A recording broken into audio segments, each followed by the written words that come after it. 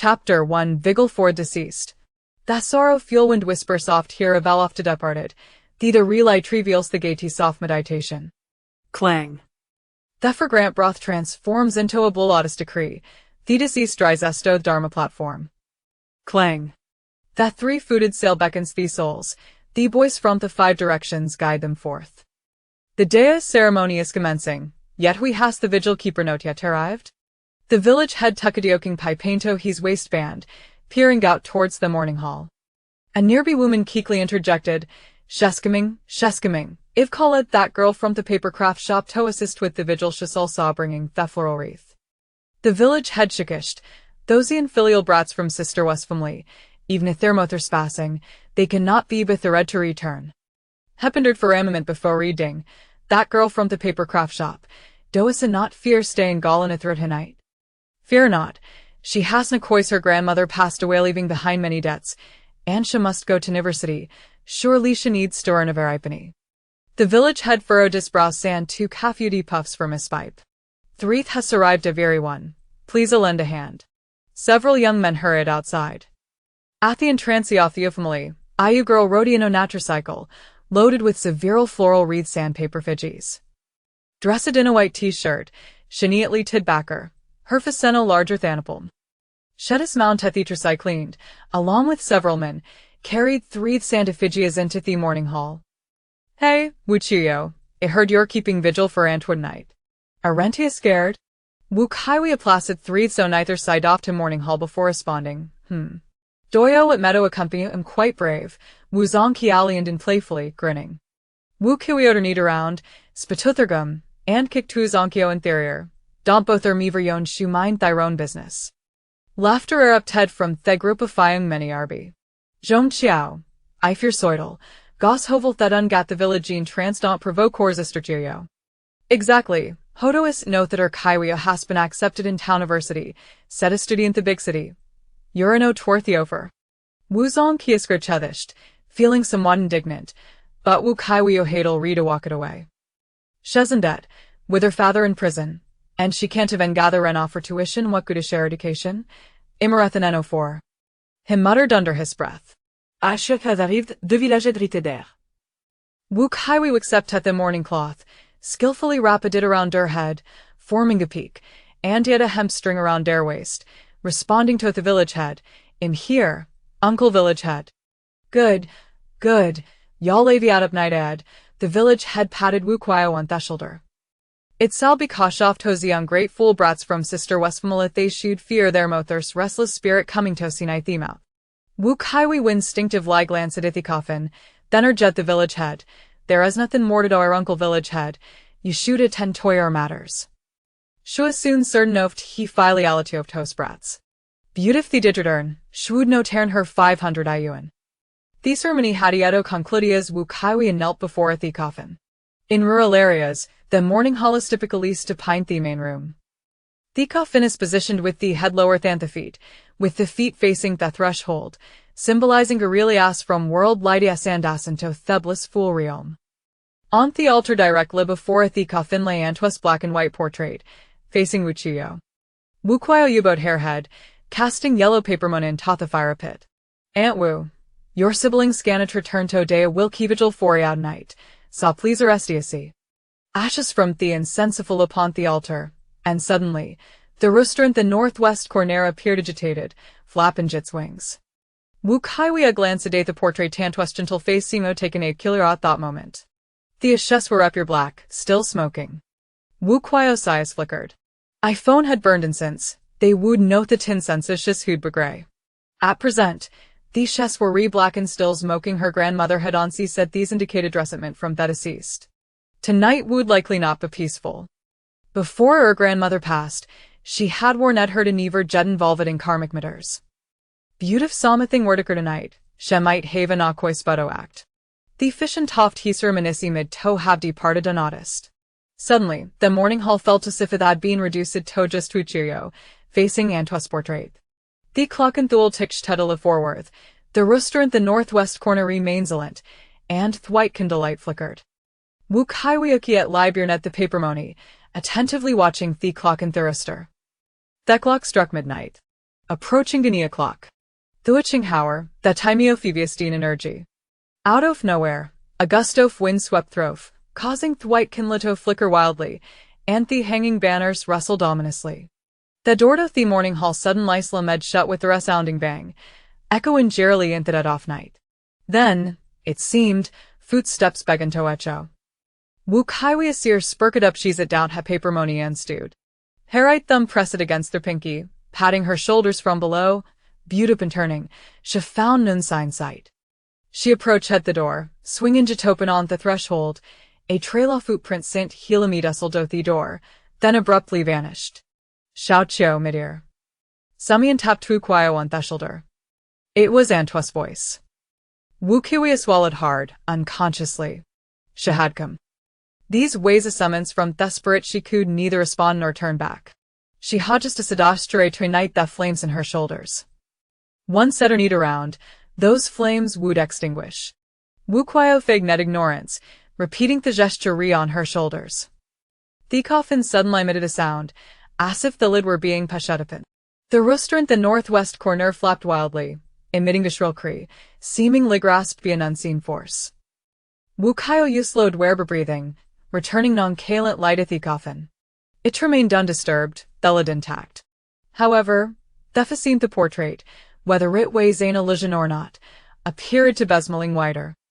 The eyes of the portrait seemed to be shifting, gradually fixating in Wu Qiuqiu for malingles. Wu Qiuqiu touched the coffin, feeling droplets of water upon its surface. Their sentiment is so heavy, Wu Qiuqiu murmured, heard a knee grave. Had I known, I would have charged more. She was well aware that aside from repaying high-interest loans, she still had a significant amount left for tuition. Suddenly, a rustling sound emanated from behind, reminiscent of some own chewing gonsamething.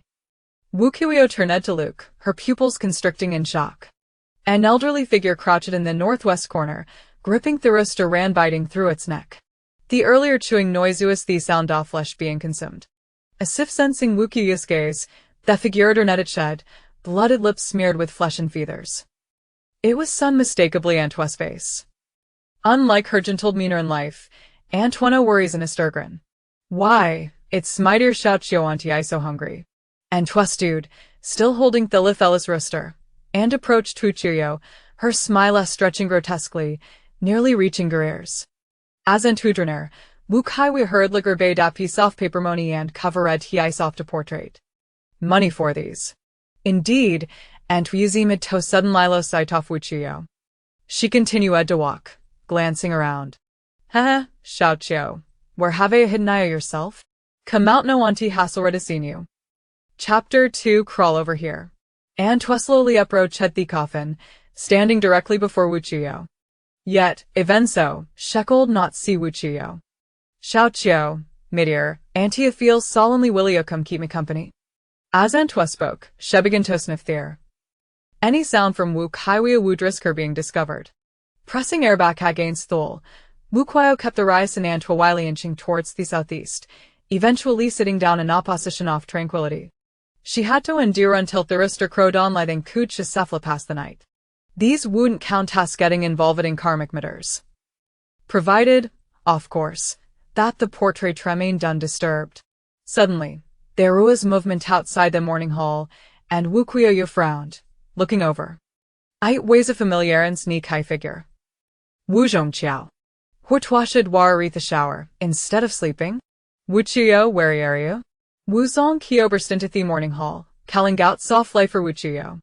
Wu Qiuqiu nearly ground her teeth in frustration. She certainly could not respond, but instead focused in Antoine's movements. Sure enough, as Wu Qiuqiu entered and tilted in place. Her head twisted stiffly 180 degrees, fastened in Wu Qiuqiu's direction.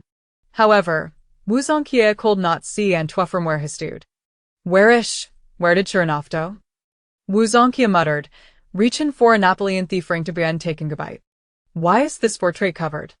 Then here he acted out to peel away the paper money from the portrait.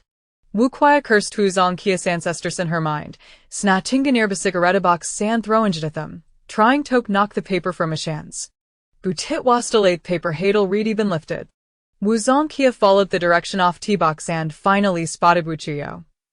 Wu Qiuqiu, soy hour slacking ga 5 Qiuqiu. You promise ed tobe with men no godoskal my famila will hol payer dat swidoyini keepagel fourth ice old lady.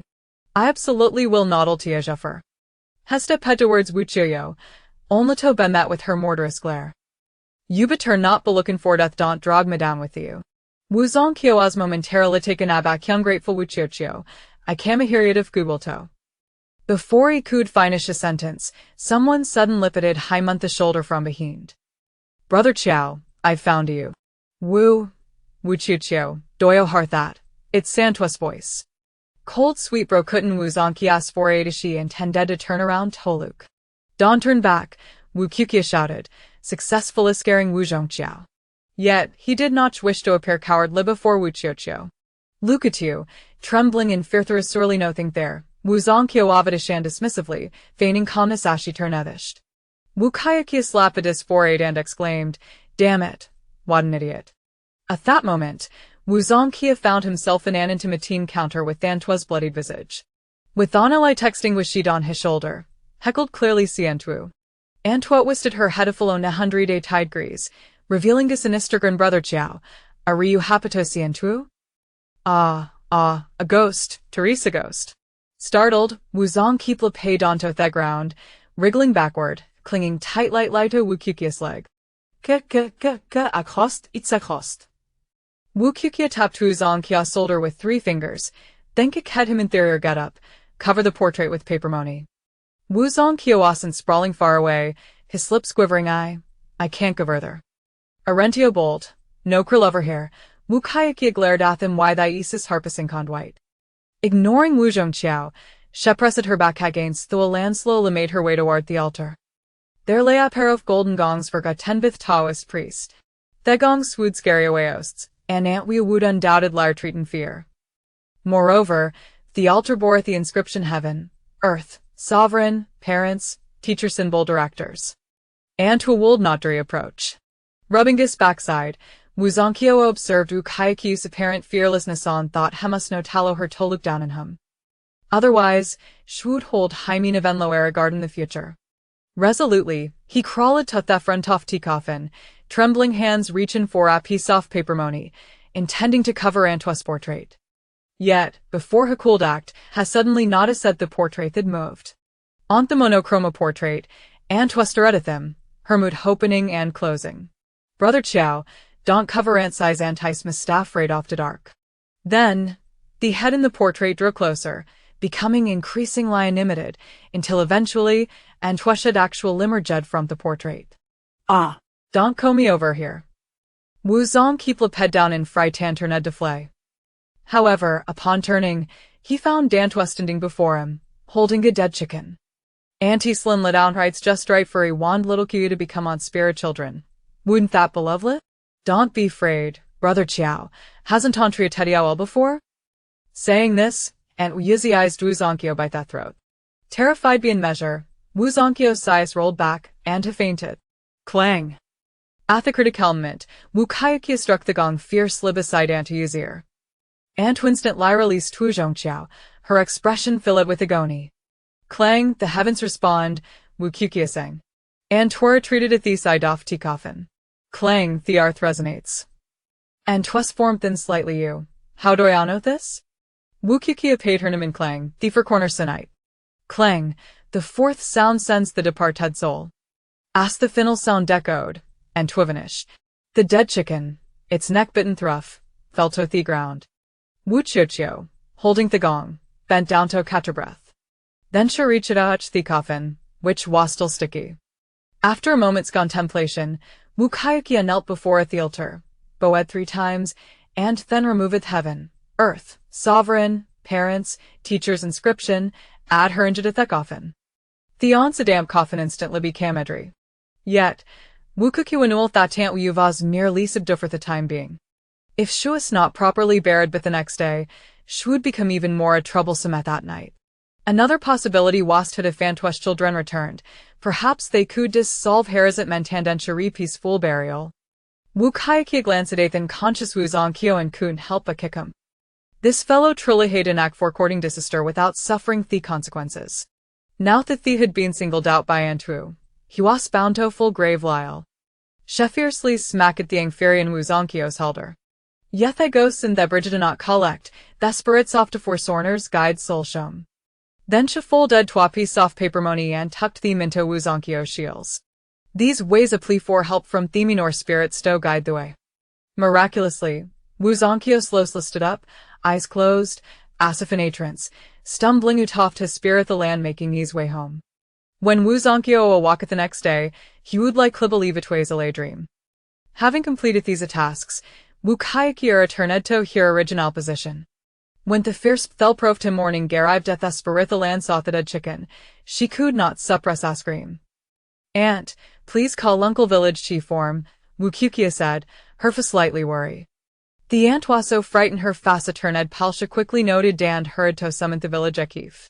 What happened here?" The village chief's expression turned ravious well.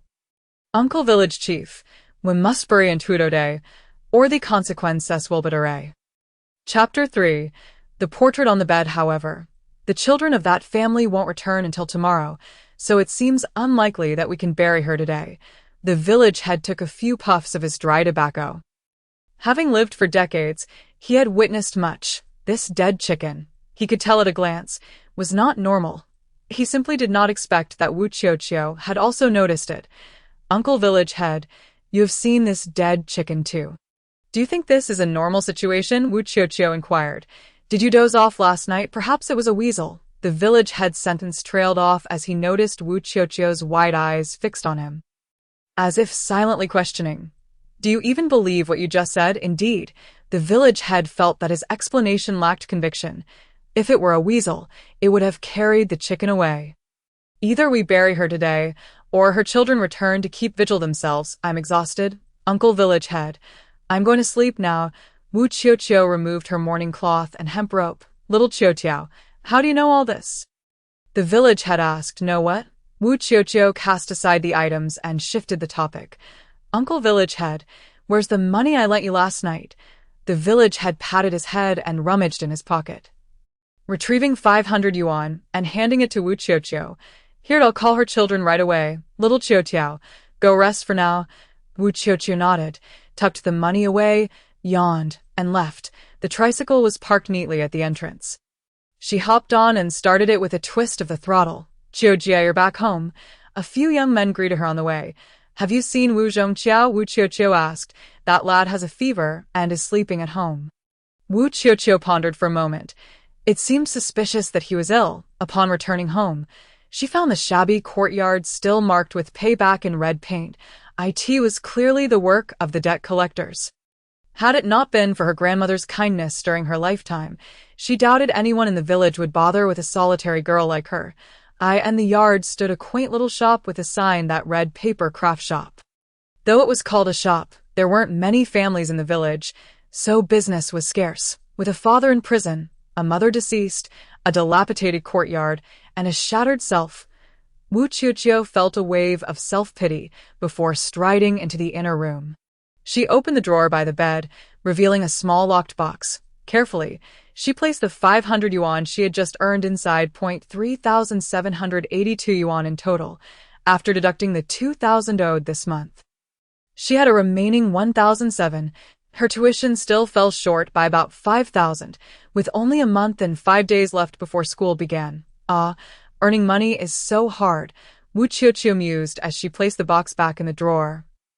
Lying on the bed and staring at the ceiling, muttering to herself, after a while, Wu Qiuqiu got up and approached her grandmother's portrait, lighting 3 sticks of incense. "Grandma, I kept vigil for Aunt Wu last night. I had no choice but to intervene. You always said I must not involve myself in karma, nor let others know of my abilities, but you never explained why. I wonder if you'll blame me." After burning the incense, Wu Qiuqiu lowered her gaze and added softly, "Qiuqiu misses you, Grandma." The portrait of her grandmother continued to gaze at her kindly. With a sigh, Wu Qiuqiu returned to bed and soon drifted into slumber. In a hazy dream, she seemed to see a familiar figure sitting by her bed, fanning her. Wu Qiuqiu turned over and murmured, "Grandma." With that, she fell back into deep sleep. She had no idea how long she slept, only that she was startled awake by a knocking at the door. Groggily, She walked to the entrance and found the village head knocking. Uncle Village Head. The village head appeared, troubled. Little Qiuqiu, the children of Aunt Wu disagree with burying her today. When will they return? Wu Qiuqiu furrowed her brows. Not until at least noon tomorrow. The village head squatted down, puffing on his dry tobacco. They insist on waiting for their return before proceeding with the burial. What a distant expression of filial piety, Wu Qiuqiu scoffed. If they cared at all, they could be home in 2 hours by plane. Yet here they are, dragging it out until the 3rd day. Just to claim they want to bury their mother themselves. Though we are from the same village, we cannot decide for their children. The village head sighed helplessly. Whatever. It does not concern me. Wu Qiuqiu turned to enter the courtyard. Wait a moment, little Qiuqiu. The village head called after her. Tonight, no one will keep vigil. Let them return to keep vigil themselves. I'm just an outsider, Wu Qiuqiu retorted, pursing her lips. Each of the 3 siblings is contributing 500, making a total of 1,005. They asked me to find someone else to help keep vigil. Everyone knows little Qiuqiu is poor, the village had added sincerely. Wu Qiuqiu's steps faltered. 1,005. She had earned it through tears. Uncle Village Head, I will be there on time. All right, I appreciate your help. The village head nodded and turned to leave. As she watched his retreating figure, Wu Qiuqiu's smile gradually faded. And she slammed the courtyard door shut. She needed to prepare some things to handle tonight's events. Grabbing a curved knife, she swiftly sliced through the green bamboo. After a few strokes, the bamboo was neatly cut into strips, which Wu Qiuqiu deftly wove together. Before long, she had created a human-shaped skeleton. If she remembered correctly, Aunt Wu had 2 sons and 1 daughter. Yes, she intended to pull off a switcheroo, using paper figures to replace Aunt Wu's children. She hoped to deceive Aunt Wu, dispel resentment, and safely navigate the night. Soon, the 3 paper figures were completed, each adorned with 2 bright red blushes. Though Wu Qiuqiu refrained from dotting their eyes, it was said that once the eyes were dotted, the paper figures would come to life, as the souls of the restless would inhabit them. This was also a warning her grandmother had given her. Wu Qiuqiu felt uncertain about this tactic. As she did not know the birth dates of the 3 siblings, she had merely written their names. If only she could find personal belongings of theirs to place on the figures. Then it would be secure. After all, a mother would not harm her own children. With no time to waste, she painted a portrait of Wu Qiuqiu. This time, Wu Qiuqiu thought for a moment, then ran to the inner room. Unlocking a cabinet to retrieve a brush, dipping it in vermilion, she completed the eye dotting in one fluid motion. By the time she finished, it was already afternoon. After cooking a bowl of noodles, she set off for Aunt Wu's morning haul, only to find it in disarray, with a woman's cries echoing, a voice that sounded somewhat familiar. Wu Qiuqiu clutched the 3 paper figures and pushed through the crowd, her eyes flashing. The weeping woman was none other than Wu Qiuqiu's mother. Oh, my poor son. Where are you? What happened? Wu Qiuqiu nudged a young man beside her with her elbow. Feeling a sense of foreboding, Wu Qiuqiu was missing. The young man's face turned pale with fear. Haven't you looked everywhere? His disappearance is strange. His mother is in bed, and she discovered Aunt Wu's portrait. Chapter 4. The paper figure. One more added. Her grip on the paper figures tightened. The village head, puffing on his dry tobacco, wore a worried expression. Don't cry yet, Wu Qiuqiu's mother. But Wu Qiuqiu's mother paid no heed. This dead old woman has taken my son's portrait into my house. She clearly intends to take him along with her. Li Taihua, did our family treat you poorly when you were alive? Even in death, you won't spare my son. Return my son, or I will curse your family with childlessness, and your children will die out in accidents. Just in time to accompany you. As her curse echoed, the morning hall erupted with a loud crack. The crowd turned to see that the incense burner before Aunt Wu had shattered. Wu Qiuqiu watched as Aunt Wu's portrait fell to the ground. Startled, the village head hastily tucked his tobacco away and intervened. Say less. The deceased must be honored. You might bring misfortune upon yourself. The villagers were stunned by the scene. Even Wu Qiuqiu's mother, who had opened her mouth to speak, fell silent. Little Qiuqiu, come here quickly. The village head beckoned Wu Qiuqiu over. She had informed him earlier that the burial must take place today. Now that this had gone awry, he had not anticipated such trouble. The village head was at a loss. What to do? They had searched the village for Wu Qiuqiu but found no trace. Wu Qiuqiu felt puzzled. Logically, she had temporarily subdued Aunt Wu last night.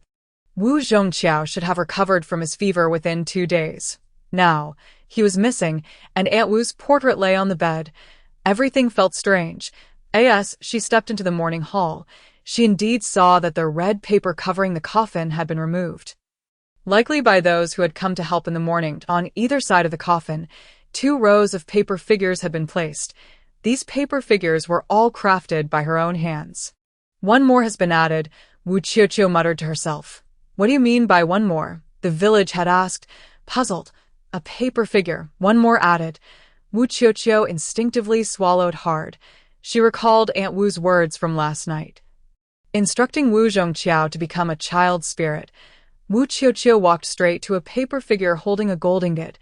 The figure had bright red lips stretched into a wide grin, looking exceedingly festive. Rip! Wu Qiuqiu ripped off the outer layer of paper with a swift motion. Qiuqiu, what have you done?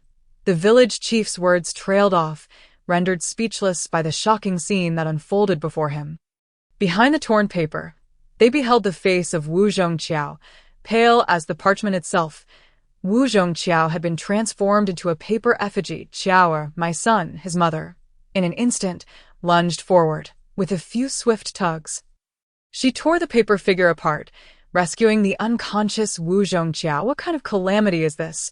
We have no grievances, and yet you, wretched spirit, have conspired to harm my Qiao. Wu Qiuqiu's mother turned her ire towards Wu Qiuqiu. To her mind, only Wu Qiuqiu possessed the ability to craft paper figures. If it isn't Wu Qiuqiu, then who could it be? Calm down, Qiao's mother. This matter has nothing to do with Qiuqiu. The village chief interjected hastily. Wu Qiuqiu's mother glared at Wu Qiuqiu with resentment. Who else but her could make paper figures? Was he sleepwalking last night? Wu Qiuqiu asked calmly. Yes, he was indeed sleepwalking. And he even got lime on his feet. Wu Qiuqiu's mother replied, momentarily taken aback. Wu Qiuqiu remained silent, merely gesturing towards the lime at the entrance of the morning hall. Are you suggesting he sleepwalked here to the morning hall? Wu Qiuqiu's mother's voice trembled. Not only did he come, but he also ate the apples from the offering table. Of all the spirits to offend, he chose the deceased. Wu Qiuqiu scoffed. In essence, this misfortune was a consequence of Wu Qiuqiu's own actions. What should we do now? He is my only son. Wu Qiuqiu's mother was instantly stricken with panic. Your son has drawn her attention, and you just scolded her in front of him. What do you think will happen?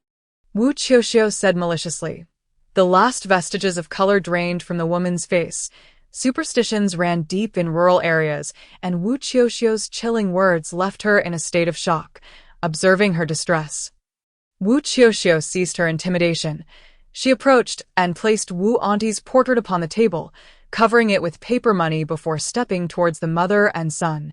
She slipped a paper talisman, folded into the shape of a protective charm, into Wu Qiuqiu's pocket. This was intended for her use that very night, but saving a life took precedence. This talisman must remain with him. When you return home, smear your faces with soot from the bottom of a pot. Then bind Wu Qiuqiu to his bed. You must watch over him. Under no circumstances should he leave the room or consume any food or drink. And what about when he needs to use the restroom? Wu Qiuqiu's mother inquired, her voice laced with skepticism. Wu Qiuqiu's lips curled slightly. Hold it in. Wu Qiuqiu's mother scrutinized Wu Qiuqiu, still doubtful. How could a mere 17 or 18-year-old child understand such things? Are you merely trying to deceive me? You may choose to disbelieve and ignore my advice. If you do not heed my words and something happens, it is of no concern to me. I have no vested interest. Oh, come on. Listen to Qiuqiu. Do you have any other solutions? The village chief chimed in, supporting Wu Qiuqiu. Wu Qiuqiu's mother, still uncertain, nodded slightly. Also, I need Wu Qiuqiu's birth date and time. Wu Qiuqiu stated. What do you need that for? She appeared displeased. Wu Qiuqiu raised her voice. Are you going to save your son or not? Ultimately, the elderly woman relented and provided Wu Qiuqiu with the information. Departing without a word of thanks, taking Wu Qiuqiu home, Wu Qiuqiu arranged 3 paper figures in front of the coffin, kneeling before them. Qiuqiu, what are you doing? The village chief, having taken a puff from his pipe, could not contain his curiosity. Substitutes. Wu Qiuqiu replied succinctly, then continued, Uncle Village Chief, could you procure items used by the 3 siblings, such as combs or toothbrushes? Lacking Wu Qiuqiu's birth date and time, she had to resort to such means to deceive Wu Auntie. I will go find them in their home, the village chief responded, sensing the gravity of the situation. Once found, place them on the 3 paper figures and ensure no outsiders enter the mourning hall. Additionally, please have the ritual master leave a set of golden gongs for me. I need to return home for a moment. Without waiting for the village chief's reply, Wu Qiuqiu hurried back home. It was already past 6 o'clock, and time was of the essence. To save Wu Qiuqiu, she needed to create another paper figure to serve as a substitute, which would be burned along with Wu Auntie the following day. Along her way, Wu Qiuqiu felt an unsettling presence trailing her, a sensation that grew increasingly close, almost brushing against her heels. With each step she took, the echoing footsteps mirrored hers. When she stopped, the rustling ceased.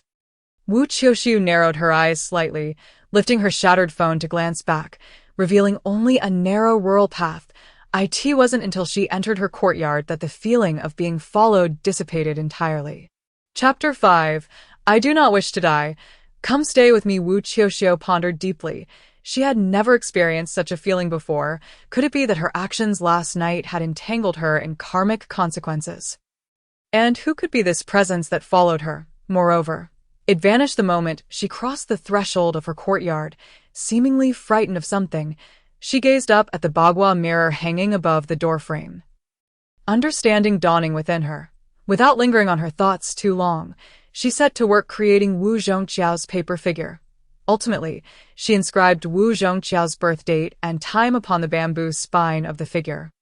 Perfect. Though Wu Qiuqiu was rather troublesome and exuded an arrogant demeanor, he was fundamentally not a bad person.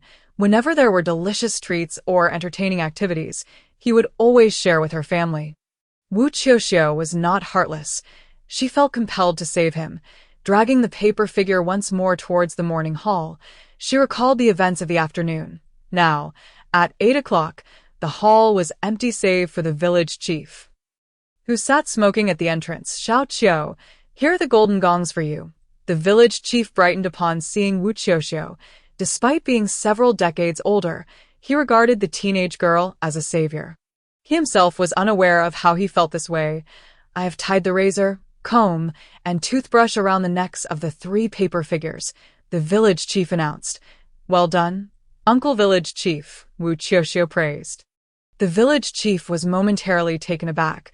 Was it appropriate for a girl of her age to speak such words? You should head back now. I will take care of things from here, she urged, placing Wu Qiuqiu's paper figure to the side and encouraging the village chief to leave. As he turned to depart, he cautioned, Qiuqiu, do take care. Did I know? Wu Qiuqiu waved him off. It's for profit. After all, no shame in that, the village chief sighed, shaking his head. Poor child. That night, Wu Qiuqiu did not don her mourning attire. With 3 surrogate children guarding the vigil, she did not intrude, holding the golden gongs. She settled in the southeast corner, adopting a posture of readiness. Ultimately, her primary objective was to alleviate Wu Auntie's resentment, allowing the departed to find peace. After death, a person's disposition can change drastically. This is due to the absence of yang energy, leading the darker aspects of their soul to prevail. It is said that the spirits fear light, for most souls cannot bear to gaze upon it. Moreover, Wu Auntie's lingering resentment stemmed from a prolonged solitude. Devoid of the companionship of children, it was even more disheartening that she had not seen her children one last time before passing. It was no wonder that she could not bear to leave. Thus, she sought to take Wu Qiuqiu and Wu Qiuqiu with her for company. Ultimately, she could not bear to harm her own offspring. As the clock struck midnight, the door creaked open, and the coffin began to tremble. Wu Qiuqiu remained silent, observing intently. Shortly thereafter, the coffin was pushed open, revealing a frail, elderly figure clad in a burial shroud. Wu Auntie emerged slowly, first circling the coffin several times, emitting a series of guttural sounds from her throat. Then, she crouched before the offering table, incessantly stuffing food into her mouth. Once sated, Wu Auntie abruptly turned her head, staring in the direction of Wu Qiuqiu. Yet, it seemed she could not perceive her. Wu Qiuqiu had long since obscured the portrait with paper money and, seated in the 5 hearts towards the sky position, remained silent, rendering her invisible to most spirits. "Xiao Qiu, are you there? Aren't you coming to see your aunt tonight?" She grinned, her mouth stretching unnaturally towards her ears. Seeing no response, Wu Auntie shuffled slowly around the morning hall, sniffing the air as she walked. Eventually, she arrived before Wu Zhongqiao's paper figure. Hee. Wu Auntie let out a strange chuckle before turning away. Wu Qiuqiu secretly sighed in relief. It seemed this paper figure had successfully deceived Wu Auntie. Next, it was a matter of whether the 3 siblings' paper figures could do the same. Wu Auntie circled back to the coffin, seemingly catching a whiff of something, and then approached the paper figure adorned with a razored, "It is my son. My son has returned to see me," Wu Auntie exclaimed, tenderly caressing the paper figure before embracing it. Her voice, now devoid of the previous chilling tone, brimmed with warmth. "And my youngest, I knew you would not abandon me." She wandered between the 3 paper figures, alternating between laughter and tears. "Daughter. Where is my daughter?" "My daughter has not returned." Aunt Wu's hand reached toward the paper effigy of a woman, elongating her neck to sniff it repeatedly before she finally tore the face off the paper figure. Discarding the comb onto the ground, through the ghastly pale moonlight, Wu Qiuqiu noticed several silver strands clinging to the comb. "This is bad. This is not Aunt Wu's daughter's comb. It is likely Aunt Wu's own." After uttering this, Aunt Wu proceeded directly outside the morning hall. In a critical moment, Wu Qiuqiu struck the golden gong with great force, momentarily immobilizing Aunt Wu. "Little Qiu, I was just about to look for you. It turns out you are here. Tonight." Aunt Wu displayed a marked lack of fear towards the golden gong, instead turning her head a full 180 degrees toward Wu Qiuqiu with a sinister grin. Wu Qiuqiu struck the gong once more. "Aunt Wu, your children are right there. They are watching over you, little Qiu. You are so obedient, just like Qiao. Come and keep me company." Aunt Wu faced Wu Qiuqiu. And although the gong had a deterrent effect, it merely slowed her steps. Naturally, Wu Qiuqiu would not acquiesce. Instead, she formed a gesture of fiery intent and pointed it at the gong, striking it again. This time, Aunt Wu froze, covering her ears and retreating a few steps toward the coffin. "Let your children accompany you on your final journey. Dust to dust, earth to earth. Do not look back on the bridge of helplessness. The river of forgetfulness shall guide your soul. Return." Wu Qiuqiu's complexion paled slightly. Striking the golden gong was not a trivial act. It was meant exclusively for the deceased, and conversely, the living could not perceive its sound. Ultimately, Aunt Wu was cornered beside the coffin, her visage twisted in rage. Wu Qiuqiu struck the gong a total of 7 times. The 8th strike, she intoned, 9 heavens responding thunder, pervasively transforming heavenly sovereign. Command clang. The sound of the gong reverberated. Wu Qiuqiu felt a sharp pain in her ears and a ringing that nearly caused her to falter. Silence enveloped the surroundings, and there was no trace of Aunt Wu in the morning hall. Under the flickering candlelight, only the ominous black coffin lay in the hall. Wu Qiuqiu paused for a moment, approached, and touched the surface of the coffin. Suddenly, a gnarled hand emerged from within, fiercely grasping Wu Qiuqiu's shoulder. "Auntie doesn't wish to die yet. Come and accompany me." With a tearing sound, Wu Qiuqiu's garment was ripped, revealing a pattern. The Avalokitesh for a lotus throne, hand-inked by her grandmother. Wu Qiuqiu only heard Aunt Wu's piercing scream before she fell entirely silent. The rooster crowed. The 4th watch had arrived. Wu Qiuqiu slumped in front of the coffin, pulling her clothing to cover her shoulder. Suddenly, she let out a bitter laugh. "Earning tuition is truly difficult. Little Qiu, wake up. Dawn has arrived. Wu Qiuqiu groggily opened her eyes to see the village chief squatting in front of her. You look dreadful. Hurry back and rest, the village chief advised. Wu Qiuqiu managed a faint smile as she parted her pallid lips. The money. The money is yet to be given to me. Chapter 6. You are all ghosts, the village chief, upon hearing this, felt a mix of helplessness and compassion. I know. You should go back to sleep. That group of siblings will be home shortly, and they will definitely pay you. Otherwise, I, as the village chief, will first object. He patted Wu Qiuqiu's shoulder. Hearing this, Wu Qiuqiu felt reassured and stood to prepare to return home. The village chief quickly called 2 women to accompany Wu Qiuqiu back. On the way, a slightly younger woman poked Wu Qiuqiu. Little Qiu, is it true that there are ghosts? Today's burial will conclude everything. Wu Qiuqiu did not respond directly. Then tell me, have you seen any ghosts? The woman pressed on. Sister Wu Song, could you please keep your mouth shut for now? Wu Qiuqiu, lacking energy, did not wish to elaborate. Isn't it just curiosity? You look dreadful, Sister Wu Song remarked, her eyes rolling. The other woman sighed. If you ask me, little Qiu, why do you bother? In the end, girls are destined to marry. Why study so much? Running around to guard the vigil for tuition is truly foolish, Sister Wu Lin interjected. Sister Wu Song, you shouldn't say that. If I were to pass the exam, I would also go to school. I wouldn't marry early, but what kind of family does little Qiu come from?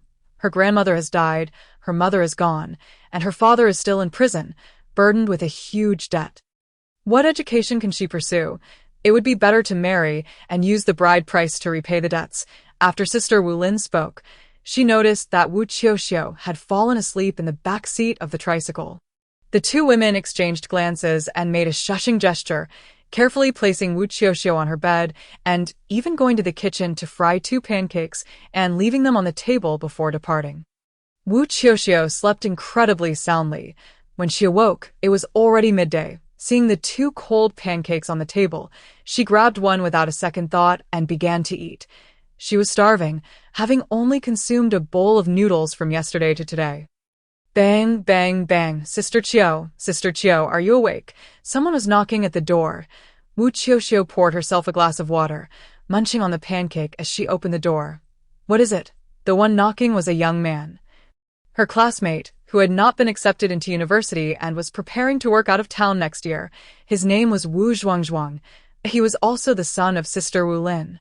They're getting ready to go up the mountain, but the coffin cannot be lifted. The village chief sent me to call you. Wu Zhuangzhuang scratched his head and said, Have my siblings returned? Wu Qiuqiu inquired. Upon hearing this, Wu Zhuangzhuang swallowed hard, as if something taboo was mentioned, and leaned closer to whisper. That's the strange part. Brother Xiang and Brother Ping are fine, but Sister Cui got hit by a car on her way back. Although she's not hurt, her leg is fractured, and she's lying in the hospital. There's no way she can attend the funeral today. After speaking, he crossed his arms and adjusted himself. Yesterday, Brother Qiao's mother just cursed. And today something happened. Don't you think it's strange? Let's go take a look. Drive. Wu Qiuqiu continued to nibble on her pancake as she climbed onto the tricycle. All right, Sister Qiu, hold on tight. When they reached Wu's family gate, Wu Qiuqiu saw a group of men exchanging glances, and no matter how hard they tried, Aunt Wu's coffin did not budge an inch. In front of the coffin, 2 men clad in mourning cloth knelt, one holding a portrait, bowing and kowtowing.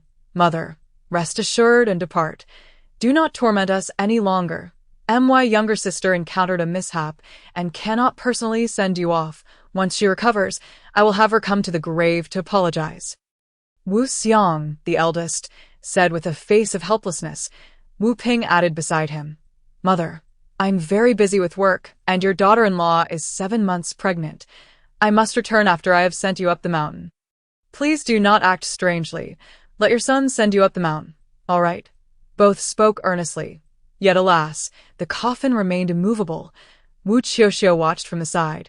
Had Wu Chui not been in the accident, she would have definitely come to see her mother off personally, but due to the car accident, Wu Chui could not attend her mother's farewell. Aunt Wu harbored resentment, unwilling to depart. Village chief, Were the paper effigies and horses burned? Wu Qiuqiu asked the village chief. They were burned, but the village chief lowered his voice. That paper effigy of Wu Qiuqiu did not burn. Do you think it could be that the Wu family spared Brother Qiao? Wu Qiuqiu's expression darkened as she realized where the problem lay. If someone curses their own child to have an accident, and it truly occurs, preventing them from attending the final farewell, do you think she would let that family off the hook? Wu Qiuqiu took another bite of the pancake. As for that paper effigy not burning, it was likely that something had gone awry on Wu Qiuqiu's side. Hearing Wu Qiuqiu's words, the village chief's face changed dramatically. Then, "What shall we do?" Before the village chief could respond, a woman's wail pierced the air. "Help! Save my son Qiao!" Wu Qiuqiu's mother came running in tears. "What now?" The village chief hurriedly stopped her. "Something has happened to Qiao. If we don't save him soon, he will die." Wu Qiuqiu's mother was frantic, nearly beside herself. "I'll go take a look." "Village chief, you stay here and keep things steady." Wu Qiuqiu gave the village chief a knowing look. Wu Qiuqiu's mother, seeking help, was initially skeptical upon seeing Wu Qiuqiu. Can a little girl like you manage this? What time is it? Hurry and take little Qiu with you." The village chief wished to give this woman a good scolding. "Come on, let's go." Wu Qiuqiu's mother had no choice but to comply. After all, the village chief held considerable authority. Wu Qiuqiu followed her hastily to Wu Qiuqiu's home. "Where is he?" Wu Qiuqiu asked. "Follow me." Wu Qiuqiu's mother led Wu Qiuqiu to the back of the chicken coop, weeping as she said, "Look." As Wu Qiuqiu beheld the scene, her pupils constricted sharply. Wu Qiuqiu was kneeling. No, he was prostrate on the muddy ground, his head buried in a pit.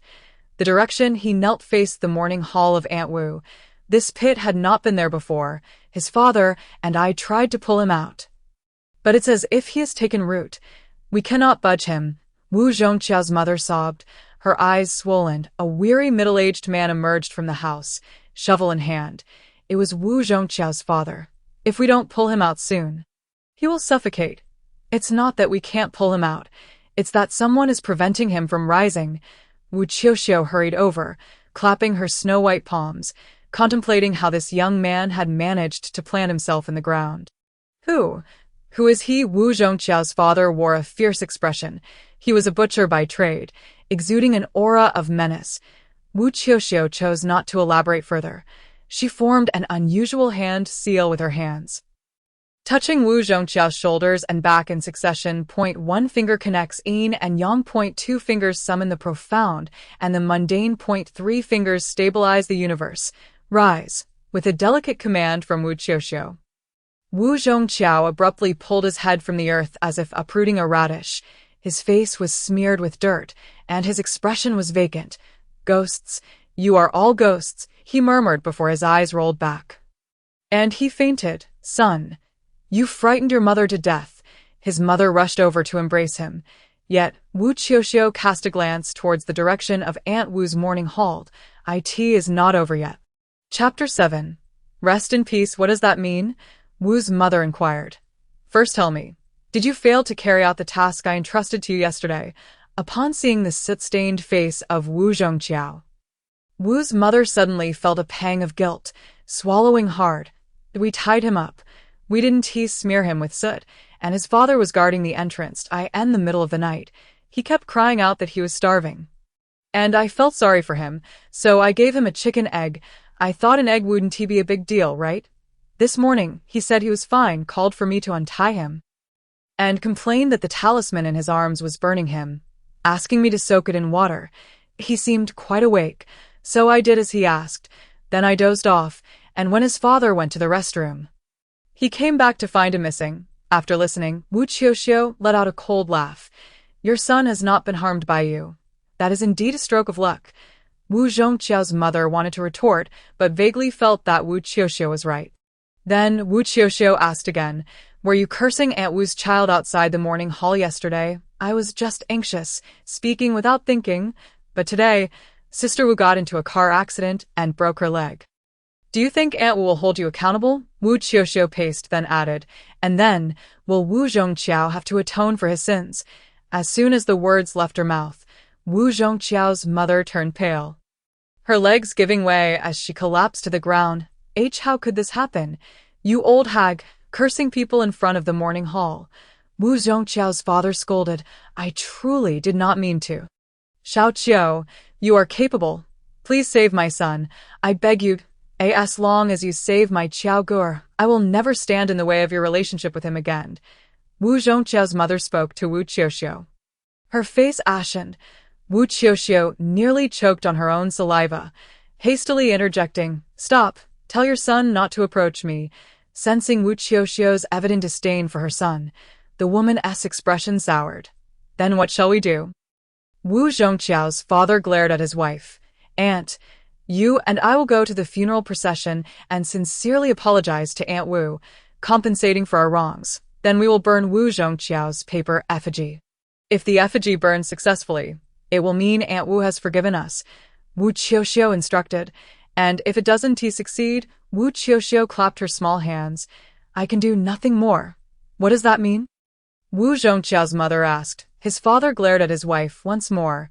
You fool. It means we need to find someone named AIMO to help.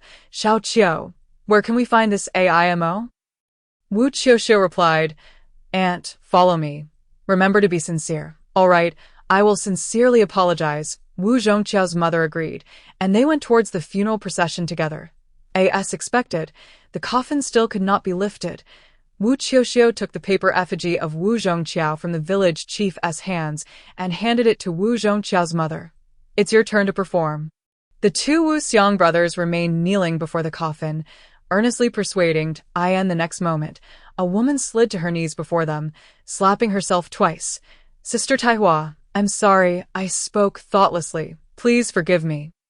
I apologize. She then knocked her head 3 times on the ground. The Wu Xiang brothers were left dumbfounded. What is happening? Do not mind them, the village chief whispered, as if he had guessed something. Wu Qiuqiu's mother, crying and apologizing, slapped her own face with fervor. Aunt, burn the paper effigy. Wu Qiuqiu was genuinely worried she would knock herself unconscious and quickly reminded her. All right. Wu Qiuqiu's mother hurriedly ignited the effigy. This time, green smoke rose and the paper effigy was successfully burned. The crowd cheered as the coffin was steadily lifted. It worked. The village chief took a deep breath of smoke. Qiuqiu, you truly are capable. We've been trying to persuade for so long, but your aunt's few shouts did the trick. Wu Xiang remarked in astonishment. You should be thanking Qiuqiu for this. She has been working hard these past few days. The village chief quickly added, trying to ease the tension. If the brothers knew that Wu Qiuqiu's mother had cursed their siblings the day before, they might have clashed again. Indeed, Qiuqiu, thank you for your help these past few days. Here's your reward, Wu Xiang said, slapping his forehead and hurriedly placing an envelope in Wu Qiuqiu's hands before joining the funeral procession with the portrait. Wu Qiuqiu squeezed the envelope, feeling it contained more than 1,500. The village chief sighed deeply, tapping his pipe against a stone to shake off the ashes. Finally, everything has settled. But what about our Qiuqiu? Wu Qiuqiu's mother hesitated to speak. He has lost his soul. We will retrieve it tonight, Wu Qiuqiu assured. Sensing her anxiety, Wu Qiuqiu quickly interrupted. Aunt, I still need your help tonight with Uncle. You should return and rest. Watching them walk away, Wu Qiuqiu returned to the village with the village chief. Qiuqiu, where did you learn these abilities? Your grandmother seems not to possess them. The village chief continued to smoke his pipe. That I read about it in books, Wu Qiuqiu replied. All her skills were taught by her grandmother.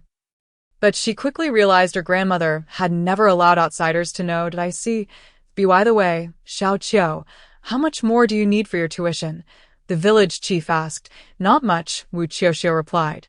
Qiuqiu, it's not easy for a village to produce a university student.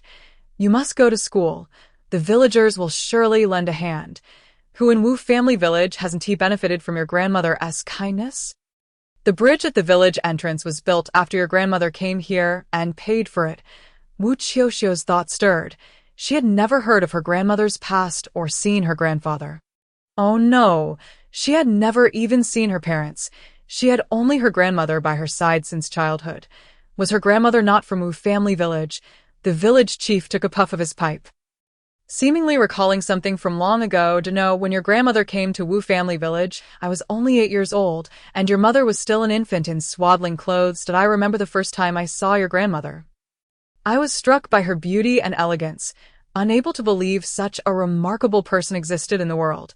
Your grandmother settled in Wu family village, spending all her wealth to build roads and bridges. Those who struggled to feed their families were also helped by your grandmother. Back then, everyone called her a living bodhisattva. Later, your grandmother raised your mother alone and never remarried. Such a person, the villagers wouldn't dare to harbor any disrespect. Listening to this, Wu Qiuqiu felt it was impolite, but interrupted the village chief. So, did my grandmother never mention her husband as family? No, and no one dared to ask. However, judging by her grandmother's demeanor and her generosity, she must have come from a prominent family, likely wealthy. Chapter 8. Someone wants to harm her. According to the village chief, her grandmother's background was perhaps quite extraordinary, but why did her grandmother choose to bring her mother to Wu family village? Spending all her wealth seeking a peaceful existence. Your grandmother raised your mother exceptionally well. Speaking of which, your mother was the first university student from Wu family village, who among the village youth didn't regard Wu Qiuqiu's mother as a fairy? Even I did. The village chief took another puff of his pipe, his face displaying some concern. But after your mother returned home after 2 years of studying, she seemed to have changed completely. Often lost in thought, her mind, a month later, she married your father. Your father was an orphan, raised by various families, possessing nothing. Everyone found it strange that your grandmother agreed to their marriage. The village chief's face seemed to carry some regret. What kind of person was my father? Wu Qiuqiu inquired. Honest and dull, the village chief pondered before answering. An honest man. How could he commit murder and end up in prison? Wu Qiuqiu's clear eyes bore into the village chief. These matters had never been disclosed by her grandmother, as if deliberately concealed. She had only heard villagers say her father was a murderer. The village chief hesitated for a moment. Technically, I shouldn't be telling you these things. But your grandmother has passed, and you have grown up, so I will share. Your father committed murder for your mother. When your mother was 7 or 8 months pregnant with you, a scoundrel in the village attempted to bully her. Your father rushed back and killed the man with a vegetable knife, for which he was later sentenced to 20 years. The trauma caused your mother to give birth prematurely, resulting in severe bleeding. And sadly, she did not survive. Curiously, during your mother's difficult labor, your grandmother did not take her to the hospital. Instead, she simply emerged 2 days later, cradling you and announcing your mother's death. At that time, someone came to see your grandmother, which was the first time I witnessed a friend of hers visiting Wu family village. The village chief slapped his forehead, as though recalling something. Wu Qiuqiu quickly inquired, what did that person look like? Very thin, with a limp in his right leg, and his features were unclear. The village chief replied, frowning. Upon hearing this, Wu Qiuqiu felt her grandmother's past became even more enigmatic. If she had chosen to hide away in Wu family village, it could only be due to family discord or perhaps to escape from someone. However, her grandmother had never mentioned such matters. Furthermore, her grandmother's abilities had never been revealed. And she had instructed Wu Qiuqiu to avoid entanglements with fate. Why hadn't she taken her mother to the hospital back then? And who was that limping friend of her grandmother's? These thoughts veiled the image of the kind elder in Wu Qiuqiu's memory. Oh dear, look at me, rambling on so much with a little one like you, little Qiu. You've been tired these past few days. Go rest now, the village chief chuckled, tapping his smoking pipe. Wu Qiuqiu nodded. Thank you, Uncle Chief, for sharing this with me.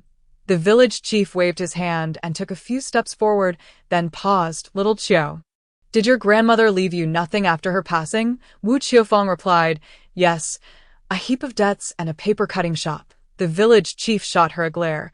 You child, go home now. With a grin, Wu Qiuqiu tied her hair into a ponytail, waved goodbye, and hopped onto a tricycle, departing. She could still manage a few hours of sleep before heading to Wu Qiuqiu's home later that evening. Gradually, Wu Qiuqiu began to feel a sense of heaviness, as if she were dragging a 1,000-pound stone. Looking into the rearview mirror, she saw nothing but emptiness. Just then, she spotted a willow tree by the riverbank, and with a cold smile, she jumped off the tricycle and snapped off 2 willow branches, wrapping them around her palm as she approached the carriage. "What kind of vile creature dares to invade my vehicle?" she declared, whipping the branches around the carriage. "If I don't drive you away, you'll meet your doom." As she swung the willow branches, a wisp of smoke began to rise in the air, accompanied by faint cries. She clapped her hands and tied the branches onto the tricycle. As it started moving again, the previous feeling of heaviness vanished instantly. Yet, Wu Qiuqiu's heart remained burdened. Ever since the incident with Aunt Wu, she had felt surrounded by malevolent entities, although they had yet to affect her directly. This phenomenon left her feeling inexplicably uneasy. Upon arriving at her courtyard, she heard footsteps behind her, growing closer, as if they were about to step on her heels. Gripping the willow branch, she prepared to strike back when meow. A cat appeared not far behind, its vertical pupils fixed on her. Licking its paw, moments later, it leaped into the bushes and vanished. Wu Qiuqiu pondered this. The cat's claws seemed quite short. She pulled out her keys, ready to unlock the door, when suddenly she froze. Wait, short claws mean they've been trimmed by a person. This cat must be domesticated. Could the entity following her also be under someone's command? This thought sent a chill down Wu Qiuqiu's spine. Someone hidden in Wu family village was watching her every move. What could this person's intentions be? Her fingertips trembled slightly as she prepared to push the door open. Fortunately, it appeared that, for now, those malevolent forces couldn't enter her courtyard. Accidentally glancing up, she was struck with alarm. The bagua mirror on the door was facing outward, and the keyhole was on the right. She always remembered it being on the left. This was a mirror image. Wu Qiuqiu hurriedly stepped back several paces, surveying her surroundings. Thankfully, aside from the front gate, everything else seemed normal. She stepped forward with her left foot, then traced a semicircle with the toe of her right foot before landing her heel down firmly, declaring "break." Upon reopening her eyes, the door had returned to its original state. Had she opened it earlier, she might have ventured into the unknown or allowed something unspeakable to enter. Wu Qiuqiu rushed back inside, opening her money box, and upon seeing the money was intact, she breathed a sigh of relief. It was now certain that someone was keeping a close watch on her. This person was lurking somewhere in the village. Inside, her grandmother's portrait still gazed at her with kindness. Wu Qiuqiu lit incense, opened an envelope, and counted the cash. 2,000 in total. It seemed Aunt Wu's children were generous after all. They had promised 1,500 but had given an extra 500. She decided to retract her previous judgments about them. She was one step closer to her goal. After cooking noodles for herself, Wu Qiuqiu slept for 3 hours before rising again. Night had already fallen. Remembering Wu Qiuqiu's dire condition, she lamented her own burdens at such a young age. Wu Qiuqiu's parents awaited her eagerly at the door, rushing to greet her upon her arrival. "Prepare a bowl of undercooked rice and a pot of boiling water. I have use for them," Wu Qiuqiu commanded without hesitation. The old man kept glancing over Wu Qiuqiu's shoulder. "Uncle, what are you looking at?" Unable to resist, Wu Qiuqiu turned to see. "That fellow named Aimo didn't he come with you?" he asked.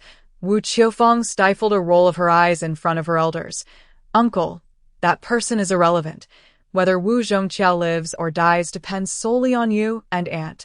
"All right, fine," the couple replied, somewhat disappointed, yet they had no choice but to heed Wu Qiuqiu's words. Soon, the boiling water and undercooked rice were ready. Wu Qiuqiu stuffed a lump of undercooked rice into the unconscious Wu Qiuqiu's mouth, pinching his cheeks to stimulate saliva production. She then patted his back, encouraging him to spit the rice into the bowl. "Did I in the countryside? Boiling water is typically done in an iron kettle." Wu Qiuqiu lifted the lid and tossed the rice inside, picking up a yellow talisman. The heart corresponds to fire, linked to the middle finger, while wood nurtures fire, corresponding to the index finger. She formed a hand seal, igniting the heart fire, and the ashes from the talisman naturally fell into the kettle. Wu Qiuqiu's parents were astonished to see flames erupting from Wu Qiufeng's fingertips. "Uncle, help him sit up. His shadow is cast on the door," Wu Qiufeng instructed, glancing at the dim bulb overhead and then at the wooden door. Soon, Wu Qiuqiu's shadow appeared on the door, and Wu Qiufeng approached with the kettle, pouring water over the shadow. Remarkably, Wu Qiuqiu's shadow split into two, pointing in different directions, one northwest, the other southwest, corresponding to Aunt Wu's house and her grave. "Do you have any oil lamps?" Wu Qiufeng asked, turning to them. "Yes," Wu Qiuqiu's mother replied, eagerly. "Point two lamps," Wu Qiufeng instructed. She lit the oil lamps, handing one to each of Wu Qiuqiu's parents, and then inserted a willow branch into each. "Aunt, put on Wu Qiuqiu's coat. Uncle, find a pair of his shoes to wear. His soul has been lost, and you must go personally to call it back." "Where should we call?" Wu Qiuqiu's father asked anxiously. "Uncle, you possess a heavy aura. Take the direction toward the grave, and Aunt, you head towards Aunt Wu's house. Once you reach your destination, call out 3 times. Wu Qiuqiu, come home, then turn around, take 3 steps, and call out once more. If you feel someone resting a hand on your shoulder, ignore it and pretend you don't notice. If someone calls or speaks to you, do not respond. Most importantly, do not look back, do not run, and never forget to call his name. Otherwise, I cannot guarantee who will return with you," Wu Qiufeng explained in one breath, taking a sip of water. Under the dim light, the old couple's faces turned pale, clearly frightened. "And one more thing, don't let the oil lamps go out." "What about these willow branches?" Wu Qiufeng continued. "The willow branches are for protection.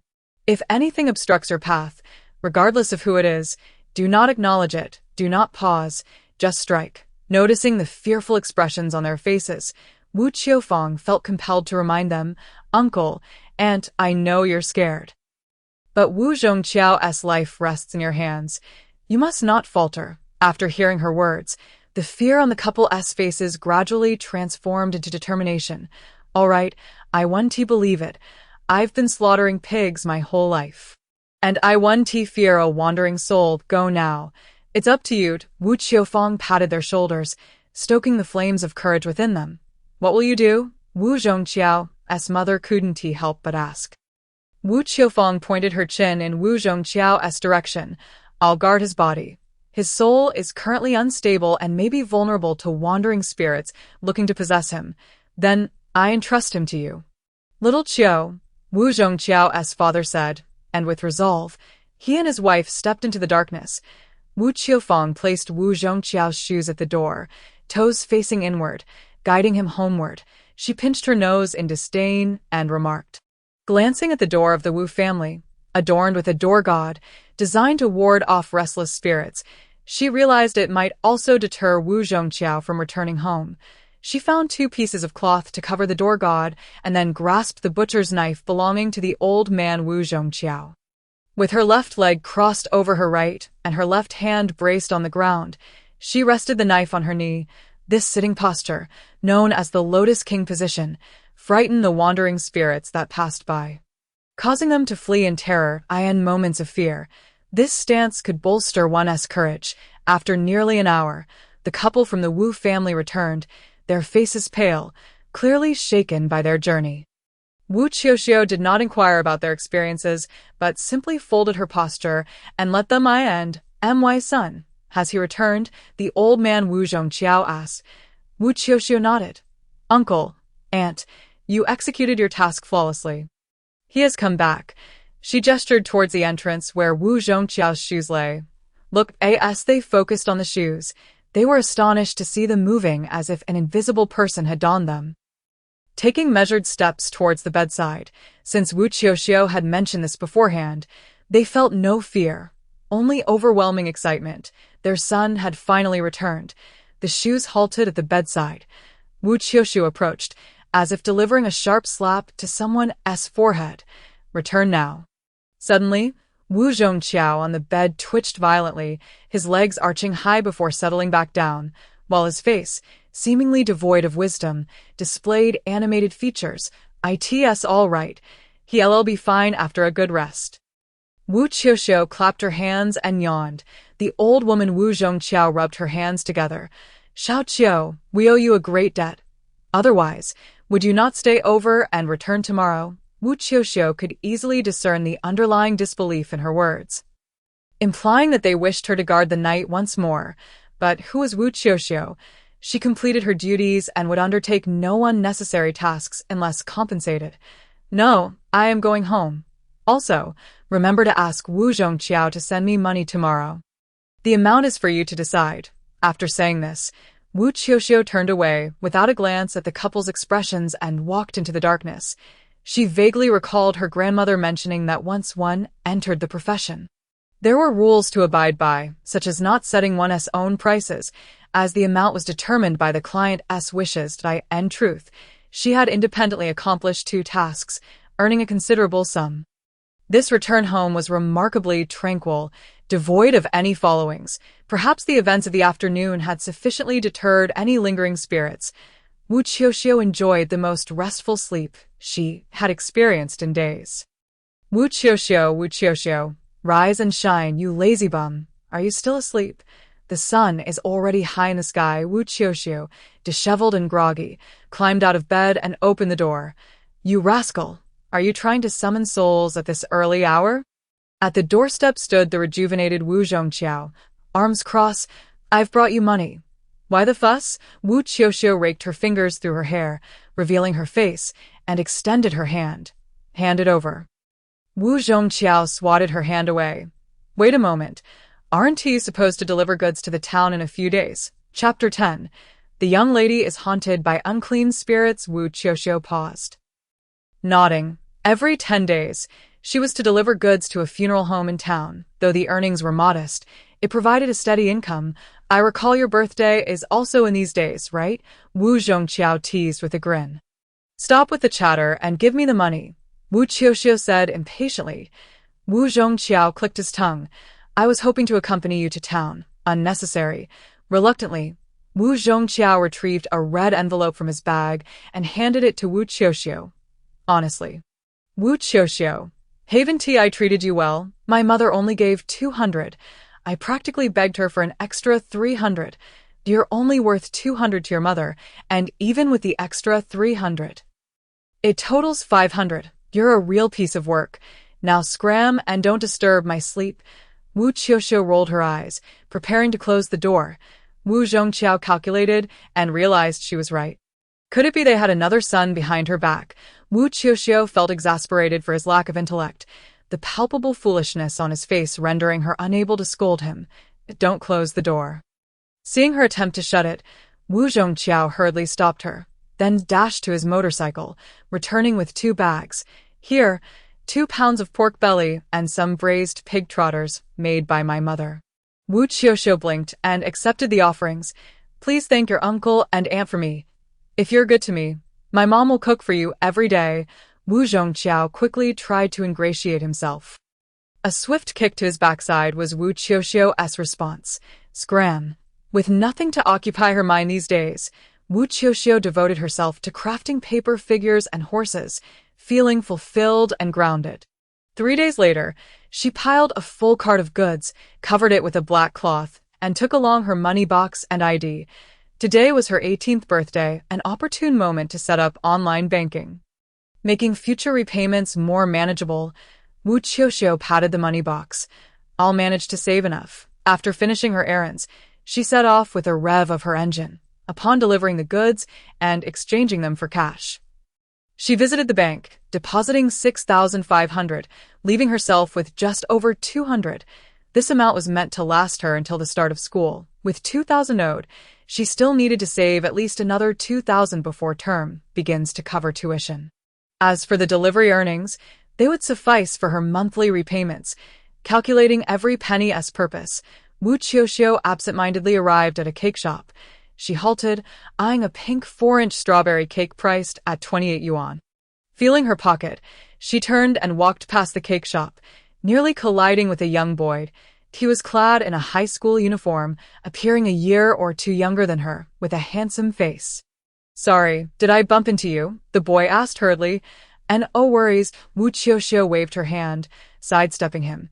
She then walked into a nearby breakfast shop, spending 8 yuan on a basket of buns to take away. Next, she purchased 10 pounds of rice and a bag of flour from the grocery store. She had vegetables and eggs at home, and with the 2 pounds of pork belly, she could easily prepare meals for a month. After completing her errands, Wu Qiuqiu planned her route back home. As she passed an intersection, an instinct made her turn her head.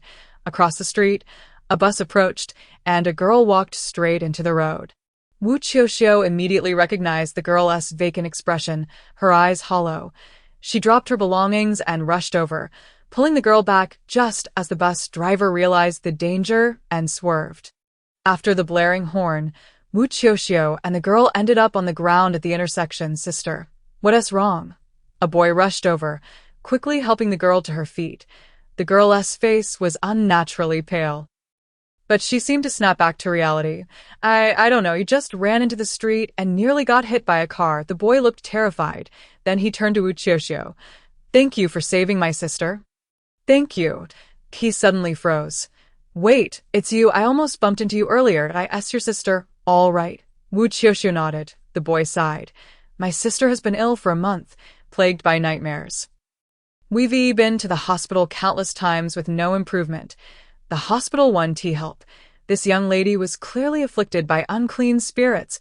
If you tie a red thread around a pair of copper scissors on your arm tonight, you might sleep soundly, Wu Qiuqiu suggested. Will that really work? The girl asked uncertainly, her eyes filled with doubt and fear. Wu Qiuqiu understood that to conduct business, one must first earn the client's trust. If she spoke hastily, they would dismiss her as a fraud. You might as well give it a try. With that, she turned to retrieve her belongings, only to find that amidst the chaos, her basket of buns had been trampled. With a resigned sigh, she said, Sorry, it was all because of me saving my sister. Here, take this small cake as my thanks. The boy offered the strawberry cake he had been holding. Wu Qiuqiu accepted it without pretense. Thank you. What's your phone number? She asked, pulling out her phone. Huh? The boy blushed slightly. I'm just a senior in high school. So what if you are? Wu Qiuqiu replied, puzzled. Fine. The boy cleared his throat and finally provided his number. Wu Qiuqiu promptly dialed it. If any issues arise, call this number. Perhaps I can assist your sister. After saying this, she departed. Oh, so that's how it is, I thought. The boy mused to himself. Thought what? His sister inquired. You startled me. Let us hurry home and try that young lady's suggestion tonight. What if it works? Maybe. The girl sighed, though she seemed to harbor little hope. Wu Qiuqiu returned to where she had parked her vehicle, only to find Wu Qiuqiu waiting for her on his motorcycle. You ungrateful wretch. I told you to wait for me. Why didn't you? Upon seeing Wu Qiuqiu, he shouted, I thought you were joking. She shrugged. Here. Happy birthday. Wu Qiuqiu grumbled but still approached, handing her the bag. Wu Qiuqiu looked inside to find a strawberry cake. She had thought that after her grandmother's passing, no one would celebrate her birthday again. Thank you, but I already have a cake. Wu Qiuqiu shook her head and raised her bag. She harbored no fondness for Wu Qiuqiu and wished not to impede him. You actually dared to buy a cake. Wu Qiuqiu was momentarily taken aback. It was given to me by someone else, Wu Qiuqiu replied, pressing the accelerator to return to the village. Who? Who compensated you? Wu Qiuqiu. Don't run away. Tell me who that rascal is. Wu Qiuqiu drove on while Wu Qiuqiu pursued her on his motorcycle, questioning her the entire way until they finally entered the village, where he quieted down. The village chief was loitering, puffing on a dry tobacco pipe. Xiao Qiu, you've returned. I was waiting for you. Wu Qiuqiu dismounted her vehicle. What's the matter? Uncle Village Chief. Your uncle Wu Qing is coming back to the village the day after tomorrow to repair graves and pay respects to our ancestors. He intends to hire a troop to perform for 3 days. I thought you could provide the necessary sacrificial items. Wu Qiuqiu looked perplexed. Who is Uncle Wu Qing? Wu Qiuqiu interjected. Hasn't he been away from the village for 18 years? A person who hasn't returned for so long suddenly wants to come back. Chapter 11. Colliding with the deceased, the village chief chuckled, his expression a mix of surprise and amusement. You still remember Wu Qing? I recall I was just 4 years old when he fell while trying to retrieve a bird's nest from the roof, shattering the eggs. After that, he couldn't bear to stay in the village and left. Wu Qiuqiu scratched his head. So, he really made a fortune out there. The village chief's expression darkened abruptly as he shot Wu Qiuqiu a glance, then rapped Wu Qiuqiu on the forehead with his copper pipe. You little rascal, mind your own business. I have matters to discuss with Xiao Qiu. What is so important that I can't hear? Wu Qiuqiu stubbornly refused to leave. Wu Qiuqiu kicked him lightly in the rear. Get lost. All right. Wu Qiuqiu could only grumble as he walked away, holding his backside. The village chief signaled for Wu Qiuqiu to follow him as he spoke. You heard earlier that your uncle Wu Qing has amassed considerable wealth over the years. But he has no descendants to inherit it. This time he returns not only to honor our ancestors, but also to refurbish the ancestral hall of the Wu family, donating all his money to the village. A true benefactor from Wu family village, the village chief sighed, reminiscing. When Wu Qing had his mishap, many in the village mocked him both openly and covertly. Who would have thought that he would set aside past grievances and generously offer to restore the ancestral hall? Wu Qiuqiu recalled the heavy rains 3 years prior that had flooded the hall. Although it had been repaired, it remained in a state of disrepair. There was little to be done. The village was poor. Enough of that, Xiao Qiu. You must prepare a total of 189 paper figures, both male and female, the village chief instructed. Wu Qiuqiu recognized that number corresponded precisely to the ancestral tablets enshrined in the Wu family ancestral hall. What about Uncle Wu Qing? A flicker of doubt crossed Wu Qiuqiu's small face. The village chief spoke with a tone of pride. He not only intends to hire a troupe to perform for the villagers, but also to entertain our ancestors. If the ancestors are pleased, they will bless their descendants. He truly means well. Performing for the deceased, Wu Qiuqiu's eyes widen. I end this world. Just as there are performances for the living, there are also those for the dead. Such performances, known as inqi, are intended for the departed. There are strict protocols. They must commence after midnight. Most crucially, the living must not listen to inqi. One wrong note could lead to a wandering soul, and if they hear too much, the spirits may mistake the living for their own kind and draw them in thus. Inqi performances are exceedingly rare nationwide, as the fear of living ears catching wind of them is palpable. If a performance is to occur, skilled practitioners must set up protective formations around the stage to prevent the living from intruding. Few troops dare to take on such work, as singing for the dead requires immense courage. What if the spirits become so pleased they demand performances daily? Wu Qing's ability to procure a troupe for inqi indeed demonstrates some level of influence. Did the village chief truly understand the dangers involved? Wu Qiuqiu voiced her concerns. Uncle Village Chief, inqi shouldn't be performed lightly. What if something goes awry? I know your worries well. I heard the elders speak of inqi during my youth this time. Wu Qing has invited a master to oversee the performance, and this matter should remain discreet. I have only confided in you to prevent overly curious villagers from sneaking in to eavesdrop. The village chief waved his hand, dismissing her concerns as excessive. He assured her that everything was under control.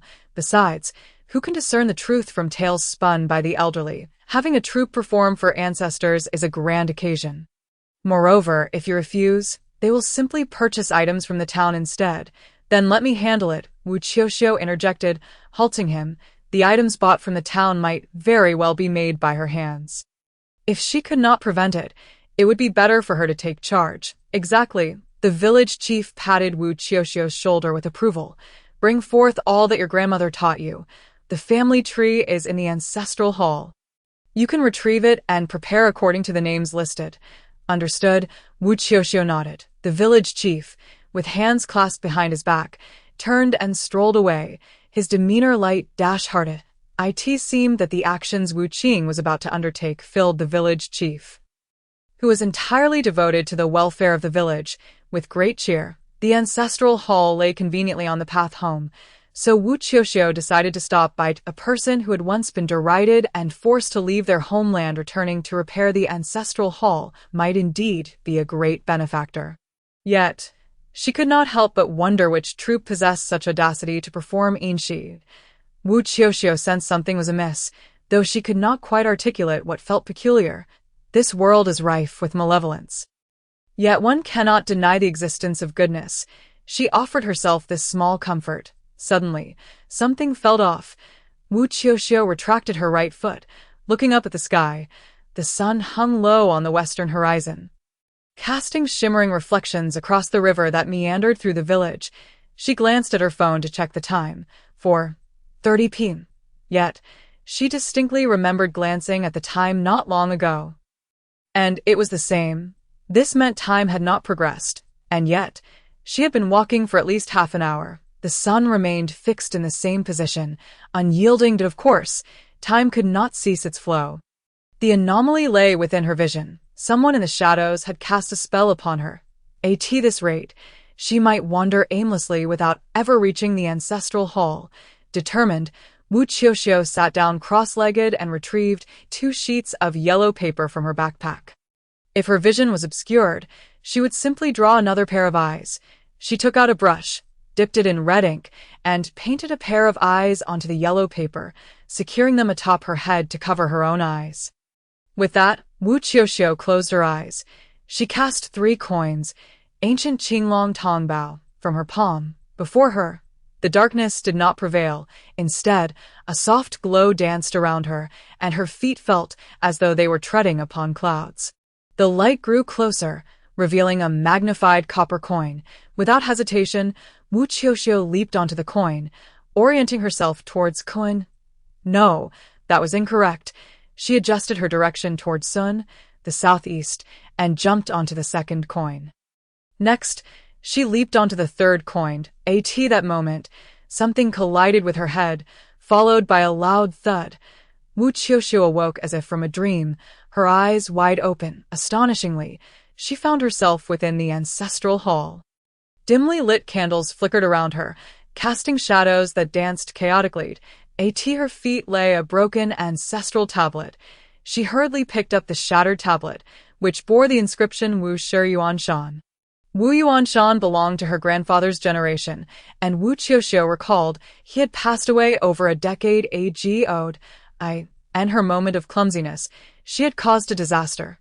She had collided with the shrine holding the tablets, resulting in the shattering of Wu Yuanshan's tablet. Looking around, she noticed over 100 ancestral tablets, neatly arranged from top to bottom.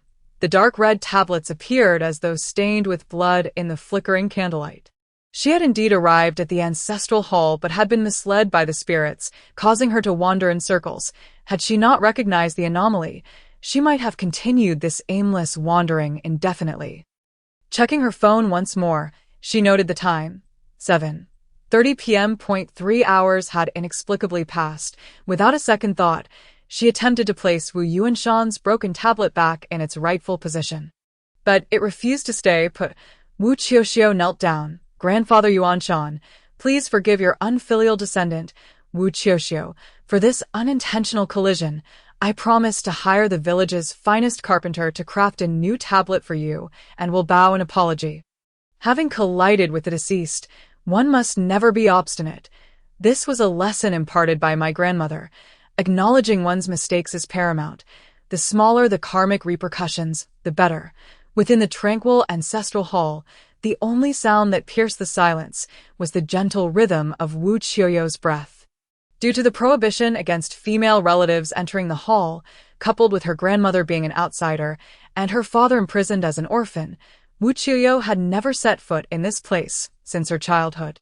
Today marked her inaugural visit to the ancestral hall. After a brief pause, Wu Qiuqiu rose to her feet, attempting to stand the remaining half of Wu Yuanshan's memorial tablet upright. Should she succeed, it would signify Wu Yuanshan's forgiveness. The tablet stood tall. Wu Qiuqiu exhaled in relief, ready to search for the family genealogy, only to notice the flickering candlelight around her growing increasingly frantic. Her shadow danced erratically, elongated and then doubled, appearing to rotate from different angles, with one shadow seemingly fixated upon her. Elders often warned against gazing too long at one shadow, lest it draw away one's soul and assume one's place. While such notions are undoubtedly superstitious, the present situation was indeed troubling. The distinct shadow that accompanied her into the hall was something otherworldly. Yet, before Wu Qiuqiu could contemplate this further, the memorial tablets upon the altar began to tremble violently. Akin to an earthquake, and the next instant, they toppled one after another, several shattering upon impact. With a resounding crash, the heavy door of the ancestral hall slammed shut. Simultaneously, the candles extinguished. Chapter 12. Have you seen my home? The ancestral hall was engulfed in darkness. The only illumination came from a pale beam of moonlight seeping through the crack of the door, glaringly bright and rendering the shattered tablets even more sinister. She had done nothing, so why had the tablets all fallen? With the door now closed, Wu Qiuqiu had no choice but to momentarily disregard the tablets. For a brief moment, she could not discern whether the disturbance was a result of human action or the work of that entity. She ventured toward the solitary light, pushing the door. A metallic sound indicated it was locked. Upon closer inspection, she noticed several red threads entwined around the lock, resembling some form of taboo, which an ordinary person could not unravel. It was indeed a deliberate act. A rustling noise emanated from behind her. Leaning against the door, Wu Qiuqiu turned, squinting her eyes in the dim environment. Aside from the single ray of light, the surroundings were too dark to discern anything clearly, save for intermittent sounds that resembled something dragging across the ground. Then, there came the sound of wood striking the floor, not from a single point, but resonating from all around the altar, with each breath she took. Those sounds seemed to draw nearer, inching closer until they were merely 6 or 7 steps away. Wu Qiuqiu steadied her breathing, suppressing her growing anxiety, intertwining her fingers and forming a hand gesture. At last, a flicker of light appeared before her. Her eyes widened in astonishment as she discerned the source of the sounds. It was a writhing mass of humanoid shadows, clutching the memorial tablets. Inching toward her on the ground, they were alarmingly close now. With no tools at her disposal and her backpack lost, she knew she must remain undetected. Swiftly, Wu Qiuqiu traced a bagua array on the ground. Seated herself within it, palms facing upward, completely stifling her breath, the entities crawled beside her, stretching their necks as they sniffed the ard. At one point, they were face to face with her. Wu Qiuqiu's face flushed crimson. If she revealed her breath, she would surely be discovered. What might transpire then was beyond her imagination. Could these figures be the ancestors of the Wu family? She noticed that the tablets they held were all shattered, while the intact ones lay undisturbed. Just as Wu Qiuqiu felt her lungs nearing the point of bursting, someone began to push the door. Qiuqiu, Qiuqiu, are you in there? Wu Qiuqiu held her breath and turned. Catching a glimpse of Wu Qiuqiu's face through the crack of the door, maintaining her position, she nudged the door with her elbow. I'm here. Don't move. I'll let you out now. Outside, the lock was struck with force, and within moments, the ancestral hall door swung open. Wu Qiuqiu's hand reached in. Hurry. Wu Qiuqiu, glancing at the shadowy figures clutching the memorial tablets, felt she could endure no longer. Without a second thought, she grasped Wu Qiuqiu's sleeve and bolted from the hall. Close the door, she shouted as her first words. Wu Qiuqiu complied, firmly shutting the door behind them, sealing the shadows within. Wu Qiuqiu leaned against her knees, bending over to catch her breath, her heart racing from the near escape. Qiuqiu, are you all right? Wu Qiuqiu inquired, resting against the wall. Having set down the axe, Wu Qiuqiu shook her head. I'm fine.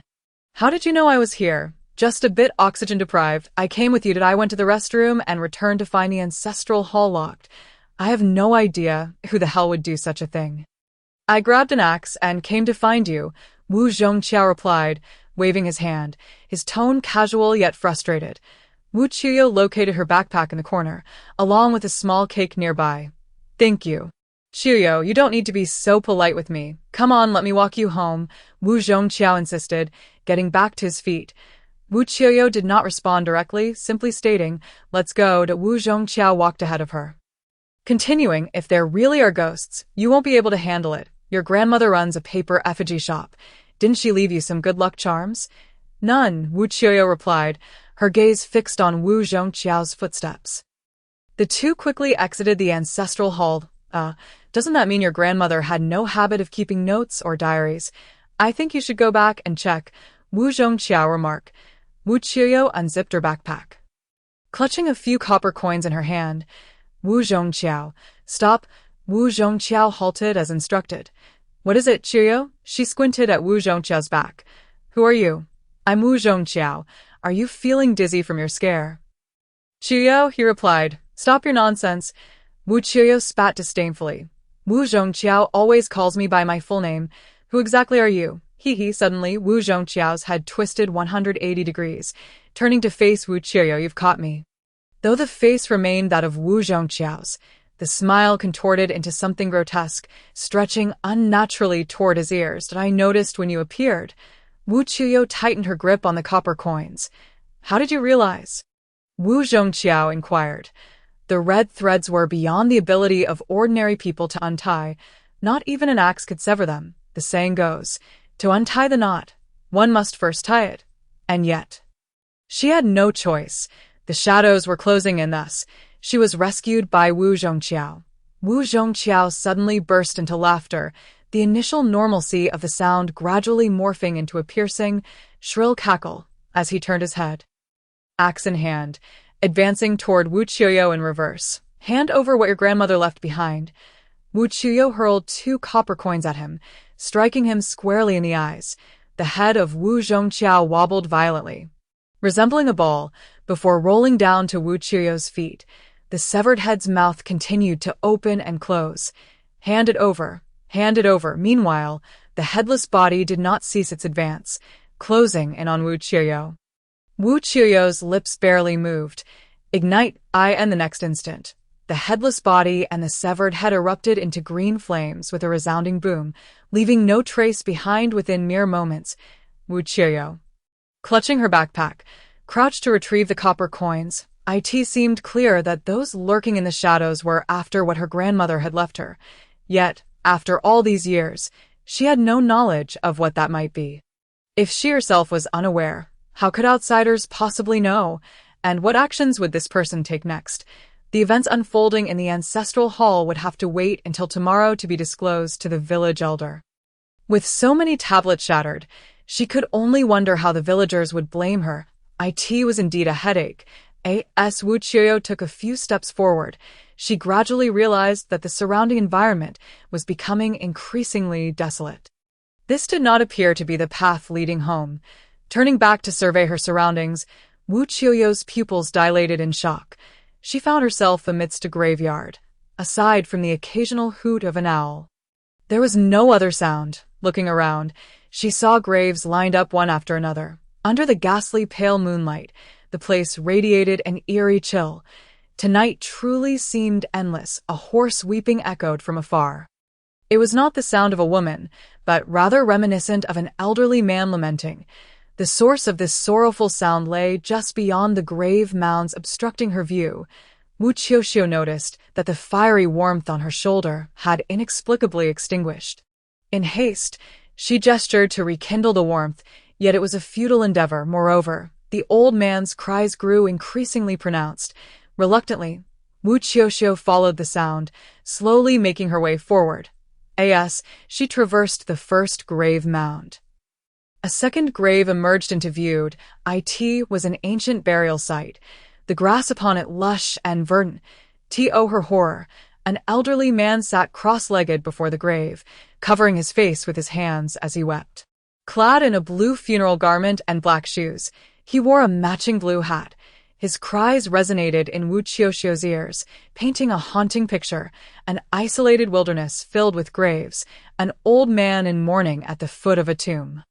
What a chilling scene it was. Upon closer inspection of the grave, she noted the absence of a tombstone. Just as Wu Qiuqiu laid her eyes on the old man, he ceased his weeping. Raising his head to meet her gaze with eyes that held only the whites, his aged face bore a pallid hue, its skin a network of deep creases and furrows.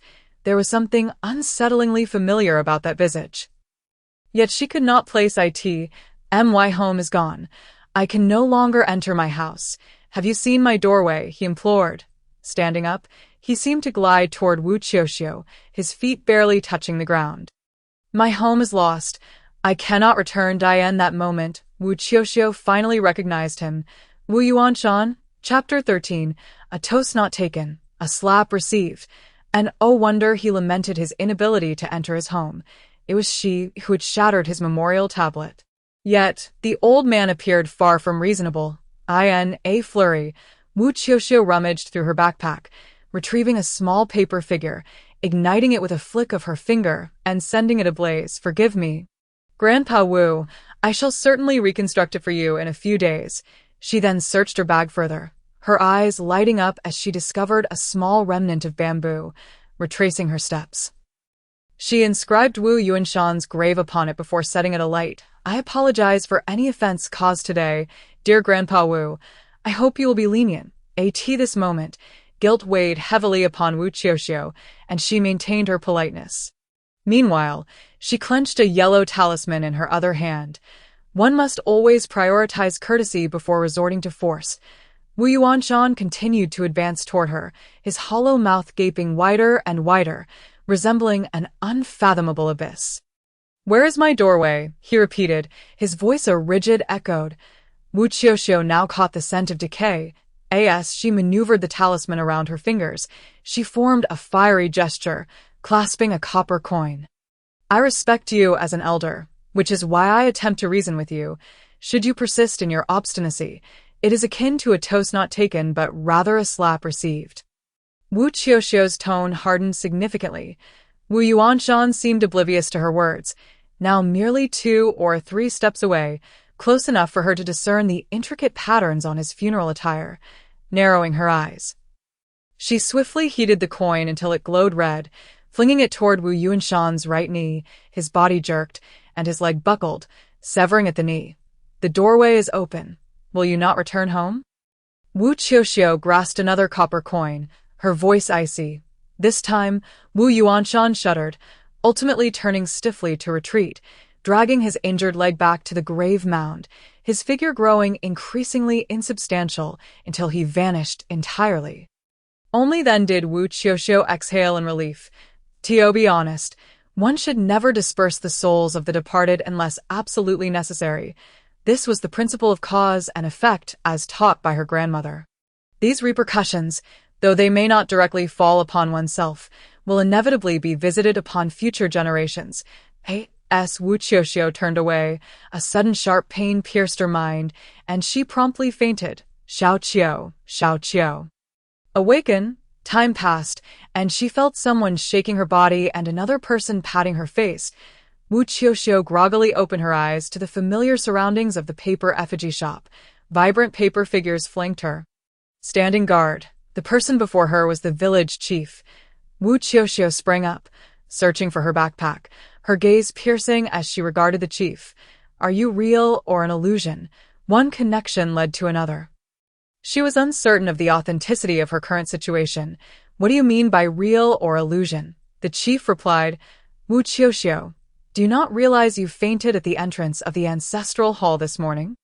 It was I and Uncle Village Chief who carried you back, and you are remarkably heavy. Wu Qiuqiu chimed in, tousling Wu Qiuqiu's hair playfully. Upon hearing this, Wu Qiuqiu breathed a sigh of relief. It must be real after all. As for Wu Qiuqiu's last remark, she affectionately kicked him. Get lost. Yet, seeing familiar faces filled Wu Qiuqiu with joy. The events of the previous night had left her utterly confused. Qiu, you ungrateful wretch, Wu Qiuqiu scolded.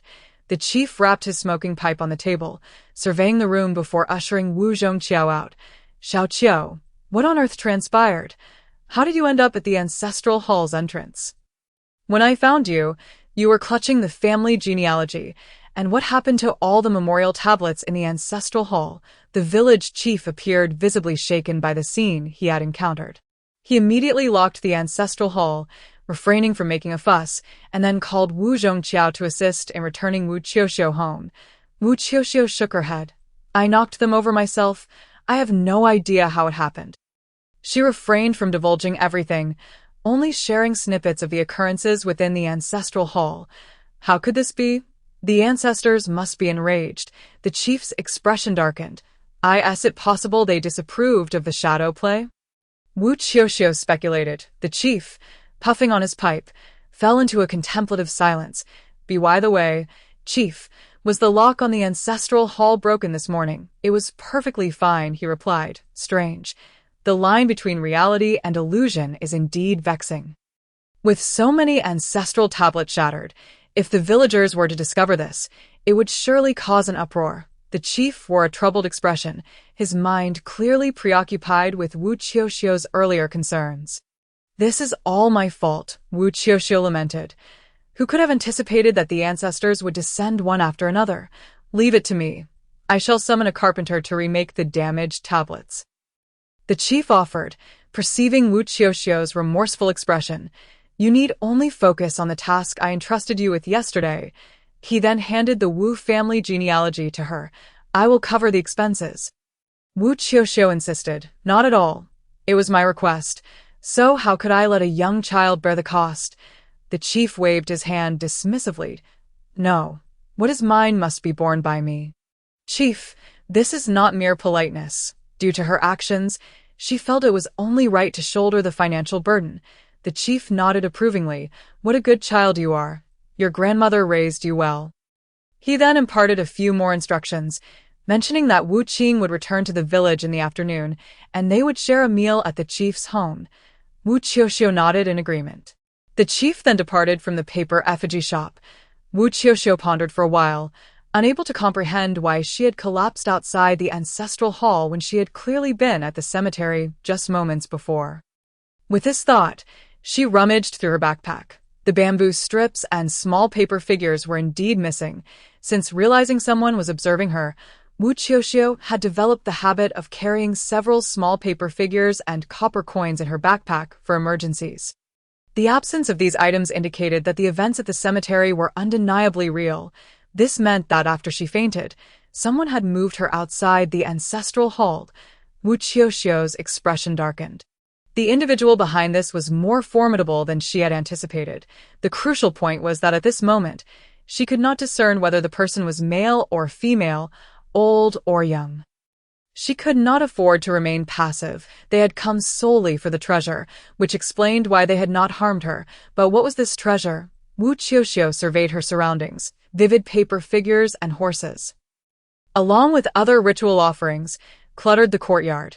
Inside the main room sat a collection of old-fashioned furniture, stripped of paint, brightly colored porcelain bowls, elevated basins, a wardrobe with a mirror that had lost a corner of its glass, and a bulky old television set all occupied the space.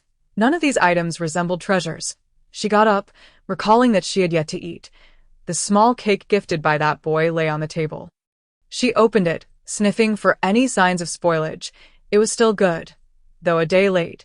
The sweetness of the cake quickly melted in her mouth. After only a few bites, Wu Qiuqiu suddenly remembered something and dashed to the inner room. Opening her grandmother's trunk, after her grandmother's passing, most belongings had been burned, leaving only a small box containing a few of her grandmother's cherished books, a red notebook, and a pair of eyes-drawing brushes. The eyes-drawing brush was hardly a treasure. Any paper effigy craftsman would possess one. It was not to be used lightly. She opened the notebook, revealing her grandmother's diary. August 13, 1985. Sunny. I brought Wanqing to Wu family village. This village is isolated, culturally backward, and I shall settle here. Wanqing was her mother's name. September 2, 1993. Overcast. 8 years have passed. He still has not found me. Perhaps he never intended to. October 8, 1995. She has turned 10. Wu Qiuqiu skimmed through it until she reached the early 2000s. Wanqing was pregnant. Upon revisiting the diary entry dated May 2, 2005, I was struck by the heart-wrenching words. Today I received news that has left me utterly devastated. Why has fate dealt me such an unfair hand? As I gazed at Wanqing's 7-month pregnant belly, I found myself, in a moment of despair, compelled to make that irrevocable decision. A decision? What decision? The village chief recounted that when my mother was 7 or 8 months pregnant, my father committed murder and was imprisoned. causing my mother to suffer a traumatic early labor. Could there be a correlation? Wu Qiuqiu could not bear to read further, and instead opened another book belonging to her grandmother. Suddenly, a yellowed photograph slipped from one of the volumes. Wu Qiuqiu hastily picked it up. The picture depicted two women. One was clad in a flowing white gown, her long hair cascading gracefully, while the other wore a shirt and trousers. Her slightly curled hair framing a face that exuded a certain vigor. Could this be a portrait of her grandmother in her youth? And who was the other woman with the curly hair? In that era, both women possessed a mesmerizing beauty, yet Wu Qiuqiu found herself entirely ignorant of her grandmother's past. Moreover, she did not discover any treasured items. With a sense of frustration, Wu Qiuqiu closed the box and casually flipped through the family tree, glancing at the names while preparing to craft accompanying paper figures. Chapter 14. Your years are numbered in the family tree. The departed ancestors were marked in red ink, detailing the years of their passing. The most recent entry was for Aunt Wu, whose birth name was Li Taihua. As Wu Qiuqiu perused the family tree, she noted that her grandmother's name, Li Miru, was conspicuously absent. It made sense. After all, her grandmother was an outsider. Despite her significant contributions to Wujia village, being included in the ancestral hall was a considerable matter. Without her grandmother, there would naturally be no mother. Her mother, Mu Wanqing, had a beautifully poetic name. Likewise, her imprisoned father was also missing from the family tree. Wu Qiuqiu speculated that his conviction for murder had led to the family's exclusion from the village records. Thus, her entire family was absent from the genealogy. No wonder the ancestors had been so unwelcoming towards her yesterday. After all those years in Wujia village, she remained an outsider. Wu Qiuqiu shook her head, dipping her brush into a mixture of gold powder and due to inscribe the names of the deceased on the white strips of paper.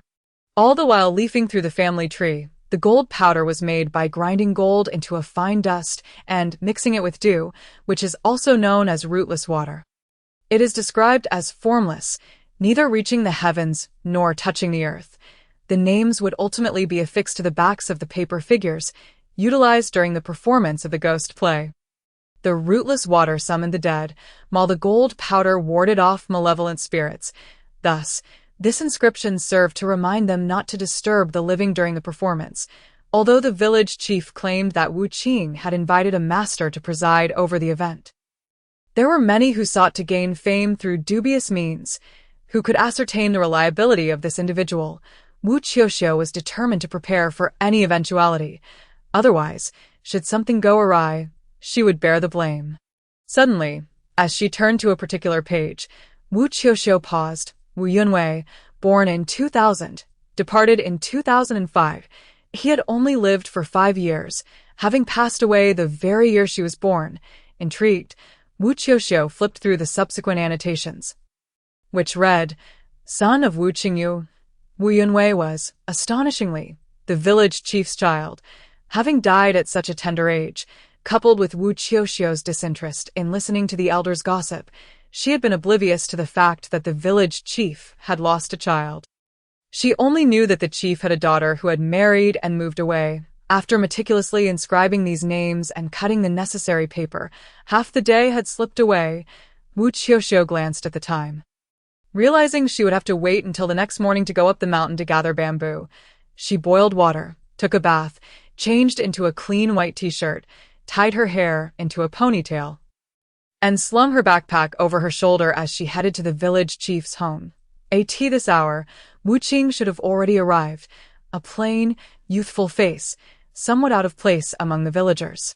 Xiao Qiu, are you heading to the village chief's house? Along the way, many villagers were rushing towards the village entrance, curiosity evident in their expressions, and whispers floated through the air. Someone waved at Wu Qiuqiu from a distance. She looked up to see Wu Song's wife. Song saw. What are you all up to? Wu Qing has returned, hasn't he? 2 luxurious cars are parked at the village entrance. BMWs. He has even brought gifts for everyone in the village to collect. I'm going to join the fun, Wu Song's wife exclaimed, shoving a handful of sunflower seeds into Wu Qiuqiu's hands before hastily departing. Sister, if there are any gifts left, please help me get one. Wu Qiuqiu called after her. Wu Song's wife turned back with a wave. All right, all right. As Wu Qiuqiu casually munched on sunflower seeds, she arrived at the village chief's home, where she noticed the courtyard was adorned with red silk, and remnants of festive fireworks lingered in the air. The entire courtyard was abuzz with chatter and flattery, punctuated by awkward laughter. What a spectacle, Wu Qiuqiu thought, leaning against the doorframe, her gaze locking onto a short, portly middle-aged man. The rotund figure was clad in a modernized tang suit, his round head devoid of hair. His complexion was flushed, yet it bore an unnatural hue, his almost squinting eyes, filled with fatigue and devoid of sparkle, presented an air of despondency that clashed with his reddened visage. Villagers around him were lavishing compliments while recounting tales of his past in the village. "Qingge, you used to come over to my house for meals quite often. Do you remember?" A woman chimed in. Wu Qing waved his hand and chuckled. "After drifting away for so many years, I find myself longing for your cooking, sister. Ha. Qingge has achieved much in these years." "I always knew you were extraordinary," an elderly man remarked, setting down his smoking pipe to point at Wu Qing. "Oh dear, uncle, you flatter me. No matter how extraordinary I may be, I am still merely a person from Wujia village." The courtyard erupted into a cacophony of chatter. Wu Qiuqiu observed for a while, growing increasingly bored and feeling utterly out of place. "Little girl," just as Wu Qiuqiu was grappling with the dilemma of whether to enter the courtyard, someone unexpectedly called out to her from behind. Startled, she realized she hadn't sensed anyone approaching. Turning around, she encountered a kindly, gaunt old man with a long goatee, dressed in ordinary attire. Beside him stood a young man who appeared visibly impatient. "Are you Wu Qiuqiu?" the old man inquired in Mandarin. "You know me?" Wu Qiuqiu's guard went up instantly. The old man chuckled a few times. "No need to be alarmed. I came here with Wu Qing." "Surely, Wu Qingyuan has mentioned me." "Yes, the village chief did mention a master accompanying him," she responded. "Could this be the very person? I didn't expect you to be so accomplished at such a young age." "No wonder Wu Qingyuan specifically introduced you to us. But little girl, your tribulations lie ahead. I fear you may not live for many more years." He patted Wu Qiuqiu's shoulder, delivering a shocking revelation that left her reeling. "Master, what are you rambling about with a village girl?" the young man interjected, waving his hand dismissively, his expression dripping with arrogance. "I don't understand why my godfather insists on returning to this wretched village. It smells like cow dung everywhere. It's unbearable." Wu Qiuqiu was still processing the old man's words when this young man interrupted. She shot him a glance, pinching her nose. "It's not our village that stinks. You stepped in cow dung. Don't you realize how foul you smell?"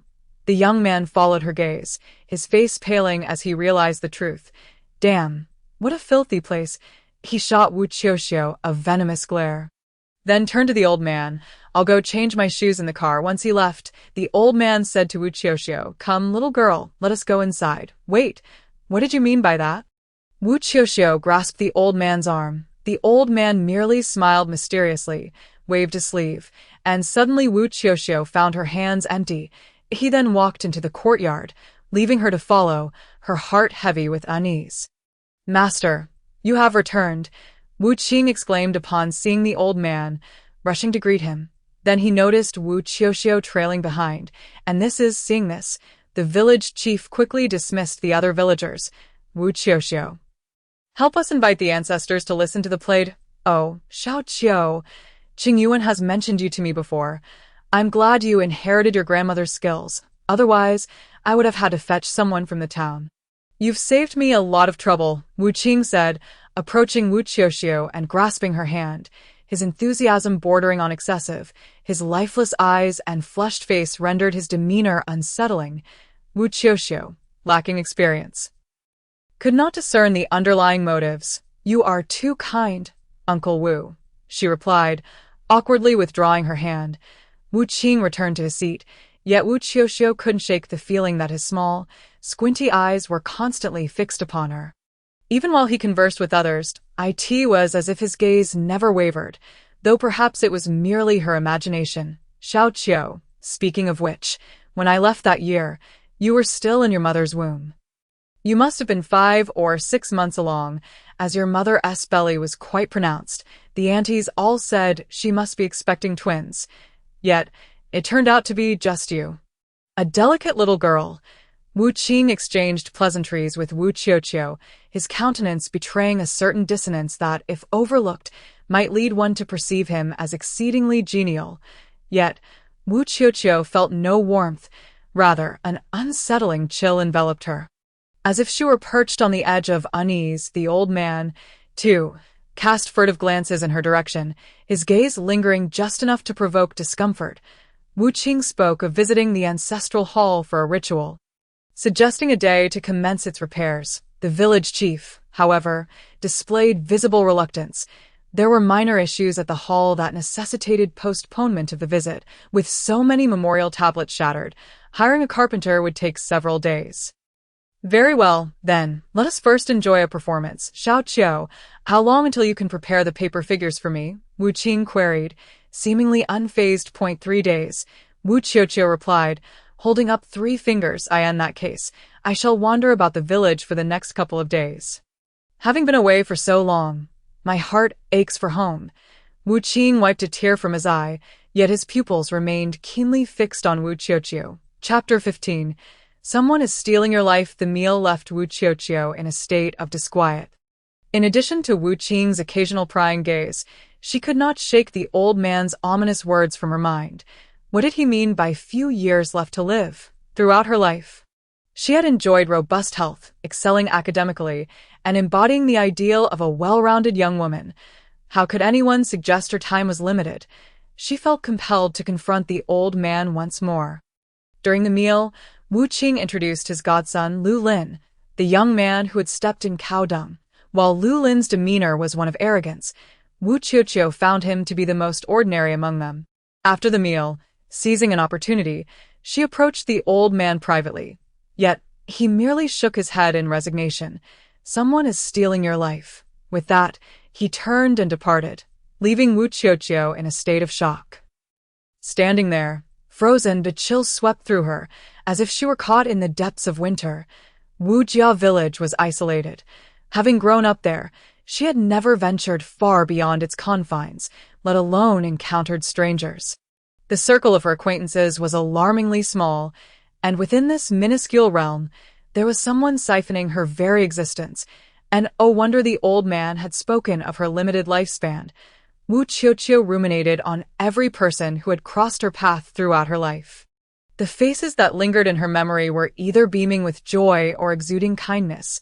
Her classmates, both friends and foes, even the parents of her peers, all flitted through her mind. The number of individuals she knew barely exceeded a few hundred. And those with whom she shared any significant connection were even fewer. Who could it be? Wu Qiuqiu found herself at a loss, unable to move forward. She gazed at each person passing by her, unable to meet their eyes, let alone trust them, for the one stealing her life could very well be hidden among them. Imagine, within a circle you trust implicitly, someone is secretly carving away at your flesh, and you cannot discern who that person is. What a harrowing thought! Wu Qiuqiu could not recall how she made it home. In days, she found someone seated by her bedside, gently fanning her with a palm leaf fan. The familiar, tender scent instantly revealed the identity of her visitor. "Grandmother, grandmother," she called out, reaching for the hem of her grandmother's garment. "Did Qiuqiu have a nightmare? Do not fear. Do not fear. Grandmother is here." Her grandmother soothed, placing a hand on Wu Qiuqiu's forehead. Wu Qiuqiu felt a wave of emotion wash over her. She longed to share her troubles with her grandmother as she had in childhood. But a fleeting thought reminded her that her grandmother had passed away. "Do not fear. Little Qiuqiu has grown up and can stand on her own now. Qiuqiu, the heavens do not forsake the downtrodden." It seemed her grandmother kept her company throughout the night, until the first light of dawn. When those gentle whispers faded away, Wu Qiuqiu awoke with a start, unconsciously calling out for her grandmother. Sitting up, she found no trace of her. Rubbing her forehead, she noticed a fan resting upon her bed. Had her grandmother returned to visit her? The world fears ghosts, yet every ghost that instills fear is In fact, a beloved one that others long for. Rising, she washed her face in fresh water and prepared breakfast. Sunlight streamed through the roof, bathing her face in warmth. At least the sun continued to rise. Did it not? Even if someone were stealing her life, she would not succumb to despair. Her grandmother was right. There is always a way out of dire circumstances. All things exist in a delicate balance. Those who defy the natural order with forbidden arts shall face retribution, and there must be a corresponding remedy. After breakfast, she, like before, shouldered her slender blade and ascended the mountain, intent on cutting green bamboo for the paper figures. Little did she expect to find Wu Qiuqiu already waiting atop the hill. "Look who arrived before you today," he proclaimed, pointing to himself with pride. "What brings you here?" Wu Qiuqiu inquired. Wu Qiuqiu's expression suddenly turned somber. "Wu Qiuqiu, I'm leaving. My mother says I can no longer dally about. She wants me to go work at my second uncle's construction site to gain experience and eventually take on projects myself." "Is that so? Congratulations, Wu Qiuqiu." Wu Qiuqiu replied earnestly. "Everyone should strive to grow. Once I find some money, like Uncle Wu Qing, I'll return in a luxury car to pursue you. Just wait and see who dares say I am unworthy of you." Wu Qiuqiu thrust his blade into the ground, laughing coldly. Wu Qiuqiu placed a hand on her forehead.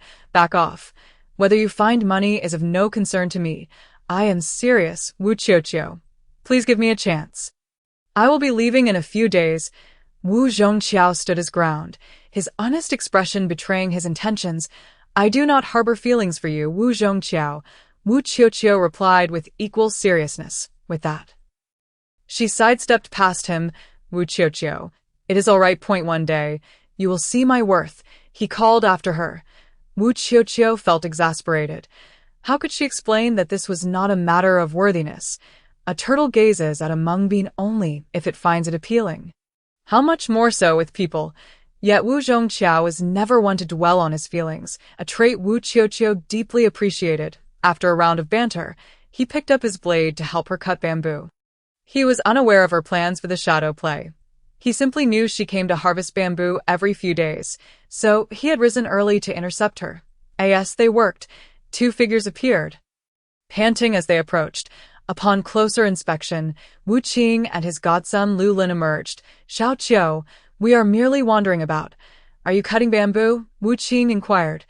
Wu Qiuqiu nodded. "Hey, you there, come over and clear these bushes. This wretched place is no path. What if a snake appears?" Lu Lin pointed at Wu Qiuqiu and waved him over. Wu Qiuqiu, accustomed to soft approaches, raised his blade, flexing his muscles as if ready to strike. "I won't come. If you want someone, call your mother." Wu Qiuqiu cleared her throat, stifling a laugh. Lu Lin's face contorted with anger, nearly erupting in curses, but Wu Qing quickly waved his hands. "It's nothing. I can find my own way. No need to trouble you." If it weren't an act, Wu Qing's patience was almost excessive. Wu Qiuqiu remained perplexed about their purpose on the mountain, and soon they disappeared into the bamboo grove. Recalling Wu Qing's strange demeanor and peculiar gaze, she squinted. "Wu Qiuqiu, you keep cutting. I will follow them to see what they are up to." She was skeptical that the father and son were simply out for a stroll. "No way. They're two grown men, and you're just a girl. What if they harbor ill intentions?" Wu Qiuqiu protested, spitting on the ground and rubbing his palms together. Wu Qiuqiu was formidable, but she was still a young girl. It was unmanly to let her take the risk of following them. "I can go by myself," Wu Qiuqiu insisted, shaking her head. Wu Qing was somewhat uncanny, and it was best not to let Wu Qiuqiu take unnecessary risks. "Wu Qiuqiu, listen, look at how chaotic my bamboo cutting is. You do your work, and I will see what that old man is up to." Wu Qiuqiu was no fool. He sensed something was amiss with Wu Qing, and felt it was best to prevent Wu Qiuqiu from taking risks. Wu Qiuqiu glanced at him. Indeed, he had cut the bamboo in a haphazard manner, wasting a considerable amount of fine green bamboo. Strong and in his 20s, he had plenty of strength if trouble arose. Wu Qing and the inexperienced Lu Lin would not stand a chance against him. Moreover, with the sun just rising, any malevolent forces would be dispelled, and she deemed it safe. Nodding, She instructed, "All right, record everything on your phone and send it to me. But do not let them notice you." Wu Qiuqiu, pleased, patted his chest. "Leave it to me." He tucked the blade behind him and set off up the mountain. "Wait," Wu Qiuqiu called out to him. As he halted, she made a sign for him to be cautious, patting his shoulder for good measure. "Go on." Wu Qiuqiu was gone for the entire morning. Wu Qiuqiu, distracted, continued cutting bamboo, unwittingly accumulating a sizable pile. Just as she could no longer resist the urge to follow him, she saw Wu Qiuqiu rushing back down. "They've returned. We should head down too," he said, helping her carry the bamboo. Wu Qiuqiu glanced over. And indeed, she spotted the figures of the father and son, nodding. She descended with Wu Qiuqiu. Upon reaching the Paper Effigy Shop, Wu Qiuqiu muttered in frustration, "What a strange situation. I have no idea what they were up to." "You take a look for yourself." Subsequently, the videos captured on the mobile phone were sent to Wu Qiuqiu. There were a total of 8 videos. Upon viewing them, Wu Qiuqiu observed Wu Qing kneeling before a tree, her vividly red lips moving in a rhythmic manner, muttering something indistinctly. She then tied a piece of red cloth, seemingly adorned with some objects, to the tree. All 8 videos were remarkably similar. It was only in the final video that Wu Qing's face suddenly turned towards the camera, her unnaturally rosy complexion contorting into a peculiar smile. Chapter 16. The sister's head, like a ball at this point. The video concluded. He had discovered Wu Qiuqiu. The unsettling smile of Wu Qing lingered in Wu Qiuqiu's mind, leaving her with an overwhelming sense of discomfort. Be cautious these next few days. Refrain from going outside, she advised, swiftly. Wu Qiuqiu sketched an exorcism talisman on yellow paper, folding it into a triangle and handing it to Wu Qiuqiu.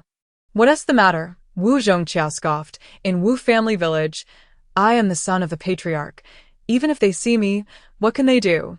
His face was one of disdain, yet under Wu Qiuqiu's penetrating gaze, he reluctantly accepted the talisman. "You are a young lady destined for university. Do you not fear being ridiculed by your classmates for engaging in such superstitions?" Even so, he continued to mutter in discontent. Feeling somewhat belittled, Wu Qiuqiu chose to ignore his complaints, repeatedly scrutinizing the videos. 8 videos, 8 trees. However, due to the nature of the recordings, she could not discern their orientations. Strangely, only 5 of the trees bore items tied to the red cloth. "Did you manage to discern what was hanging from the red cloth?" Wu Qiuqiu shook his head. "It was too distant to see clearly, but it resembled a white wooden stick. Is that so?" Wu Qiuqiu squinted, pondering, then described the positions of the 8 trees. Wu Qiuqiu closed his eyes in contemplation. The crooked tree to the southwest has one hanging. Then, moving a small half-circle to the left, about 10 meters away, there is another, southwest, coin earth. The southern position, leaf fire. Wu Qiuqiu pressed her thumb against her fingers, calculating the various directions. Suddenly, her eyes sparkled. "This resembles the Bagua diagram. The trees she worships correspond precisely to the 8 orientations of the Bagua. The items on the red cloth align perfectly with the 5 elements. What exactly is Wu Qing plotting?" To avoid alarming the snake in the grass, Wu Qiuqiu urged Wu Qiuqiu to return home, reiterating her warnings to stay indoors for the next couple of days. The following day, she would commence the grand performance, a spectacle meant for the villagers during the day. Only after crafting the paper effigies would she engage in the shadow play. From any perspective, Wu Qing was undoubtedly acting in the villagers' best interests. Wu Qiuqiu spent the entire day creating paper figures. She constructed frames, glued paper, and painted them in a seamless flow. During this time, Wu Qing made a special visit accompanied by her godson, leaving behind a plethora of gifts and exchanging pleasantries before departing. Without inquiring further, as night fell, Wu Qiuqiu packed her tools into her backpack and set out. Before leaving, she etched the words Ju Tianing Yuan Leishing Pu Hua Tianzun onto her door with a copper knife. She then took a bite of a half-section of white radish, tied it with a red thread, and inserted 3 sticks of sandalwood incense into it, placing it at the left side of the threshold. The fragrance of the incense would guide her home if she lost her way. Conversely, if the incense extinguished, it would signify her inability to return. Having completed these preparations, Wu Qiuqiu resolutely turned away. She must venture up the mountain to uncover the true intentions behind Wu Qing's actions. In her current state, Wu Qiuqiu found it impossible to trust anyone. She could only rely on herself to unravel the mystery. Night enveloped the mountain path. It became particularly treacherous. The bamboo forest swayed under the night breeze, creating an illusion of ghostly figures. The inky blackness rendered her unable to see her own hand before her face. She activated her flashlight, navigating cautiously along the narrow trail. In the darkness, all she could hear were her own footsteps, crunching on the dried bamboo shoots, emitting a crisp sound. Rustle, rustle. Something felt amiss.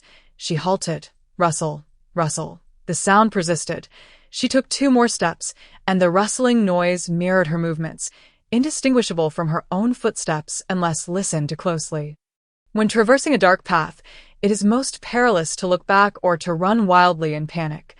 The more one runs, the more fear intensifies, leading to an inability to stop. Wu Qiuqiu steadied herself, dismissing the footsteps that followed her.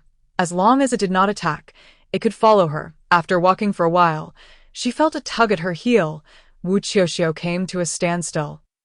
Yet the entity that stepped on her did not cease. It continued to kick at her heel as if still moving forward. The pressure on her heel intensified, and her body began to ache, as though something were forcibly compressing her, even giving her the sensation of being pushed forward. This is bad. It's trying to seize my body. Hurry. She formed the heartfire hand gesture, striking her forehead decisively to ignite the yang fire atop her head. Unbeknownst to her, at some point, the fire on her shoulder had extinguished. If the flame on her head were to extinguish as well, she could very well be possessed. As anticipated, the entity withdrew slightly. Wu Qiuqiu stepped into the bagua stance, placing a copper coin on each shoulder. When the entity approached again and made contact with her shoulder, it ignited instantly, emitting a hoarse wail. She listened intently, and the footsteps had vanished.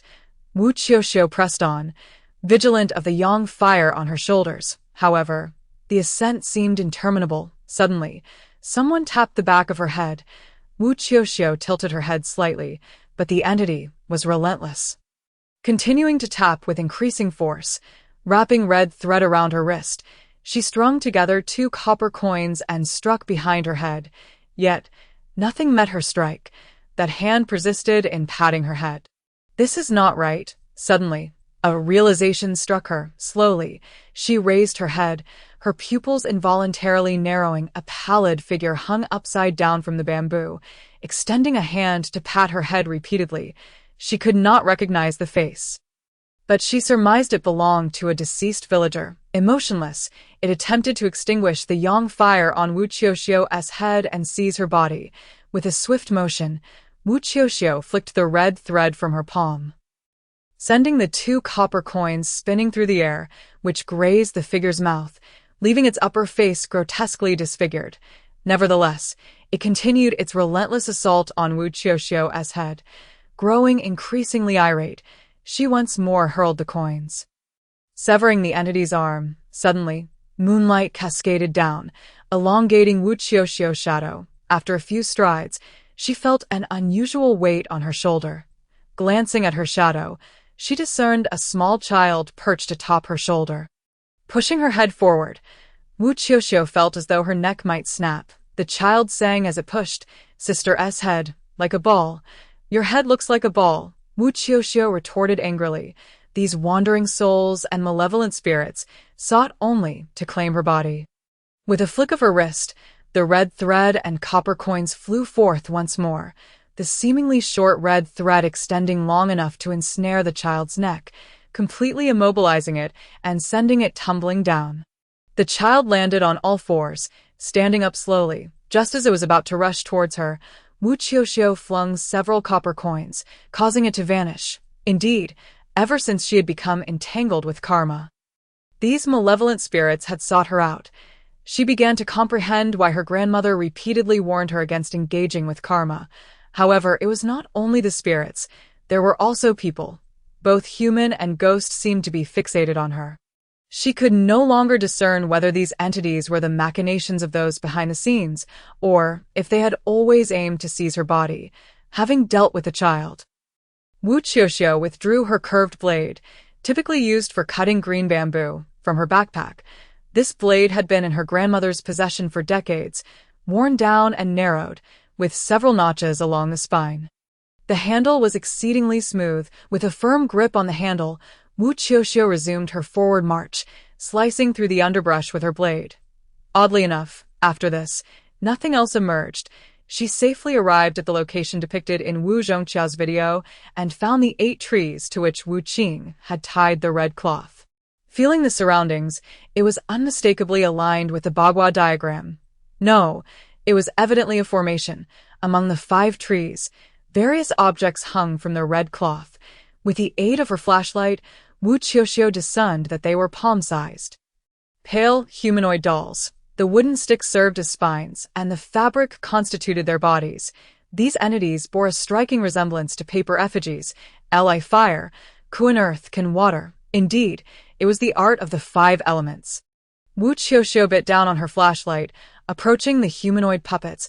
A gust of wind swept by, and she caught a glimpse of writing on the back of the dolls. Without hesitation, she flipped one over, only to discover a villager's name and birth date inscribed upon it. Wu Xiaohai, born in 96, Wu Zhuizhuang, born in 05. Instinctively, Wu Qiuqiu calculated. Wu Xiaohai, born in 96, the year of the fire rat. Her heart raced with alarm as she realized that the names and birth dates of the 5 individuals corresponded perfectly with the 5 elements. Aligning precisely with where the red cloth hung, what was Wu Qing attempting to accomplish by inscribing these names upon the dolls and hanging them in the forest, forming a formation? Little Qiuqiu. What are you doing here in the dead of night? A voice rang out. Wu Qiuqiu turned around somewhat stiffly, only to discover it was Wu Qing, who still donned a vibrant new traditional outfit. His unusually flushed face twisted into a perilous smile. Chapter 17. Whether human or ghost, all are playing their roles. Wu Qiuqiu grasped the curved blade and stood up, its tip aimed at Wu Qing. What exactly do you want? Yet, Wu Qing appeared utterly unperturbed by the knife. Do not be hasty. I heard you've been admitted to university. If you act impulsively, it could jeopardize your future. Wu Qiuqiu's gaze flickered. Indeed, should she harm someone with a knife, her fate would mirror that of her imprisoned father. Why do these puppets bear the names of villagers? Nevertheless, Wu Qiuqiu did not lower her weapon, in the dead of night. A young girl stood alone in the woods, facing an eerie middle-aged man. Lowering the knife would render her a fool. She feared not the supernatural, but the human presence unnerved her. After all, she was merely 18. An orphan, and if Wu Qing decided to silence her here, with his wealth, he could easily cover it up. Little Qiu, you are still young. Curiosity is natural. Uncle included their names to bless them. Wu Qing approached slowly, holding a flashlight. Stay put. Do not move. Wu Qiuqiu swung the curved blade twice. Humph. Do you think I can be easily deceived? Who blesses others by placing puppets in the woods? Besides, these individuals are thriving. Needing no blessings from you, Wu Qing. This is clearly malevolent sorcery. I am not deceiving you. If you do not believe me, look. Wu Qing stepped into the center of the hexagram, using a branch to pry at the soil. Soon, a scarlet box revealed itself. Come here. Wu Qing smiled at Wu Qiuqiu, beckoning her closer. Gripping her curved blade, she approached with skepticism. He opened the box, revealing a crimson interior, and at its center, a peculiar, ominous black statue. The statue clutched a skull in its left hand and a knife in its right, with what appeared to be a prostrate figure beneath it. At first glance, it was anything but benign. Most disconcertingly, Wu Qiuqiu felt an overwhelming discomfort upon seeing this statue. Do you see? This is the god of averting calamity, whom I summoned from abroad. Wu Qing prostrated himself reverently on the ground. Continuing, a few years ago, I was diagnosed with cancer, and the doctors said I would not survive. Ever since I brought the god of averting calamity here, look at me, living quite well. Isn't it miraculous? I buried the god here, randomly selecting a few fortunate villagers to receive its protection. How could it possibly harm anyone? Wu Qing's demeanor was amiable, and his earnest words seemed devoid of deceit. If Wu Qiuqiu were even slightly less astute, she might have believed him, but she was not naive in the least. She finally comprehended why Wu Qing appeared so strange. He was clearly ensnared by this so-called malevolent deity, resulting in his current grotesque state. What god of averting calamity? Nonsense. What right does a foreign deity have to protect the Chinese? Away with such nonsense. Wu Qing had no intentions of being benevolent. Yet Wu Qiuqiu feigned belief. So, you are helping them? Wu Qing laughed again. Of course, I am even prepared to donate money. What motive would I have to harm them? Wu Qiuqiu nodded thoughtfully, then, seizing the moment while Wu Qing was distracted, she swung her blade and cleaved the god of averting calamity in two. Whether it was an illusion or not, she thought she heard a faint scream as the statue was severed. Taking advantage of Wu Qing's shock, she swiftly yanked down the hanging puppets and dashed down the mountain. She did not glance back at Wu Qing's contorted face, but ran with all her might. Upon returning home, the incense still lingered, half-burned. However, an odd old woman squatted at her doorstep, burning paper. Wu Qiuqiu instinctively grasped a coin and approached cautiously. What are you doing? The old woman slowly raised her head, revealing an entirely unfamiliar face, her hollow mouth opening wide. Burning paper for you. I am living quite well. Wu Qiuqiu's expression stiffened soon. He. You are about to die. The old woman continued. I am burning paper for you. When you die, your body will belong to me.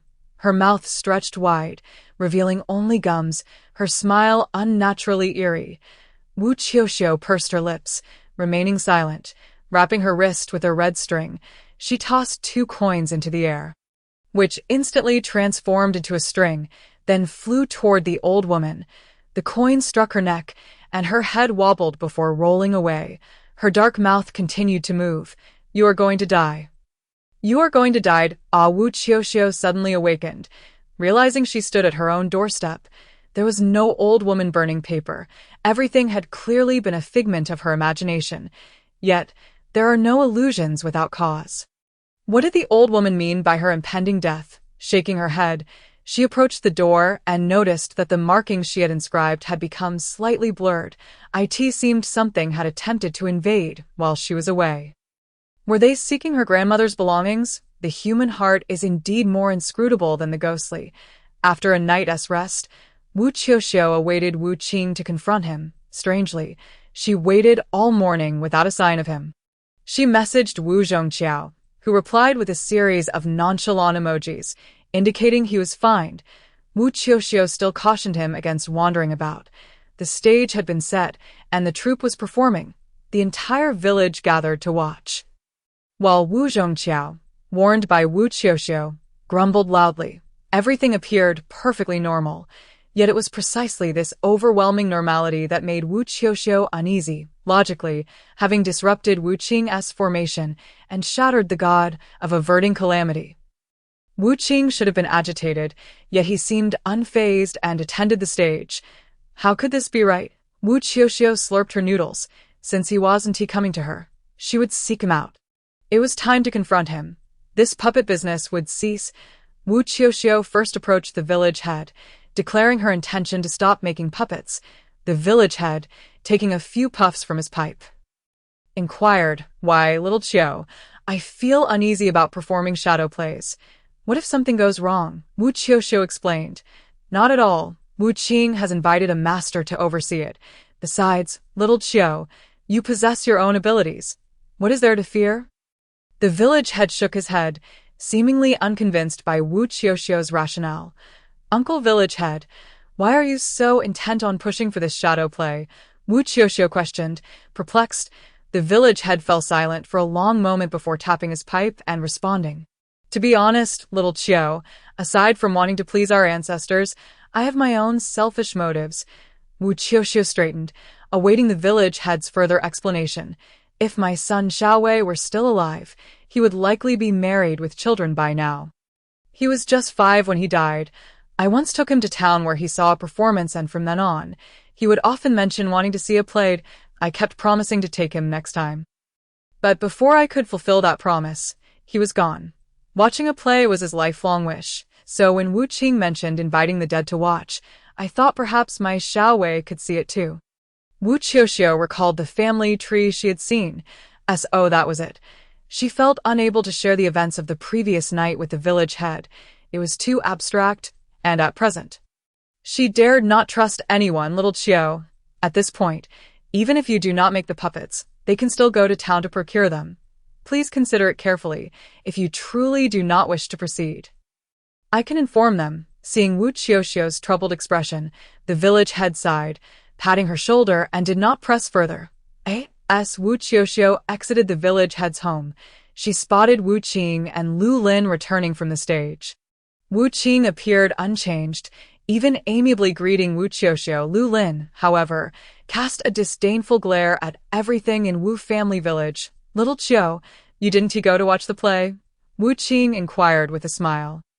No. Wu Qiuqiu narrowed her eyes, scrutinizing Wu Qing. Did Uncle Wu Qing sleep well last night? Oh yes, it's always comfortable to sleep at home. Wu Qing waved his hand. Everything from the night prior seemed as if it had never occurred. By the way, little Qiu, how many puppets have you made? If you're unable to manage, I can arrange for some to be sent from town. He grinned at Wu Qiuqiu. After all, the shadow play was set in stone. And Wu Qiuqiu could not halt it. Wu Qiuqiu scoffed coldly. There's no puppet Wu Qiuqiu, cannot make. The village head was right. If she could not stop it, she would join in. How else could she uncover Wu Qing's ulterior motives? Whether human or ghost, all were playing their roles, and she would play her part as well. Very well, then Uncle shall wait for you to finish the puppets. The grand performance is about to begin. Chapter 18. Wu Qiuqiu is dead. Wu Qiuqiu flashed a demure smile. Goodbye, Uncle Wu Qing. And the fleeting moment of passing by, her smile vanished instantly. Alone, she faced an unknown conspiracy, treading cautiously, as for the one who sought her life. She would only ponder that after navigating this ordeal. Ding! Her phone vibrated. It was a message from Wu Qiuqiu. Wu Qiuqiu, do you need my help? I really can't sit still at home. Fortunately, at least Wu Qiuqiu is a trustworthy friend. There is no need to run around. Wu Qiuqiu, are you aware of what mischief Wu Qing intends to commit? Tell me, and I shall assist you in dealing with him. Ignoring Wu Qiuqiu's words, Wu Qiuqiu merely replied, do not run around. It is precisely because Wu Qiuqiu is unaware of Wu Qing's intentions that she cannot involve Wu Qiuqiu in this matter. The unknown is the most terrifying of all. It is best that the villagers remain oblivious to the sinister play being orchestrated. Upon returning home, Wu Qiuqiu set aside all other matters and continued to paint the paper effigies, immersing herself in the task with utmost seriousness. She had yet to eat dinner, working diligently until the late hours of the night. Suddenly, a wave of unease washed over her. She stepped into the courtyard and poured herself a glass of cool water. The moon hung high in the starry sky, and the quiet of the late night was so profound that even the chirping of insects was absent. Stretching her neck a bit, Wu Qiuqiu returned indoors to resume her work on the paper figures. 100, only 89 more to go, she murmured to herself, gazing at the vibrant paper figures piled throughout the courtyard. It felt as though countless real beings stood there, staring at her. However, she had always been audacious. Otherwise, she would not have been able to inherit her grandmother's legacy, the crow of the rooster in the early hours. She dozed off briefly. Unluckily, she dreamed of that fellow Wu Qiuqiu, who waved at her. Wu Qiuqiu, I'm leaving now. Where are you going? Wu Qiuqiu sprinted a few steps after him, only to discover that Wu Qiuqiu's neck was twisted. His body facing forward while his head turned back to look at her. I'm leaving, he repeated incessantly, water dripping from his body, soon forming a damp puddle on the ground. Before long, his facial features began to distort, resembling melted plastic. morphing grotesquely. Wu Qiuqiu, Wu Qiuqiu, Wu Qiuqiu jolted awake, wiping the sweat from her forehead. This was the first time in her life she had dreamt of Wu Qiuqiu. In a hurry, she grabbed her phone and saw it was nearly 8 o'clock. Unlocking it, she found a message from Wu Qiuqiu sent around midnight. Wu Qiuqiu, I can't sleep. She had been too busy to notice it then. Later, she had fallen asleep against the wooden table, her face smeared with paint. Wu Qiuqiu rubbed her face and went to the sink to wash her face with cold water to wake herself up. Then began to brush her teeth. Bang, bang, bang. Someone was knocking urgently at the door, the sound relentless, as if the door would soon come apart. Qiuqiu, Qiuqiu, hurry out, something has happened. Outside, it was Wu Zhuang's voice, trembling with emotion. Wu Qiuqiu spat out the foam in her mouth, sensing an ominous premonition, yet quickly went to open the wooden door. What's wrong? Wu Zhuang's eyes were red, fear lingering within them. Qiuqiu, Qiuqiu. He is dead. The cup in her hand dropped to the ground, splashing water onto Wu Qiuqiu's feet. Ignoring it, she grasped Wu Zhuang's shirt tightly. What did you say? Who died? Whether out of urgency or fear? He began to cry.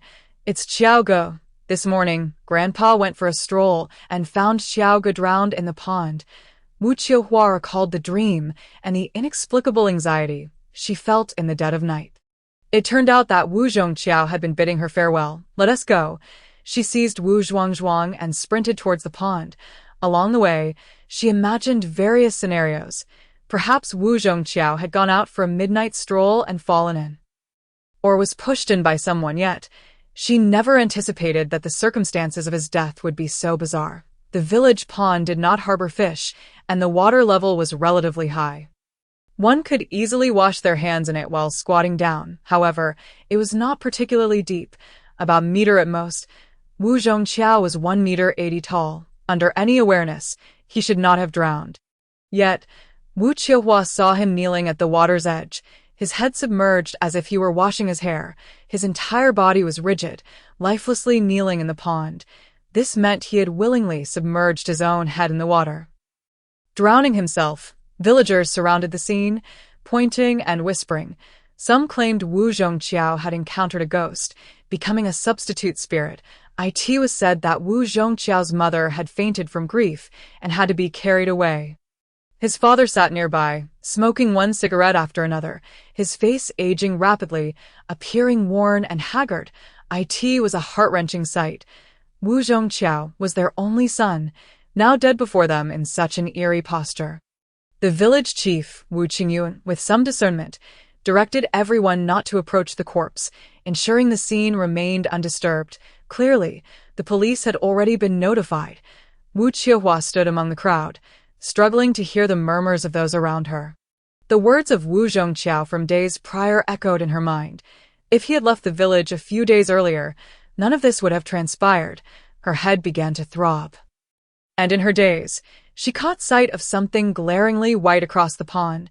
Wu Qiuqiu swiftly maneuvered through the crowd and ran to the opposite bank. There, amidst a thicket of low bushes, she easily discovered the source of the white light. It was a small effigy, crafted from a wooden stick for the spine and cloth for the body. The effigy bore her name, Wu Qiuqiu. Along with a few strands of hair, a substitute effigy. A chill ran down Wu Qiuqiu's spine. Someone had lured Wu Qiuqiu out using this effigy, leading to his demise. The effigy could not possibly resemble her true form. In essence, it meant that Wu Qiuqiu, in a state of diminished awareness, had perceived the effigy as her. This was akin to what the elders often referred to as being ensnared in a trance. Wu Qing, that scoundrel, this was a warning, or perhaps a threat. She could not ascertain. All she knew was that she must avenge Wu Qiuqiu. Wu Qiuqiu tucked the effigy into her pocket, finding no sign of Wu Qing among the throng. And what of that old man? He had appeared and then vanished without a trace. Before long, the police arrived, cordoning off the area and calling on the witnessing villagers to provide statements. However, Wu Qiuqiu understood that such a method of murder would yield no clues. Predictably, there were no footprints at the scene, and Wu Qiuqiu bore no signs of struggle or injury. This indicated he had submerged his own head in the pond without any resistance. He had effectively drowned himself. In the absence of evidence, the police could only conclude it was suicide, and no matter how Wu Qiuqiu's parents pleaded and explained, it was futile. Investigations rely on evidence. They could not comprehend how their son, who was set to leave for work in a few days, could possibly take his own life. Indeed, Wu Qiuqiu found it hard to believe as well. Wu Qiuqiu was young, and his death was so peculiar. Not only were there no descendants to mourn, but even the villagers hesitated to assist the Wu family. Ultimately, they had to pay a hefty sum to invite a priest to conduct a ritual. While a grand performance unfolded nearby, with festivities lasting for 3 days, Wu Qiuqiu's funeral was eerily desolate and quiet. When Wu Qiuqiu attended, she found Wu Qiuqiu's mother clutching his portrait, weeping, while his father sat in silence. Smoking. Qiuqiu, do you truly believe my son committed suicide? His mother's eyes, swollen and resembling walnuts, fixed upon Wu Qiuqiu, aged by decades. Wu Qiuqiu was at a loss for words, remaining silent. In Wu Qiuqiu's room, she noticed a talisman swollen from being soaked in water, indicating that someone had deceived him into removing it. Subsequently, Wu Qiuqiu resumed crafting paper figures, this time adding one for Wu Qiuqiu. Upon entering the courtyard, Lu Lin cursed under his breath, startled by the multitude of paper figures surrounding him. He had come to inspect the work.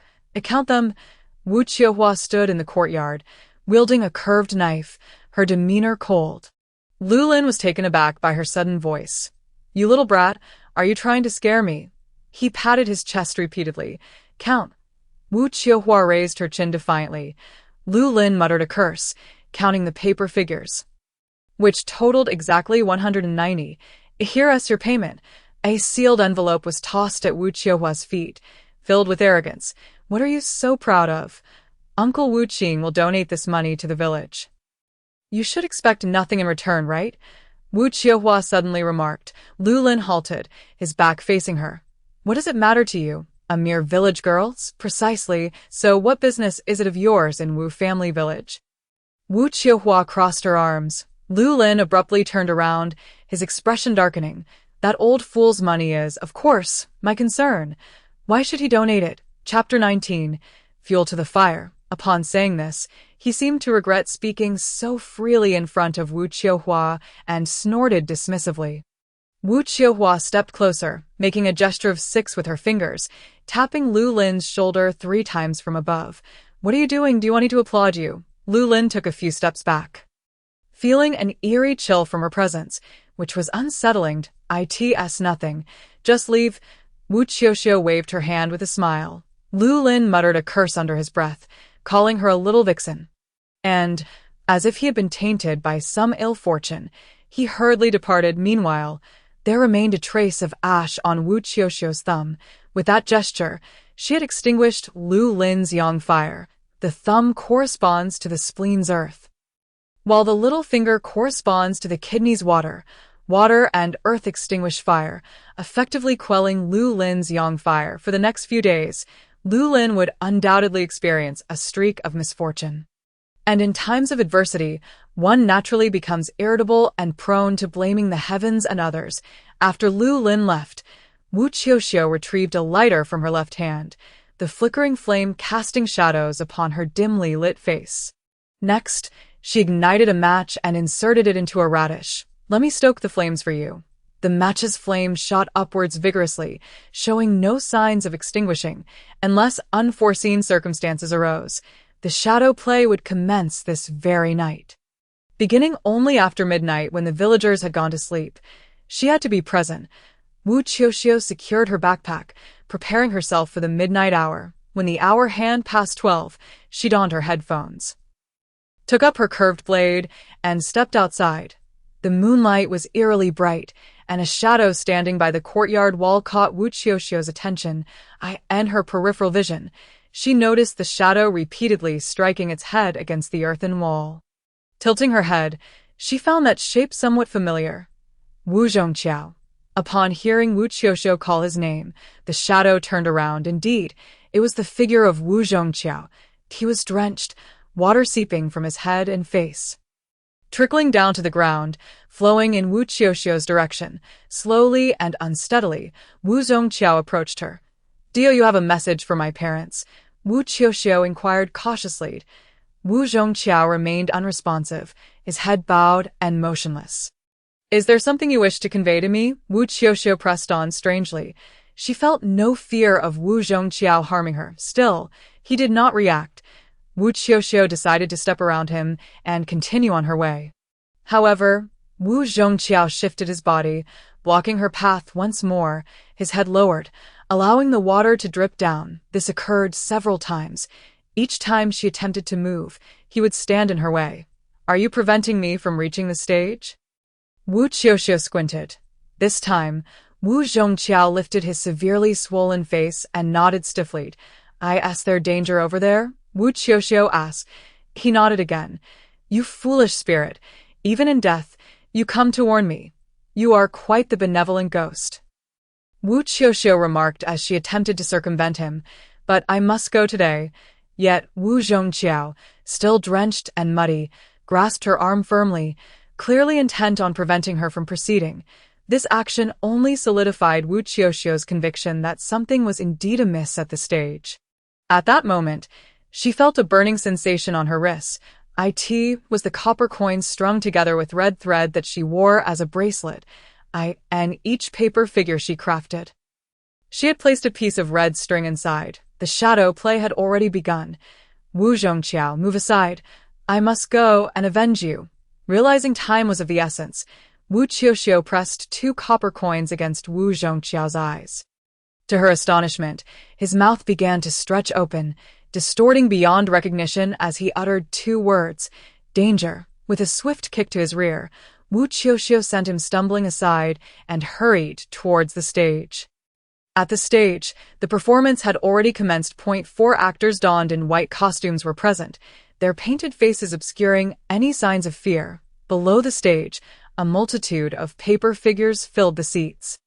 In the dead of night, these vibrant paper figures stared intently at the stage, while the melodies of the performance were lost to Wu Qiuqiu, who donned her headphones.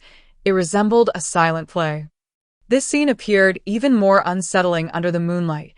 Wu Qiuqiu circled the edge of the stage, eager to discern what measures the master had implemented. Upon inspection, she discovered that each corner had been etched with the shape of the Big Dipper, intended to suppress the spectral entities and ensure their attentive viewing of the performance. Evidently, the old man possessed considerable skill. However, after her inspection, she found no sign of him. Suddenly, an inexplicable sensation of being watched enveloped her. Emanating from the direction of the stage, she turned to look. The performers continued their act, while the paper figures remained fixated on the stage. Just then, the lyrics rang out. "He called me to gather my lingering resentment, to refrain from petulance, and to renew myself." She recognized these lines, having heard her grandmother sing them. They belonged to a piece called "Locking the Silkworm's Sack." Wu Qiuqiu pondered.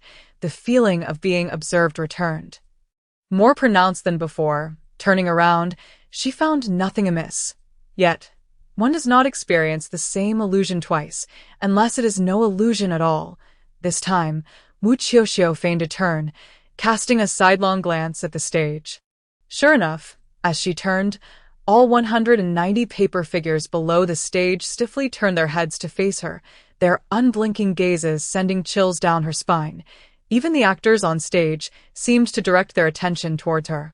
Each time she glanced back, the stage returned to normalcy, the actors continuing their song. Turning back from the bitter sea, "I have long understood the orchid's fate." Wu Qiuqiu tightened her grip on the curved blade. Why were the paper figures and actors sneaking glances at her? Wait, something felt amiss. Logically, she should not be able to hear. Yet just now, she distinctly heard 2 sounds. Wu Qiuqiu instinctively touched her ears. Where were her headphones? They were inexplicably gone. Lowering her gaze to search for them, she looked up again to find herself right before the stage. The actors were singing directly in front of her, every note audible. She attempted to cover her ears, only to discover her arms felt rigid, as if they had no joints, making it exceedingly difficult to lift them. As her gaze fell, her pupils dilated in horror. Her body had transformed into paper. She had become one of the paper figures listening to the play. Moreover, this paper figure was one she had crafted herself. Devoid of joints, movement was arduous. The actors continued their performance.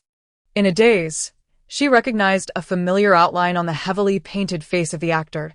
It was the old man. Every note he sang was directed at her. Wu Qiuqiu finally understood the danger Wu Qiuqiu had warned her about.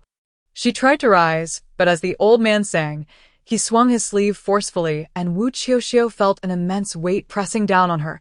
It forcefully shoved her back into her seat. At that moment, all the nearby paper figures turned towards her, as if she had become the target of their collective ire. The old man on stage cast a disdainful glance her way.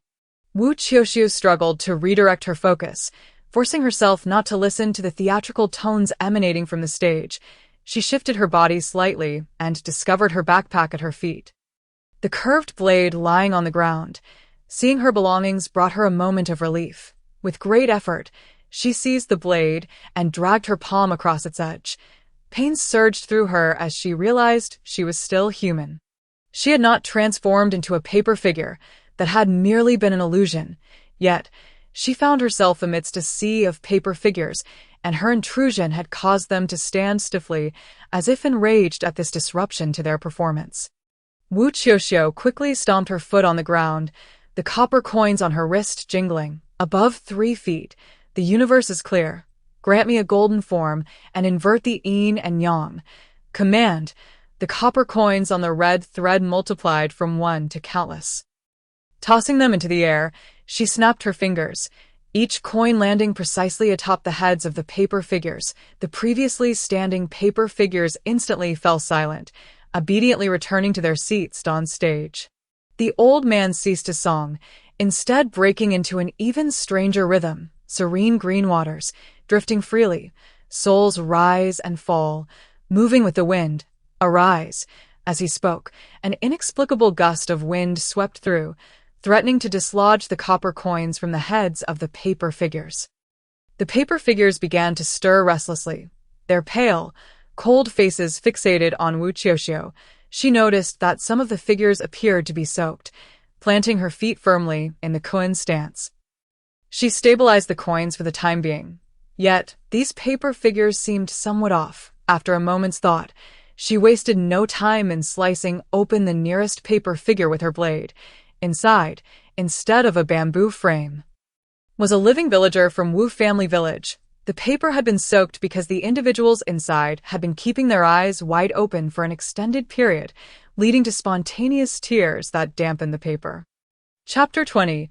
Neither heaven nor earth will retain you. Wu Qiuqiu hurriedly rescued the villagers. However, they had completely lost consciousness, standing rigidly in place. Having sat through such a lengthy shadow play, they had already been affected. They needed to be returned before dawn, or the consequences would be dire. Wu Qiuqiu, I advise you to abandon this endeavor. You may save one, but you cannot save two, the old man said with a smile. What do you mean? What are your intentions? Wu Qiuqiu questioned the old man with icy resolve. Don't you understand? I merely borrowed a bit of fortune. It won't cost them their lives, the old man replied. Wu Qiuqiu moved to inspect the second paper figure, only to find it was still a villager. Yet, she had distinctly written the names of the deceased on the family tree. Why were there still living souls within? What exactly went awry? Wu Qiuqiu's gaze fixated on the note bearing a name, which she swiftly tore off and flipped over. To her astonishment, the reverse side of the note bore the name of a living villager. No wonder they had become entangled with these paper figures. It turned out that this old man had meddled with them. Do you not fear for your lifespan by assisting Wu Qing in these heinous deeds? With a swift motion, Wu Qiuqiu severed the paper figure, liberating the villager within. The old man, hands behind his back, let out a hearty laugh. Who says I am aiding him? That fellow is nothing but a worthless wretch. Yet you are right. I do fear for my longevity, which is precisely why I have shifted the consequences onto him. Wu Qiuqiu's eyes flickered. She had thought the old man was merely helping Wu Qing in his nefarious activities. But she realized he was merely exploiting him. Of course, Wu Qing was no virtuous soul himself.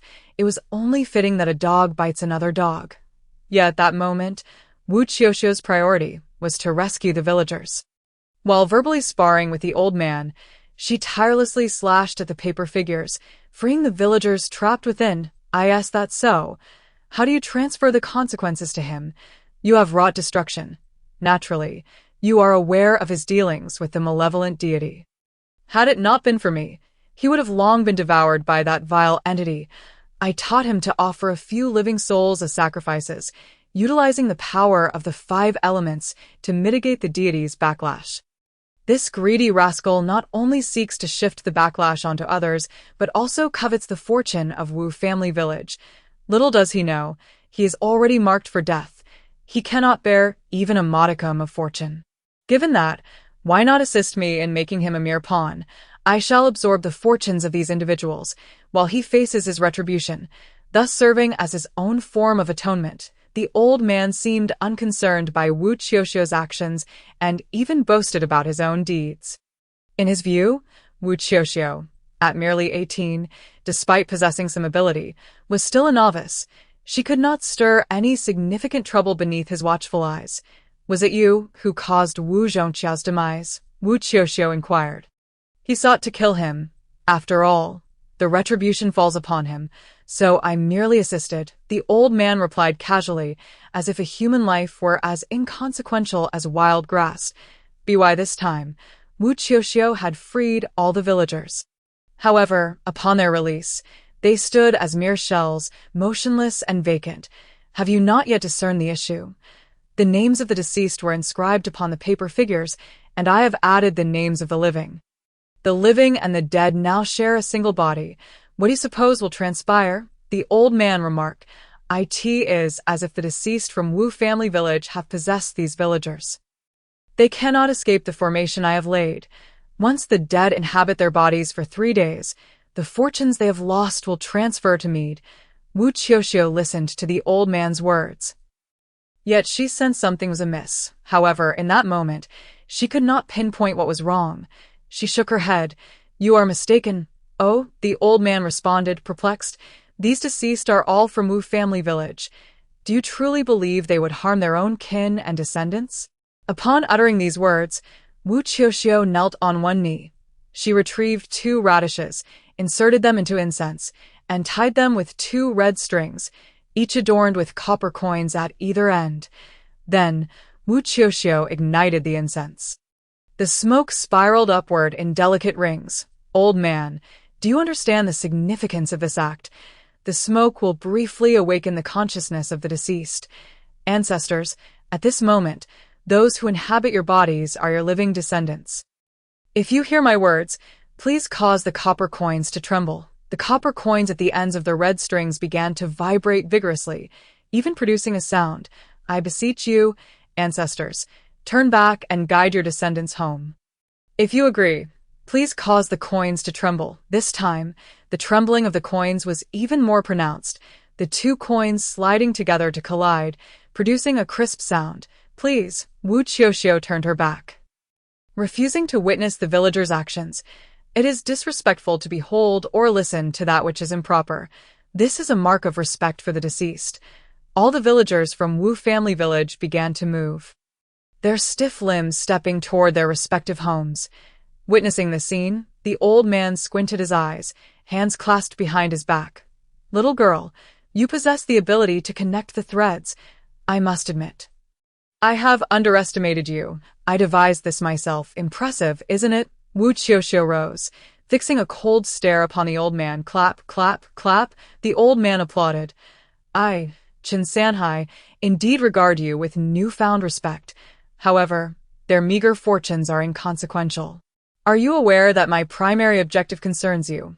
A sinister smile spread across Qin Sanhai's face, his demeanor growing increasingly eerie. I asked her. The copper coin on Wu Qiuqiu's wrist began to tremble violently, and she retreated several paces, gripping her curved blade. We came to Wu family village because of you. Do not resist. I, Qin Sanhai, possess decades more experience than you. Your feeble skills are nothing more than trifles. Do not believe me, observe. Before Wu Qiuqiu could process his words, she witnessed Qin Sanhai produce a puppet. Unlike the pale puppet from before, this one was adorned with red cloth, a small iron weight dangling from the bottom, and a red string tied around its neck. Qin Sanhai casually hung the puppet and suddenly shouted, Wu Qiuqiu! Wu Qiuqiu gasped, her vision plunging into darkness. Then came an overwhelming sensation of suffocation. When she regained her sight, she found herself suspended from a tree, clad in a red dress, her hands and feet bound. A red string encircled her neck, and a weight dangled from her feet. Her spirit was trapped, her body unable to find peace. This was a fate that denied her the chance for rebirth. Many years prior, an eerie incident had transpired in a certain place, yet many remained oblivious to the truth that it was indeed meant to prevent a soul from finding peace. The noose around her neck tightened, rendering her breathless, as if it sought to strangle her. Do not panic. Wu Qiuqiu forced herself to remain calm. The so-called sorcery is merely an interplay of reality and illusion. At present, she was not truly hanging from a tree. Her spirit was imprisoned, and the puppet must bear her birth date inscribed upon it. Her mind believed she was suspended, and so she perceived herself as such. Naturally, if left unchecked, she would perish, suffocating herself in the process. This is the terrifying nature of sorcery. The lines between reality and illusion blur, leading one toward death in a dreamlike state. Shatter this illusion.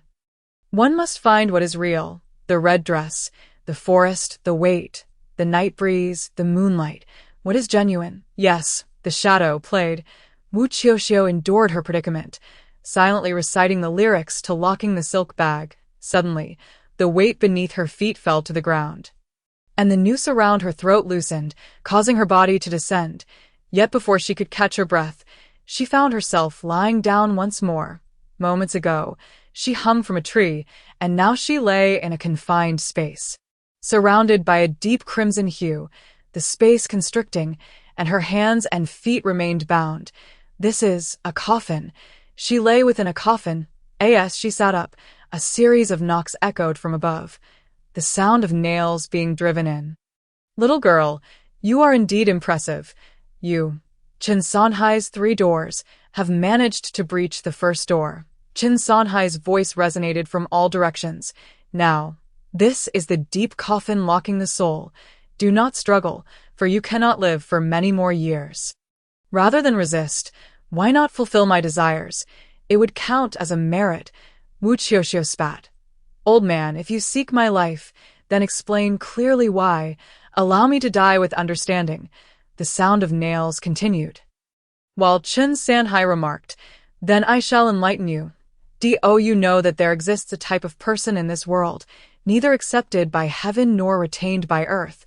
They linger in the human realm, caught between the realms of yin and yang, neither human nor ghost. Qin Sanhai's voice grew more fervent. Wu Qiuqiu realized that the person Qin Sanhai referred to might indeed be herself. You speak of me? You are utterly absurd. Wu Qiuqiu instinctively retorted. She was a human, a perfectly normal human. Qin Sanhai paused, a cold chuckle escaping his lips. I know you do not believe me, but you, little girl, are indeed the fabled corpse fetus. Chapter 21. Wu Qiuqiu is determined to live. A corpse fetus. The term refers to a fetus that remains alive for 48 hours after the mother's death, continuing to exist within the corpse of the mother. Such individuals should have perished long ago, yet they somehow endure. To the living, you are a dead person. To the dead, you are undeniably alive. Thus, it is said that you are neither human nor ghost. Qin Sanhai generously elucidated what it meant to be a corpse fetus. Wu Qiuqiu, however, was left utterly dumbfounded. She recalled her uncle, the village chief, mentioning that during her mother's difficult birth, her grandmother had not taken her mother to the hospital, but instead brought her out 2 days later, declaring her dead. Given her grandmother's knowledge, it was impossible for her not to realize that she was a corpse fetus. Qin Sanhai continued, Because you are a corpse fetus, your soul and body are inherently unstable. Should your breath falter, lost souls and wandering ghosts will seek to seize your body. To us, Your life is a valuable commodity. Your lifespan and fortune can be plundered, and since you do not belong to the realms of yin and yang, even if they succeed, there will be no repercussions. Tio put it bluntly, killing an ordinary person incurs karmic retribution, a form of heavenly punishment. However, killing you will invoke no divine judgment, for you are already an anomaly in this world. You are a moving blood bag, coveted by both the living and the dead. Wu Qiuqiu remained silent for a long while, her voice subdued. I understand. However, you bear a restriction upon you, or rather, a disguise, which has rendered you as an ordinary person for the past 18 years. Yet, for reasons unknown, that restriction has loosened, and your essence is leaked, leading me to deduce the existence of a corpse fetus in Wu Qiuqiu. Chun Sanhai continued, that restriction was likely placed by your grandmother. In her desire to protect you, she disguised you as an ordinary person, but due to her momentary carelessness, she unwittingly triggered the loosening of that restriction, thus inviting calamity upon herself. Since you have divulged so much to me, why not share how I might locate the one who has stolen my life? Wu Qiuqiu inquired. Chun Sanhai replied, is that truly important? You are already locked within a deep coffin. Your soul and lifespan now belong to me. Wu Qiuqiu's eyes flickered. Of course it is important. After a moment of contemplation, Chun Sanhai said, the one who cast the spell is formidable and difficult to locate. But should you ever encounter the one who has stolen your destiny, you will undoubtedly sense their presence. Oh, Wu Qiuqiu lowered her gaze. Chun Sanhai, believing Wu Qiuqiu had surrendered, asked, do you have any final words? Smeared with dog excrement on your face, and that thief of my life, Wu Qiuqiu retorted. Chun Sanhai replied, speak properly, then let me shove 2 heaps of excrement into your mouth. Wu Qiuqiu shot back. Chun Sanhai was nearly incensed to the point of distortion. After all these years, it was the first time a junior spoke to him in such a manner. He fell silent, hammering the 7th coffin nail. Meanwhile, Wu Qiuqiu closed her eyes. The copper coin bracelet on her right wrist trembled, producing a crisp sound as the coins clinked together. I am the vast and shadowy realm devoid of light, upon a 3-foot lotus platform. My form is uncertain. I see the lotus flower ferrying me across, severing the illusions to reveal the truth. Damn it, break for me, Wu Qiuqiu cried out, her wrists' coins shaking more fervently. The curved blade she had previously held reappeared in her grasp.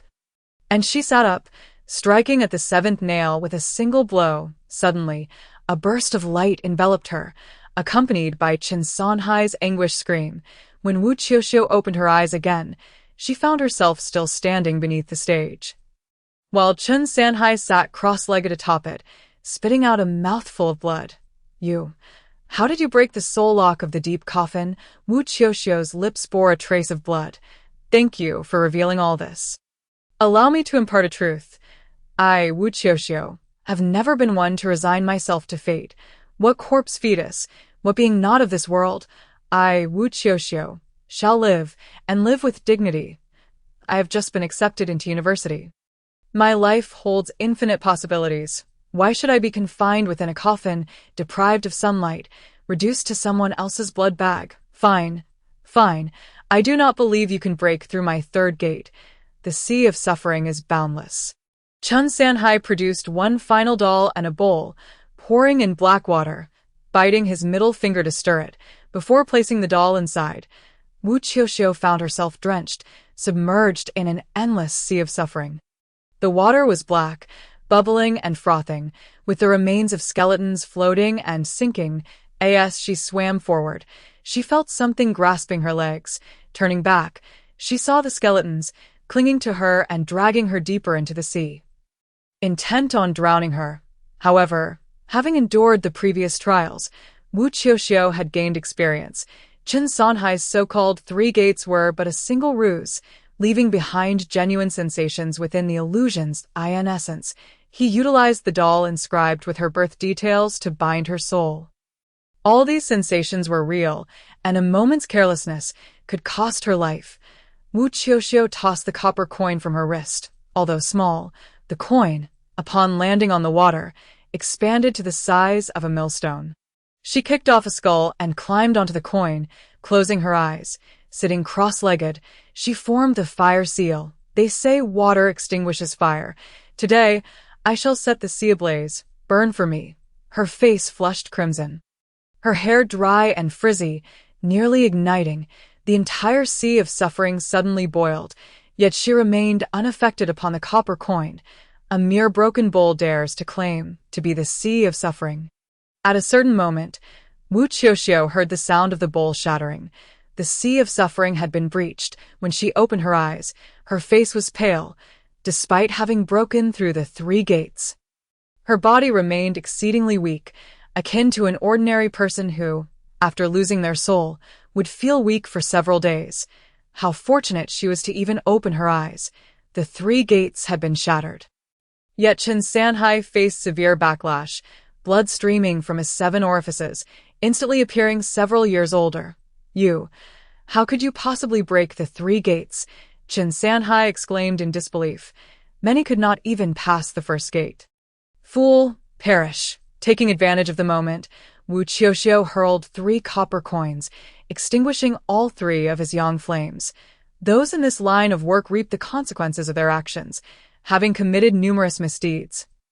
Chen Sanhai now suffered severe backlash, and with Wu Qiuqiu extinguishing his yang flames, all the malevolent spirits he had offended in the past, as well as the nearby wandering souls, would seize this opportunity to torment him. Indeed, Chen Sanhai appeared to witness something profoundly terrifying, scrambling to his feet. "Stay away! Ah!" He screamed frantically, fleeing up the mountain. As for the remaining actors who had fainted on the spot, Wu Qiuqiu could not concern herself with them. Having chosen to earn this money, they must bear the corresponding consequences returning home. She bore her backpack, enduring a pounding headache, swaying as she walked. The 3 incense sticks she had placed at the door before leaving had dwindled to but a sliver. Nearly burnt out, Wu Qiuqiu fell into a deep slumber, lost to the world. At times, she would sweat profusely, and at others, she would shiver from the cold. This interplay of heat and cold persisted. She remained oblivious to the passage of time. During this period, it seemed several groups of people had knocked at her door, but Wu Qiuqiu was simply too exhausted to rise and answer. It was not until the 3rd morning that she finally regained her strength. Picking up her phone, she realized she had slept for nearly 2 days. There were several missed calls, but before Wu Qiuqiu could return them, another call came in. Shaking her groggy head and with a rumbling stomach, she made her way to the door. "At last, you've appeared. We were about to call for an ambulance." Upon seeing Wu Qiuqiu, the village head sighed in relief. "What has transpired these past 2 days?" Wu Qiuqiu inquired, scratching her head. The village head took a couple of puffs from his pipe, smacking his lips. "A great calamity has befallen us." His eyes flickered. The village head continued. "Your uncle Wu Qing's adopted son, for reasons unknown, quarreled with Wu Qing and ended up choking him to death. The body has been sent to the funeral home. And that lad has been arrested. Now, things have taken a turn for the worse. The play cannot go on, and a life has been lost. The troupe packed up and fled at dawn. As for Chen Sanhai, he has vanished without a trace. What a grand entrance. And yet this is how it concludes. The village had squatted in a corner, smoking and sighing. I wonder what sins have been committed lately to bring about such a series of bizarre events. Wu Qiuqiu glanced at the burnt-out matches inside and smirked. Suddenly, her phone rang abruptly. Picking it up, she saw that it was that somewhat familiar number. She answered, and an anxious young voice came through. "Sister. Is that you? You must help my sister." Chapter 22. A red embroidered shoe at the door. Wu Qiuqiu instantly recalled who it was. The boy who had gifted her a small cake. "Speak slowly." The matters of the village had been resolved, and the village head had not mentioned any other villagers in trouble, so she had time now. "My sister is in trouble again," the boy said. And then, Wu Qiuqiu's voice was cool, steady, as if soothing the boy's anxiety. "I listened to you, and have been sleeping with scissors tied up, which indeed feels secure. However, starting a few days ago, new problems arose. She runs out in the middle of the night, and even though we take turns watching her, she still disappears, only to return at dawn, claiming she remembers nothing. The boy struggled to articulate, urging Wu Qiuqiu for assistance. Does your family possess any powerful masters? Please, sister, help my sister. All right, give me your address. Wu Qiuqiu stretched lazily. The boy was overjoyed and quickly replied, No need, just tell me where you are, and I'll have my dad drive over to fetch you. Wu Qiuqiu glanced at the three-wheeled vehicle parked beside the willow tree, smiling confidently. I have a car, all right then. I'll send the address to your phone. When will you bring the master? The boy inquired. Her stomach continued to protest. Wu Qiuqiu reassured her belly, saying, Later, can't you come right now? Wu Qiuqiu replied, Aren't you in a hurry? The boy blushed on the other end. Sorry. Wu Qiuqiu hung up and noticed the village head still squatting in the corner, seemingly unaware of his numb legs. Uncle Village Head, Wu Qiuqiu called out. The village head stood, nearly losing his balance from the numbness.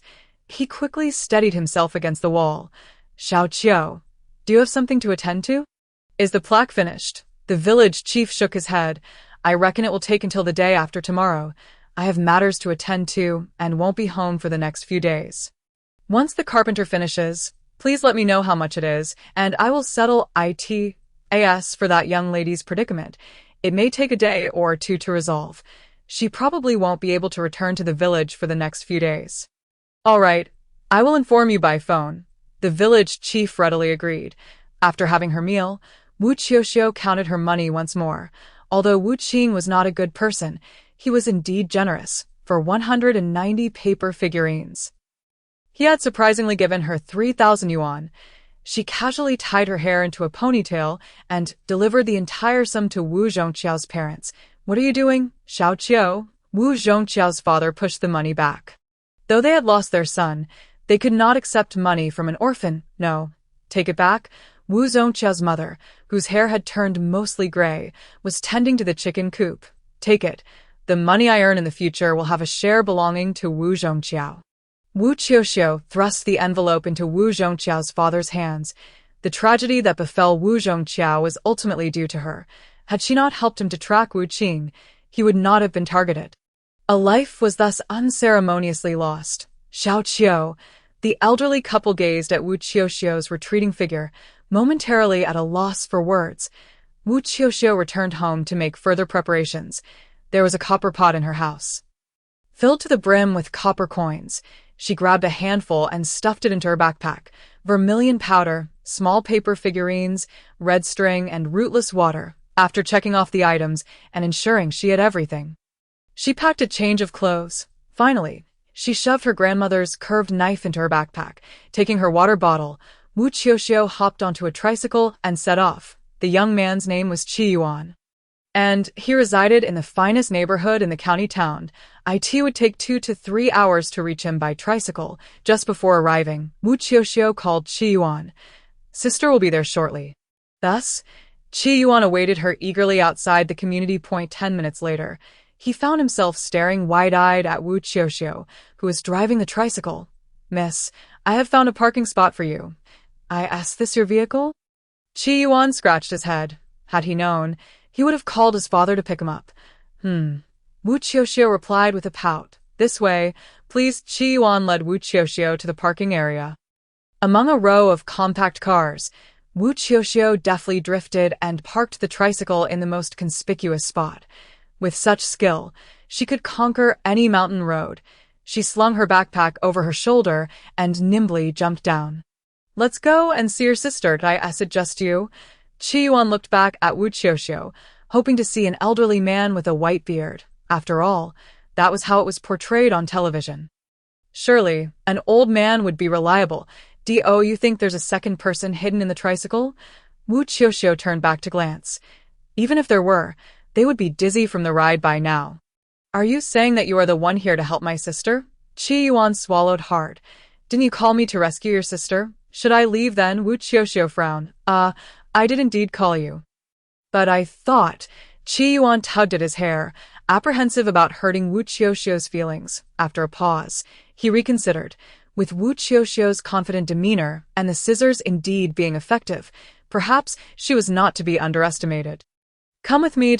Wu Qiuqiu followed Qi Yuan into the community. The neighborhood was quite pleasant, with good landscaping. However, Wu Qiuqiu kept catching a whiff of incense, having dealt with such matters for a long time. She was particularly sensitive to the scent and could not be mistaken. Has there been a death in the neighborhood recently? Wu Qiuqiu inquired.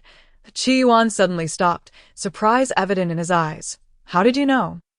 A month ago, an elderly lady in Building 2 lost her son in a car accident. Wu Qiuqiu nodded, remaining silent. Qi Yuan lived in Building 3, which meant they had to pass by Building 2. As they walked by, Wu Qiuqiu casually glanced inside and noticed a fire pit in the hallway filled with ashes from burnt paper offerings. The elderly lady has been burning paper offerings in the hallway of Building 2 every night for the past month. I once encountered her, and it scared me half to death. Many residents of Building 3 have lodged complaints, but the property management is helpless against her. Thankfully, she doesn't live in our building. The thought of an elderly woman burning paper offerings in the hallway at the witching hour was indeed unsettling. How old was her son? Wu Qiuqiu casually asked. He must have been around 30, unmarried and childless.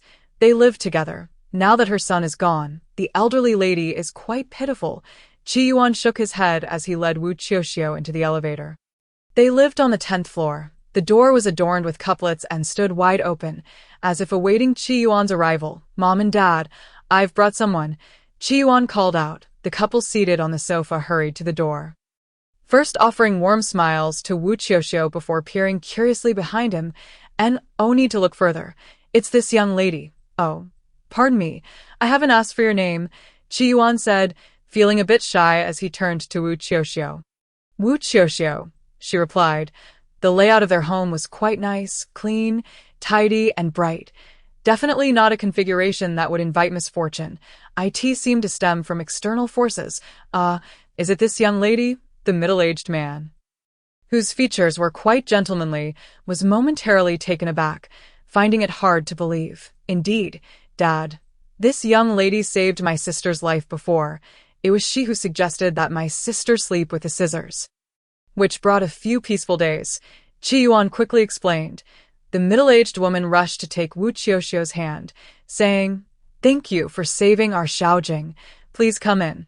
Regardless of whether Wu Qiuqiu could assist her daughter, she felt indebted to her for saving her child's life. The middle-aged man quickly stepped aside.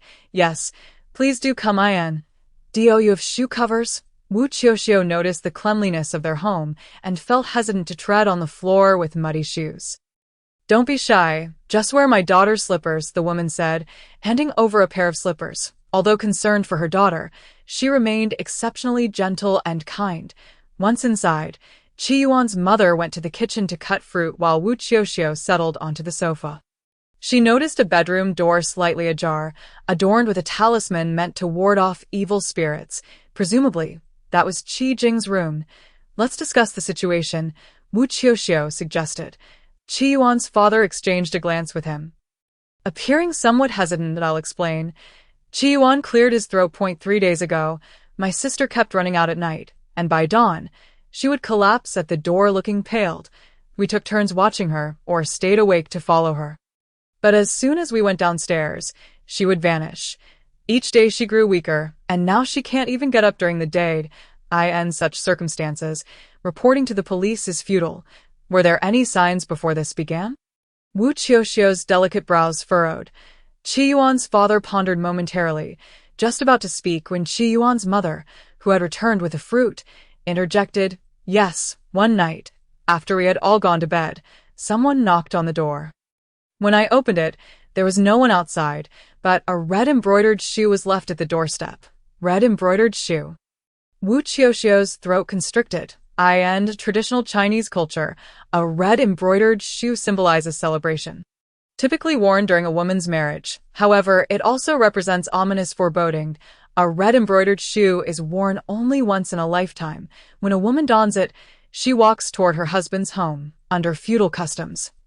Marrying into a husband's family means once she wears the red embroidered shoe, she can never look back at her family. Doing so is deemed inauspicious. Furthermore, a woman abandoned by her husband's family cannot remain in her own family either. Facing societal scorn and being unjustly branded with various accusations, Rather than a celebratory red embroidered shoe, it is more accurately a symbol of the constraints imposed on women by feudal traditions. It binds a woman for life. Once worn, this shackle cannot be removed. What people truly fear is not the red embroidered shoe itself, but the dark implication it carries.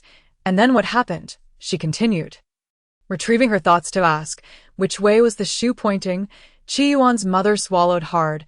I was terrified at the time, but I remember that the toe was pointing outward.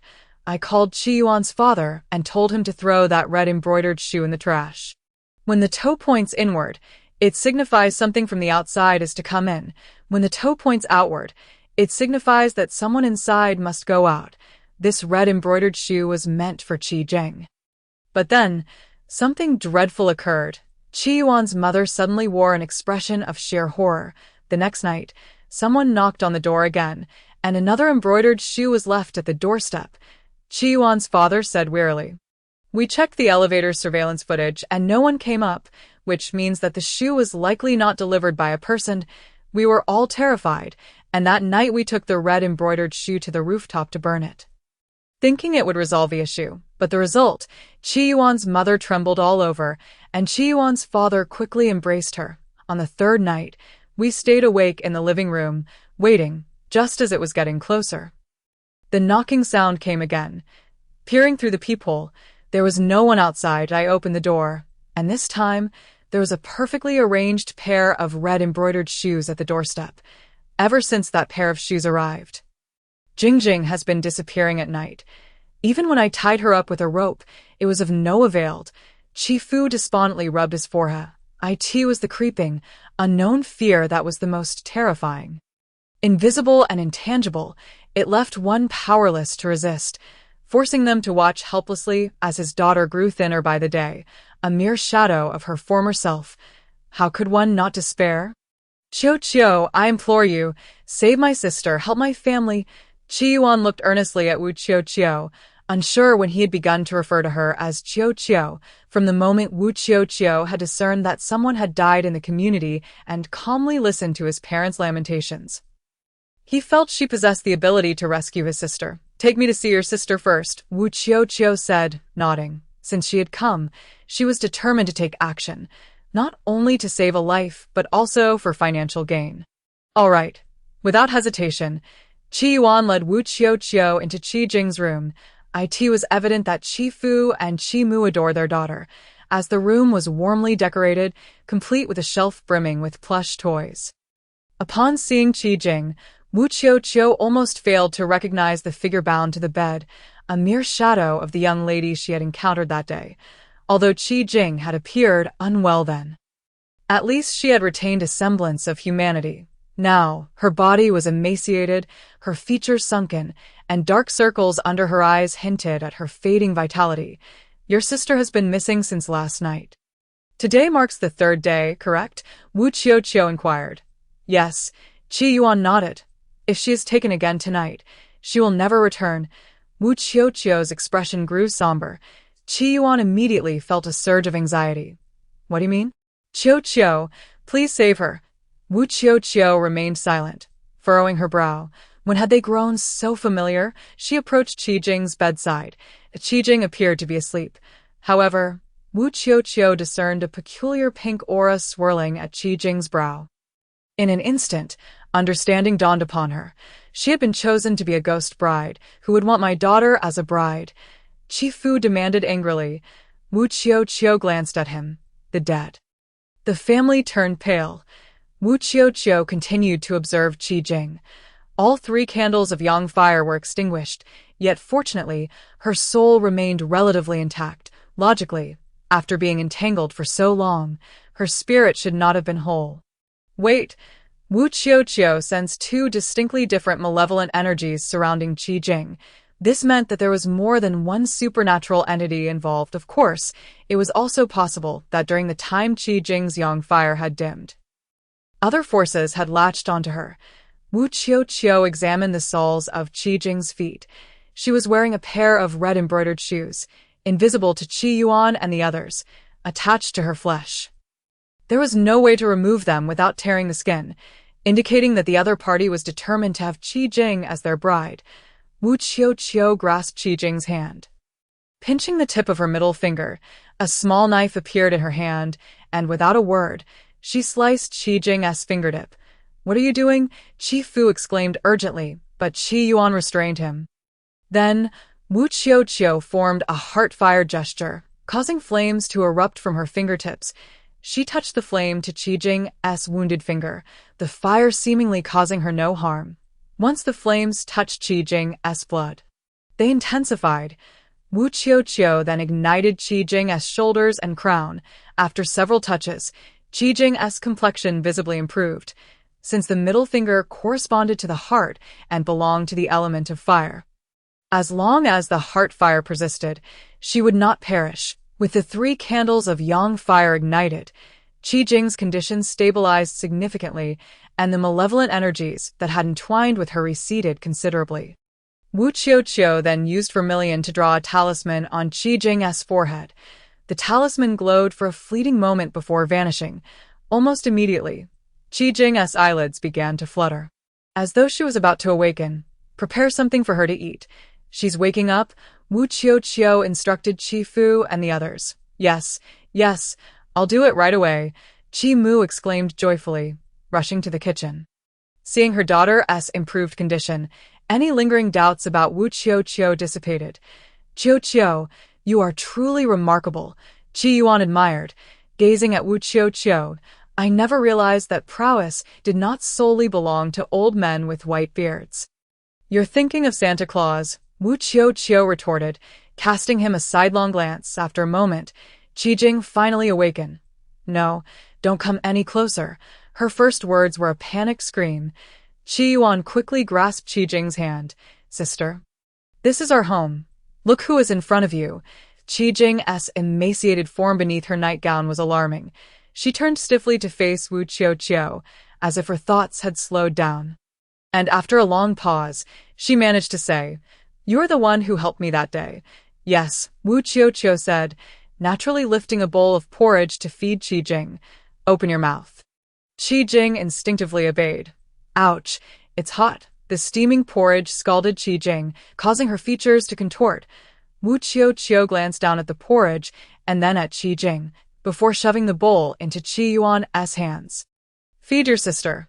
She must eat well to regain her strength." "What do you mean? Is my sister not well yet?" Qi Yuan's eyes widened in disbelief. He thought his sister seemed fine and assumed she had recovered. "It is not that simple. The forces that want her as a ghost bride will not easily relent. If I am not mistaken, they intend to take her for the wedding tonight, once the ceremony is completed." "Qi Jing will die. I don't want to. Please save me." Qi Jing, terrified after days of horror, cried out upon hearing Wu Qiuqiu's words. "First, eat. Regain your strength. I will watch over you tonight," Wu Qiuqiu reassured her. Though petite, her words conveyed an overwhelming sense of security. Qi Jing's frail body could not withstand further strain. She had to recover, but the forces against her were formidable, and they would surely strike tonight.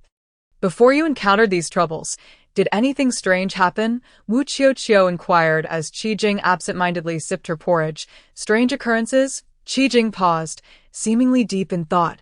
"I found a red envelope containing 600 yuan and a note. I stood there for hours waiting for the owner, but no one came. Then, since my best friend's birthday was approaching, I used that money to buy her a gift. The next day, I went shopping and encountered a free fortune teller. She accurately guessed my age and some of my experiences. Then she claimed her predictions regarding marriage were the most accurate and asked for my birth date to calculate my fate. I don't know what possessed me, but I told her." Qi Jing finished, cautiously observing Wu Qiuqiu's expression. "Ever since that day, I've had entities haunting me. Should I not have shared that with her?"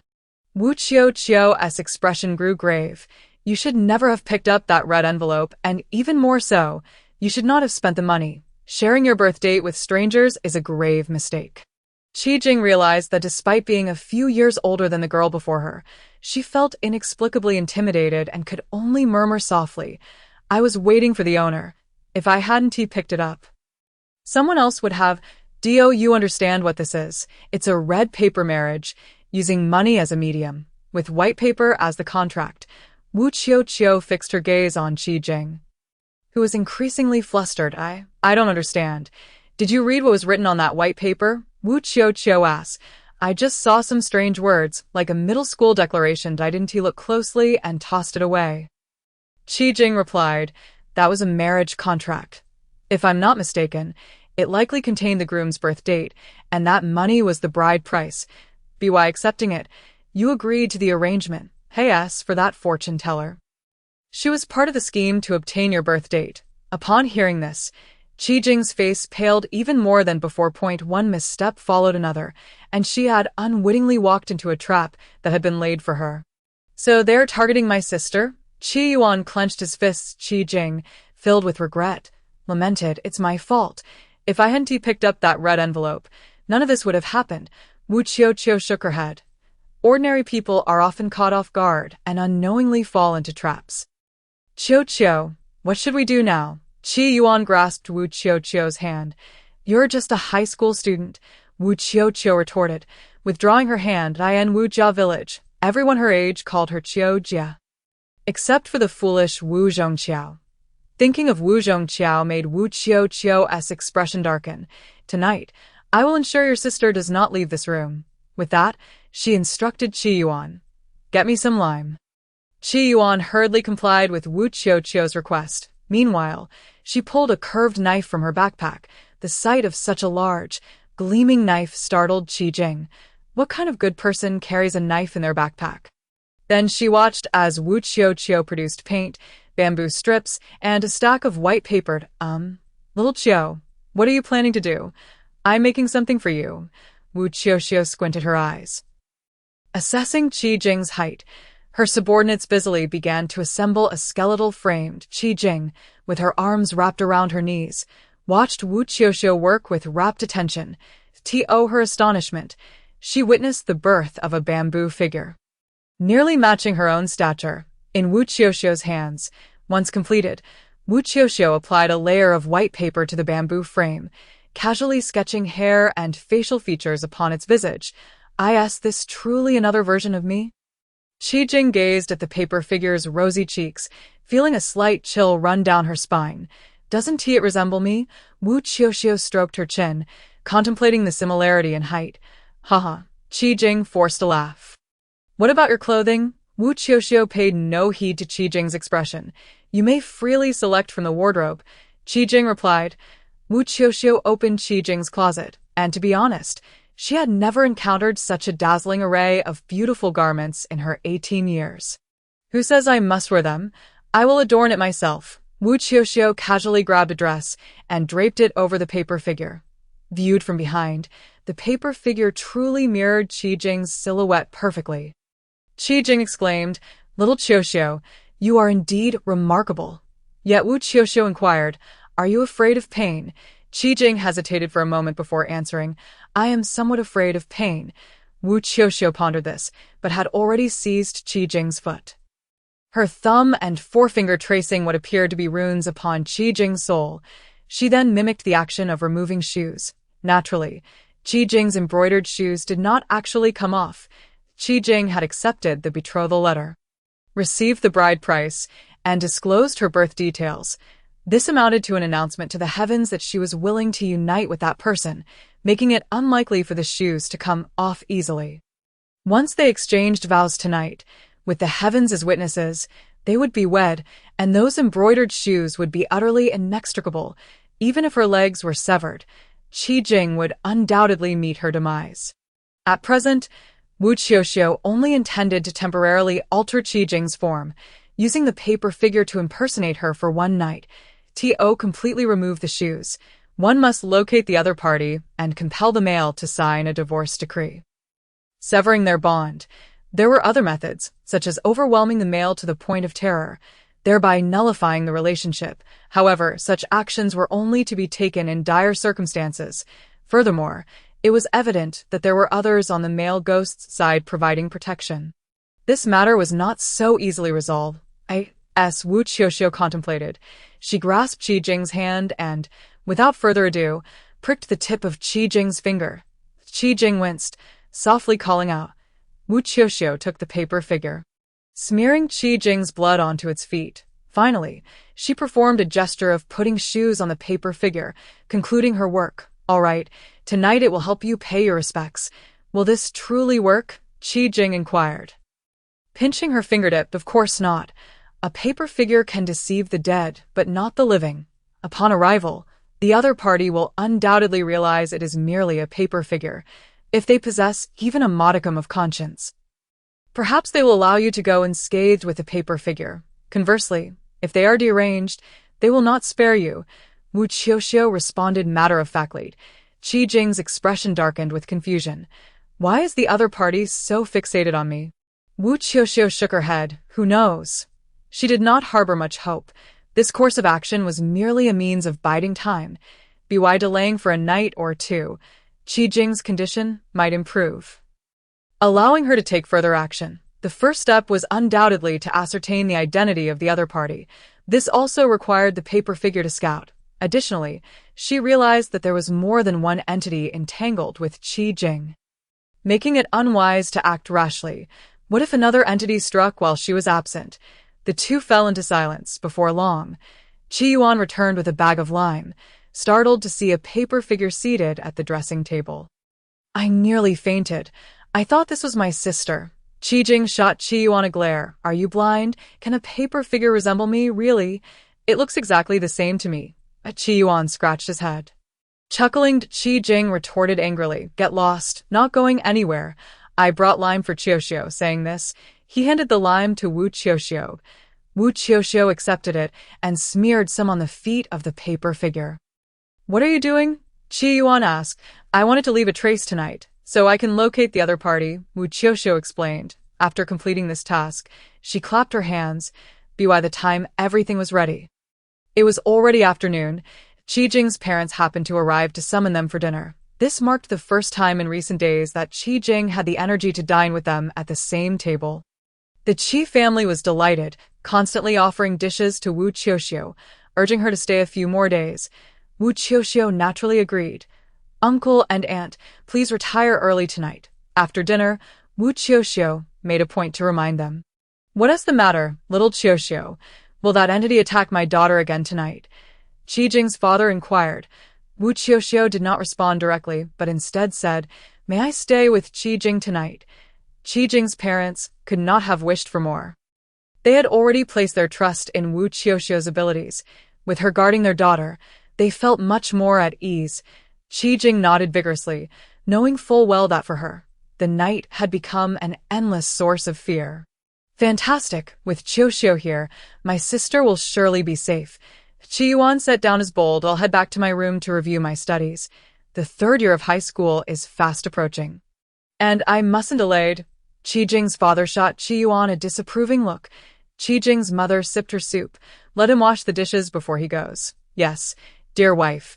Qi Jing's father immediately replied. Qi Yuan grumbled. Did you give birth to me just to make me your servant? Qi Jing's mother retorted. What else should it be? Qi Yuan pouted but dared not voice any complaints. Nightfall soon descended, after a shower. Wu Qiuqiu returned to the room, only to find Qi Jing anxiously seated on the bed, braced for anything. Do not worry, Wu Qiuqiu reassured her, producing a length of red thread, tying one end to Qi Jing's wrist and the other to her own. With the red thread in place, wherever Qi Jing ventured, Wu Qiuqiu would follow, even into dreams. Chapter 25. A wedding amidst mourning. A ghostly marriage. The ends of the red thread bore no knots, appearing as though they were directly intertwined. Qi Jing curiously examined it for a long while, asking, How is this achieved? Wu Qiuqiu pulled up a chair, sitting beside the bed, idly playing with a folding knife. Glancing at the time, she noted it was still early. Do you wish to learn? Qi Jing's eyes brightened. Is that possible? I was merely inquiring, Wu Qiuqiu replied. Qi Jing frowned slightly. Qiuqiu, you are so cruel. Wu Qiuqiu remained silent, sharpening a piece of bamboo with a knife. The tip was honed to a sharp point, and she handed it to Qi Jing. If someone pulls you, use this to stab them. Can it be brought into dreams? Qi Jing marveled at the bamboo piece. Didn't you bring scissors into your dreams before? Qi Jing suddenly realized. Oh right, during those days, She had slept with scissors tied to her, and when that man approached her in her dreams, a copper pair of scissors had inexplicably appeared in her hand. The man was terrified of the scissors and dared not come close, allowing her to enjoy a few peaceful nights of sleep. However, not long after, that man grew unafraid of the scissors, inching ever closer until she could smell the putrid stench of rotting flesh on him. Ultimately, he stood right before her, his bloodied face obscuring his features. All she could discern was that he was short and stout. Then, that man grasped her hand, lewdly proclaiming her as his wife, dragging her deeper into the suffocating darkness.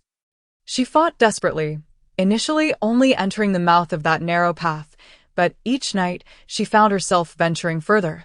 At the end of that path, she vaguely saw some red and white shapes. Though they were too blurry to discern, Qiuqiu had reached the pinnacle of her fear, dreading the approach of nightfall, fearing that she would drift into sleep and be led to the path's end by that man. She could not bear to imagine what lay beyond. By the way, aside from that man, I sense there are other entities in my dreams, whenever I am about to be taken to the end. I hear a man's wail in my ear, which jolts me awake. Were it not for that wail, she feared she would have been taken to the path's end long ago. Oh, did I ask that so? Wu Qiuqiu pondered. By the way, Qiuqiu, you don't seem much younger than me. Don't you go to school?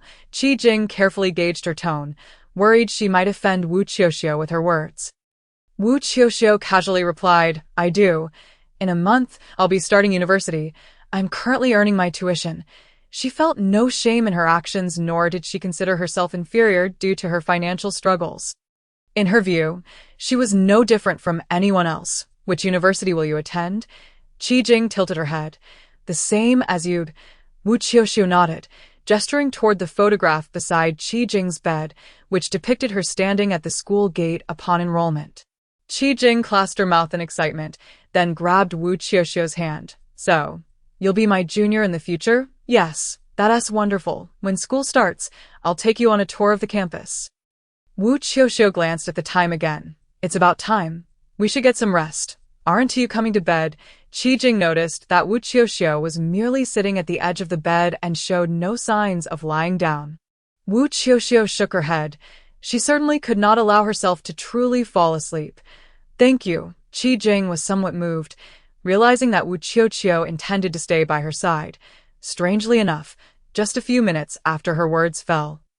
She indeed drifted into a deep slumber. Before long, Qiuqiu found herself once more standing at the entrance of that pitch-black path, the depths still shrouded in an unfathomable mist. From within the fog emerged a short, stout, fragmented figure, limping towards her. Qiuqiu's instinct was to turn and flee, yet her feet felt as if they had taken root. Looking down, she saw that the pair of red embroidered shoes were now adorning her feet. A searing pain shot through her soles. With each attempt to turn away, crimson blood seeped from beneath, rendering her immobile. The man had now approached her, rasping wife, his voice a grating whisper as if his vocal cords had been torn asunder. With bloodied hands, he seized her wrist, declaring, Come with me, we shall be wed. Qiuqiu's heart raced with terror. She longed to scream, yet no sound escaped her lips, and she had forgotten that she still clutched a bamboo strip. Suddenly, a chilling breath brushed against her left side. Turning in fright, she was met with the sight of another disfigured face. Half of its head had been cleaved away, a grotesque mixture of red and white dangling within. It opened its mouth wide and let out a chilling wail. Qiuqiu's silent scream echoed within her, and she shut her eyes in a panic, fervently praying for Wu Qiuqiu to appear. Yet, when she opened her eyes again, the stout man had retreated a step, no longer gripping her hand, and the ghastly visage had vanished. She sensed that this spectral face harbored no intent to harm her, and she recognized it as somewhat familiar. At that moment, Qiuqiu recalled the bamboo strip in her grasp. As the stout man lunged again to seize her arm, she summoned her courage and thrust the strip forward. Piercing his palm, his fury was palpable. You are my wife. Dare to defy me, and I shall teach you a lesson, he snarled, his already twisted features contorting further. Come with me. I shall take you to our wedding now. He extended his hand once more, this time with smoke rising from his palm.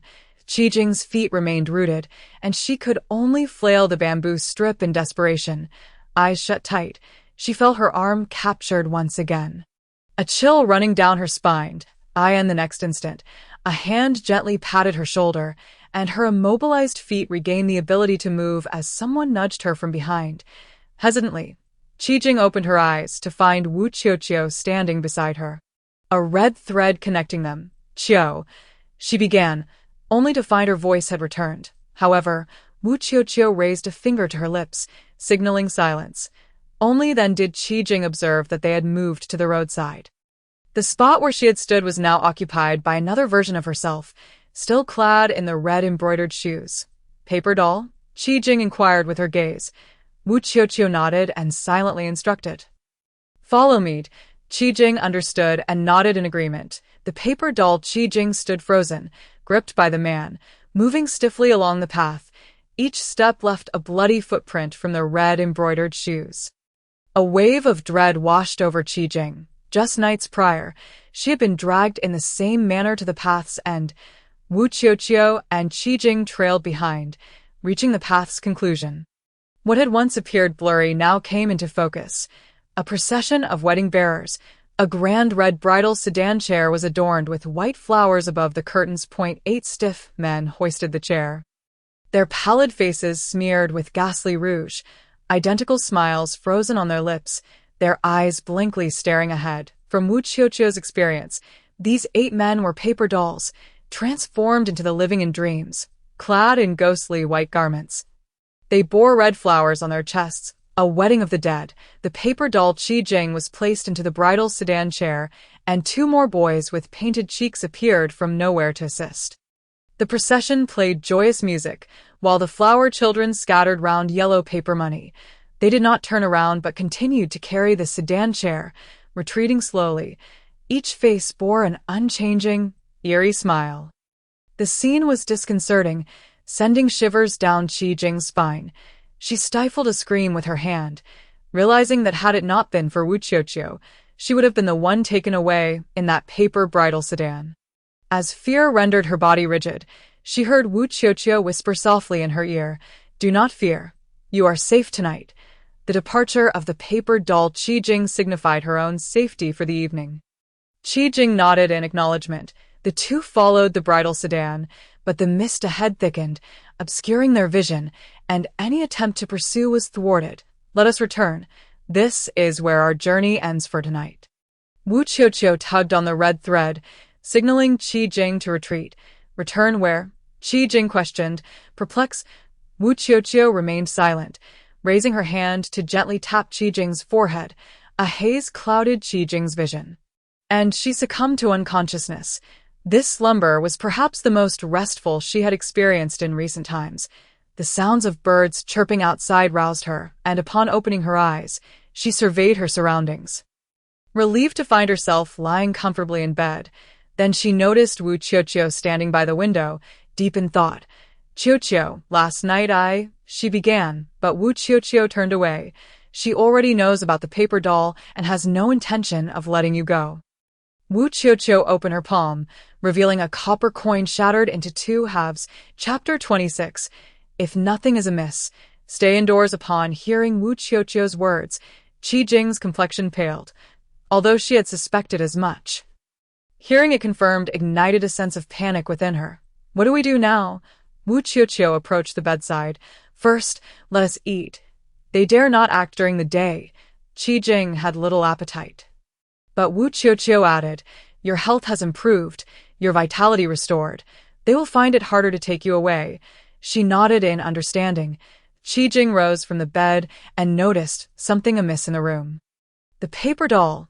Has it truly been taken away?" she inquired. "Look," Wu Qiuqiu said, crouching down to point at the floor. Qijing, skeptical, knelt to examine the ground, discovering small patches of white. "These are footprints." The recollection of Wu Qiuqiu sending her foolish brother to fetch lime flooded her mind. So, this was the trace Wu Qiuqiu had spoken of. With the paper doll's guidance, they could discover the location of the sorcerer. However, Qijing frowned, "But the traces will surely fade." "Not at all," Wu Qiuqiu replied.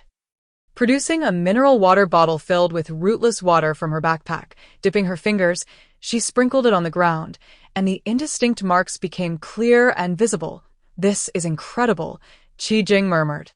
As a child of the new era, born under the red flag and nurtured in the spring breeze, she would never have believed in the existence of ghosts and supernatural beings before these events unfolded. Yet, the occurrences she had faced recently had utterly transformed her worldview over the past 20 years. The world has many facets. What I once perceived was merely the tip of the iceberg. She remarked, her expression complex. Knock, knock, knock, sister. Are you in there? Are you all right? Qi Yuan's voice called from outside the door. Qi Jing approached to open it. Qi Yuan looked her over, initially relieved, then scrutinizing her. You seem much better today. Really? Qi Jing glanced at her reflection in the dressing mirror. Indeed, she looked considerably improved compared to before. Let's go eat. A wave of joy surged within her. After dining, Qi Jing expressed her desire to take Wu Qiuqiu out for a stroll. Qi Jing's parents voiced their concerns, wary of further mishaps. Ever since this incident, we have been too afraid to go out or sleep soundly. Now that I feel better, and with Qiuqiu here, please allow me to get some fresh air. Qi Jing pleaded. However, her father hesitated. But father, Qiuqiu is a guest. We can't keep her cooped up indoors. Qi Yuan chimed in. During the day, there is nothing to fear, Wu Qiuqiu assured, eager to venture out, especially to revisit the spot where Qi Jing had found the red paper. Unfortunately, Qi Jing had discarded the marriage certificate, or else they could directly ascertain the name of the person involved. Very well, go ahead, Qi Jing's father said, pulling out his phone. Jing, I've transferred 5,000 yuan to you. Take Qiuqiu out for a good time. Wu Qiuqiu's brow furrowed slightly. 5,000 was merely pocket change for Qi Jing, yet it required immense effort for Wu Qiuqiu to earn. Finally, we can go out. Qi Jing clapped her hands in excitement. The three of them stepped outside together. As they passed the neighboring unit, an elderly woman with a sullen visage and graying hair approached. Her presence was unsettling. Qi Yuan whispered to Wu Qiuqiu, "This is the old lady whose son died in a car accident." Thus, Wu Qiuqiu raised her gaze to scrutinize the elderly woman, the old lady, clutching a basket of vegetables.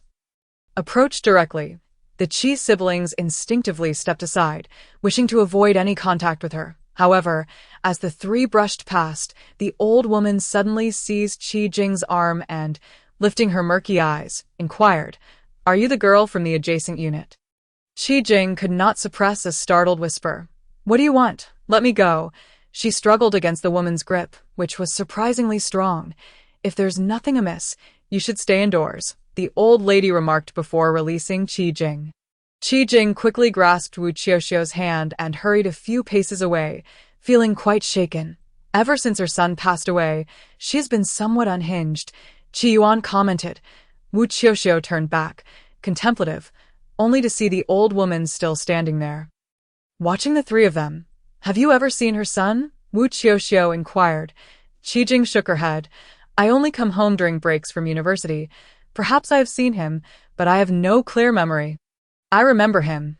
He used to deliver food. I overheard some aunties talking after school, saying he worked very hard and managed to pay the down payment for a flat in this complex before bringing his mother to live with him."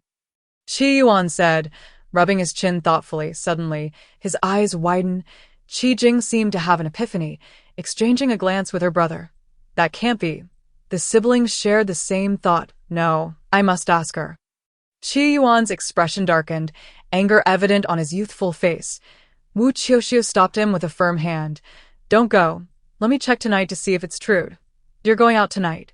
Qi Jing looked uneasy. Without Wu Qiuqiu, she felt too afraid to sleep alone. "Yes, I have plans, don't worry," Wu Qiuqiu reassured her. Qi Jing nodded, though still glum, instinctively glancing back. She noticed the old woman had vanished. All right. Today is just beginning. If it were to be my last day, I would still wish to create beautiful memories." Qi Jing turned back, her expression now beaming with a smile. "With me around, you won't meet your end so easily." Wu Qiuqiu furrowed her brow. "What do you mean? Don't you trust her?" Qi Jing stuck out her tongue playfully. Take me to the spot where you found that item, Wu Qiuqiu stated, without questioning why. Qi Jing led Wu Qiuqiu there. After traversing 2 streets, they arrived at a crossroads beneath a bus stop sign, where Qi Jing pointed. It's right here. By this time, the rush hour had passed, and the bus stop was deserted.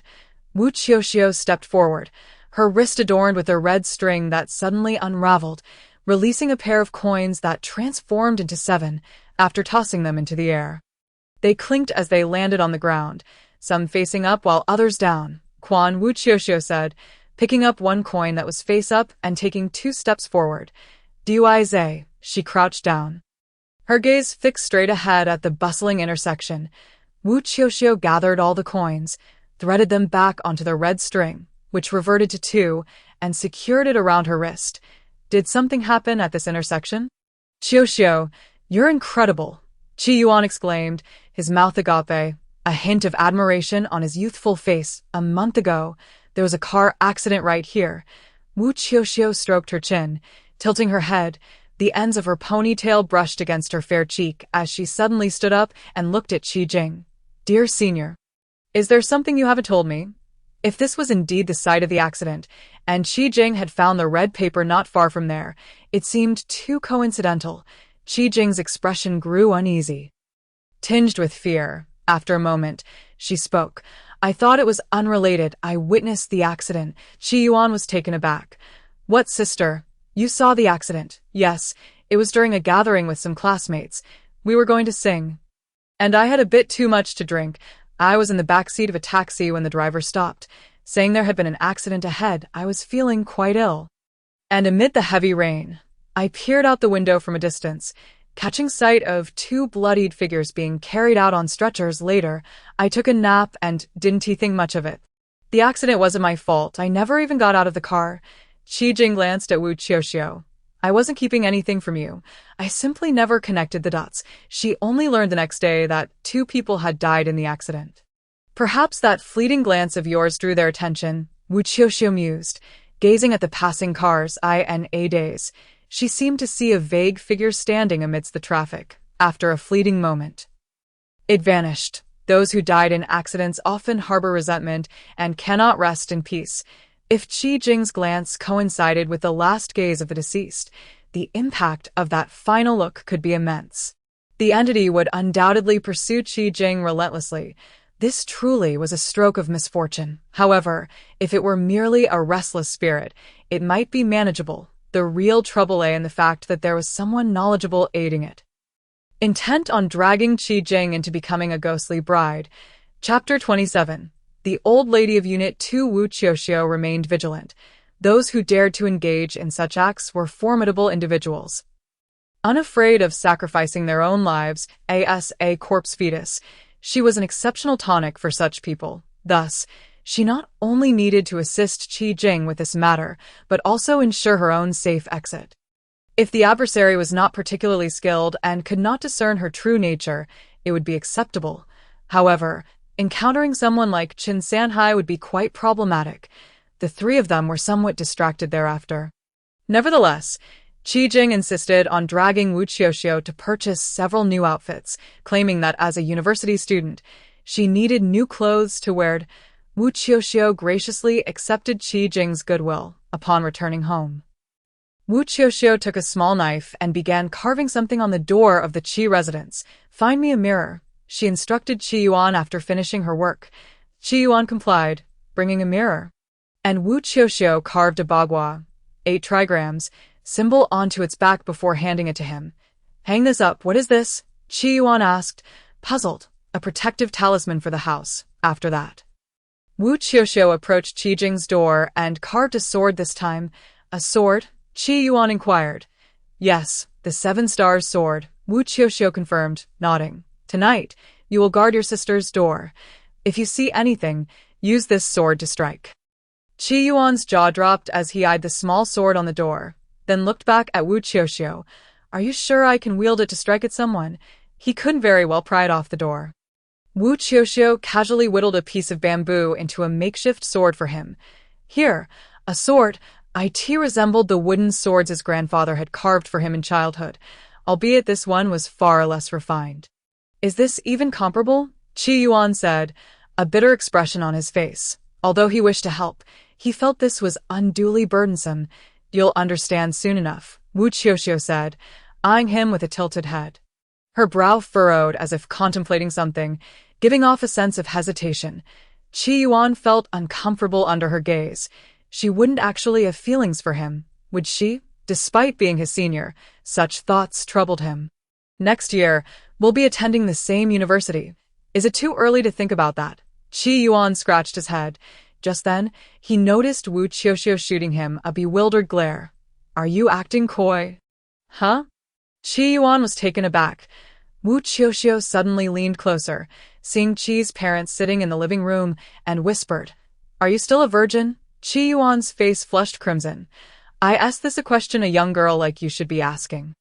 Although Wu Qiuqiu was a senior, how was he to respond to such an inquiry? Answer me. Wu Qiuqiu's face displayed impatience. If you are, say so. If not, then say that too. I ask it really so hard to admit. Qi Yuan's gaze darted, his mouth opening and closing awkwardly. This was even more challenging than the final exams. About that question, Wu Qiuqiu's expression shifted to one of understanding. So you're not. No, I am. Qi Yuan hastily interjected, afraid Wu Qiuqiu would misconstrue his words. I swear, I still am. That's good, Wu Qiuqiu nodded. What's so good about it? Qi Yuan thought, she can't really harbor feelings for him. Can she? His mind began to wander again. Wu Qiuqiu then produced a mineral water bottle and handed it to him. From now on, collect your virgin urine in here. That stuff is repelled by virgin urine. So it's up to you. Qi Yuan finally grasped Wu Qiuqiu's intentions and inwardly chastised himself for his own thoughts. At 17 or 18, it's truly a time of budding desires. He mused. He cleared his throat. So, what do you want me to do tonight? Under Wu Qiuqiu's clear gaze, he felt an urge to find a hole to hide in. Come, let me teach you a sitting posture. Wu Qiuqiu pulled Qi Yuan down to sit. She demonstrated a pose akin to that of a king on a throne. Tonight, you'll sit in this position at your sister's door. If that entity breaks through the door's barrier, it will surely head straight for your sister's room. In their quest to enter, they may conjure illusions, taking on the forms of those familiar to you. However, it is imperative that you remember, no matter who it may be. Do not open the door. Upon encountering them, silently recite Jiutianing Yuan Leishing Pu Hua Tiansun, for it holds a deterrent power over them. Then, douse them with urine or strike with your sword. Bear in mind, you must endure until dawn breaks. Observing Wu Qiuqiu's grave demeanor, Qi Yuan too adopted a serious expression. Wu Qiuqiu entrusted this heavy responsibility to him, and he must fulfill it, safeguarding his sister's door. All right, I will, he affirmed. Wu Qiuqiu nodded and proceeded into the living room. Qi's parents quickly averted their gazes. Wu Qiuqiu was indifferent. It was natural for parents to worry about their children. Regrettably, she would never experience the sensation of being cared for in such a way in her lifetime. Uncle and aunt, I have something to instruct you. Go ahead, Xiao Qiu. You must retire early tonight. Regardless of what transpires or who might knock at the door, do not venture out, lest it disturbs Qi Yuan. Wu Qiuqiu advised. Qi's parents exchanged glances and nodded. Understood. We will remember. Qi Yuan. Wu Qiuqiu turned her gaze toward him. Did you hear that? Tonight, uncle and aunt will not leave the room, so if anyone appears before you, they are surely an impostor. You must act accordingly. Qi Yuan nodded solemnly. Be cautious tonight, he added. Wu Qiuqiu's instructions implied that she intended to confront the shadowy figure behind it all. Do not worry about me. Just follow my instructions. After taking a sip of water to moisten her lips, she felt fatigue. Qi's mother brought fruit to Wu Qiuqiu, saying, Xiao Qiu, you saved Jingjing. You are a benefactor to our entire family. A smile graced Wu Qiuqiu's petite face. I wouldn't call myself a benefactor. It's merely a matter of chance for each individual. Had she not encountered Qi Jing that day, perhaps today would not have unfolded as it has. There exists a magnetic connection between people. It is either a benevolent bond or a malevolent one. In other words, Qi Jing's meeting with me is fortuitous. I haven't heard you mention your family. Do they know about your line of work? Oh, please don't misunderstand. Anne didn't mean to belittle it. Qi's mother ventured. I have no family left, Wu Qiuqiu replied, picking a piece of apple with a toothpick. Pausing momentarily before placing it in her mouth. Not entirely. I still have a father. Though he is in prison, his sentence has been reduced over the years, and he should be released in a couple of months. At that moment, she was uncertain how she would face this father, whom she had never met. In prison, Qi's mother involuntarily raised her voice, her brow furrowing slightly. What crime did he commit? Qi's father interjected. What a wonderful child Xiao Qiu is. What her father has done has no bearing on her. Only then did Qi's mother pat her head, chuckling awkwardly, right? Xiao Qiu, please don't overthink it. Aunt meant no harm. Enjoy your fruit. Wu Qiuqiu set down the toothpick, her tone becoming more subdued. I am not ashamed of my father being in prison. He is a good man who sacrificed his freedom to protect my mother. Having learned about her father's past from the village chief, it was difficult for Wu Qiuqiu to harbor resentment towards him. He committed murder for the sake of his wife and child. That is true valor. What shame could Wu Qiuqiu possibly feel? Mom. Qi Jing stamped her foot, pulling Wu Qiuqiu back into the room. Qi Yuan also expressed his discontent. Mom, why are you asking these questions? Qi's mother wore a dissatisfied expression. I was merely being inquisitive, and now both of you are blaming me. Undeniably, upon hearing that Wu Qiuqiu's father was in prison, her immediate reaction was to dissuade her children from getting too close to Wu Qiuqiu. However, upon further reflection, Wu Qiuqiu was not only the savior of her daughter, but also an exceptional individual who had gained admission to the same university as her daughter. Guilt washed over her for her earlier tone.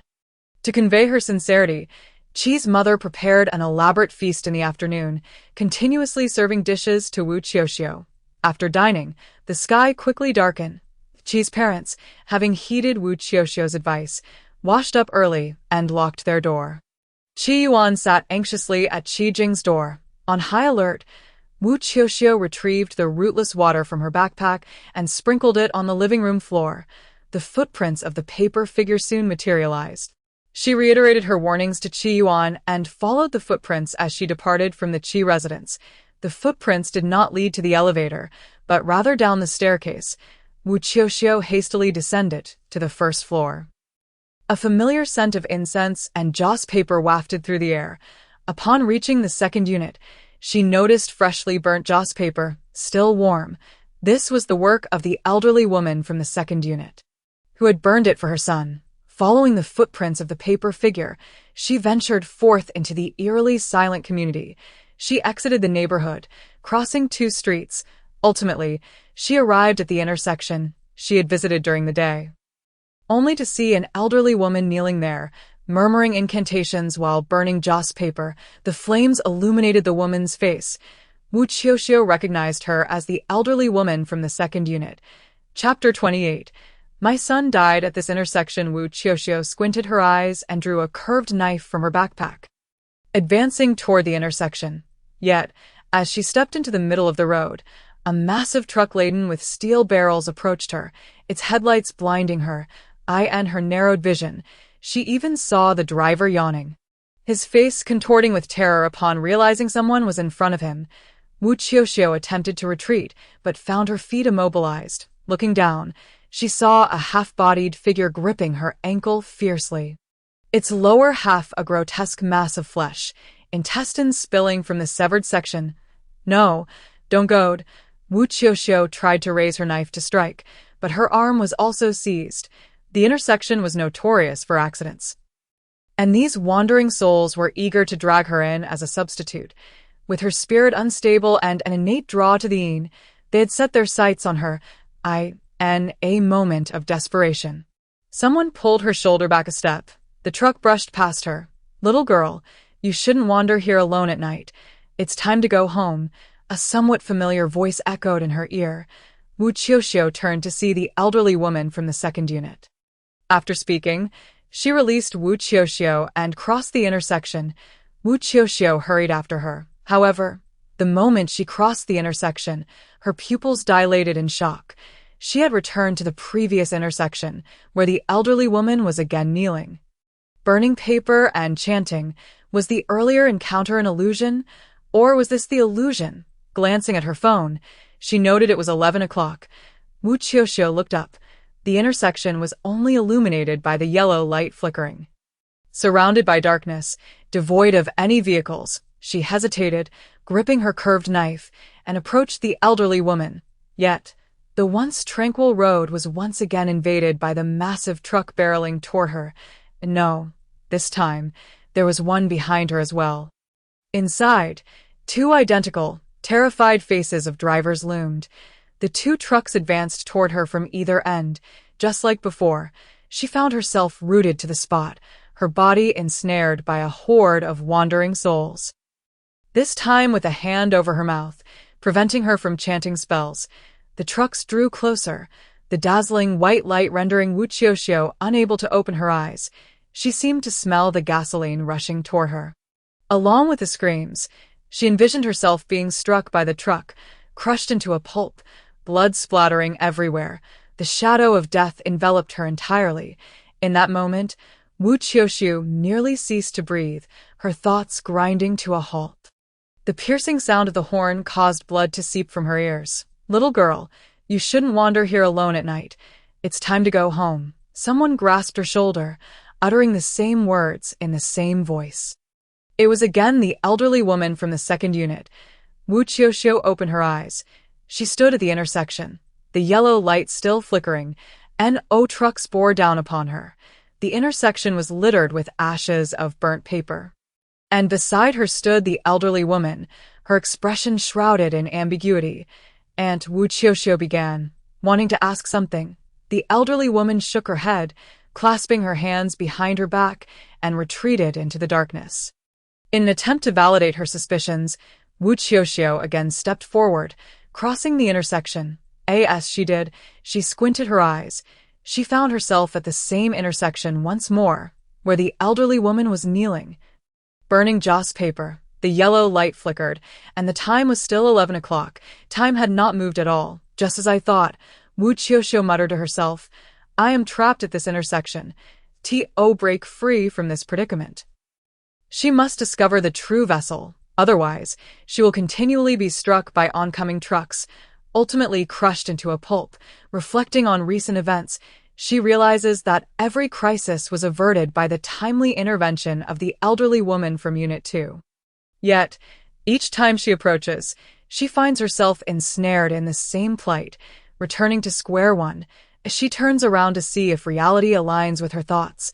Indeed, even when she retraces her steps past that intersection, she finds herself back at the crossroads. Whether she moves forward or backward, she inevitably returns to this juncture, the constant presence of the old woman burning paper in Unit 2. Thus, it seems that the key to breaking this impasse may lie with her. She strides forward, anticipating that this time, for large trucks will come barreling towards her. However, this time, Wu Qiuqiu cannot passively wait for the old woman to rescue her, uncertain of who has cast this trap upon her. She knows that a moment's lapse in vigilance could lead to her being truly crushed into a paste. Moreover, the adversary is quite cunning, likely employing a real accident as bait. The spirits that ensnare her are indeed the souls of those who perished in that very crash. The line between reality and illusion blurs, making escape seem impossible. This time, before approaching, Wu Qiuqiu tosses a copper coin onto the ground. The coins clink as they fall, landing heads and tails up. Wu Qiuqiu steps first onto a coin showing heads. Kun, her second step lands on a coin showing tails. Dui, the third step. Sun. She continues to walk 8 steps in total, successfully arriving at the intersection's nexus. A blinding light flickers forth, and, as expected, the 4 trucks rush towards her. Yet, with both feet firmly planted on the coins, they dare not approach this time, timing her movements carefully. At a certain moment, when a hand rests upon her shoulder, Wu Qiuqiu simultaneously reaches out and grasps the old woman's frail wrist. Stepping back, the 4 trucks converge and collide, producing a shrill cacophony reminiscent of shattering glass. "Little girl," the old woman begins, but Wu Qiuqiu interrupts. I already know what you're going to say. After all, you've already warned me twice. This time, a look of surprise crosses the old woman's face. I meant to remind you that it's dangerous for a girl to wander at the intersection at night. Wu Qiuqiu glances at her phone. 11:10 p.m. Excellent. It is indeed real now. I know you warned me earlier, she replies, turning to face the old woman. The elderly woman furrows her brow. When did I warn you twice? I merely saw you standing motionless in the middle of the intersection, which is why I pulled you back. It could be quite perilous if a vehicle were to come. Wu Qiuqiu studies her expression. Noting that the old woman's astonishment appears genuine, moreover, she senses no other aura about her, only the faint scent of incense, recalling the old woman's peculiar ritual of burning paper at the intersection. Wu Qiuqiu remains cautious.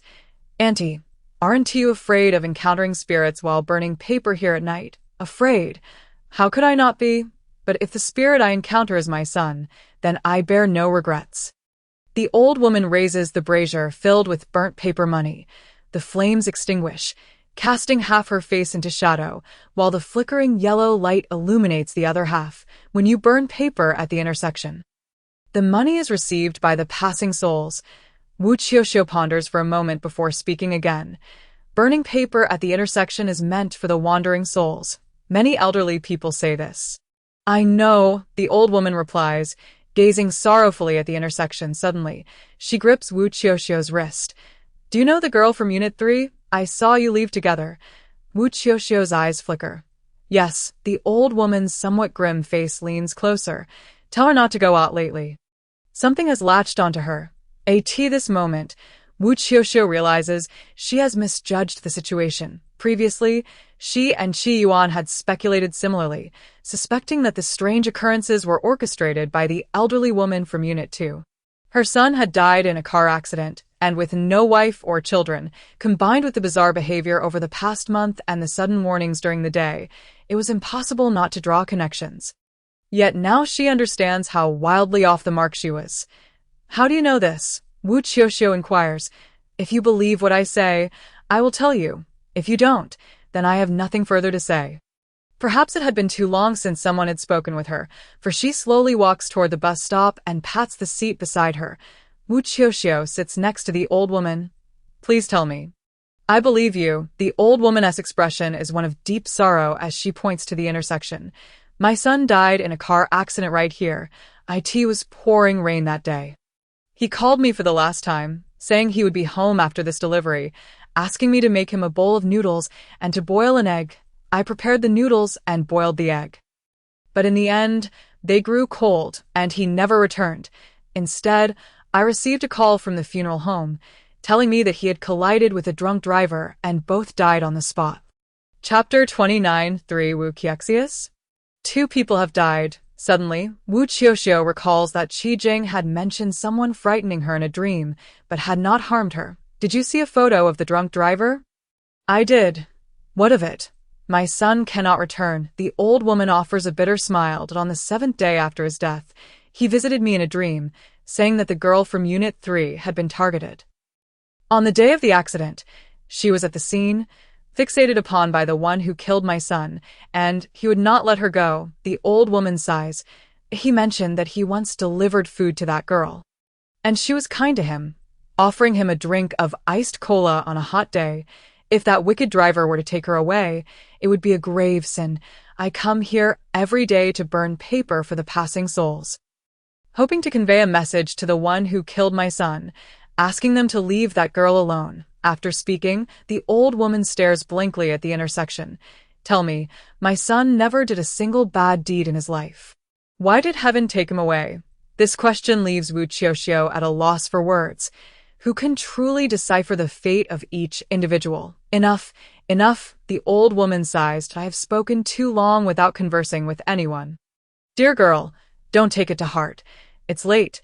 You should head home. I must return as well. Perhaps Wu Qiuqiu had remained silent for too long, for the old woman suddenly slaps her forehead. Seeming somewhat embarrassed, as she rises to leave, Wu Qiuqiu inadvertently glances back and sees a hazy figure clad in a delivery uniform standing in the middle of the intersection. Take care. Your son wishes for you to live well. Only then can he rest easy. When you think of him, perhaps he is watching over you from above. She speaks softly to the old woman. Is that true? Perhaps. The old woman wipes her tears and slowly turns to head back. Wu Qiuqiu watches as the old woman's silhouette fades into the distance, then turns back to see the delivery figure bowing slightly before pointing in a certain direction. Wu Qiuqiu expresses her gratitude and dashes in that direction. The old woman from Unit 2 and her son are good people. The true culprit lies elsewhere. The matter remains unresolved, and she cannot simply return now. Following the footprints, Wu Qiuqiu makes her way nearly to the outskirts. This patch of land should have been purchased by a developer, yet construction has not yet begun, surrounded by iron barriers and covered with green netting draped over some rusty steel materials. Aside from that, the area is desolate and dark. As Wu Qiuqiu ventures deeper, she vaguely perceives a metallic structure.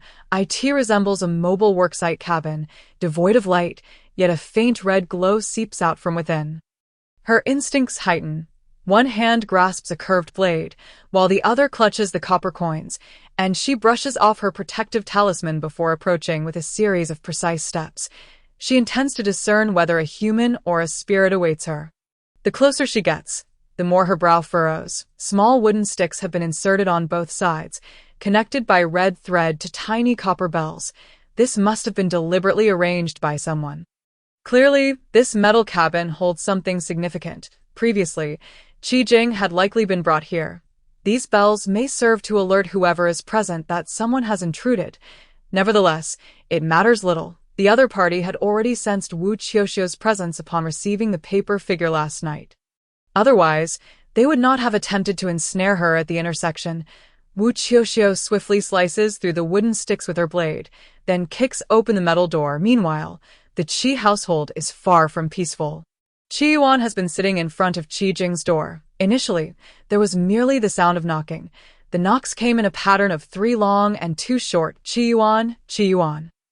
Open the door. It's me. Wu Qiuqiu's voice echoes from outside. Qi Yuan instinctively rises to open the door but suddenly recalls Wu Qiuqiu's warning that she would not return until dawn. A cold sweat breaks out as he swallows hard, choosing not to respond. Hurry and open the door. They're coming after us. Qi Yuan. Wu Qiuqiu's voice turns sharp, and the knocking grows louder. Open the door. You little rascal. Then came the piercing scream of Wu Qiuqiu. Qi Yuan. Open the door. Save me. Save me. Qi Yuan felt a tumult of emotions within him. What if that was indeed Wu Qiuqiu? And she was in real danger. What should he do? What should he do? Suddenly, he recalled the incantation. Jiu Tian Ing Yuan Lei Xing Pu Hua Tian Zun. Qi Yuan whispered this mantra repeatedly under his breath. It was a lesson imparted to him by Wu Qiuqiu. By the third recitation, the commotion outside had ceased. The knocking, the voices, the cries were all silenced. Could it be that even the door could not be breached? Qi Yuan let out a sigh of relief. Though he did not dare to rise and investigate, he had to endure until dawn for his sister's safety. The eerie silence lingered for about 10 minutes. Yet Qi Yuan did not dare to breathe, straining his ears to catch any sounds from outside. Suddenly, there was a crash. Something had shattered. Qi Yuan instinctively shrank back. It was the mirror that hung before the door. Belonging to Wu Qiuqiu, the lights in the house abruptly extinguished, and as he moved from the entrance to Qijing's door, he encountered a corner that obscured his view of what lay beyond. All he could hear was a creaking sound. The main door swung open, and that moment, every pore on Qi Yuan's body stood on end, and a cold sweat enveloped him. He stared unblinkingly, brandishing a wooden sword before him. To his astonishment, the crude wooden sword in his hand had transformed into a dazzling 7-star sword. He could actually pry from the door, but he had no time to marvel at this change. From around the corner, a ghastly white head suddenly emerged, long hair cascading almost to the ground. It was indeed Wu Qiuqiu's head, staring intently at Qi Yuan. Why won't you open the door for me? Qi Yuan nearly opened his mouth to respond, but at that critical moment, the 7-star sword in his grip began to radiate heat, as if warning him to remain silent. He forced himself to hold back. This had to be an illusion. Just as he reassured himself, Wu Qiuqiu's head suddenly rolled down, coming to a stop at Qi Yuan's feet. Those eyes remained fixed upon him, seemingly refusing to close even in death. Qi Yuan bit down hard on his tongue to stifle a scream. It was a falsehood, a paper effigy. He need not be afraid. Wu Qiuqiu's voice echoed once more, and then she emerged from around the corner. Wielding a curved blade, fortunately, you did not fall for it, a paper effigy. Qi Yuan looked down again, and indeed, the head before him was made of paper. Had he truly misjudged? Was the Wu Qiuqiu before him genuine? I have resolved matters on my end. Your sister is safe now. Let me in, she said, halting 3 paces away from Qi Yuan. Qi Yuan's gaze wavered. The 7-star sword in his hand began to tremble. Clearly swayed by doubt. Why do you block my way? It's all over now. Step aside so I may check on your sister. Wu Qiuqiu remained rooted in place, the blade in her hand glinting ominously. Do not trust her. She is a falsehood. At that moment, another Wu Qiuqiu approached. No, I am the real one. She is the counterfeit. Qi Yuan, trust me. Let me in. She is not real. The 2 Wu Qiuqius began to argue right before Qi Yuan.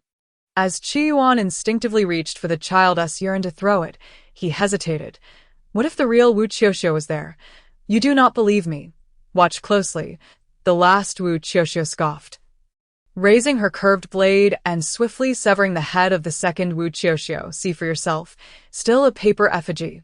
This trick is truly insidious. The third Wu Qiuqiu squinted her eyes. Qi Yuan looked closer. And indeed, it was a paper head. This trickster had created 2 Wu Qiuqius to deceive him. Had I not returned in time, you might have fallen for it. Nevertheless, Qi Yuan, you did well. You did not let them succeed. Wu Qiuqiu praised him. She did not insist on entering, which further reassured Qi Yuan. He lowered the wooden sword and relaxed his posture, exclaiming, You scared me to death. Suddenly, he froze. If it was all over. Why are the lights in the house not yet turned on? However, when he reached for the wooden sword again, it was nowhere to be found. Wu Qiuqiu stood before him, towering and ominous, her gaze dark. What are you searching for? He felt his body stiffen, and darkness enveloped his vision. Wu Qiuqiu walked past him and grasped the doorknob to Qi Jing's room. That critical moment, Qi Yuan seized a bottle of mineral water. This time, he did not hesitate. He hurled it at Wu Qiuqiu's back. The Wu Qiuqiu before him suddenly ignited like burning paper, flames consuming her from the back until she collapsed, a heap of paper not yet reduced to ashes. Chapter 30. The paper man's funeral. Qi Yuan sat against the door, a wave of dread washing over him. His opponent was truly cunning. Had that paper effigy managed to open the door, his sister would undoubtedly have been taken, and the consequences would have been dire. Just then, the door to the adjacent bedroom swung open, and the warm, yellow light inexplicably provided Qi Yuan with a sense of security. His parents emerged. What just happened? Your mother and I heard someone scream. Are you all right, Yuan? Qi Yuan's mother peered towards the door. Where's your sister? But Wu Qiuqiu had instructed him that regardless of what transpired, their parents must not come out. Therefore, what stood before him must surely be a deception. He remained silent before the door, his gaze piercingly fixed upon his parents, though he felt a tumult of conflict and doubt within. Having just gone through such an ordeal, he was no longer easily deceived. His mother approached to push him aside and entered to check on Qi Jing.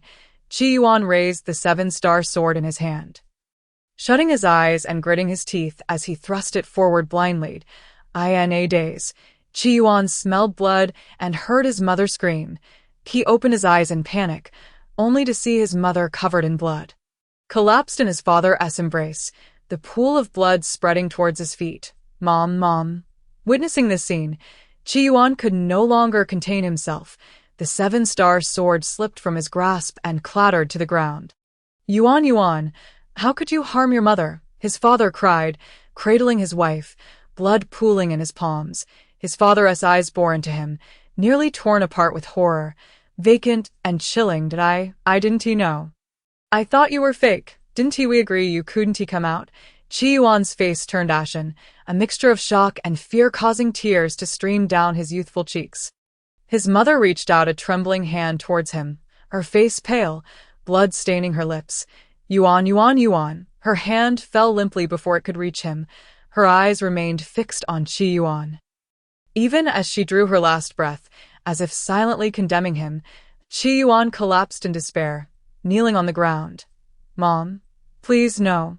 No, his father released his wife, gripping Qi Yuan's throat. You wretched child, how dare you kill your mother? I will end you. I will strangle this vile offspring.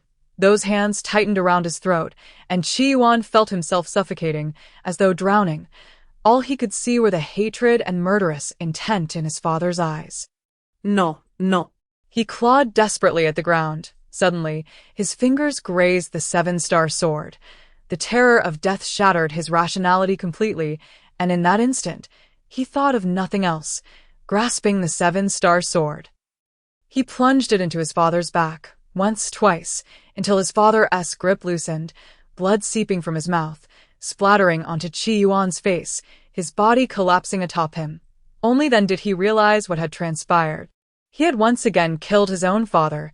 Qi Yuan jolted upright, pushing his father away, gazing at his parents' lifeless bodies sprawled in a pool of blood, their eyes fixed upon him in eternal reproach. Qi Yuan could not help but scream. Dad, Mom, he cried out, his hands drenched in blood, teetering on the brink of madness, and no matter how calm he tried to remain, he was still merely a high school senior. How could he not break down after taking the lives of his own parents? He stumbled backward, hands pressed against the ground, catching a glimpse of his sister's door. It seemed like his last lifeline. His only remaining family was within that room. Sister, sister. He sobbed, crawling towards Qi Jing's door, desperate to twist the knob. Just as Qi Yuan was about to turn the doorknob, the seven-star sword engraved on the door suddenly emitted a burst of golden light. Qi Yuan instinctively closed his eyes, feeling a sharp pain. He hurriedly rubbed his eyes, and when the scorching sensation faded, he opened them again. Where was the blood on his hands? He turned to look. And there were no signs of his parents' corpses in the hallway. The door to their bedroom remained firmly closed. They had never emerged at all. Hallucination? Qi Yuan leaned against the door and, upon realizing it was an illusion, felt a tingling sensation creep up his spine, soon followed by an overwhelming wave of cold sweat. He gazed at his hand, which was about to turn the doorknob, and a chill of dread washed over him. Had he been a second late, he would have unwittingly opened the door to Qi Jing's room. What calamity might have ensued was anyone's guess. Qi Yuan, feeling utterly drained, sank to the ground. Thank goodness, it was all just a figment of his imagination. Meanwhile, on Wu Qiuqiu's side, everything in the tin house caused her brow to furrow in concern. Inside, there stood an altar. A paper effigy clad in a groom's attire stood beside the altar, clutching a tablet inscribed with the name Li Kunyan on the other side. Another tablet bore the name Qi Jing. It was evident that this was a setup for Qi Jing, who was now awaited to come and pay her respects. The groom was named Li Kunyan. Upon the altar rested two portraits, one of Li Kunyan and the other of Qi Jing, each accompanied by 3 burning incense sticks, their curling smoke adding an air of eerie mystique. At either end, red candles flickered ominously. The ceiling was adorned with large red lanterns, draped in white cloth, casting a dim, ghostly glow. In addition, Wu Qiuqiu spotted a paper flower sedan and 8 small paper figures bearing it. These were all familiar sights from Qi Jing's dream. Just as Wu Qiuqiu scrutinized the tin house, the paper groom behind her suddenly stirred. Wu Qiuqiu, brandishing her curved blade, turned to see the paper groom moving with stiff, mechanical steps, approaching her. As it advanced, it began to speak. It is you who dares to disrupt my wedding. I will kill you. The voice of the paper figure lacked the clarity of a human's, instead possessing a scratchy, paper-like quality. What a ridiculous notion, you, intoxicated and reckless, caused the demise of another, yet you wish to drag an innocent girl down to be your bride. How dare you, Wu Qiuqiu retorted, her expression unyielding as she unleashed a stream of vitriol. She had never encountered such malevolence. After her outburst, she noticed that Li Kunyan's paper figure had reached her. Its face was pale and flat, adorned with 2 vivid patches of rouge. Furthermore, its eyes had been marked with red ink. The figure's visage oscillated between that of a paper effigy and a grotesquely disfigured face from a tragic accident. It glared at Wu Qiuqiu with a ferocity that suggested it longed to tear her apart. After all, had it not been for Wu Qiuqiu's interference, it would have already what it's intended. With a vicious snarl, it attempted to intimidate Wu Qiuqiu, its hands tightening around her throat. "How a mere paper figure's eye-stabbing does not frighten me," Wu Qiuqiu declared defiantly. With a swift motion, she unleashed a copper coin that flew straight into the paper figure's eyes. Li Kunyan shrieked as blood gushed from his eye sockets. And the next moment, he reverted to his paper form, now left with two hollow voids where his eyes had been. He was akin to a recently deceased wandering spirit. Rendered powerless without assistance, Wu Qiuqiu swiftly severed the head of the paper figure, causing Li Kunyan to vanish. However, several other paper figures remained, all of whom had been endowed with eyes. They could shift between different bodies. Wu Qiuqiu, unwilling to waste time dealing with each one individually, tossed a copper coin that accurately pierced the eyes of every remaining paper figure, effortlessly rendering them blind. With Li Kunyan incapacitated, she took no chances and beheaded each paper figure, leaving him no glimmer of hope. Next, she approached the altar and set fire to Qi Jing's portrait with her inner flame, severing the tablet in the process. Li Kunyan's bloodied ghost appeared not far off. Aware that he was no match for Wu Qiuqiu and sought to flee, Wu Qiuqiu casually threw a copper coin, pinning him to the ground. Li Kunyan found himself immobilized, as if held by an unseen force. She approached him, indifferent to his gruesome visage. "Where's the marriage certificate?" she demanded. "The certificate includes both of our birth dates. As long as it remains intact, Qi Jing will forever be bound to me." "That woman agreed to be my bride. What need have I for a certificate?" Li Kunyan retorted obstinately. Wu Qiuqiu responded with a resounding slap. "What nonsense is this? Say it again. It was she, on the day of the accident. She glanced at me, and I knew she was my bride." Li Kunyan bared his teeth, revealing a ghastly grin. Wu Qiuqiu, annoyed, slapped him once more. Just then, she heard commotion outside. She turned to look, discovering a procession of paper figures playing a mournful tune as they carried a coffin towards the tin house. The paper figures were conducting a funeral, and they were advancing towards her. Chapter 31. Inside the coffin. It seemed that the adversary, like her, was adept at manipulating paper and possessed considerable skill. Furthermore, they were adept at conjuring illusions. And a moment's inattention could lead to dire consequences in the dead of night. A profound silence enveloped the scene as the funeral procession scattered yellow paper. The paper figures wielded paper gongs, each strike producing an ear-piercing clamor. Leading the procession was a paper figure holding her portrait, its flat face adorned with a strange smile. The procession inched closer to Wu Qiuqiu. Wu Qiuqiu sheathed her curved blade. Sitting cross-legged on the ground, from her backpack, she produced 3 prepared paper figures, placing an incense stick before each.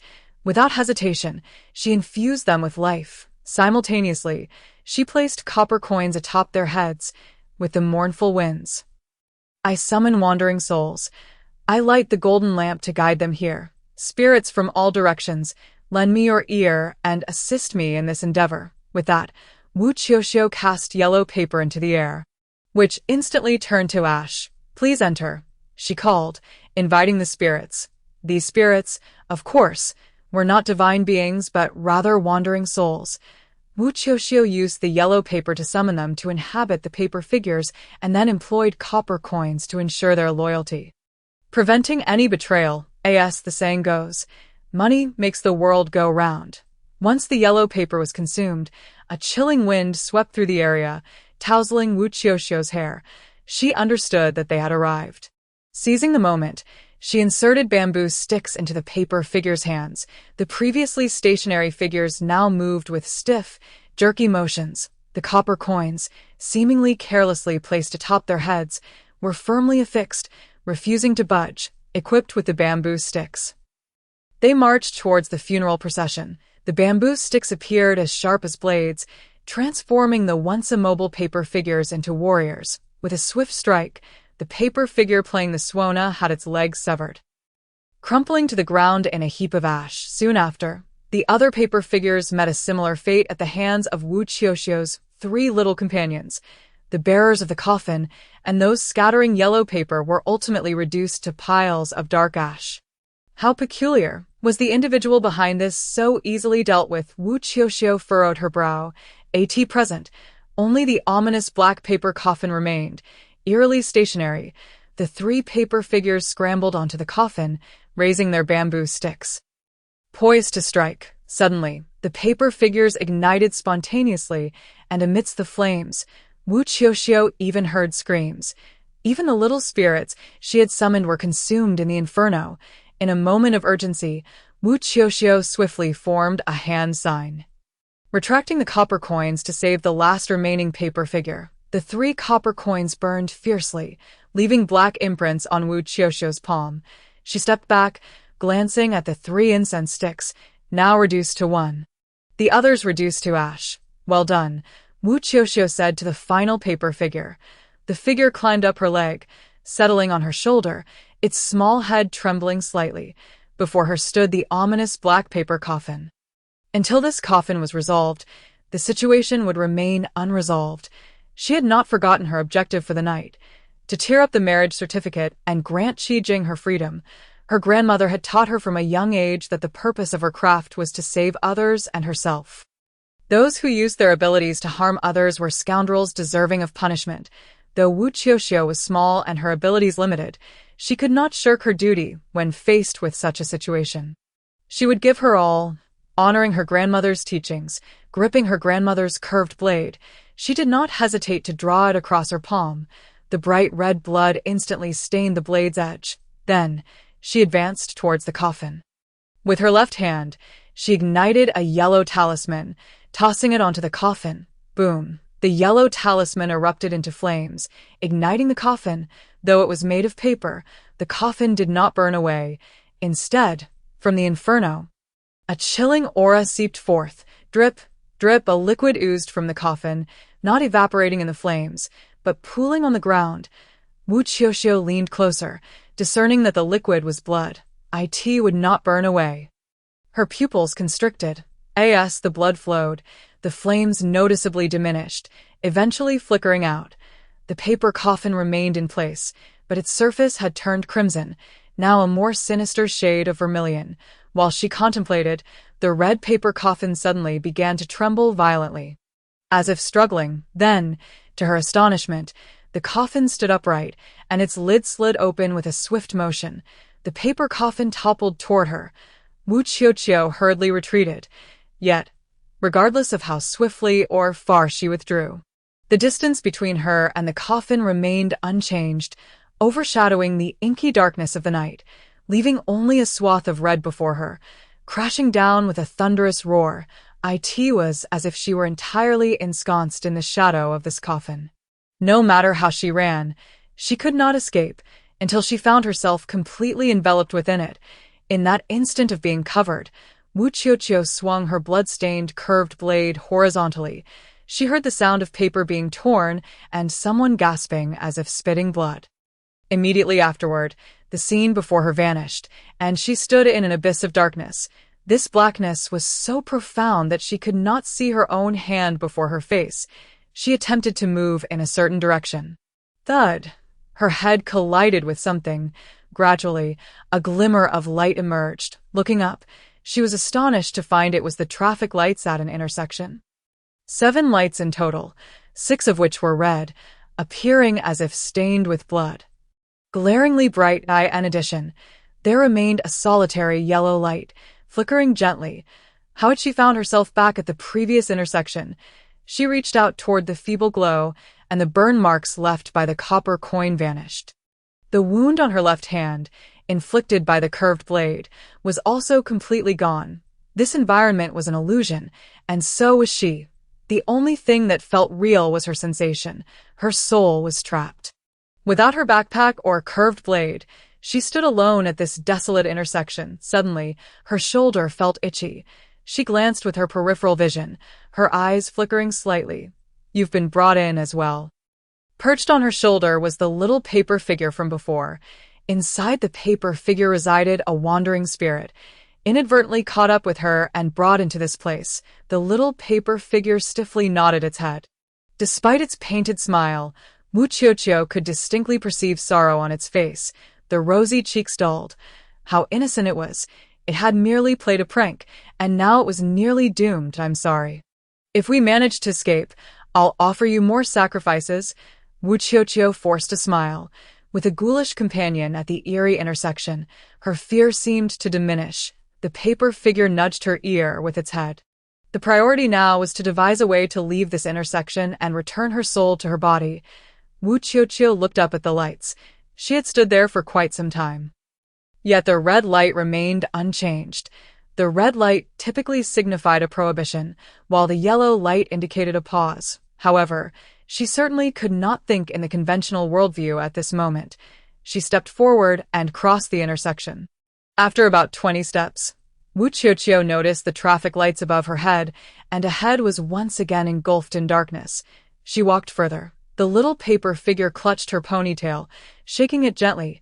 Wu Qiuqiu halted and discovered the 6 red and 1 yellow lights were once again overhead. Identical to before, she had returned to the starting point. Wu Qiuqiu wore a blank expression, seemingly having anticipated this outcome. She took a step back, turning to walk in the opposite direction. The result was the same. She found herself back at the intersection. The flickering yellow light seemed to mock her audacity. Subsequently, Wu Qiuqiu attempted all 4 directions of the intersection, yet regardless of which way she chose, she ultimately returned to the origin. The overhead lights grew increasingly vibrant, while she sensed her movements slowing, a wave of weakness washing over her. If she continued to flail about like a headless fly, her soul's power would surely be depleted. Trapping her indefinitely, the little paper figure clung tightly to her ponytail, its paper hands trembling, its once cheerful face now contorted in despair. It was frightened, likely fearing that today it would be trapped alongside Wu Qiuqiu. Lost forever, Wu Qiuqiu furrowed her brow, as if she were ensnared in a misconception. She believed this was merely an intersection. Could it truly be just that?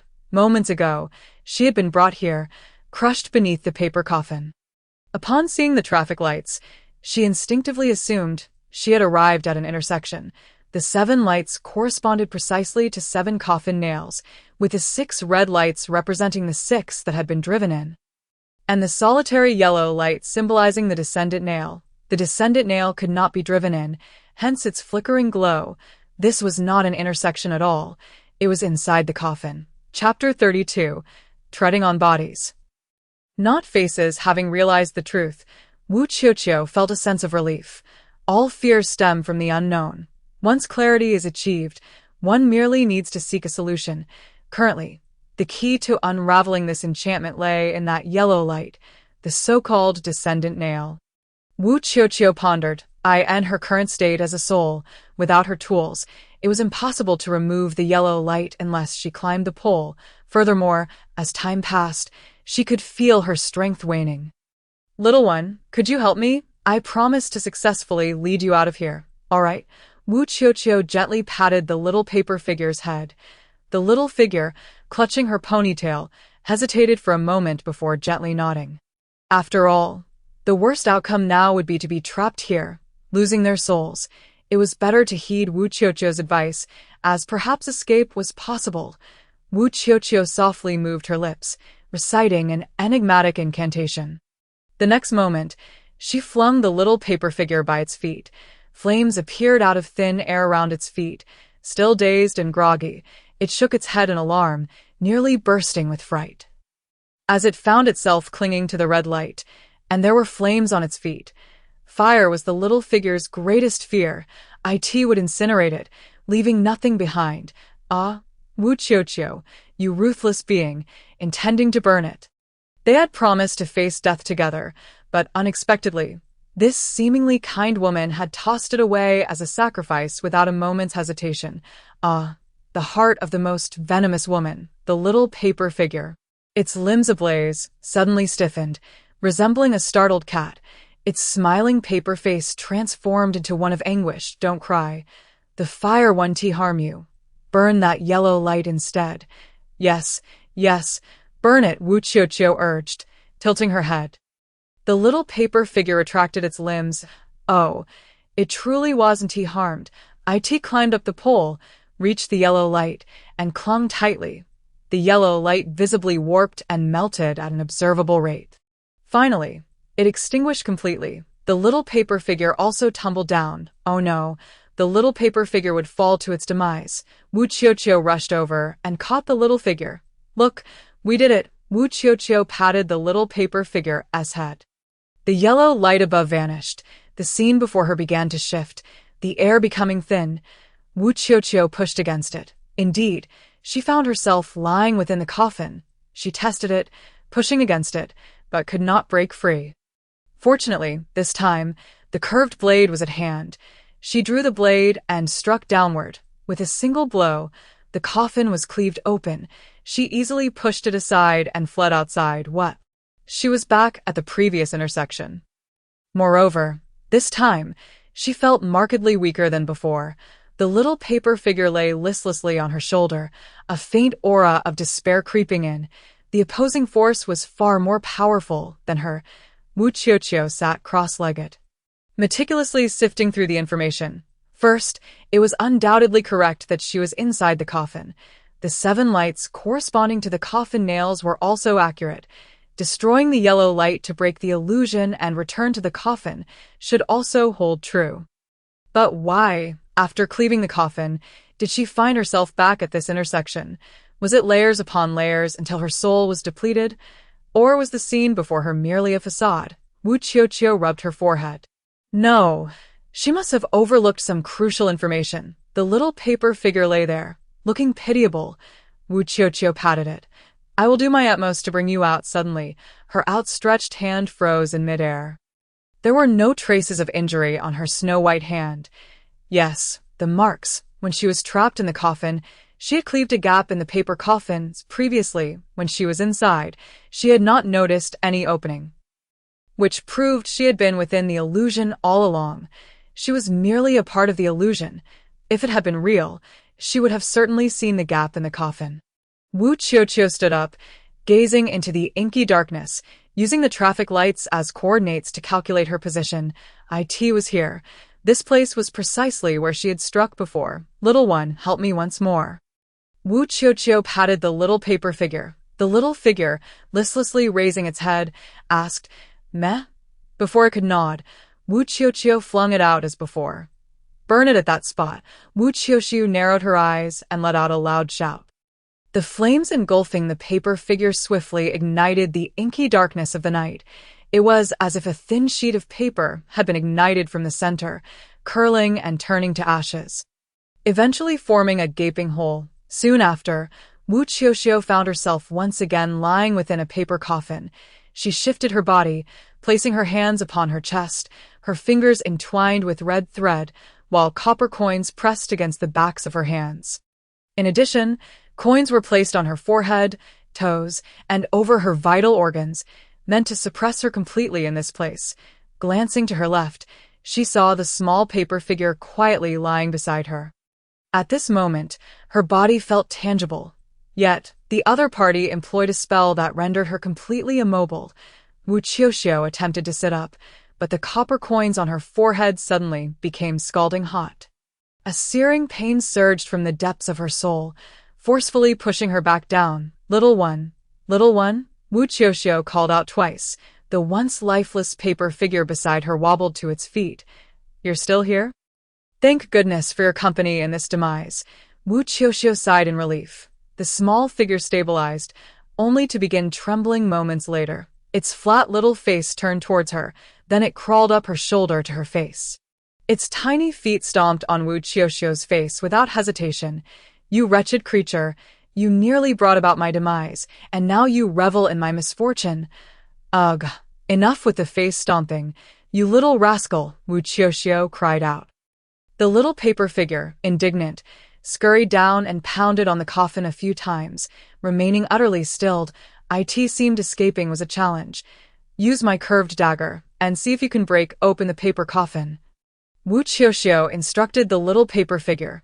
Noticing her dagger lying nearby, present, she was unable to move, and the copper coins binding her were insurmountable. She could only rely on the little figure to see if it could be of assistance. The little paper figure hesitated for a moment, then rushed over, exerting all its might but failing to lift Wu Qiuqiu's dagger. After all, it was merely a palm-sized paper figure, while her dagger weighed at least 2 to 3 pounds. Unable to lift the dagger, the little figure sat at the edge, dejected, resembling a disheartened child. The air grew increasingly thin. Wu Qiuqiu felt a heat rising in her lungs, her breathing becoming labored.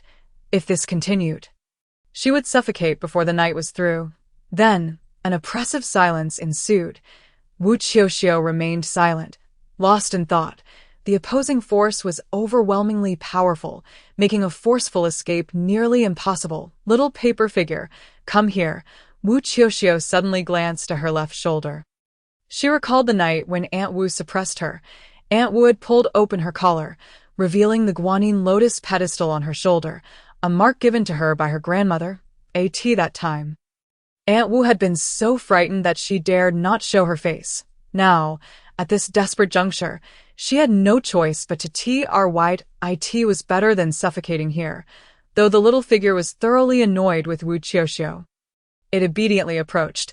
Pull open my collar, she commanded. The little figure complied. As the collar was drawn open, her fair and rounded shoulder was revealed. Simultaneously, a vividly lifelike guanine lotus pedestal came into view, the moment the lotus appeared. A beam of golden light burst forth, startling the little paper figure into a frenzy as it scurried away to tremble in the corner. Not only had it narrowly escaped being trapped here, but it also almost suffered a fright. Oh dear, how unfortunate it is. This entity possessed an exceptionally potent suppressive effect against malevolent spirits, and it was only natural for the little figure to be terrified. Just then, Wu Qiuqiu felt a surge of heat on her shoulder, causing all the copper coins to vibrate. Rise, she whispered fiercely. As her voice fell, the copper coins levitated and shattered into 2 halves. Her grandmother was always watching over her. Wu Qiuqiu's gaze softened with warmth. The coffin suddenly jolted. All right, now it's my turn. She rubbed her wrists and sat up. The coffin swayed, indicating that the opposing force had experienced a significant backlash.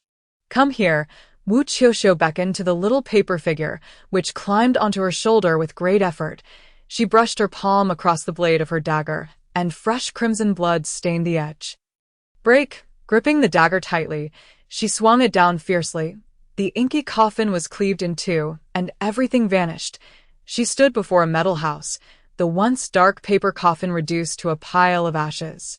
Wu Qiuqiu turned to find the soul of Li Cunyuan, who was attempting to flee. Thinking of escaping, a copper coin was hurled, shattering Li Cunyuan's leg. Then, Wu Qiuqiu produced a small paper figure and trapped Li Cunyuan's soul within, subsequently suppressing it with copper coins. After completing this, she suddenly spat out a mouthful of blood. Chapter 33. One last glimpse before death. Unending vengeance. The other parties spared no effort, even sacrificing their own lifespan to help Li Cunyuan marry, indicating a significant connection. The previously broken spell must have resulted in severe backlash for that individual. Now, as she captured Li Cunyuan's soul, she was effectively slapping their face. Wu Qiuqiu wiped the blood from her mouth. She intended to force the mastermind behind this out into the open. With Li Cunyuan's soul confined within the paper figure, Wu Qiuqiu tied a red thread around its neck.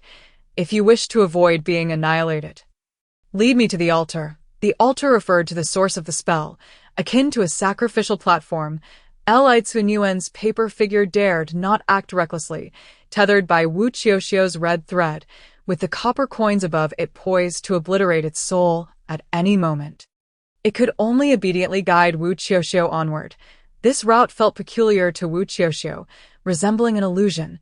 Though familiar, it bore an unsettling strangeness. After a while, the light dimmed.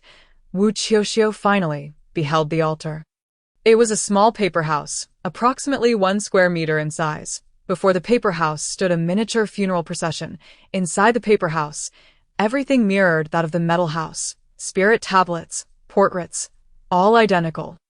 Wu Qiuqiu clenched her fists. This meant that even the metal house was a facade. Having come this far, Wu Qiuqiu certainly would not relent. Without hesitation, she lifted her foot and stomped on the paper house. In just a few steps, she reduced it to rubble, discovering the marriage certificate between Li Cunyuan and Qi Jing within. Wu Qiuqiu tore it apart. Finally, she set both the paper house and the certificate ablaze. From the flames that erupted, Wu Qiuqiu seemingly glimpsed an elderly figure screaming and wailing, the face contorted in horror, ultimately snarling, "You wretched girl, I will not let you go. Never." The voice was hoarse and grating, quickly dissipating with the ashes, as if it were merely Wu Qiuqiu's illusion. As the flames extinguished, Wu Qiuqiu struck the paper figure's head with her dagger. Li Cunyuan's screams swiftly diminished. That strike did not obliterate Li Cunyuan entirely. Such an act would bear consequences she could scarcely endure. However, it was sufficient to reduce his soul by 2/3, leaving him dazed and confused. Even in reincarnation, he would be a fool, after all, given his misdeeds in this life. It was only fitting that he suffer from a lack of intellect in the next. All of this flashed by in a blur. Soon after, she found herself once again at the original crossroads. Wu Qiuqiu's heart tightened. Was it not over yet? However, as dawn began to break, the flickering yellow light transformed quietly into a green signal.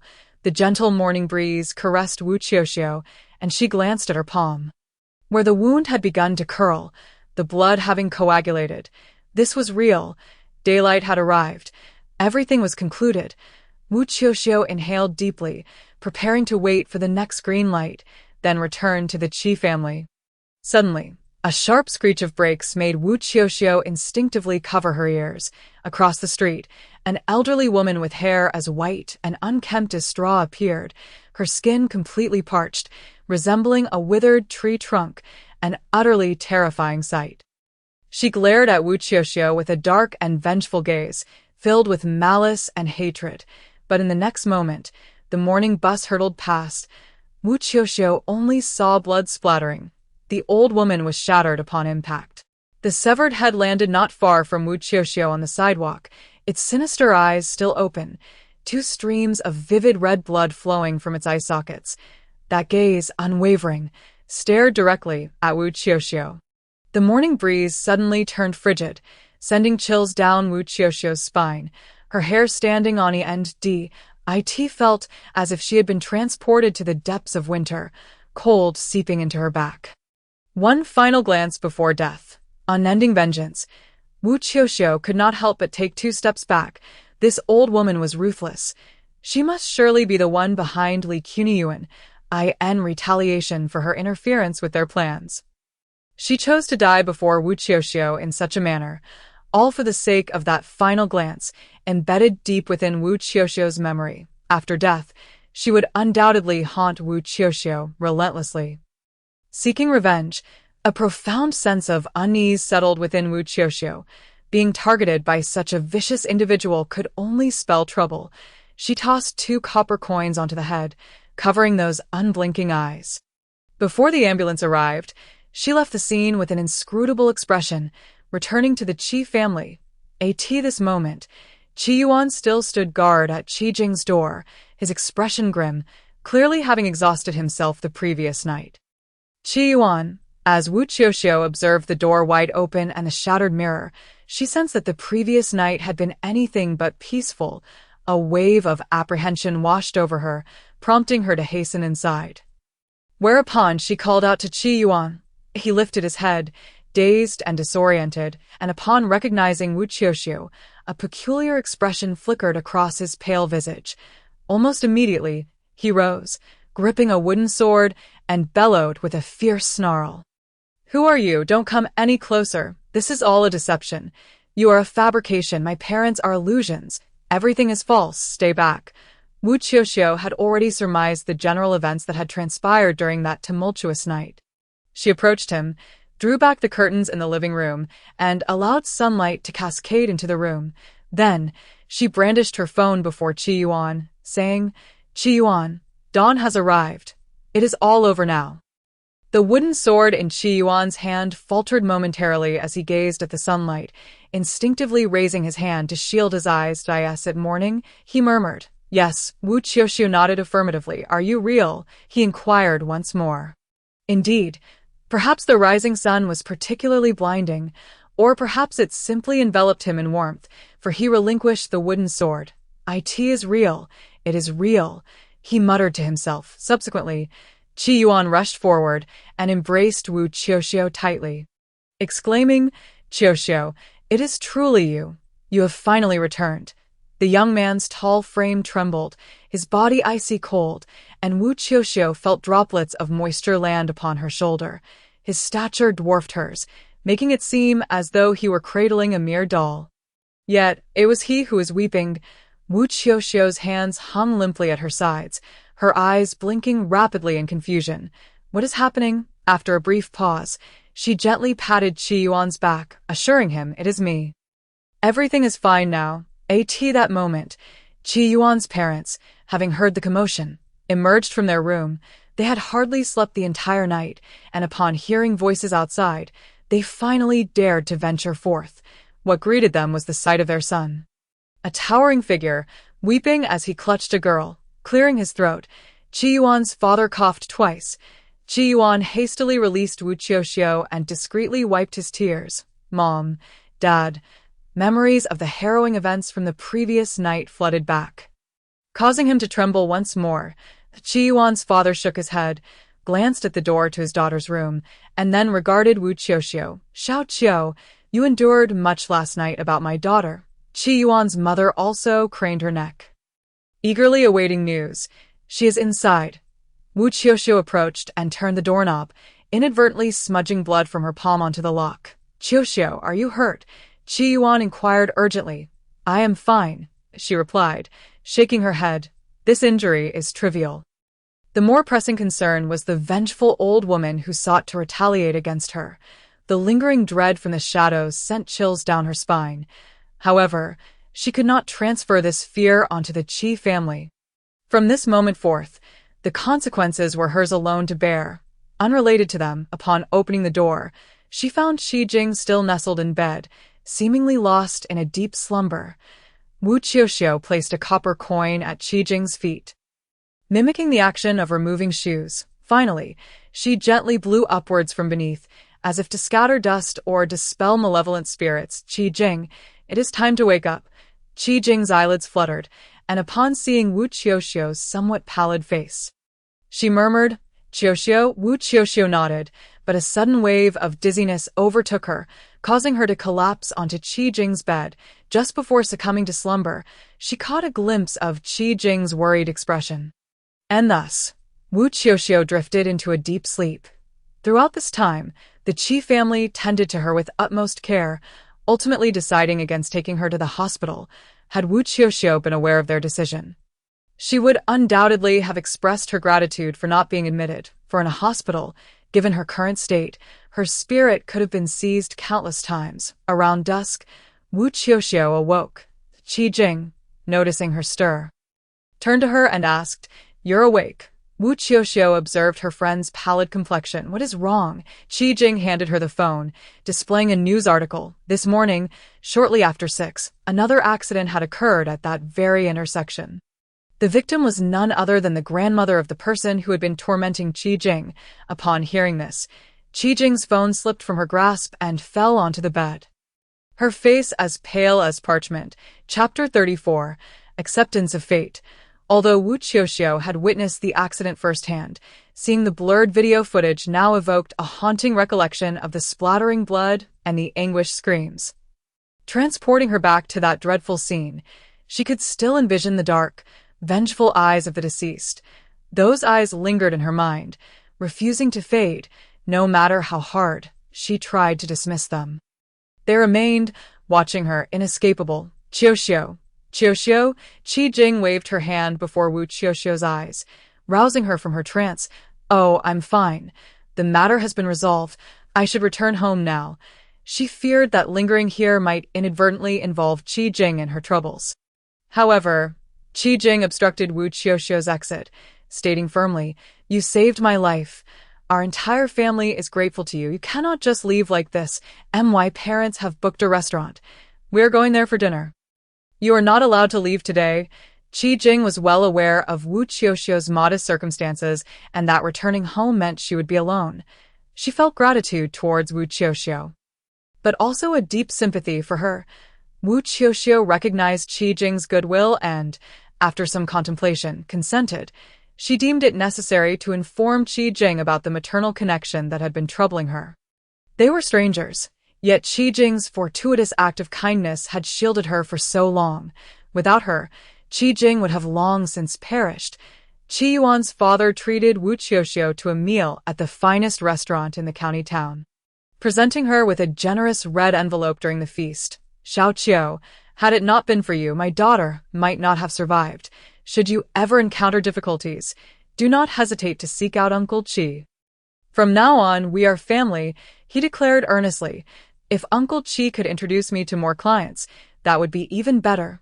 Wu Qiuqiu replied, as her initial intentions were purely to earn money to repay debts and finance her education.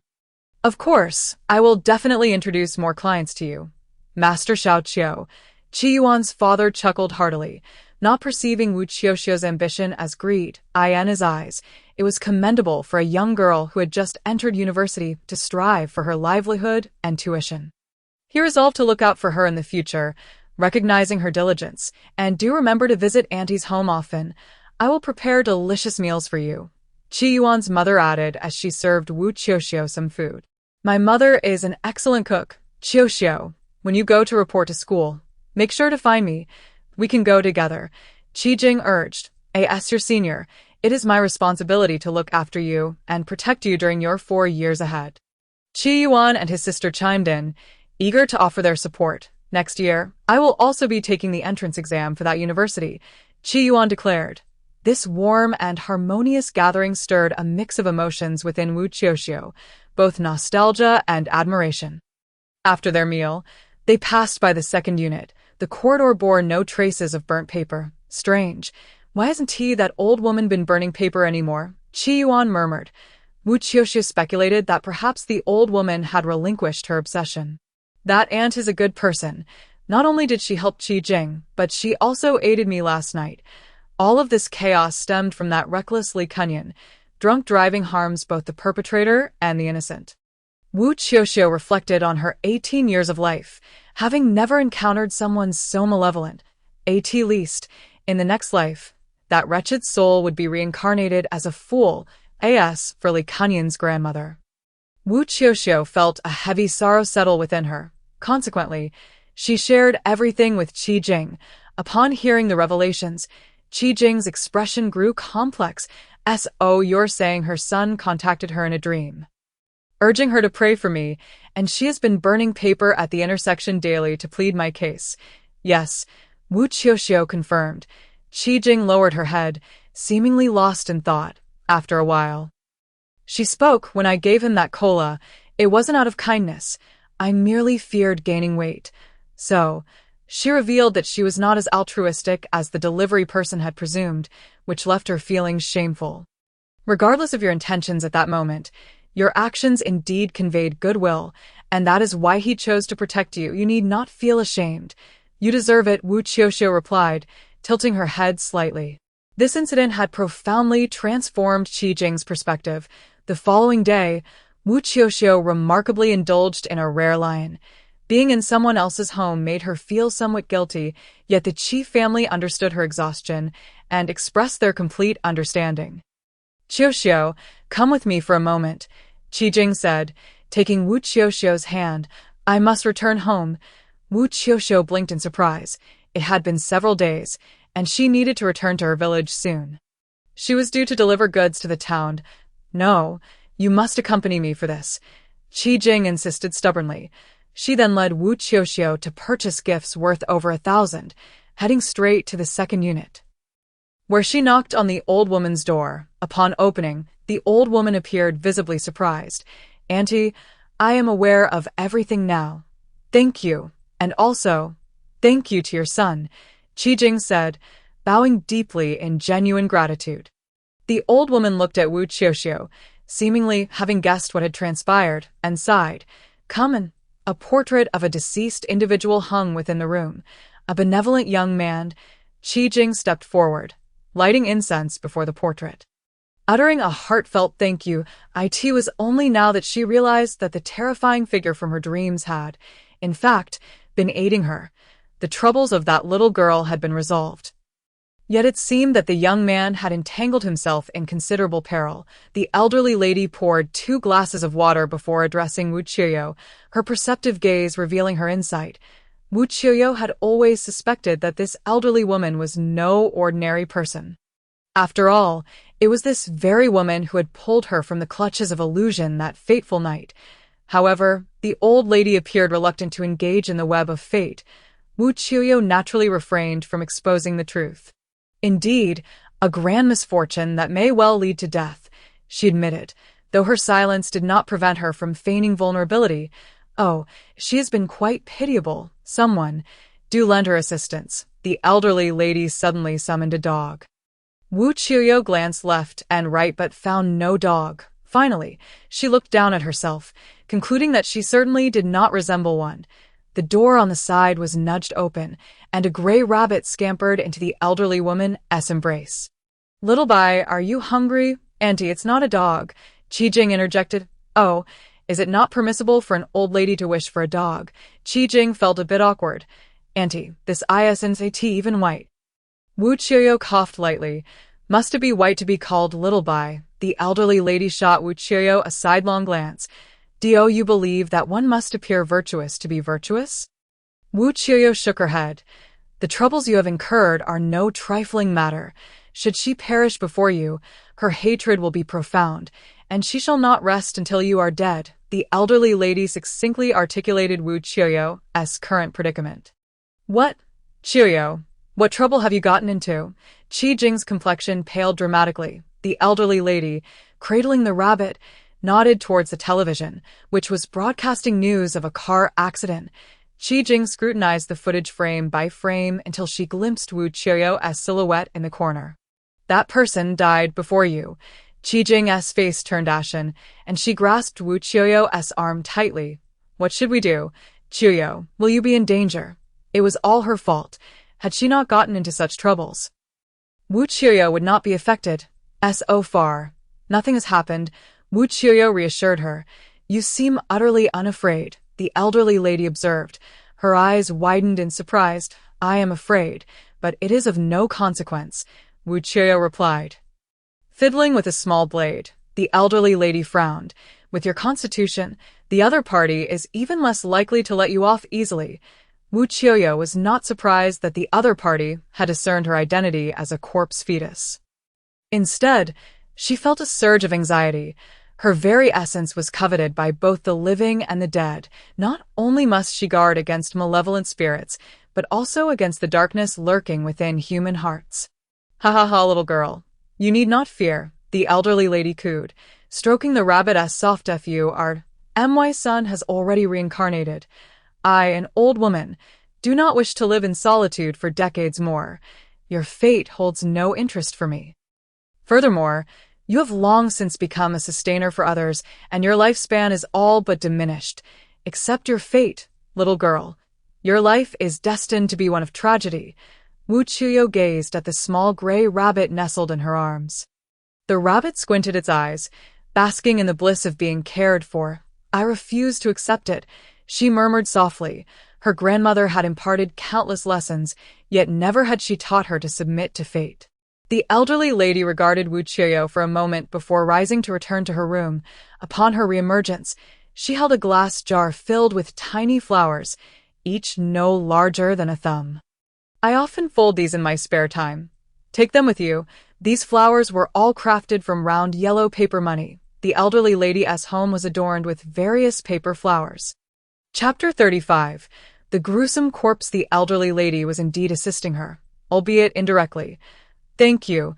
Wu Qiuqiu accepted the gift with gratitude. The elderly lady waved her hand dismissively. Call me Auntie, if you have time. Do come by to chat with me." A lonely elderly woman, bereaved of her only child, now yearned for companionship. Wu Qiuqiu agreed. As she prepared to leave, Auntie Hua advised, "If you do not wish to accept your fate, you must locate the one who has stolen your destiny within 2 years. Perhaps there lies a glimmer of hope." Understood, Wu Qiuqiu nodded, then gently closed the door behind her. Qi Jing, filled with concern, inquired, "Qiuqiu, have you encountered any trouble? Can I assist you?" Wu Qiuqiu candidly replied, "No, you cannot." Qi Jing lowered her head, fidgeting with her fingers, feeling somewhat awkward. She realized she was utterly powerless to help. "I must return. Please convey my regards to Uncle and Auntie," Wu Qiuqiu said, her mind preoccupied as she turned to exit the community. Qi Jing called after her, but she was oblivious. Auntie Hua had made her intentions clear. She had 2 years remaining. Chen Sanhai had also mentioned that should she encounter the one who had stolen her destiny, she would undoubtedly sense it. However, would a thief intentionally flaunt their ill-gotten gains before the victim? Wasn't he that akin to dancing on the edge of a precipice? Evidently, the thief would conceal themselves well, avoiding any appearance before her. Yet, they would surely keep a watchful eye from the shadows to avoid any missteps. Those surrounding her now included both humans and spirits. It was entirely plausible that one of them was the thief sent to surveil her. Wu Qiuqiu recalled the cat she had encountered that day, its fur gleaming, its lineage exceptional. Villagers typically kept common cats to catch mice, neglecting their grooming. Thus, it was apparent that this cat did not belong to the villagers. There was another possibility. The cat could very well be the eyes of her adversary. Regrettably, that cat had only appeared once and then vanished. Being pursued from the shadows while remaining in the light was an unsettling sensation. Wu Qiuqiu shook her head, mounting her tricycle. For now, she would set those thoughts aside. Her most pressing concern was that final gaze before death. She needed to take the initiative. Wu Qiuqiu parked her tricycle beneath the shade of a tree at the crossroads. By this time, the workday had ended, and following a tragic accident, both vehicles and pedestrians were scarce. Even the buses had rerouted. Wu Qiuqiu donned a sun hat and mask, slipping on arm sleeves as she dismounted, resembling a sanitation worker. She then made her way to the spot where the elderly lady had met her demise, adjacent to the traffic light. Recalling the location, she ultimately arrived at the point of origin. This area had already been washed clean, appearing immaculate, yet Wu Qiuqiu knew it was the very spot where the elderly lady's head had fallen. At that moment, she had sealed the other party's eyes with a copper coin. Copper coins ward off evil, and they surely could suppress for a time. However, she had been in a hurry, and it was certain that subsequent individuals had removed the coin. This was the place where the elderly woman had breathed her last. She needed to set up a formation here. Lowering the brim of her hat, Wu Qiuqiu retrieved a folding knife from her backpack, dipped it in vermilion and rootless water, and drew a circle on the ground. Within the circle, she inscribed a square, then etched the characters Qianlong Tongbao in the 4 cardinal directions. Inside the square, she carved the character for person. Thus, it appeared as if the center was a prison. This was known as drawing a prison on the ground. The copper coin's outer circle and inner square symbolized the heavens and the earth, using the powers of a universe to confine the other party, thus creating a prison on the ground. This formation would inevitably wear away with time, but for at least 7 days, the other party would be unable to trouble her. Next, Wu Qiuqiu needed to inquire where the body had been taken for burial. She searched the news, and indeed, she found the location in the comment section, where netizens seemed to possess an uncanny ability to procure any information. From the comments, she learned that the elderly woman had lived with her grandson, Li Qiuqiu, after losing her parents in a worksite accident that had compensated them a sum of money. However, Li Qiuqiu was unambitious, engaging in vice, and the elderly lady had indulged him excessively. A month prior, while intoxicated, he had met with a fatal accident. The elderly lady had lost her son and daughter-in-law in her youth, and now, in her old age, she had lost her grandson. It was indeed a tragic tale. Yet, given the elderly lady's actions, Wu Qiuqiu suspected that she had committed numerous misdeeds in her youth, which had led to this karmic retribution, twice becoming a parent who outlived their child. Everything is subject to the law of cause and effect. This was a lesson her grandmother had always imparted, especially in their line of work. Wu Qiuqiu rode her tricycle to the funeral home. Sitting atop her vehicle, she nibbled on a steamed bun while contemplating how to blend in. Just then, a hearse arrived. Several individuals disembarked, with staff carrying a corpse covered by a white cloth. The mourners wept loudly, entirely oblivious to Wu Qiuqiu trailing behind them. Thus, Wu Qiuqiu effortlessly infiltrated the funeral home. The elderly lady's body had been delivered the previous day, and without any relatives to claim her. It should still be preserved in the cold storage. Before leaving the county, she needed to ensure that the elderly lady's body was cremated. Wu Qiuqiu wandered about like a headless fly. A voice called out to her, "Halt! Who are you?" Wu Qiuqiu turned to see a young staff member in uniform.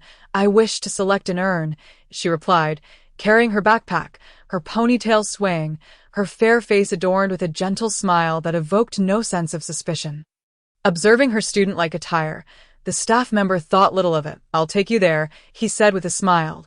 Wu Qiuqiu followed closely behind, gripping the straps of her backpack. "Brother." The footsteps ahead suddenly halted, and upon turning, the voice softened considerably. Is there something you need?" Being addressed as brother by such a delicate and beautiful young girl was enough to weaken his resolve. The grandmother from yesterday's accident. She was the one for whom he had chosen an urn. That person? Wasn't she without any relatives? The young man widened his eyes in astonishment. Wu Qiuqiu lowered her gaze. "I am an orphan. The grandmother cared for me greatly during her lifetime, after her passing.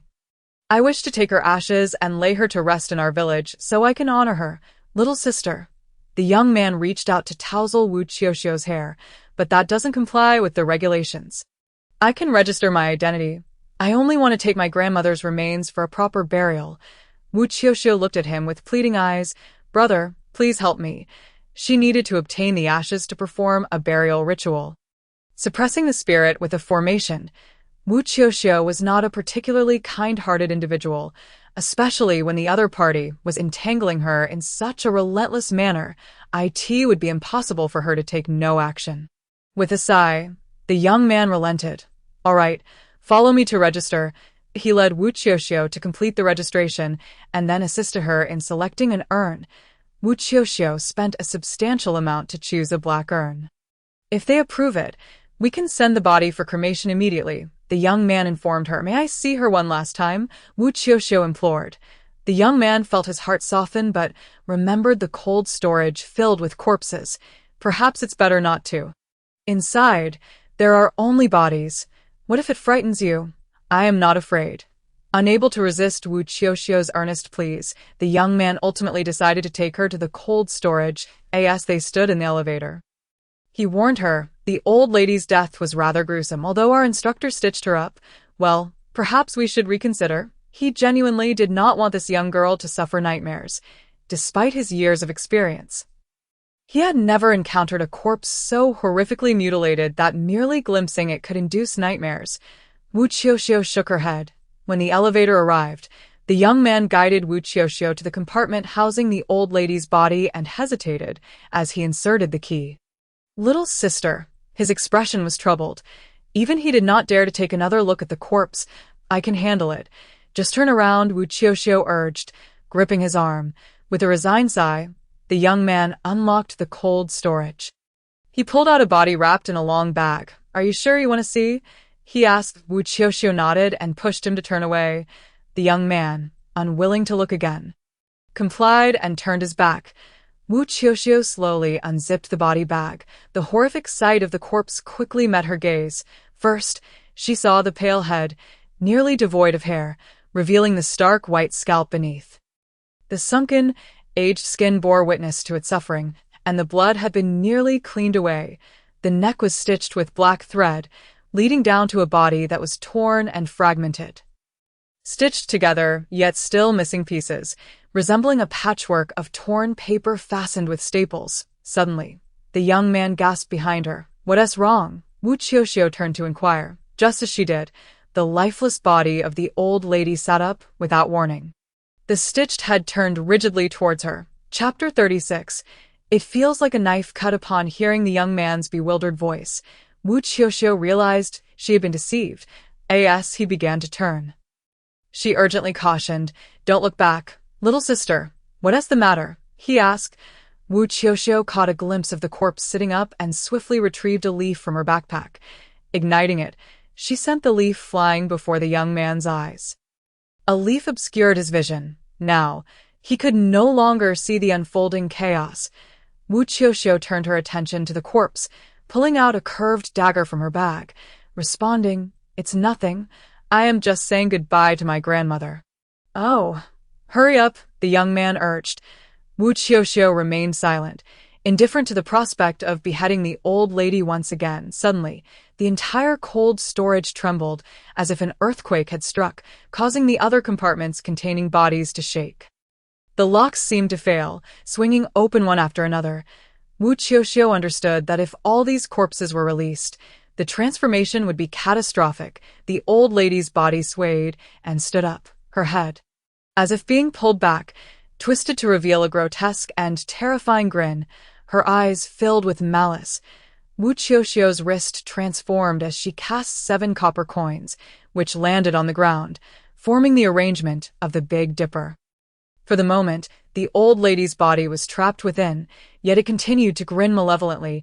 "You cannot escape." Looking at the other corpses, some had already emerged halfway, revealing the bags inside. They must not be allowed to escape. The lights in the cold storage flickered erratically, combined with the shaking, making it easy to induce panic and a desire to flee. Cold storage facilities typically employed experts to implement protective measures. Adhering to the philosophy of better to believe than to disbelieve, Wu Qiuqiu gazed up at the vast ceiling and then at the compartments. At this moment, she noticed that the zippers of some body bags had been pulled down, exposing the pale faces of the deceased within. In an instant, all the eyes opened wide, glowing red, unlike in life, filled with rage and horror. One by one, they began to sit up, collectively gazing at Wu Qiuqiu. "You cannot escape." The ceiling shook violently. Boom! It plummeted directly towards Wu Qiuqiu. Such a mere illusion was laughable. With a cold snort, she waved the copper coins before her. The falling ceiling remained intact above. Where would those protective measures be placed?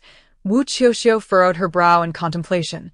The ceiling. Without hesitation, Wu Qiuqiu leaped onto an empty gurney. Amidst the flickering lights, she had failed to notice until now that near the light fixture, a massive bagua diagram had been etched. However, it was shrouded in a thick layer of spiderwebs, completely concealing it. Wu Qiuqiu swiftly cleared away the webs, revealing the formation of the bagua diagram. It was unveiled. The flickering lights suddenly stabilized, and the trembling compartments ceased to shake. Looking over, she found them all securely locked. The earlier scene seemed more like a figment of her imagination, yet the old lady's dismembered body remained in place. In the next moment, her head flew off from the severed neck. Her raspy laughter echoed in the air as it charged directly at Wu Qiuqiu.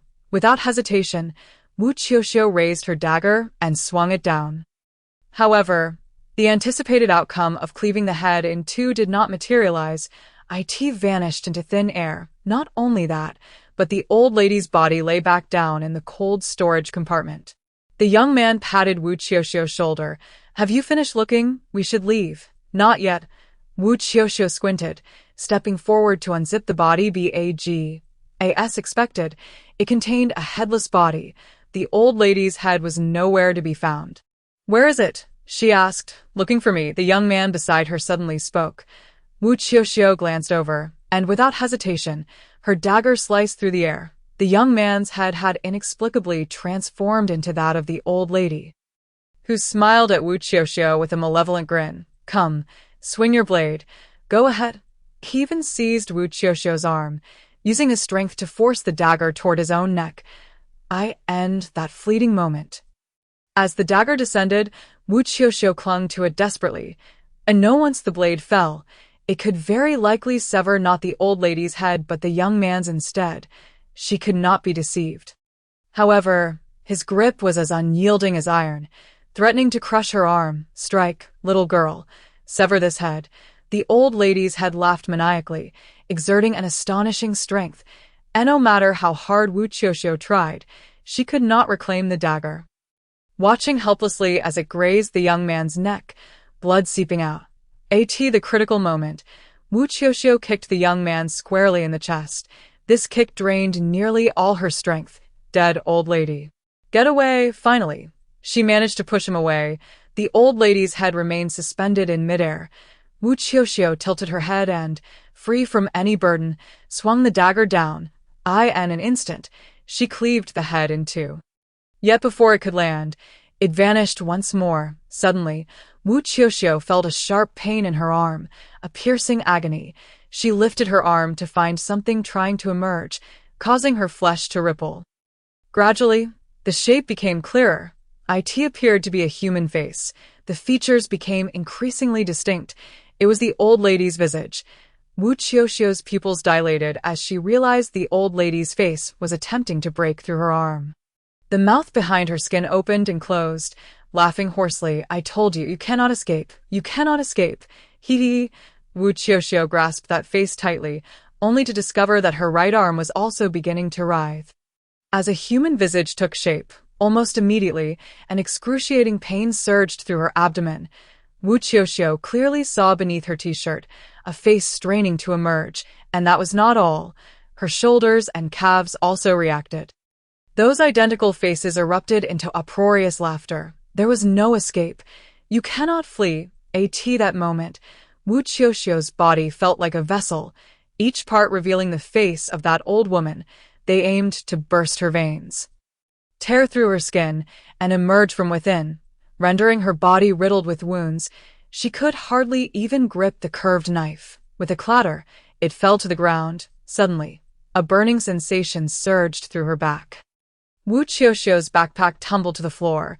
She watched as the head on her body tried to break free, all the while contemplating her next move. A small paper figure's head emerged from her backpack. Enduring the agonizing pain, Wu Qiuqiu's eyes flickered. You're still here. I'm so sorry for forgetting to send you back. It was the little paper figure from that fateful night, accompanying her on her adventures.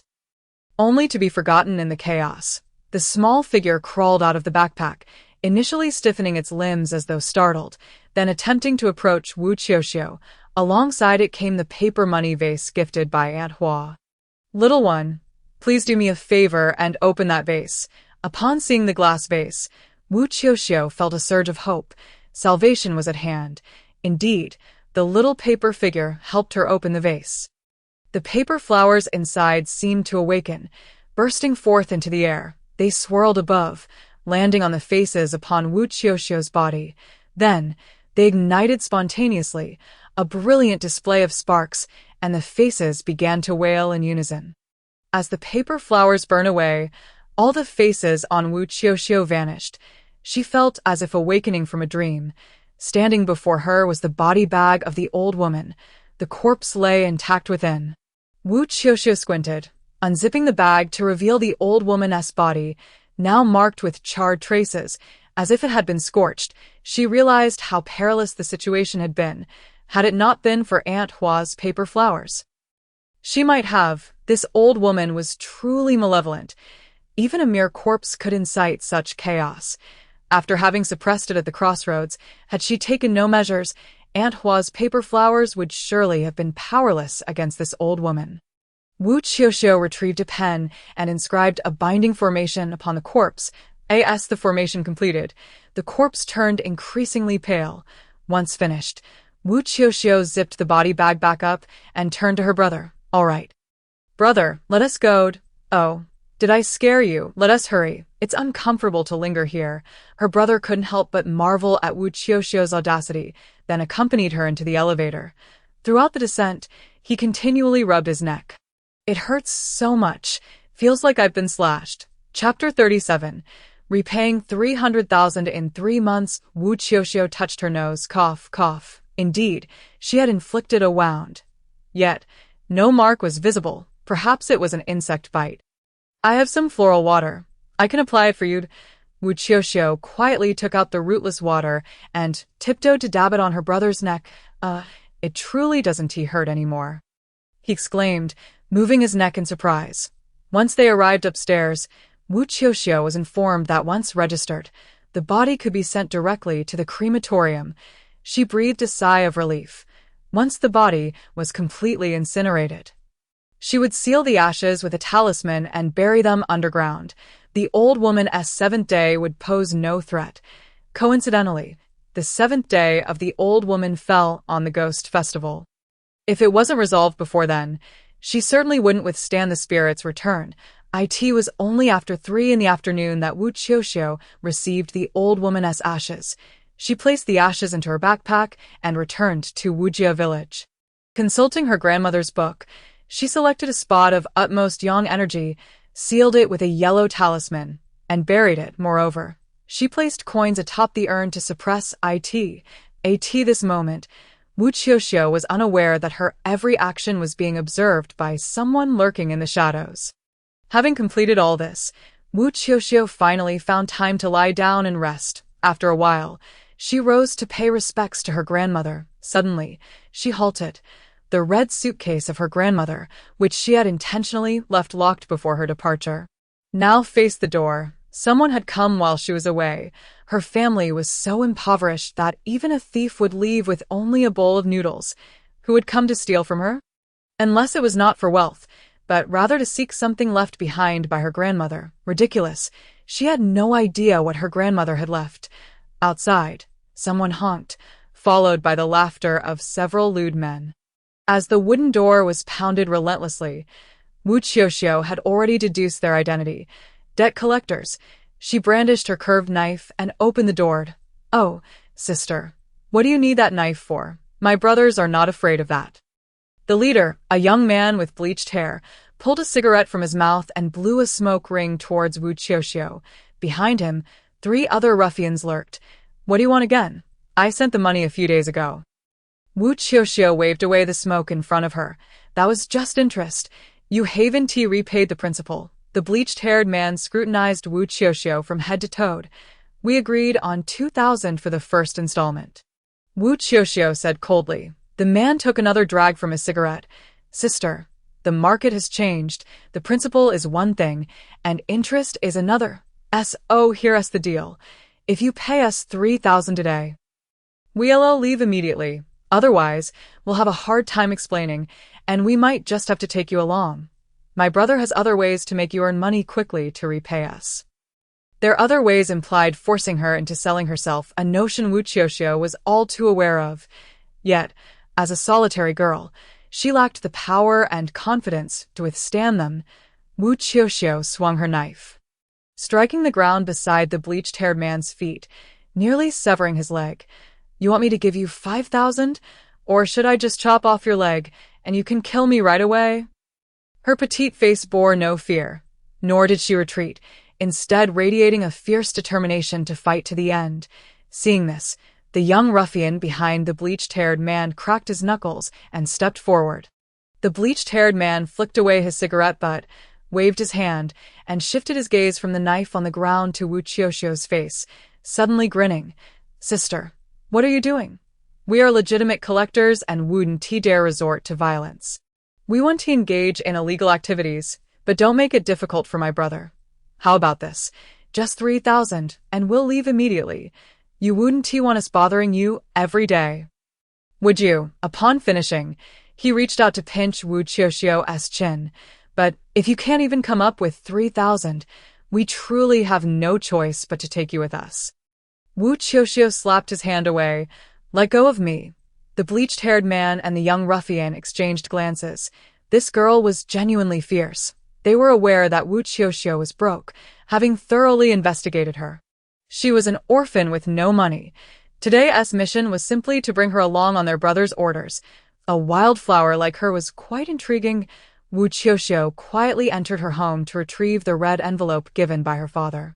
It contained at least 5,000. Wu Qiuqiu was not foolish enough to give it all to them.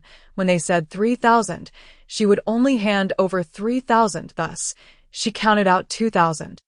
Outside, The bleached-haired man whistled and called out playfully, "Sister, are you packing? No need to go through all that trouble. Our brother has prepared everything for you. It's quite lovely and cool." The lewd voices reached Wu Qiuqiu's ears, and she glanced up at her grandmother's portrait. Then, stepping outside, she tossed the envelope at the bleached-haired man. "Get lost." The man opened it and counted, astonished. He hadn't expected Wu Qiuqiu to actually have money. He seemed somewhat disappointed. "Sister, why go through all this? You can come with me. There are plenty of ways to earn money quickly," the bleached-haired man said. Wu Qiuqiu raised the knife and took a few steps forward. The bleached-haired man quickly retreated. "Don't be rash. I'm speaking the truth. Our brother said, as long as you repay 300,000 within 3 months, we won't bother you. If you can't repay it, we won't be so accommodating. 3 months. Wu Qiuqiu tightened her grip on the curved knife. They were cornering her. "Don't bother me for 3 months, or I'll drag you down with me. Even if it costs me my life. Get out." Wu Qiuqiu pointed towards the door. The bleached-haired man scoffed, hopped onto a motorcycle, and left with the ruffians. The little paper figure ran over from the doorway, arms crossed, glaring at their departing figures. "How could I possibly save up 300,000 in 3 months? The initial 10,000 borrowed had inexplicably ballooned to 300,000. Wu Qiuqiu had never felt such pressure before. Her life seemed to plunge into darkness ever since her grandmother's death. The little paper figure climbed onto Wu Qiuqiu's shoulder, shaking her ponytail as if to comfort her. "Thank you." Wu Qiuqiu patted the little figure's head. The little figure jumped down, clutching a piece of bamboo, and headed towards the bleached-haired man's direction. "Where are you going, little one? Come back." But the little paper man did not heed Wu Qiuqiu's words. At that moment, the village chief called Wu Qiuqiu, informing her that the spirit tablets were ready and she could go and place them. Reluctantly, Wu Qiuqiu set down the little paper man and went to find the village chief. "Xiao Qiu, you have finally returned. These spirit tablets are waiting for you to place them," the village chief said, standing before the ancestral hall. "Me?" Wu Qiuqiu's eyes widened. The last time she entered the ancestral hall, the spirit tablets had all inexplicably shattered. Now, being asked to place them again felt like forcing the spirits to commit suicide once more. Indeed, last time it was because of you that the spirit tablets broke. So, naturally, you must be the one to return the spirits to their rightful places, the village chief stated. "Then please accompany me, just to be safe," Wu Qiuqiu insisted, unwilling to be alone in the ancestral hall this time. The village chief took a couple of puffs from his cigarette and replied, "All right." Upon entering the ancestral hall, the village chief began reciting names from the family tree, while Wu Qiuqiu placed the corresponding spirit tablets. Everything proceeded smoothly until he reached the last name, Wu Yunwei. However, there were no tablets left on the ground. "Uncle Village Chief, we are missing one," Wu Qiuqiu pointed out. The missing one was precisely the tablet for the village chief's son. The village chief's expression changed drastically. "Where is my little Wei's tablet? Did I overlook it?" Wu Qiuqiu ventured to ask. "Impossible, impossible. The list I reported was exactly this many. I counted them today. How could one suddenly disappear?" The village chief was beside himself with anxiety. "Let's not panic. Let us return and search for it," Wu Qiuqiu suggested, sensing that something was amiss. Wu Yunwei was the village chief's son, and he would undoubtedly prioritize that. If it had truly gone missing, it was evidently not a normal occurrence. Even after leaving the ancestral hall, the tablet had yet to materialize. Wu Qiuqiu returned home to find the little paper man sitting obediently at the doorstep, arms crossed. Being the creator of the paper man, she was not surprised that anyone would find it unusual to see it there. Upon seeing Wu Qiuqiu, the little paper man hopped over, awkwardly mimicking a person riding a motorcycle before tumbling over. "Did you make them fall?" The little paper man patted its chest, a proud look on its face. "Did I ask that so?" "Thank you." Wu Qiuqiu felt a sudden surge of clarity. Indeed, when one is down on their luck, witnessing others in misfortune brings an inexplicable sense of joy. Over the next few days, Wu Qiuqiu delivered goods to the town, gradually putting the incident of Wu Yunwei's missing tablet out of her mind. Before long, The day of the Zhongyuan Festival arrived. Chapter 38. Zhongyuan Festival. On Zhongyuan Festival, the gates to the underworld swing wide open. Thus, from 5 o'clock in the afternoon, there were hardly any villagers left wandering about. Wu Qiuqiu certainly wouldn't be aimlessly roaming around. She was naturally predisposed to attract spirits. Wandering about would be akin to waving a piece of dung in front of a dog. But she was not dung. Wu Qiuqiu sat on the threshold, slurping up her minced meat noodles, troubled over finances. Tuition was nearly covered, but how to manage that 300,000? Business had been scarce lately. The little paper man sat beside her on the threshold, gnawing on a fragrant incense stick. Of course, it couldn't actually chew. It was merely enjoying the scent given to it by Wu Qiuqiu. It looked like a little paper figure sitting next to a stick of incense, playing knock, knock, knock. Suddenly, the wooden door was rapped upon. Wu Qiuqiu glanced at her phone. It was already 7 o'clock. Who would be out at this hour? Were they not afraid of encountering spirits? She placed her bowl on the threshold and hurried to open the door. As soon as the little paper man saw Wu Qiuqiu leave, it tossed aside the incense stick and crawled over to the edge of the bowl. As if sniffing the aroma in a split second, it slipped right in. Outside stood Wu Song's wife, frantic and distressed. "Qiu, you must help save my Xian. Upon seeing Wu Qiuqiu, she immediately grasped her hand. Xian, what happened to him?" He has encountered a spirit," Wu Song's wife sobbed, her eyes swollen. It turned out that all day, Xian had been insisting that a little brother was playing hide-and-seek with him in the wardrobe. Initially, they thought it was just childish nonsense. However, when Xian began sitting in front of the wardrobe mumbling to himself, even offering his toys to the little friend in the wardrobe, they realized something was amiss. But when Wu Song opened the wardrobe door, it was empty. He then taped the wardrobe shut. To their shock, Xian began to cry and scream, developing a fever. Wu Song's wife, who had been watching over him, blinked for just a moment, and Xian vanished. Later, they heard the chickens in the coop cawing, and when they rushed over, they found Xian had killed 2 chickens, crawling on all fours, behaving nothing like a human. When they approached, it seemed he could not recognize them. Wu Song rushed to pull Xian out of the coop, but Xian bit Wu Song and darted back into the house. They only heard the wardrobe door slam shut, and upon entering, Xian was nowhere to be found. The wardrobe door wouldn't budge. Only the sound of Xian crying could be heard from inside. "What are we to do? My Xian is only 5 years old. Which wretched spirit is tormenting him? Qiu, please help me. I beg you." Wu Song's wife clutched Wu Qiuqiu's arm, almost drawing blood from her grip. "Sister-in-law, do not panic. Let me grab a backpack." Wu Qiuqiu managed to pull her hand free. Clearly, Xian's situation indicated he was being tormented by a small ghost. It shouldn't be difficult to handle. However, Wu Qiuqiu opted to return to her room to gather some tools. Upon entering, she found the little paper man soaking in the bowl. "You silly fool. You truly are a silly fool. You're made of paper. Don't you realize?" Wu Qiuqiu pulled it out by its remaining foot. Casually, she took another little paper figure, lit its eyes, and patted it. "Enter this body." Once the silly fool was inside the new body, Wu Qiuqiu stuffed it into her backpack and followed Wu Song's wife to her home. The village roads were devoid of villagers. At every intersection, there were fire pits for burning paper, and everyone had returned home early after their offerings. The atmosphere was eerily silent, with not even the sound of insects. Wu Song's wife appeared visibly frightened by the stillness and turned to speak to Wu Qiuqiu, only to hear Wu Qiuqiu warn, "Do not look back on a night road." She shrank back slightly. "Qiu, don't scare me." Wu Qiuqiu handed her a red string. "Sister-in-law, do not let go of this red string.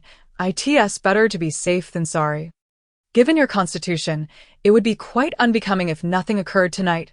Oh, all right." Hearing this, Wu Song's wife quickened her pace. Wu Qiuqiu followed closely behind, barely half a body's length away, for a long stretch of time. Wu Song's wife remained silent, merely keeping her head down and moving forward. Wu Qiuqiu furrowed her brow. only to hear her muttering softly to herself. Wu Qiuqiu leaned in to listen and caught her repeating, "We are almost there, almost there." Initially, Wu Qiuqiu thought she was referring to reaching home. Gradually, however, Wu Qiuqiu sensed that the journey was dragging on unnaturally long enough to make a round trip to Wu Song's house. Realizing something was amiss, Wu Qiuqiu quickly tugged at the red string. "Sister-in-law, we are on the wrong path." She glanced around. The surroundings were still the same country road. Ahead, she could faintly see Wu Song's wife's silhouette. "No, Qiu, we are almost there, Wu Song's wife insisted. Wu Qiuqiu suddenly noticed something glaringly bright about Wu Song's wife. She squinted to see that it was a necklace, but the woman was facing away from her. Wasn't he she? Wu Qiuqiu's eyes widened as she realized that Wu Song's wife was now facing her, her head twisted backward, walking in reverse. She has been ensnared. Wu Qiuqiu hurriedly pulled on the red string. But when had she fallen prey? The end of the red string felt heavily tugged, as if someone were gripping it tightly. Wu Qiuqiu couldn't release the red string, fearing for Wu Song's wife's safety. A sudden sense of suffocation washed over her, as though the air had grown thin, constricting around her throat. The air dwindled, and a strong explosion-like sensation surged in her lungs. Wu Qiuqiu began to cough uncontrollably. She pressed against her chest. "Stop, sister-in-law." Reaching for her backpack, it had vanished. She realized this was an illusion created by that entity. Swiftly, Wu Qiuqiu untied the red string from her wrist and pressed 2 copper coins over her eyes. "Heaven and earth are round. Without rules, there can be no order. Set things right. Break this illusion." A sudden intense burning sensation pierced her eyelids. A dull ache surged through her mind, and she hastily removed the copper coins. The scene before her had entirely shifted. They were now in a river. The water had risen to Wu Qiuqiu's chin. The end of the red string was in Wu Song's wife's grasp. And she continued to press forward, with the water now reaching her lips. "Sister-in-law, sister-in-law." Wu Qiuqiu swam over and struck Wu Song's wife's forehead with the copper coins. Her dazed, vacant eyes seemed to snap back to reality. "In the river. How did we end up in the river?" she exclaimed in terror. They had come perilously close to drowning. "Let us get to the shore." Wu Qiuqiu tugged at the red rope. Fortunately, the water had not completely engulfed them, and the two hastily made their way to the riverbank. Suddenly, Wu Song's wife let out a piercing scream and plunged directly into the river. Wu Qiuqiu felt something grasping at her foot. It was a water monkey, seeking a substitute. She looked down and saw a corpse of a man, bloated and grotesque, grasping her. Wu Qiuqiu drew her curved knife and tossed her backpack back to the shore. Its contents soaked through, Xiaodaigua crawled out, its new lower body ruined by water. It stomped its feet, hands on its hips, looking thoroughly indignant. Wu Qiuqiu severed the man's arms, regaining her freedom, just as she intended to turn back to rescue Wu Song's wife. She discovered several water monkeys clinging to her legs, pulling her down. "Sister-in-law, hold on," Wu Qiuqiu urged, her brow furrowing. With no mercy, she swung her knife and dispatched the water monkeys in swift succession, then quickly swam to Wu Song's wife, only to find her locked in a death grip by a female corpse, unable to struggle. These water monkeys, usually silent, only emerged during the ghost festival to seek substitutes. Wu Qiuqiu held her breath and sank to the riverbed. Hacking at the female corpse with a few strokes, she then grasped Wu Song's wife and hurriedly swam towards the bank. Both women, drenched and exhausted, collapsed on the shore, gasping for breath. "Ghosts, there are ghosts," Wu Song's wife said, her face ashen. She had thought the old woman's tales were mere fabrications, only to discover their terrifying truth. This river, she would never dare to approach again. "Let us go," Wu Qiuqiu urged, pulling her along. "Yes, Xin, my Xin is still at home." The two women rose, and Wu Qiuqiu slung her soaked backpack over her shoulder. This time, they successfully reached Wu Song's home without encountering any further mishaps. Upon seeing the disheveled appearance of his wife and Wu Qiuqiu, Wu Song opened his mouth to inquire what had happened, but his wife interrupted. "Qiu, come with me. Xin is in the wardrobe." Wu Qiuqiu entered her home, eyeing the dark, old wooden wardrobe. In the village, wardrobes were typically crafted by carpenters, sturdy, but lacking in aesthetic appeal. The wardrobe bore marks of having been hacked at with a knife.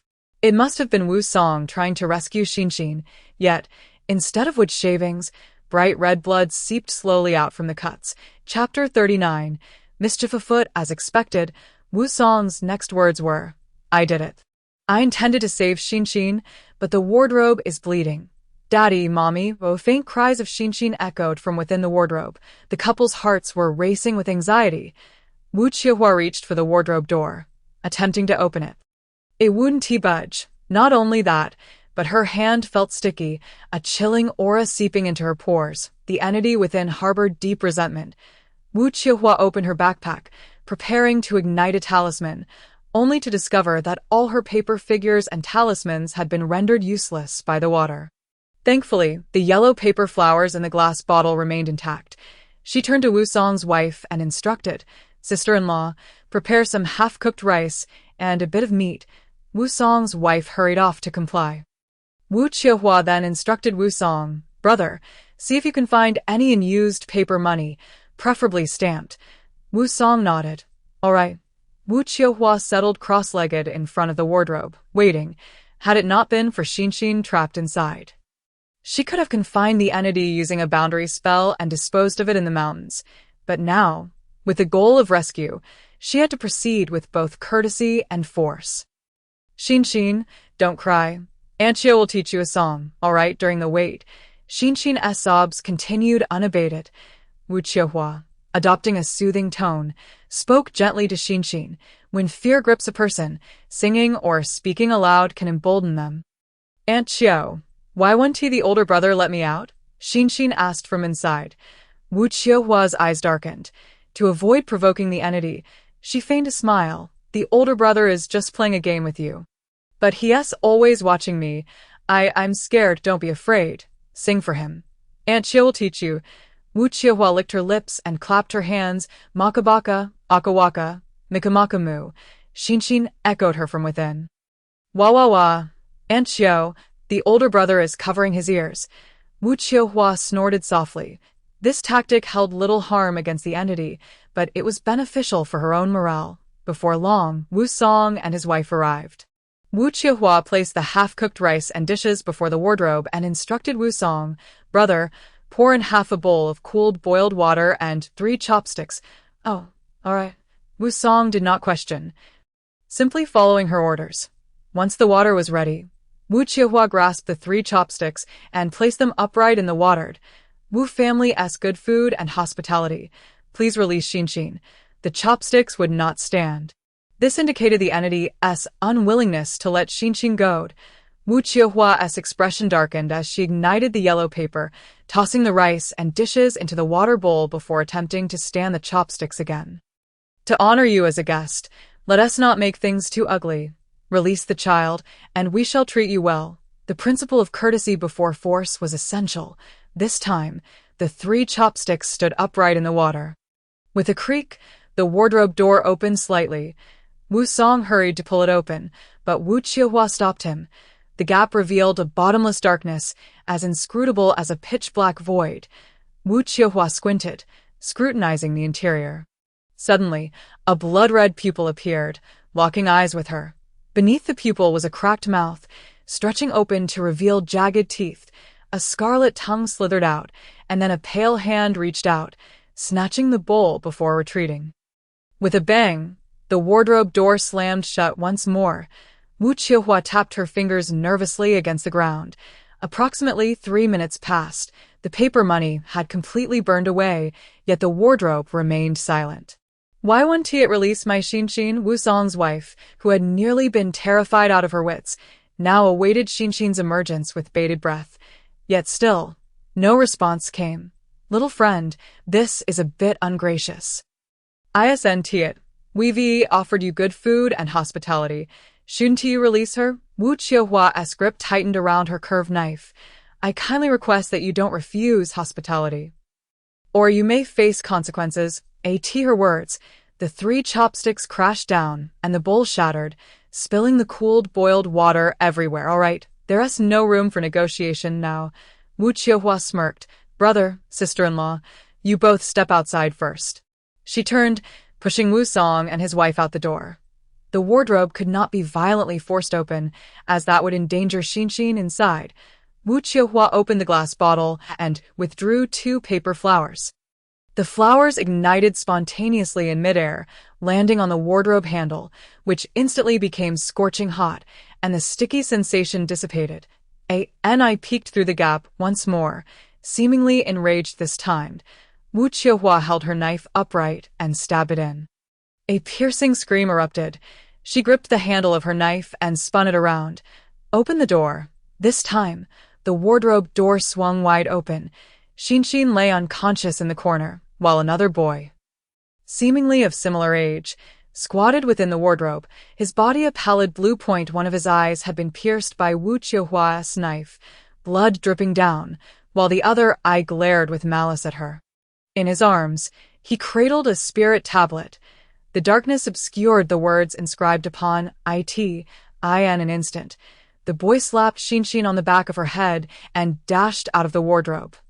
Vanishing into the night, Wu Qiuqiu could only embrace the unconscious Xinxin. Upon closer inspection, she realized that Xinxin's soul had been lost, leaving behind an empty shell. That little ghost seemed familiar to Wu Qiuqiu, though she had never truly seen him before. Moreover, the boy possessed considerable spiritual power. Clutching a spirit tablet, he did not appear to have randomly targeted Xinxin. The fact that Xinxin's soul had been taken suggested a premeditated plan.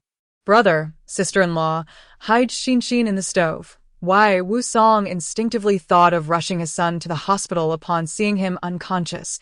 His soul has been lost. Today is the Ghost Festival, and he is vulnerable to possession by wandering spirits or even other entities. If we place him in the stove god will protect him, and those entities generally will not dare to approach.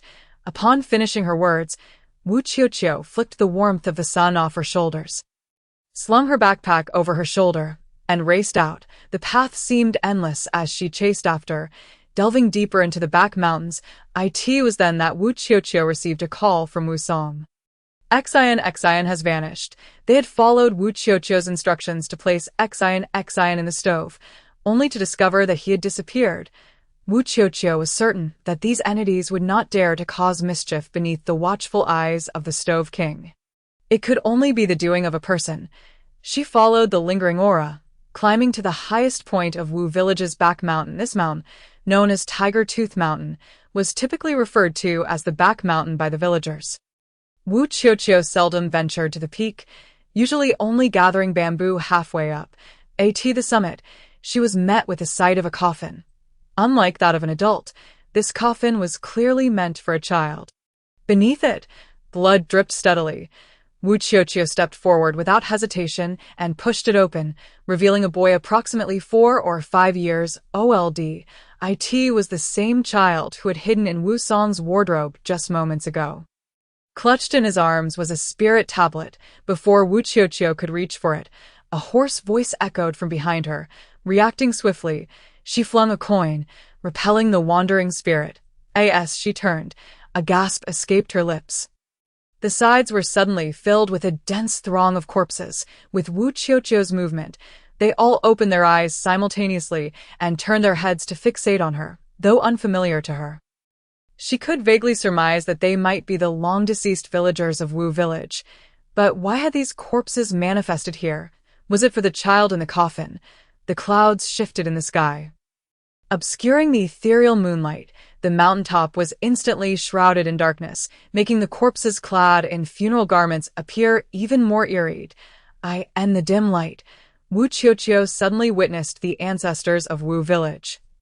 Draped in shrouds, the Ghost Festival had opened the gates to the underworld. Had someone intentionally prepared these corpses, waiting for the ancestors to return? Wu Qiuqiu understood in an instant. However, this return was not a resurrection but a form of sacrifice.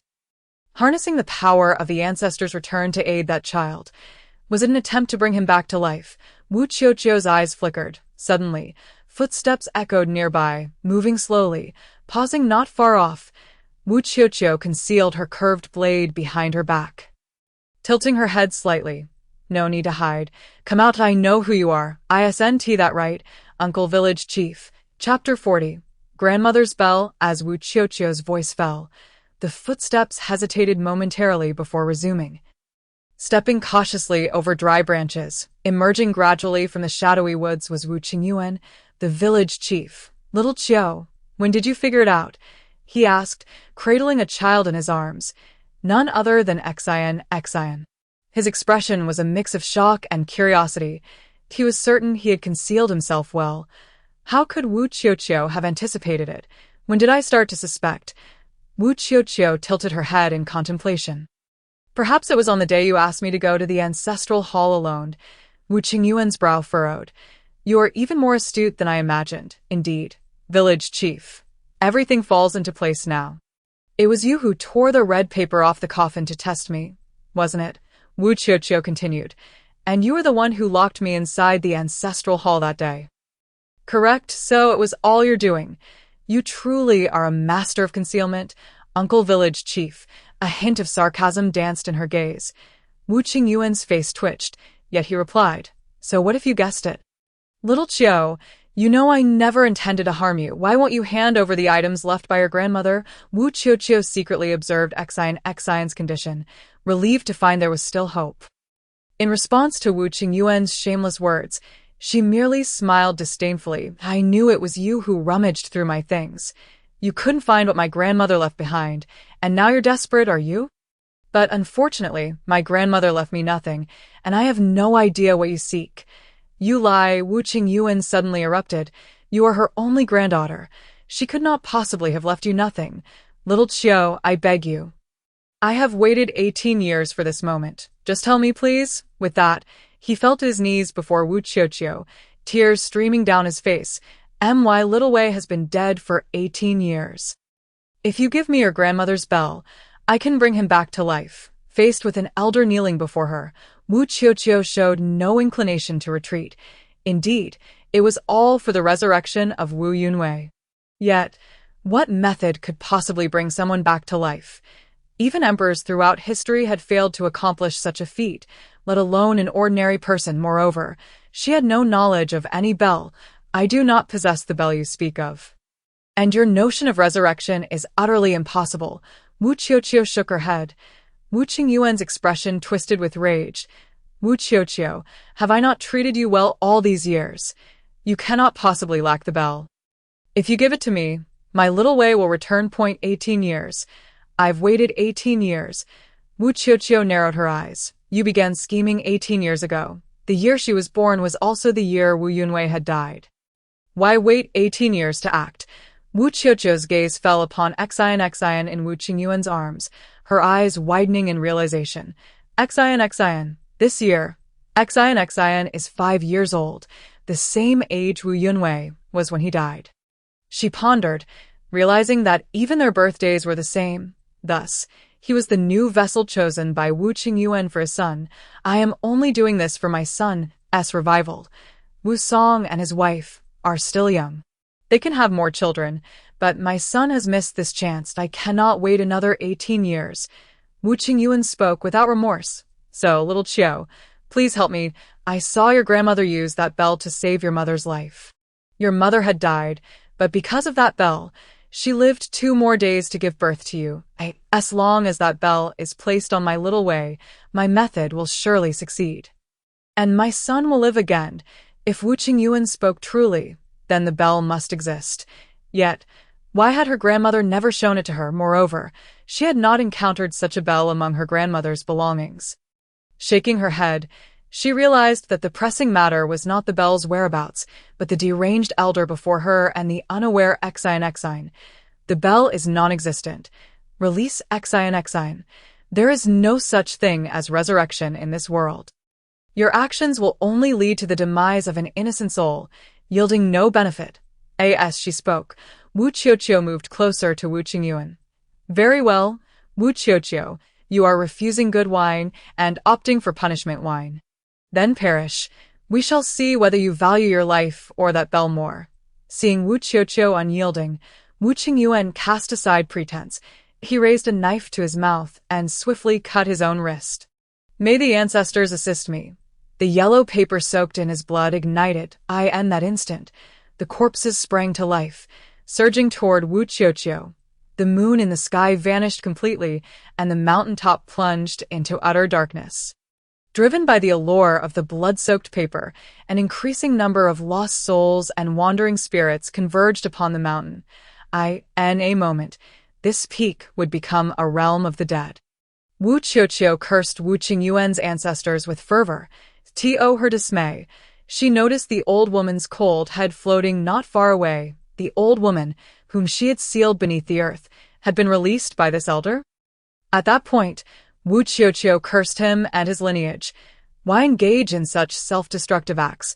Once again wielding her curved blade, she sliced open her already unhealed palm. The blood-soaked blade possessed formidable power. Any spirit touched would ignite in green flames. The old woman, lurking nearby, seized the opportunity and lunged at Wu Qiuqiu, biting into her neck. "Ha ha, I've caught you," though the spirit could not truly break the skin. The pain pierced the very soul. Wu Qiuqiu's face paled as she struck with 2 copper coins, forcing the old woman back. Yet, in that moment of distraction, her arm was bitten. They were feasting on her soul. Meanwhile, Wu Qiuqiu placed Xian into the coffin, lying down beside Wu Yunwei. He then sat cross-legged before the coffin, tracing mysterious runes in the dirt with his fingers. After a chant, he stood, flipping Xian's body to embrace his knees. Positioning the 2 children's bodies face-to-face in a formation reminiscent of the Bagua. Damn it, Wu Qiuqiu's face turned ashen as she uttered an expletive. But now, bound by the spirits, she could not thwart Wu Qiuqiu's actions. As Wu Qiuqiu proceeded, Wu Qiuqiu caught a glimpse of Wu Yunwei's ghost emerging faintly behind the coffin. One of Wu Yunwei's eyes had been blinded by Wu Qiuqiu. He awaited the completion of Wu Qiuqiu's ritual to enter Xian's body and usurp his form. Fool! While Wu Qiuqiu wrestled with the spirits, she managed to call out to the fool. The fool peeked out from her backpack, trembling at the sight of the unfolding chaos. "Open the bottle." Wu Qiuqiu kicked her backpack, causing a bottle to tumble out. Little Daigua tilted her small head and extended her hand to help Wu Qiuqiu unscrew the bottle, then joyfully hugged it to Wu Qiuqiu's feet before retreating back into the backpack. Wu Qiuqiu glanced down and kicked the bottle up into the air. The paper flowers inside scattered in an instant, resembling celestial maidens showering blossoms upon the earth. Wu Qiuqiu spun around gracefully, her feet nimbly maneuvering as each flower landed precisely beside her, ultimately forming a complete circle. With a spark of inner fire, she ignited the paper money flowers, which instantly transformed into flames, shielding her within their embrace. Before the paper flowers burned away, the malevolent spirits could not approach. Time was of the essence, and without hesitation, Wu Qiuqiu bit through her middle finger. The warriors of the ethereal realm all assembled in formation. With every drop of blood, she inscribed a character upon the ground, her hands simultaneously forming a seal. 9 characters, each accompanied by a distinct hand sign. Wu Qiuqiu's complexion grew increasingly pallid, nearly devoid of color.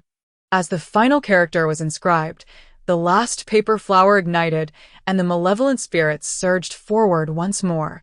The 9-character incantation erupted in a burst of brilliant golden light. That fleeting moment. All the approaching spirits were reduced to ashes, and the remaining ones finally understood fear. Retreating in haste, the old woman's head, shrouded in darkness, observed the scene before ultimately taking flight. A burst of flames converged at the mountaintop. Unbeknownst to anyone, the fleeing spirits were instantly drawn towards a far more formidable force. Deep within the bamboo grove, in an uncharted cave, tremors began to resonate, akin to an earthquake. Countless fleeing souls screamed in despair as they were drawn in. An ominous vortex formed in the center. Soon after, a crimson coffin rose autonomously from the depths of the earth. The coffin ceased its tremors. After a moment, a pale hand suddenly emerged. Each finger was distinct and exceptionally beautiful. The hand pressed firmly, and with it, a rigid figure sat up. Clad in a tattered black battle robe, stained with blood, it was unclear whether the blood belonged to him or his foes. He turned his head stiffly, revealing the striking visage of Lang Ju. Extending his fair neck, he sniffed the air in a particular direction, such a dense aura of malevolence, and the next instant, he was no longer within the coffin. Chapter 41. The newly unearthed artifact. Meanwhile, after repelling the malevolent spirits, Wu Qiuqiu coughed up a mouthful of fresh blood. She staggered to her feet and approached Wu Qiuqiu from behind, with the spirits having retreated. Wu Qiuqiu suffered a backlash, blood streaming from his 7 orifices, yet he showed no signs of stopping. Close, just a fraction away from fusion. If he could hold on a little longer. Wu Qiuqiu's eyes bulged in desperation. Within the coffin, Xian and Wu Yunwei's bodies entwined and spun, resembling a yin-yang diagram. The image grew increasingly ethereal, and it seemed the two were on the verge of merging into one. Wu Qiuqiu had no time to rest. She had to intervene at a critical moment. Wu Yunwei positioned himself behind Wu Qiuqiu, his now blind eyes hollow, baring his teeth in a menacing grin towards Wu Qiuqiu. It seemed he would not allow Wu Qiuqiu to thwart his resurrection. Get away, you, who have been dead for 18 years, should have long departed from this world. Wu Qiuqiu raised her curved blade and struck it decisively against Wu Yunwei's head. Regardless of the reasons for Wu Yunwei's demise or the tragedies he had faced, his desire to defy fate and resurrect using living souls was simply untenable. Wu Yunwei was sent flying, landing on all fours as his facial muscles began to contort grotesquely. Wu Qiuqiu, however, continued to mutter incantations, his features obscured by blood. The exertion of this spell was evidently taking a toll on him. Without a second thought, Wu Qiuqiu delivered a swift kick to Wu Qiuqiu's back, sending him sprawling. The incantation ceased, and the 2 corpses within the coffin halted their rotation. They were so close, just a hair's breadth away. Wu Qiuqiu's voice erupted in despair. No. Just a little more, my son. Wu Qiuqiu pulled the unconscious Xian out. She cast a cold glare at Wu Qiuqiu. Is your child the only one that matters? Having spoken, she let a paper flower blossom at her fingertip. Boom! The entire coffin ignited in a flash, engulfing even Wu Yunwei in flames. Help me, father. Father, save me. Wu Yunwei cried out in agony amidst the inferno.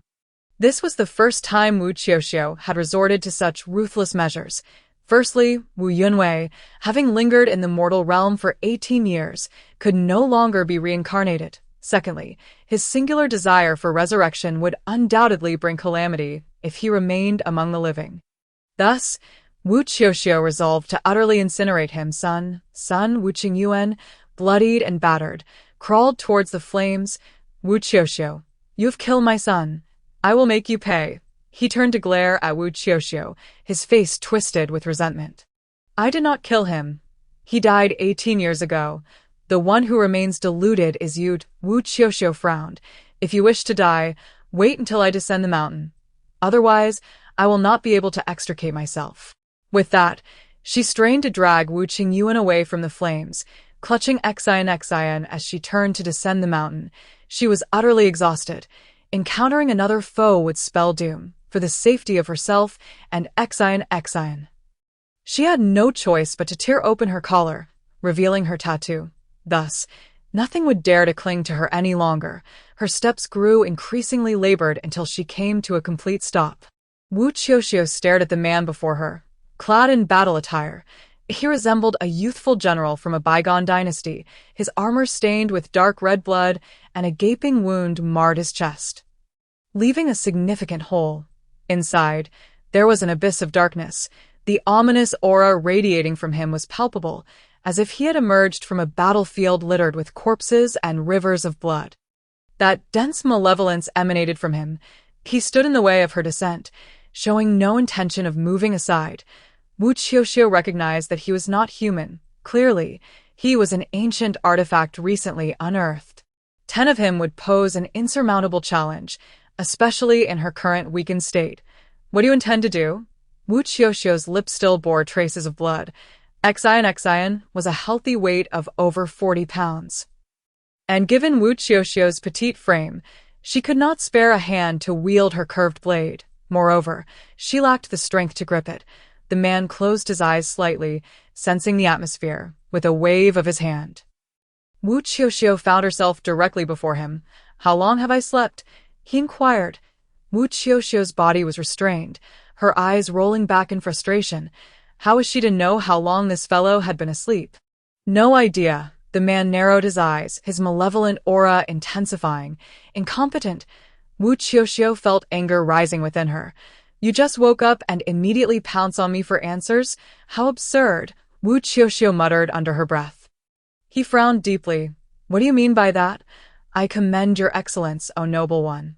Might you allow me to descend the mountain?" Wu Qiuqiu dared not express her true thoughts. "How long have I slumbered?" "What night is it?" He squinted, as if appraising Wu Qiuqiu, leaving her uncertain if he believed her.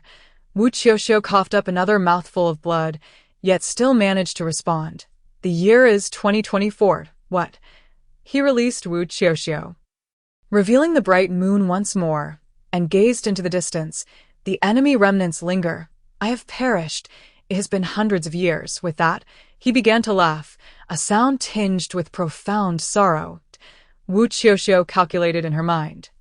Faintly discerning which era he hailed from, she envisioned the young general of yore, leading 1,000,000 lions into battle, amidst mountains of corpses and rivers of blood, his armor stained crimson, just as Wu Qiuqiu opened her mouth to speak. The man turned away. As he spread his hands, he distinctly held a soul within his palm. Xian, return him to me." Wu Qiuqiu's expression darkened instantly. If his soul were to be crushed by this man, Xian would never awaken again. On what grounds? He lifted his pale chin defiantly. "I have just awakened and require a soul to sustain myself. Not only him, but you shall also become my nourishment." With that, he gestured again, tightening his grip on Wu Qiuqiu's neck. Wu Qiuqiu felt her soul being wrenched from her very core. Such a dense aura of malevolence, indeed. "Release me. I can assist you in stabilizing your soul." Wu Qiuqiu uttered these words softly, her feet touching the ground. He released her but then seized her face. "I am Han Yun. I despise deceit." Suddenly, he noticed the tattoo on Wu Qiuqiu's shoulder. The Lotus of Guanyin. It bears form, yet lacks essence. Wu Qiuqiu was thoroughly exasperated by his archaic manner of speech. "Mr. Han, no one in our time speaks like you anymore. Also, could you return that soul to me?" Han Yun narrowed his eyes, a heavy pressure emanating from him. "Are you instructing me on how to act?" At least he had ceased with the "I and me" rhetoric. That child is the life of his parents. "You do not lack a soul. Return him to me." Pleased, Wu Qiuqiu felt herself nearing her limit, yet still spoke up. Han Yun's cold gaze remained fixed on her. "Conditions?" Wu Qiuqiu shook her head. She could not afford it. Even the words she had just uttered were a ruse to deceive Han Yun. "Are you intent on forcing this?" Han Yun's eyebrows involuntarily twitched. Wu Qiuqiu began to feel disoriented, thinking, damn it, I can't hold on any longer." Her last words before losing consciousness were, "I promised his parents." Han Yun surveyed the fainted girl. After a brief pause, he cast Xian's soul into her body. Then, with one hand gripping Wu Qiuqiu and the other holding Xian, he descended the mountain, exuding an aura of menace. He had 100 ways to eliminate these two insignificant humans, yet ultimately he chose to carry them down the mountain. Having just awakened, he was still unfamiliar with this world. If Wu Qiuqiu truly possessed a method to restore his soul, it would be a pity to kill her. Wu Qiuqiu's backpack stirred, and a daft little head poked out. "Lead the way." Han Yun kicked the backpack. The daft one, frightened that the looming menace might incinerate it, could only grasp the backpack with its mouth and laboriously drag it down the mountain.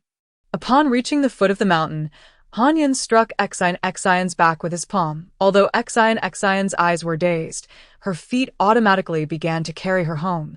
Subsequently, Han Yun slung Wu Qiuqiu over his shoulder and, accompanied by the little paper figure, arrived at the Paper Effigy Shop. Surrounded by a chilling atmosphere and the lurking presence of spirits, it was indeed a suitable place. A rare smile graced the corners of his mouth. Wu Qiuqiu's Paper Effigy Shop was currently the most fitting abode for him, and with Wu Qiuqiu's affinity for attracting spirits, it would undoubtedly draw in numerous souls. What a fortunate find, he mused to himself. He brazenly carried Wu Qiuqiu inside, more naturally than if he were entering his own home. Wu Qiuqiu was awakened by the sound of the television blaring. Lying in bed, every inch of her body ached. Her lips felt as though they might crack. Hearing the noise, she was startled. Had there been another intruder? With great effort, she crawled out of bed, clutching a knife, and staggered into the main room, only to have her jaw drop in disbelief. Sitting in the living room, engrossed in the television, was Han Yun. No, how could this recently unearthed relic possibly turn on the TV? Chapter 42. The village chief is dead. Seeing Wu Qiuqiu awaken, Han Yun suppressed the questions simmering in his mind and pointed expressionlessly at the television, which was displaying some melodramatic scene. What is this? He gestured toward the television, feeling as though he were sitting on pins and needles. Having considered several times to incinerate the contraption, Wu Qiuqiu's gaze dropped, and upon spotting the little daft one at Han Yun's feet, clutching the remote control, she understood everything. Oh, the television. A wave of relief washed over Wu Qiuqiu, causing her grip on the knife to falter, and it clattered to the ground. Exhausted, she leaned against the doorframe and sank to the floor. Daft one, please fetch me a glass of water. Wu Qiuqiu's eyes focused on the ground. As if she were seeing double, the daft one tilted its head and waddled over. Suddenly, a pair of feet appeared before her, clad in battle attire and emanating a strong scent of blood. You seem to be on the verge of death. Han Yun sniffed, the heavy aura of negativity causing his brow to relax slightly. Not dead yet, I won't die. Wu Qiuqiu shook her head. Why? Han Yun raised an eyebrow, fixing his gaze on the small, round head before him. To survive, I will exert every ounce of my strength. Wu Qiuqiu strained her arms, the veins on her wrists protruding as she grasped the doorframe. Slowly pushing herself up to stand before Han Yun, Han Yun's eyes flickered, and for the first time, a hint of surprise crept into his expression. He had seen and killed countless individuals, witnessing the myriad of faces people wore in their final moments. Fearful, grotesque. Yet this girl, on the brink of death, though shrouded in negative energy, radiated a vibrant life force. Nonetheless, he scoffed coldly. Ridiculous. The struggles of an ant are futile. Crash. Not far away, the little paper figure knocked a glass off the table. Standing there awkwardly with its finger pointed, Wu Qiuqiu sighed, had bowed. Forget it. I'll do it myself. But before she could move, a cup of warm water floated before her, hovering in midair. Wu Qiuqiu looked up to see Han Yun's expressionless face. Thank you, Ha. Don't read too much into it. Your earlier words did not move me, Wu Qiuqiu. Han Yun turned sharply and plopped down onto the old-fashioned sofa. To be honest, this scene felt quite bizarre to Wu Qiuqiu. In the midst of various antiquated village furniture sat an ancient young general, frowning deeply at the television. The pace of history has advanced so rapidly, as he observed the characters on the screen engaging in a kiss. He turned his gaze away. It's all an act, a remnant of feudalism like you surely cannot endure it. Wu Qiuqiu sipped the water to moisten her lips. Remnant of feudalism? He glanced at Wu Qiuqiu. Wu Qiuqiu chuckled nervously. Well, if you wish to understand what transpired after your death, I can enlighten you. History books must have taught him thoroughly. Han Yun's brow twitched, clearly intrigued, yet he remained silent, sensing the calculating look on Wu Qiuqiu's face. But I am injured right now, aren't I? If you can help me recover, I will teach you. Her injuries were not merely physical, but rather psychological. This was not something that could be mended in a few days. What if this unearthed relic holds a solution? Han Yun crossed his arms, his proud demeanor unchanged, yet laced with disdain this time. You are quite clever. Baopi long pft, Wu Qiuqiu sputtered, water spraying out. What? Han Yun frowned, his expression slightly dubious. Did you not say that was a compliment? Yes, it is indeed a compliment. Wu Qiuqiu lowered her head. Feeling guilty, she never anticipated the boomerang would return so swiftly. A blood-red jade pendant floated before Wu Qiuqiu. This is a jade pendant I carry with me. When I died, it was soaked in my blood. Turning red for now, I shall lend it to you. Wu Qiuqiu reached out to grasp it. Instantly, a terrifying surge of malevolent energy surged into her body. The chill was bone-deep, as if she could hear the wails of countless souls on the brink of death echoing in her ears. Wu Qiuqiu's face turned pale, and she collapsed to the ground. After a while, however, she felt an inexplicable lightness, as if a dark cloud that had been pressing down on her had vanished. The guanine lotus platform upon her shoulders seemed to lose its luster in that moment. Dimming significantly such a domineering blood jade, even the guanine lotus platform had to yield. Wu Qiuqiu placed the blood jade around her neck. It felt icy against her skin. This sinister object, however, felt incredibly suitable for her. In that instant, Wu Qiuqiu was at a loss whether to laugh or see our wide. It was at the very moment the pendant was worn that, 1,000 miles away in a building, a girl who had been sleeping soundly suddenly screamed.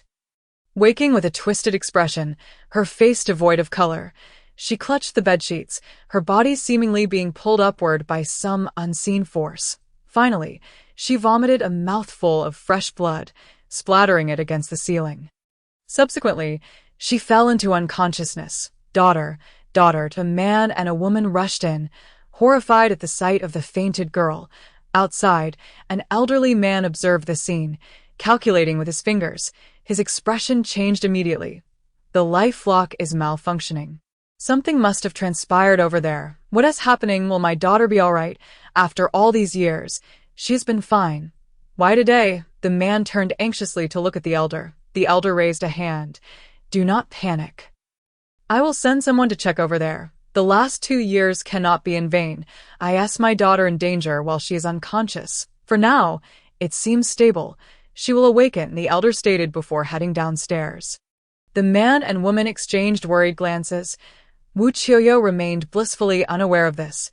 All she knew was that after donning the blood jade, her body felt inexplicably lighter.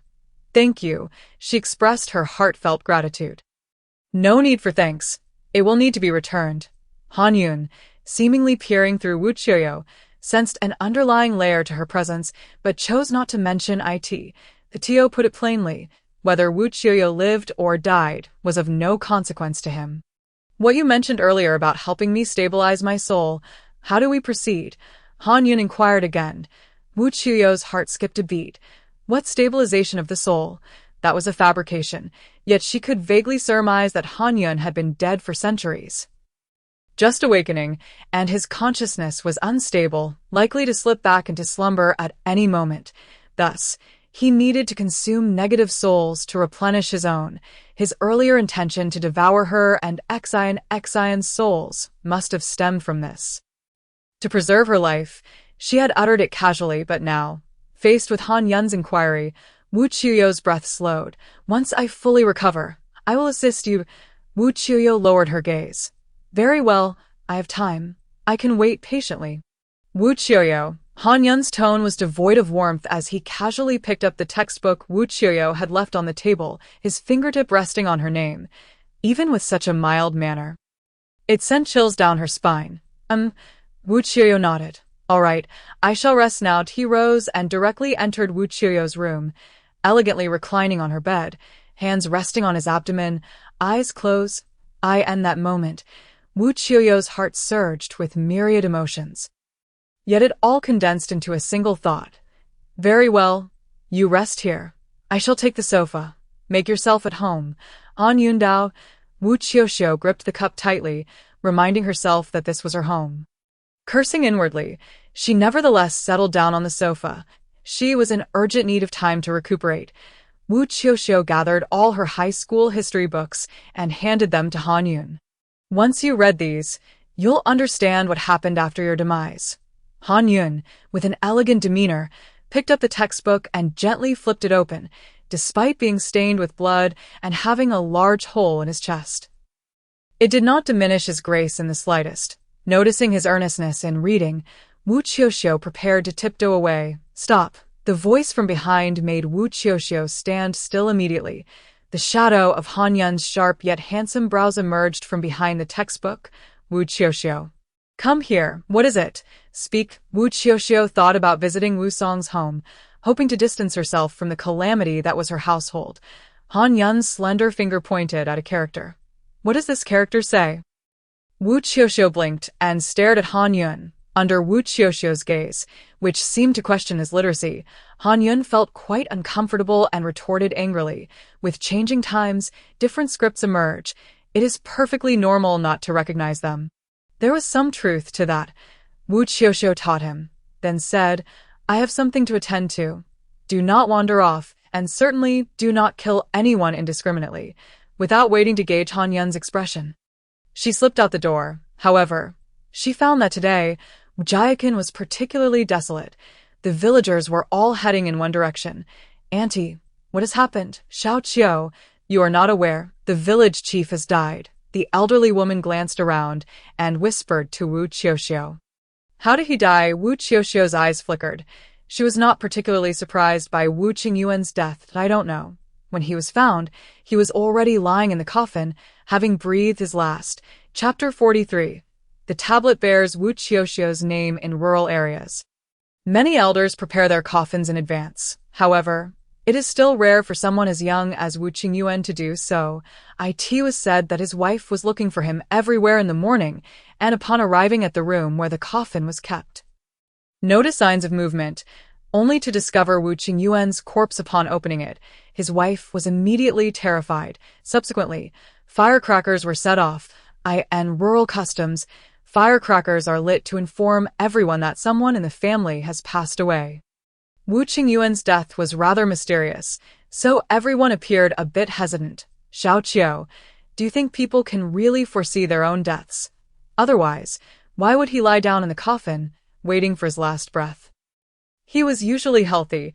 To die suddenly like this, the villagers naturally felt apprehensive. However, since he was a good village chief, despite any grievances, they would still lend a hand.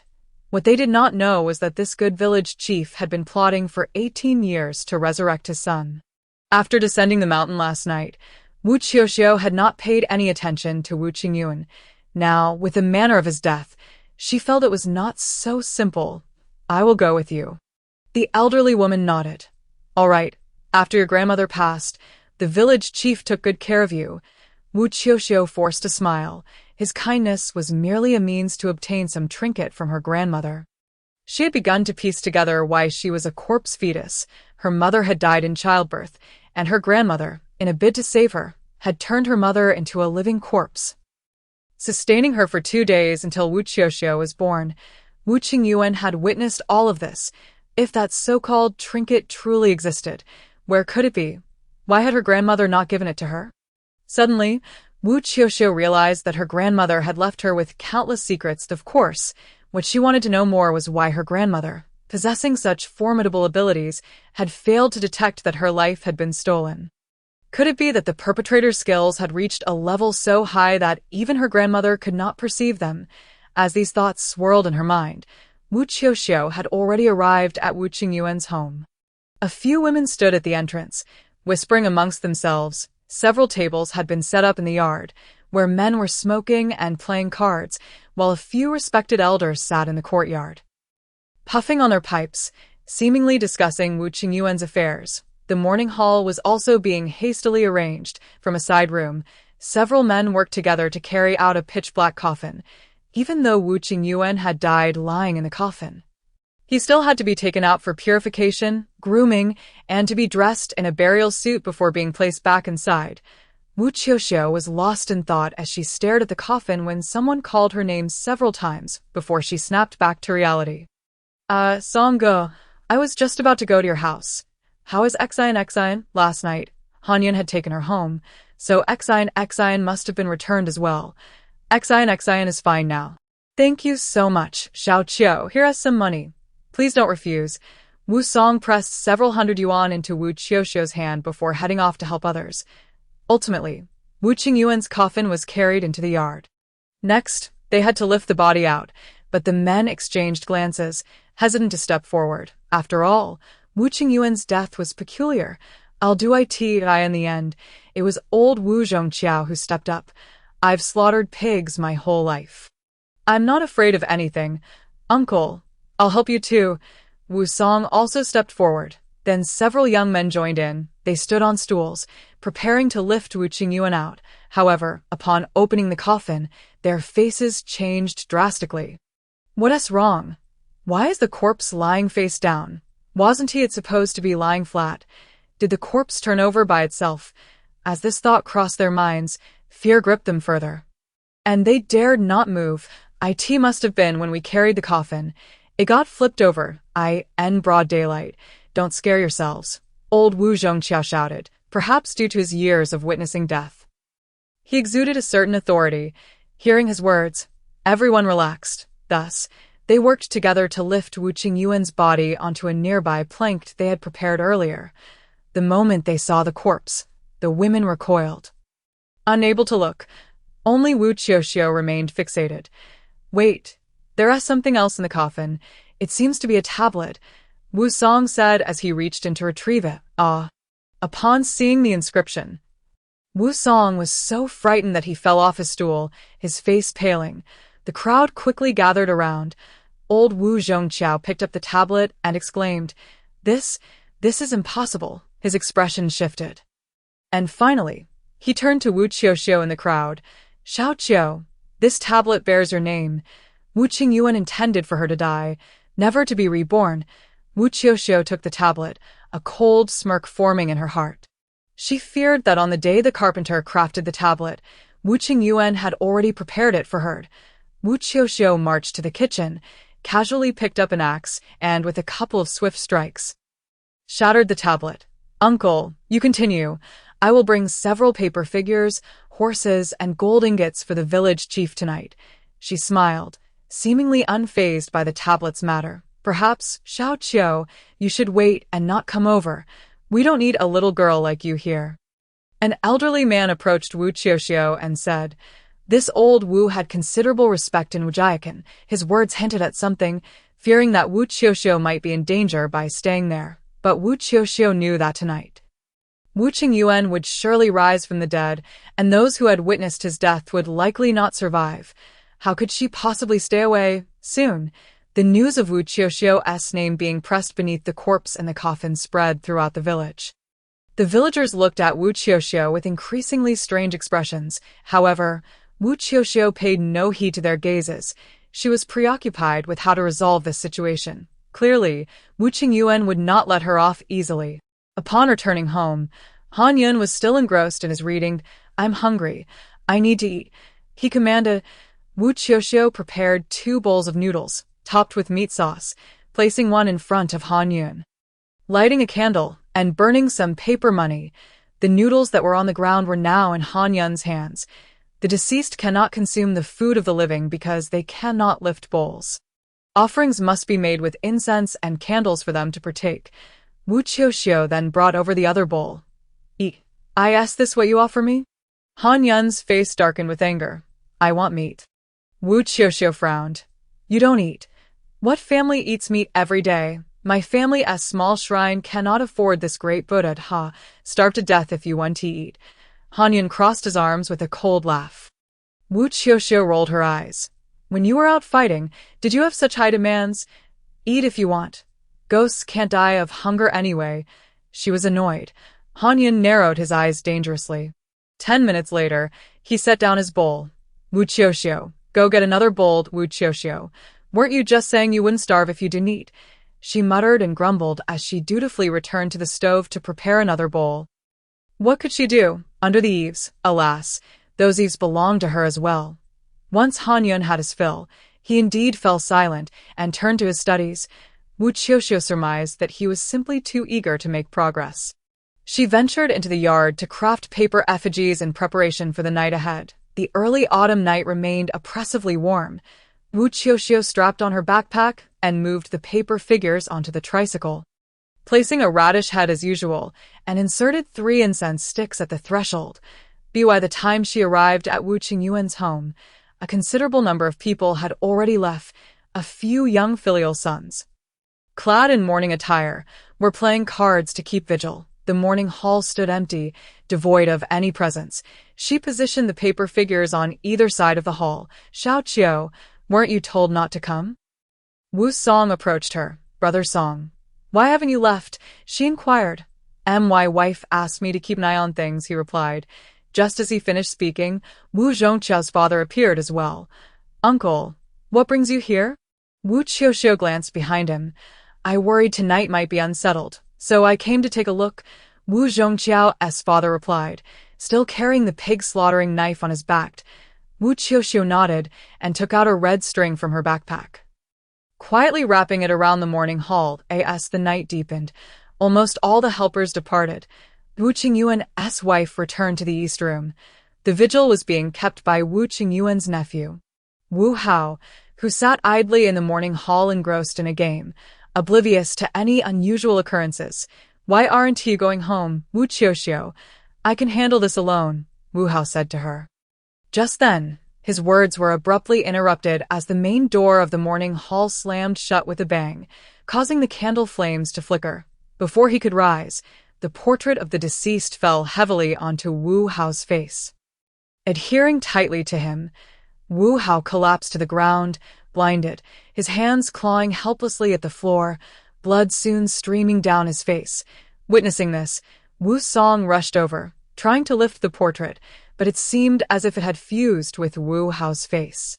He instinctively crouched down to examine it closely, startled to the point of recoiling.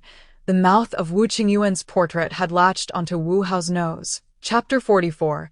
It smells so good. Wu Hao cried out in pain for help. Wu Qiuqiu, intending to rush to his side, noticed the coffin beginning to shake. She quickly climbed atop it to stabilize it. Uncle, use your knife to cut the portrait, or Wu Hao will die, Wu Qiuqiu's father. Upon hearing this, drew the pig-slaughtering knife and struck the portrait with a fierce blow. Strangely, the photograph remained unscathed, instead emitting a shriek that belonged to Wu Qingyuan. Following that, the portrait fell away from Wu Hao's face. Bloodied and nearly having his nose bitten off, Wu Hao had fainted from the pain. Wu Song dragged him to a corner, his face pale as he looked at Wu Qiuqiu, who was sitting cross-legged atop the coffin. Xiao Qiu. What should we do? It seems to be haunted. Damn it. He was fine while alive, but now he is causing all this trouble after death. Wu Qiuqiu's father held the knife horizontally across his chest. Swallowing hard, it was evident that he was frightened, though he maintained a better composure than Wu Song. Wu Qiuqiu remained silent, placing 3 copper coins atop the coffin. The trembling gradually ceased. However, water began seeping from the coffin. The resentment was palpable. A thick aura of grievance loomed. If Wu Qingyuan were to rise tonight, countless villagers would suffer. Wu Qiuqiu retrieved another roll of red string and tossed it to Wu Song. Brother Song, you and Uncle, wrap the red string around the coffin. Understood. Wu Song accepted it and the two approached, unwinding the string around the coffin. But the moment Wu Song's hand brushed against the coffin, he felt a grip tightening around one of his wrists. He turned his gaze, letting out a terrified scream. It was Wu Qingyuan's hand reaching out from within the coffin, icy to the bone, clutching him tightly. He attempted to break free, but that hand seemed to be imprinted onto him. Refusing to let go, Wu Song cautiously peered through a crack and was met with a pair of blood-red eyes peering back at him from the coffin's seam. Let go. Wu Song's entire body bristled in terror. Wu Qingyuan sat up within the coffin, crouched inside, pushing open a gap to observe their movements. The grip tightened further, and Wu Song's arm was being drawn in deeper, almost completely consumed. Xiao Qiu, Xiao Qiu. Help me, Wu Qiuqiu, witnessing the scene, furrowed her brow. Uncle, you carry a heavy aura of misfortune. You need to come up here. Her own aura was insufficiently strong to suppress the situation, but perhaps Wu Qiuqiu's father would be more effective. The old uncle nodded and climbed onto the coffin. Indeed, the coffin's grip on Wu Song's hand loosened slightly. Wu Qiuqiu then jumped down, igniting a paper flower and tossing it into the coffin. With a gentle tug, she managed to pull Wu Song's arm free. She wrapped the red string around the coffin multiple times. Finally, The coffin seemed to settle down entirely. However, the calm lasted less than a minute before the red string snapped violently, and the coffin began to shake violently once more. "Uncle, brace the coffin lid," Wu Qiuqiu gritted her teeth and warned, positioning herself beneath the coffin. "It must not move." As she crawled to the bottom of the coffin, she was taken aback to find another portrait of Wu Qiuqiu affixed there. The face on the portrait began to twist into a smile, as if mocking Wu Qiuqiu for falling into a trap. Suddenly, it lunged towards her face. Wu Qiuqiu's fingertips ignited, but before she could incinerate the portrait, she felt the blood jade around her neck glow ominously, sending a shiver down her spine. What followed was an astonishing scene. Wu Qiuqiu's portrait distorted and morphed, as though the figure within the photograph was screaming in anguish. Wu Qiuqiu sensed an invisible force being absorbed by the blood jade. Souls. A realization struck her, and she couldn't help but curse inwardly. That rascal Han Yun had lent her the blood jade, only to require her to do the labor. The souls absorbed would merely serve as supplements for Han Yun. The portrait crumbled to ashes. Wu Qiuqiu took out her cinnabar brush and drew a bagua symbol on the bottom of the coffin. Then she climbed back on top and traced a prison-like pattern, thoroughly suppressing Wu Qiuqiu. While she suspected that Wu Qiuqiu's soul had been absorbed by the blood jade, she still prepared for contingencies. The morning hall fell silent. "Is it over?" Wu Song asked, still shaken. Wu Qiuqiu tucked the blood jade away. "It's fine now, to be honest.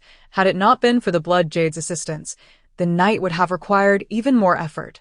Yet this Han Yun, truly a harbinger of misfortune, could absorb ordinary spirits with the jade pendant he carried. It was laughable how Wu Qiuqiu had devised so many schemes, intending to drag Wu Qiuqiu down with him, only to end up as fodder for Han Yun. Upon returning home, Wu Qiuqiu found Han Yun still engrossed in his book. As she entered, he casually beckoned, and the blood jade around her neck returned to his hand. Not bad. For the first time, Han Yun revealed a smile in front of Wu Qiuqiu. She felt no inclination to converse with him and stepped into the inner room. "Wait a moment, Bao Pai Long." Han Yun called out with a melodious yet icy voice. "My jade pendant saved you." Wu Qiuqiu trembled all over. Could he refrain from calling her Bao Pai Long? Moreover, without the blood jade, she might still have been able to subdue Wu Qiuqiu. It was not until much later that Wu Qiuqiu realized the blood jade had indeed saved her. "What? Don't you like compliments?" He raised an eyebrow. Wu Qiuqiu clenched her fists, unsure of what to do. It was too late for explanations, and merit no praise. "So please refrain from using that term to commend me." Wu Qiuqiu glanced back, forcing a smile. "You'll soon have merit. Go make me a bowl of noodles." Han Yun held the blood jade in one hand, flipping through his book with the other, exuding an air of elegance. "General Han, didn't you say you'd rather starve than eat the noodles I cook?" Wu Qiuqiu was now exasperated. "Could someone please send this ancestor away?" Han Yun turned a page, raising an eyebrow. "It smells so good. I just went out to work. I haven't even caught my breath." "Why not go enslave someone else?" "Enslave someone else?" Han Yun set his book down. "That's indeed a splendid idea." Wu Qiuqiu had no doubt he would do just that. A useless person, naturally, would be disposed of. "I'm hungry. I'm going to cook noodles." Wu Qiuqiu made her way into the kitchen. Observing the ethereal expression on her face, Han Yun raised an eyebrow, his gaze fleetingly passing over a hastily compiled dialect guide resting on the table, one he had unearthed from Wu Qiuqiu's cabinet. Subsequently, Wu Qiuqiu resumed his daily toil in the fields, exhibiting no signs of peculiarity. As for Wu Hao, who had narrowly escaped a grievous injury to his nose, he awoke with no recollection of the incident, and everyone assumed he had merely drunk too much and fallen. Each day, Wu Qiuqiu immersed herself in crafting paper effigies for monetary gain. Already impoverished, she now had the additional burden of caring for another. And the matter was further complicated by the creature's insatiable appetite. Proclaiming her desire for a state banquet, she could nonetheless consume 3 bowls of noodles with fervor. Remarkably, she maintained an air of grace. Despite having taken countless lives on the battlefield, her every gesture exuded the essence of nobility. 3 months, 300,000. She would struggle to amass such a sum even if she were to sell herself. A shadow of gloom clouded her eyes. Should the day ever arrive when those individuals dared to coerce her into such acts, she would, even at the cost of betraying her ancestors, find herself compelled to take a life.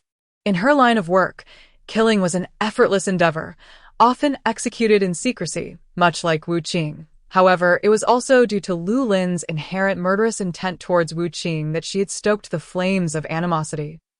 Amplifying those sinister feelings, strictly speaking, it could not be attributed to her own actions. The date for the commencement of school was drawing ever closer. On this day, she had once again ventured to the town to deliver goods. Her bank card reflected a tidy sum of 10,000 after deducting tuition fees. The remaining amount was but a drop in the bucket towards repaying her debts. On her way back, Wu Qiuqiu continued to tally her earnings.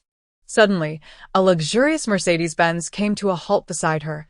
As the window rolled down, the driver leaned out and inquired, "Young lady, may I ask if Wu Family Village lies ahead?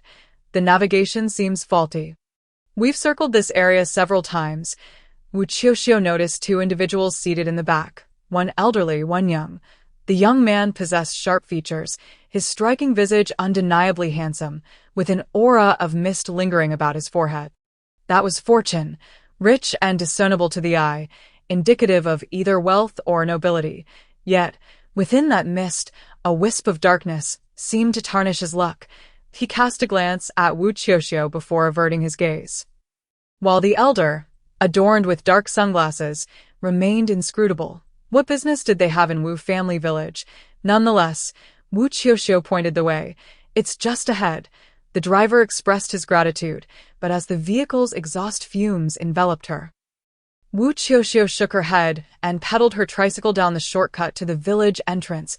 To her surprise, the car was already parked there, the driver assisting the elderly man as he alighted. Wu Qiuqiu had no intention of engaging, maneuvering her tricycle past the trio. "Little sister, wait a moment. Do you know a girl named Wu Qiuqiu?" The sudden inquiry made Wu Qiuqiu halt abruptly, turning her head with narrowed eyes. "That would be me." Chapter 45. Grandmother's senior disciple. As Wu Qiuqiu's words fell, the elderly man who had been disembarking turned towards her direction. Through the opaque lenses of his sunglasses, Wu Qiuqiu could not discern his gaze. Even the previously stern-faced young man raised an eyebrow in interest. The driver quickly interjected, "You are indeed Wu Qiuqiu." "Ah, that is splendid. We have come to find you. Is that so? What do you want with me?" Wu Qiuqiu was certain she had never encountered these individuals before, nor could she possibly know them. The only plausible explanation was that her grandmother might be acquainted with them. They were likely here seeking her grandmother. Just as the driver was about to speak, the elder raised a hand to halt him. He approached, leaning slightly forward, his demeanor amicable. "You are Wu Qiuqiu, correct? Your grandmother is Li Muru, I presume," and Wu Qiuqiu lifted her chin defiantly. Her grandmother had abandoned everything to seek refuge here, likely to evade some pursuers. What if these individuals were her grandmother's enemies? As her hand instinctively reached for her backpack, a glimmer of caution flickered in her eyes. "Do not be alarmed. I am a close friend of your grandmother, as well as her senior disciple. You may call me Qin Lao, and I have come specifically to see you," sensing Wu Qiuqiu's wariness. Qin Lao shook his head in a gesture of reassurance. "Your grandmother has never mentioned a friend by the surname Qin. I have only heard Wu Qiuqiu speak of a limping man who visited your grandmother." Although Wu Qiuqiu was not a virtuous man, he had no reason to fabricate tales regarding her grandmother's affairs. Your grandmother experienced certain events in her past that led her to distance herself from her homeland and seek solace here. I can share those stories with you at length. Qin Lao remained unfazed by Wu Qiuqiu's attitude, instead opting for patient explanation. The opportunity to learn about her grandmother's past was something Wu Qiuqiu yearned for. "Very well, follow me." Thus, Wu Qiuqiu led them home. Wu Family Village was indeed a picturesque locale, with clear waters and verdant mountains, a place imbued with the essence of remarkable individuals. Along the way, Qin Lao could not help but express his admiration. Many villagers, upon seeing Wu Qiuqiu escorting a few outsiders into the village, whispered among themselves. Before long, They arrived at the Paper Effigy Shop. Qin Lao halted, taking a moment to ponder. "This is the paper shop your senior sister left for you." Suddenly, he furrowed his brow, as if calculating something. "No, the energy is rampant, and the malevolent forces are overwhelming. Has the shop been invaded by some supernatural entity? Little Qiu, fret not, I have come not only to visit you, but also to exorcise the evil spirits." Thus looking after your grandmother on your behalf. Wu Qiuqiu's brows involuntarily knitted together, her expression somewhat peculiar. "What malevolent force? Are you referring to Han Yun?" Yet, Han Yun stood at the entrance, his gaze devoid of warmth as he scrutinized Qin Lao. Is he planning to eliminate Han Yun? The man possesses artifacts that have survived for centuries. Surely Qin Lao is overestimating his capabilities. Upon hearing Qin Lao's words, Han Yun's brow twitched slightly. Wu Qiuqiu suddenly felt an overwhelming aura of malice. As if she were engulfed in a sea of corpses and blood, the very air thick with the stench of iron. Han Yun was intent on taking a life, with a wave of Qin Lao's hand. He commanded, "Step back." His hands swiftly began to form intricate gestures as he chanted incantations. However, his actions merely succeeded in intensifying the derision and murderous intent in Han Yun's eyes. Wu Qiuqiu hastily bared her teeth in a silent plea to Han Yun, shaking her head fervently. Do not kill, that I still have questions to ask." Han Yun's gaze shifted to Wu Qiuqiu, the warmth in his eyes seemingly diminishing further. A glimmer of desperation flickered in Wu Qiuqiu's eyes. Meanwhile, Xiao Jingxi, who had been observing Wu Qiuqiu's changing expressions, furrowed his brow, his usually confident demeanor now tinged with impatience. "What is the matter with you?" He had always been skeptical of supernatural tales. His visit to Wu family village was merely a business venture coinciding with his visit to the city, forced upon him by his father, who insisted he accompany Qin Lao for the sake of his emotionally barren future bride. To be frank, he found it all rather tiresome. "An exercise in the supernatural. It's nothing," Wu Qiuqiu replied, shaking her head, noting that Xiao Jingxi was enveloped in a protective aura that shielded him from Han Yun's oppressive presence. Perhaps it was precisely because of his extraordinary fortune that he had never sensed any supernatural forces in all these years. His disbelief was understandable. Wu Qiuqiu remained lost in thought. Han Yun had already retracted his malevolent aura, casting a cold glance at her before turning to leave. Qin Lao scoffed, easily dispatched. "Well, it's all taken care of, you may enter now." A hint of pride lingered in Qin Lao's demeanor. Wu Qiuqiu's lips tightened in a grimace. She suddenly realized that her grandmother's senior disciple was rather unremarkable. The group entered the courtyard, filled with paper effigies, rosy cheeks, pallid faces, and hollow eye sockets. The paper shop exuded a chilling atmosphere, prompting the driver to chuckle awkwardly and retreat outside. Xiao Jingxi furrowed his brow, an air of impatience etched upon his handsome features. "Qin Lao, I shall wait for you outside. I have a conference call to attend." "You see, I never wished to come to Wu family village, nor did I wish to visit this antiquated paper shop." Upon hearing this, Wu Qiuqiu's expression turned somewhat frosty. "You claim it should be consigned to the annals of history. Yet it is my sole means of earning tuition. Indeed, those of your wealth may never comprehend." Wu Qiuqiu's icy retort caused Xiao Jingxi's brow to furrow slightly. "I apologize." He offered a quick apology before exiting the courtyard. Little Qiu, you need not take offense. Let me share some tales about your grandmother," Qin Lao remarked, disregarding Xiao Jingxi's attitude as he turned to Wu Qiuqiu. Wu Qiuqiu retrieved a stool for Qin Lao to sit upon. "Could you pour me a glass of water?" Qin Lao requested. Wu Qiuqiu nodded and went inside to fetch water. Han Yun remained engrossed in his textbook, his demeanor graceful and unperturbed by Wu Qiuqiu's presence. As Wu Qiuqiu prepared to leave with the water, Han Yun set down his book. "Have them leave promptly." "You dislike them?" Wu Qiuqiu turned to face him, "but they pose no threat to you." Han Yun lowered his gaze, his fingertips gliding over the pages. His tone remained devoid of warmth. "Indeed, I do not like them, particularly that one outside."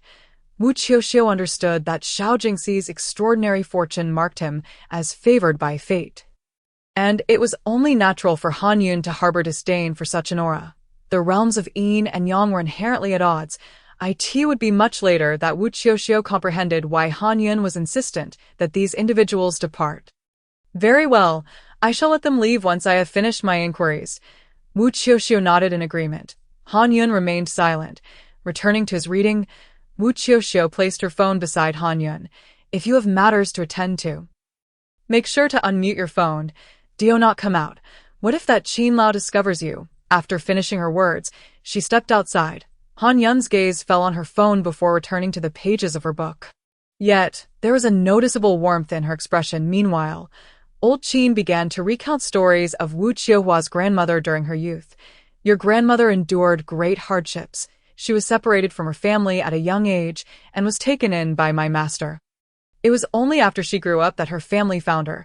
She had an elder sister named Li Muqing. You probably have never met her. Suddenly, Wu Qiuhua recalled the photograph tucked within her book. The stylish woman with short hair must be her grandmother's sister. In the initial years following their reunion, the two sisters shared a strong bond. However, their relationship soured with the arrival of a man whom they both fell in love with. Wu Qiuhua's eyes flickered. Is it grandfather? Old Qin sighed and nodded. Indeed, it is your grandfather.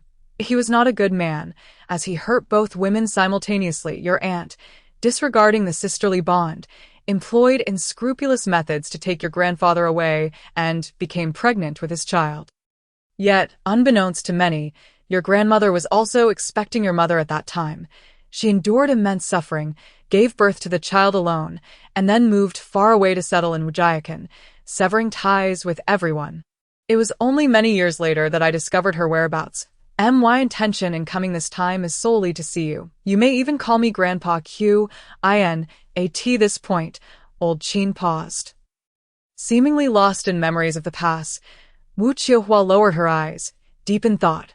Old Qin spoke earnestly. However, she couldn't shake off a strange feeling, unable to pinpoint what was amiss. Just then, her phone rang in the room. It was Han Yun calling her. Old Qin, I'll step inside for a moment. Old Qin waved his hand dismissively. No problem. Upon entering, Wu Qiuhua saw Han Yun pointing at the book. What does this word mean? Listen. Wu Qiuhua glanced at it. The entire sentence he was pointing at read. Listening to both sides makes one enlightened. Listening to one side makes one dark. Wu Qiuhua suddenly looked at Han Yun, who was focused on the book, not meeting her gaze. Was he subtly hinting her not to trust too easily? Chapter 46. Smarter than I imagined. Wu Qiuhua returned to the courtyard, where old Qin seemed to be lost in thought. Suddenly, she grasped the peculiar point. Since old Qin was her grandmother's senior disciple and had known her whereabouts for years, why had he never visited Wu Qiuqiu all this time? It had been nearly half a year since her grandmother passed away. Yet he appeared out of the blue. She recalled a diary entry from her grandmother in 2005. Today I received news. Utterly heartbroken. What news? Who sent the message? Did it imply that 18 years ago her grandmother had re-established contact with the outside world? Or had she been in touch with others all along? Her grandmother had never mentioned any past events or spoken of a senior disciple. Wu Qiuhua sat back down beside old Qiu. It was only then that she noticed old Qin was blind. Yet, it seemed he was not significantly affected by it. Old Qin sighed. Xiao Qiu. Your grandmother was deeply hurt and resolutely decided to sever ties with the outside world, repeatedly instructing me not to disturb you until her passing. It's clear you don't trust me. Wu Qiuhua shook her head. Old Qin. I am merely expressing my confusion. Good child, your grandmother raised you well. It is wise to remain vigilant towards outsiders. Old Qin replied. How have my grandfather and aunt been all these years? Wu Qiuhua absent-mindedly picked up a twig and began doodling on the ground. Although old Qin's tone was calm, the disdain was palpable. They are, of course, doing well. Your grandmother raised you, and now you have entered university. You need not concern yourself with them. Just as your grandmother never contemplated returning, you need not seek reconciliation. Old Qin earnestly advised Wu Qiuhua.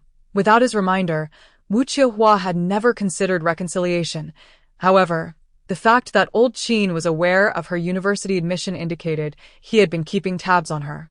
Her gaze darkened. Her grandmother had chosen to live in seclusion and had never thought of returning.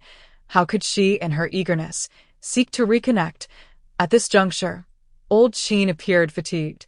This also suggested that they would not leave anytime soon, implying Wu Qiuqiu would have to prepare dinner for 3 additional guests. Wu Qiuqiu was troubled.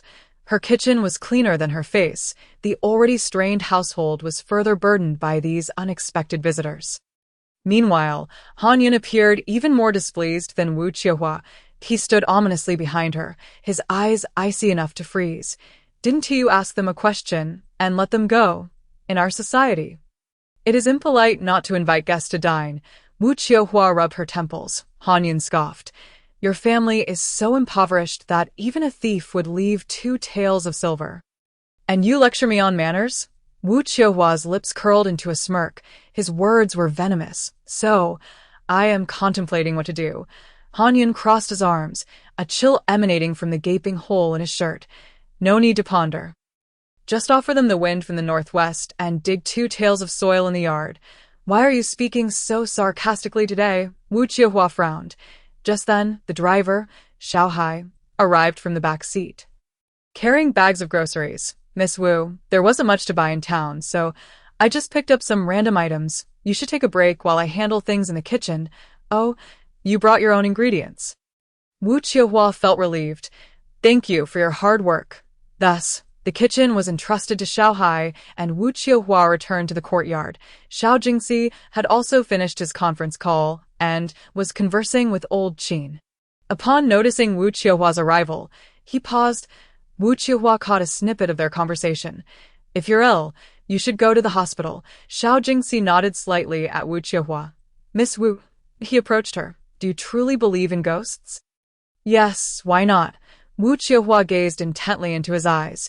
She had a habit of maintaining eye contact when conversing. Her grandmother once told her that one could discern a person's heart through their eyes. Hence, she took great pleasure in observing others' eyes. From Xiao Jingxi's gaze, she detected a hint of impatience. I have never believed in them, he admitted. He was certain that all of it was a fabrication. Do you really think that by burning these paper figures, the deceased can receive them? It is merely the naive thought of the living. Wu Qiuqiu shrugged. No one is asking you to believe. As if his belief mattered at all. Xiao Jingxi was momentarily taken aback. It seemed no one had ever spoken to him in such a manner. It was as if he were an inconsequential bystander, with his attitude holding no relevance to Wu Qiuqiu. Tio put it bluntly. He felt ignored. Wu Qiuqiu continued. Regardless of whether these offerings reach the deceased, they embody the heartfelt sorrow and good wishes of the living. How can that be naive? Xiao Jingxi frowned. Rendered speechless, he wished to retort, yet Wu Qiuqiu seemed disinterested in continuing the conversation. This inexplicably irked Xiao Jingxi. Old Qin, on the other hand, found it amusing. Xiao Jingxi was typically decisive and formidable in the business world. He had not anticipated being bested by a young girl in the depths of a rural valley, with no way to counter her. At dinner time, old Qin inevitably shared more stories about Wu Qiuqiu's grandmother. However, Wu Qiuqiu felt an icy gaze boring into her back, as if it would pierce through. She knew it was Han Yun. He was ready to kill again. She hoped fervently that these guests would finish dining and leave soon, lest she be drenched in blood at her paper offering shop, unable to cleanse herself even if she jumped into the Yellow River. Subsequently, old Qin took out a bank card and a silver longevity lock. This card contains 100,000, left for you by your grandmother. Xiao Jingxi raised an eyebrow, observing Wu Qiuqiu's reaction. However, Wu Qiuqiu did not exhibit the ecstatic reception he anticipated, nor did she feign modesty by declining it. She merely glanced at the bank card and said, Old Qin, I was unaware that my grandmother had left me money. Xiao Jingxi's eyes flashed with surprise as he reevaluated the girl before him.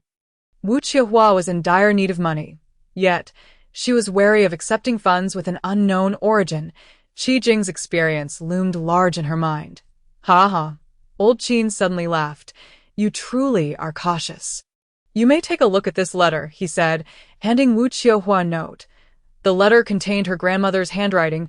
It revealed that the money was exchanged for a set of jewelry that her grandmother had entrusted to Old Qin for safekeeping. The note stated that should she pass away, Old Qin was to convert the jewelry into cash and deliver it to Wu Qiuqiu. Do you believe it now? Accept it. Wu Qiuqiu nodded and accepted the bank card. As for the longevity lock, I prepared this for you the year you were born. It is my blessing for you. Old Qin pushed the silver lock towards Wu Qiuqiu. She noticed a warm aura surrounding it, as if it had been enchanted. You guessed correctly. I specifically cast a spell on it to ward off evil spirits, bring peace to your heart, and extend your life. After finishing, Old Qin added, you must wear it at all times. Thank you, Old Qin. Then Wu Qiuqiu hung the silver lock around her neck. Elder Qin nodded in satisfaction, saying, Good child, this lock took me 18 years to deliver into your hands. They lingered at Wu Qiuqiu's home until darkness fell before departing. As they were about to leave, Elder Qin reminded her once more, Little Qiu, keep the lock with you at all times. It will bring you only benefits, never harm, understood? Just before getting into the car, Xiao Jingxi suddenly exited and approached Wu Qiuqiu. Miss Wu, what you said today truly makes a lot of sense. I apologize for my previous arrogance. Farewell. With that, Xiao Jingxi did not await her response and returned to the vehicle. The car drove away, disappearing swiftly into the night. Wu Qiuqiu gazed into the distance, lost in thought. What is the matter? Haven't you seen enough? A voice as cold as ice pierced through from behind. Wu Qiuqiu shivered. I was just pondering. Her expression was somewhat perplexed. Han Yun paid her no heed, vanishing only to reappear in the main room, engrossed in a book. Following him back, Wu Qiuqiu contemplated and removed the longevity lock from her neck. At that moment, Han Yun lifted his gaze, momentarily fixating on the silver lock before noticing Wu Qiuqiu stepping out of the main room. Shortly after, she returned, holding a hammer. Without a moment's hesitation, Wu Qiuqiu brought the hammer down upon the silver lock. Observing her actions, a hint of amusement flickered at the corner of Han Yun's mouth. More clever than I anticipated. Unfortunately, the hammer strike left the silver lock unscathed, not even a trace of wear. Wu Qiuqiu's face registered surprise. The next instant, the lock levitated into Han Yun's hand, and with a gentle squeeze, it opened effortlessly. Wu Qiuqiu leaned in for a closer look. Inside were fine strands of hair and congealed blood. Chapter 47. You are sick. Your whole family is sick. What is this? Wu Qiuqiu's delicate brows nearly knitted into a frown. She had merely sensed that there was something amiss with the lock, but never anticipated it contained such items. She was not entirely ignorant. These were clearly harmful objects, and judging by their color, they had been there for many years. Elder Qin had ill intentions. What truth was there in what Elder Qin had told her? Your tricks to deceive are beyond my comprehension. Han Yun shook his head. They have made their appearance, Wu Qiuqiu muttered, fixated on the items. Those who have stolen my fate. She licked her lips, feeling an unprecedented thrill. Aunt Hua had mentioned that finding the adversary could lead to a glimmer of hope. Now that the enemy had revealed themselves, was it due to some unforeseen event? In any case, Wu Qiuqiu did not perceive it as a bad omen. As long as this lock posed a problem, they would reappear. However, she was acutely aware that with her current capabilities, confronting them would be akin to throwing stones at a boulder. The best course of action was to remain calm and not alert them. She needed to seek a way to unravel the mystery. Wu Qiuqiu tightened her grip on the silver lock, shadows crossing her gaze. Elder Qin had spoken at length to her, yet he was merely her grandmother's senior apprentice. Yet he aimed to harm her. Who were they truly targeting? The fact that Wu Qiuqiu had sensed nothing when the three entered the courtyard indicated they were not the primary thieves of her fate. There must be others behind this. This suggested that the true identity of the enemy was certainly not ordinary. Han Yun tossed the silver lock back into Wu Qiuqiu's hands. So your short lifespan has its reasons. After a pause, he also threw the blood jade to Wu Qiuqiu. Where this, Wu Qiuqiu placed the blood jade around her neck, while the silver lock was secured around her ankle. Wearing the blood jade was an act of trust in Han Yun, for he could easily take her life, with no need for deceit. The silver lock was worn to avoid alarming the enemy. If they discovered the lock was compromised, they might act recklessly, potentially shortening her already limited lifespan. All in all, the appearance of Elder Qin and his associates was not entirely negative for Wu Qiuqiu. At the very least, the force behind this was beginning to reveal themselves, was it not? They had even presented her with a sum of 100,000, alleviating her immediate financial concerns and replenishing her kitchen. Wu Qiuqiu accepted it all without hesitation. The coldness between Han Yun's brows gradually dissipated. Yet his expression remained aloof. Ultimately, Wu Qiuqiu's fate, whether life or death, bore no consequence to him. The only reason he did not wish for her demise was due to her claim that she could assist him in solidifying his soul. So, when will you solidify my soul? His spirit was unstable, and he could not stray too far from Wu Qiuqiu. The yin energy emanating from her was refreshing for him. Without it, unless he could continuously capture and absorb souls, he would inevitably fall into a deep slumber. He had already slumbered for centuries and wished to avoid plunging into that endless darkness again, especially since he had yet to avenge himself. His disdain for Xiao Jingxi stemmed from the pure yang energy that permeated the latter. That energy would erode him. Soon, Wu Qiuqiu hurriedly replied. With that, she darted back into the room, retrieving her grandmother's red suitcase. The books her grandmother had perused might contain relevant information. Han Yun regarded her with suspicion. He sensed a whiff of desperation in her actions. Meanwhile, the vehicle had already exited the county. Elder Qin sat in the back seat, his head lowered, fingers calculating something. Eventually, a relaxed expression graced his weathered face. Youth, after all, he mused, shaking his head. Mr. Xiao, thank you for accompanying us on this trip. Everything has concluded satisfactorily. Just take me to the airport. Elder Qin nodded in appreciation toward Xiao Jingxi. Xiao Jingxi turned to gaze out the window, lost in thought. Upon hearing this, he withdrew his gaze and replied indifferently, It was my father who requested I accompany you. There is no need for gratitude. The implication was clear. He had no desire to be there. Elder Qin shook his head. After all, it is for the sake of your future wife. Your father had good intentions.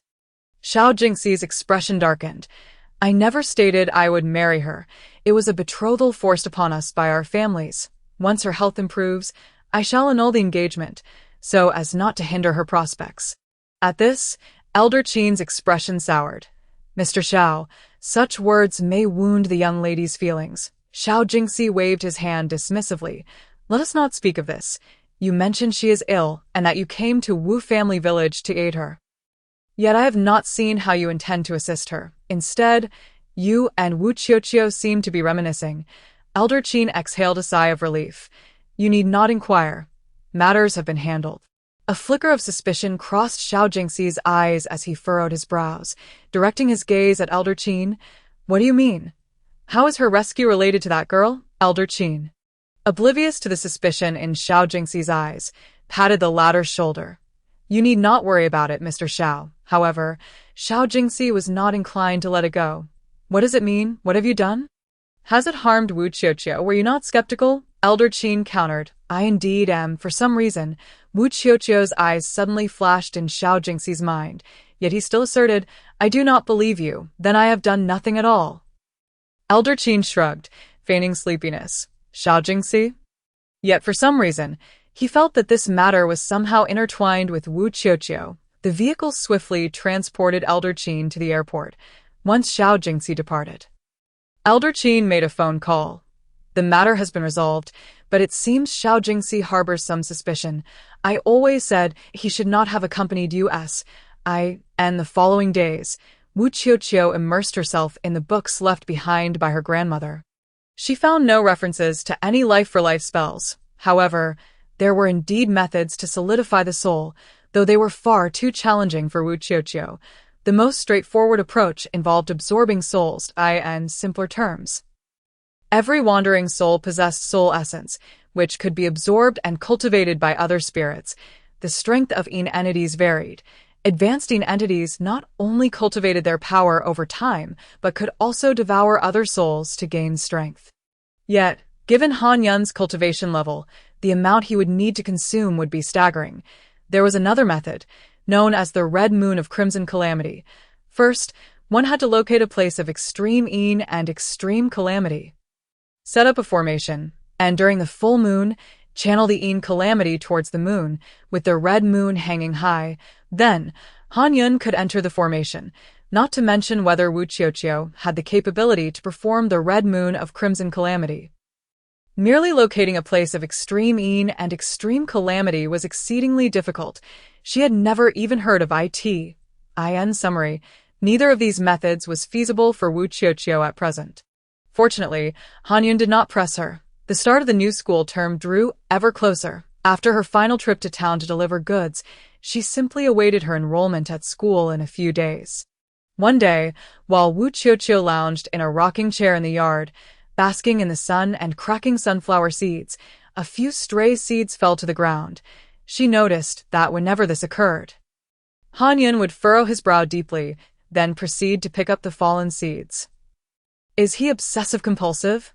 Suddenly, the sky darkened, and after Han Yun collected the seeds, his striking features were clouded with tension as he intently focused outside. What is it? Han Yun's tone was laced with disgust, an odious presence. Indeed, not long after his words, a figure appeared outside. It was none other than Xiao Jingxi. Wu Qiuqiu narrowed her eyes. What does this person want? Miss Wu, hello again. We meet once more. He stood tall, and his voice was naturally melodious. Mr. Xiao, is there something you need? Wu Qiuqiu cast a glance at the silver chain around her ankle. Is there a problem with the lock? She tacitly assumed that Xiao Jingxi was affiliated with those individuals. It's nothing.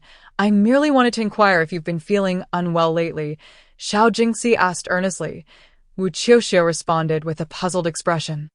After much contemplation, he had ultimately decided to visit Wu Qiuqiu in person. Taking a deep breath, he reiterated, are you ill? This provoked Wu Qiuqiu's ire. She stood up, clutching her sunflower seeds. You are the one who's sick. Your entire family is sick. Xiao Jingxi strode over to her, grasping her arm. Do you have time? I will take you to the hospital. It is essential to ascertain your health. Suddenly, a sharp chill pierced through Xiao Jingxi's palm, as if pricked by a needle. And he instinctively released Wu Qiuqiu's arm, furrowing his brow at his own hand. Nothing was amiss. Could it be static electricity? I won't go with you. I'm perfectly fine. Wu Qiuqiu resolutely shook her head. Xiao Jingxi wished to say more, but just then, Wu Qiuqiu's phone rang. Upon seeing the caller ID, surprise washed over her. It was Qi Jing. Qiuqiu, hurry, pack your things and come to my house. Qi Jing's lively voice filled the line as soon as it connected. Come to your house? Wu Qiuqiu raised an eyebrow. Isn't school starting soon?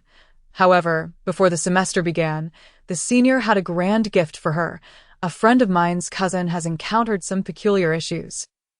And I've recommended you to him. Therefore, you need to pack your belongings and stay at my place until everything is resolved. Afterward, we can head to school together. Chapter 48. A dog does not mind a poor home. Wu Qiuqiu's eyes brightened at the prospect of earning money. Ignoring the one person and one ghost in the courtyard, she casually placed her sunflower seeds on the table and dashed into the house to gather her clothes. In the yard, the human and the ghost were at odds. One found the intense yang energy irritating, while the other thought Wu Qiuqiu's paper crafting was excessively gloomy. A gust of wind swept through, sending the sunflower seeds from Wu Qiuqiu's table scattering to the ground. Han Yun, who had been observing Xiao Jingxi with a cold gaze, frowned, ultimately unable to resist the urge to pick up the sunflower seeds. Xiao Jingxi was left bewildered. What on earth was happening with the suddenly airborne sunflower seeds? Surely, he must still be half asleep. After a while, Wu Qiuqiu emerged with her backpack. She had intentionally left it unzipped, allowing a small opening at the top through which a little paper figure poked its head out. Hands wrapped around Wu Qiuqiu's ponytail, Xiao Jingxi watched for a moment. That must be a toy, right? Surely, it's just a paper-crafted toy. Then he saw the paper figure turn its head, its little face glancing at him before turning back. Despite its lack of expression, he could distinctly sense its disdain. Unable to contain himself any longer, Xiao Jingxi rubbed his eyes. IT was no surprise. He naturally emanated a strong yang aura, making it normal for such paper figures to find him disagreeable. Wu Qiuqiu approached Han Yun. Would you like to come with me? Han Yun remained silent, prompting Xiao Jingxi to interject. Are you speaking to me? Han Yun's brows furrowed deeper. Oh, I didn't see you for a moment. My apologies, Wu Qiuqiu scratched her head, glancing at Xiao Jingxi. Xiao Jingxi remained silent. Han Yun was growing increasingly irritable. However, Wu Qiuqiu could not allow him to act against Xiao Jingxi. Someone blessed with such great fortune and divine protection was not easily defeated. So, what is this? Xiao Jingxi's frown deepened further. There was nothing in front of Wu Qiuqiu. If anything was amiss, it was the sunflower seeds that had just floated up. Could it be that an invisible person was present before Wu Qiuqiu? This thought suddenly struck Xiao Jingxi like a bolt, shaking his very understanding. No, I'm just talking to myself, due to my split personality. Wu Qiuqiu lied with an impassive expression. She wished to conceal Han Yun. After all, she had taken him in, and it was her obligation to protect him, just like the little paper figure, which had now become a member of her household, was named Little Dui Gua. Xiao Jingxi, am I inscribed with the words easily fooled? My dear sister? Yet, Wu Qiuqiu had already turned away with her backpack. Mr. Xiao, I must be on my way now. She shook her keys, making her intent clear. He needed to leave quickly. As she was about to lock the door, Xiao Jingxi cleared his throat and retreated from the courtyard. Wu Qiuqiu then hopped onto a rickety three-wheeled vehicle, with Han Yun shadowing her closely. Did this mean he intended to accompany her? She quickly extended her hand. Please, please, please get in.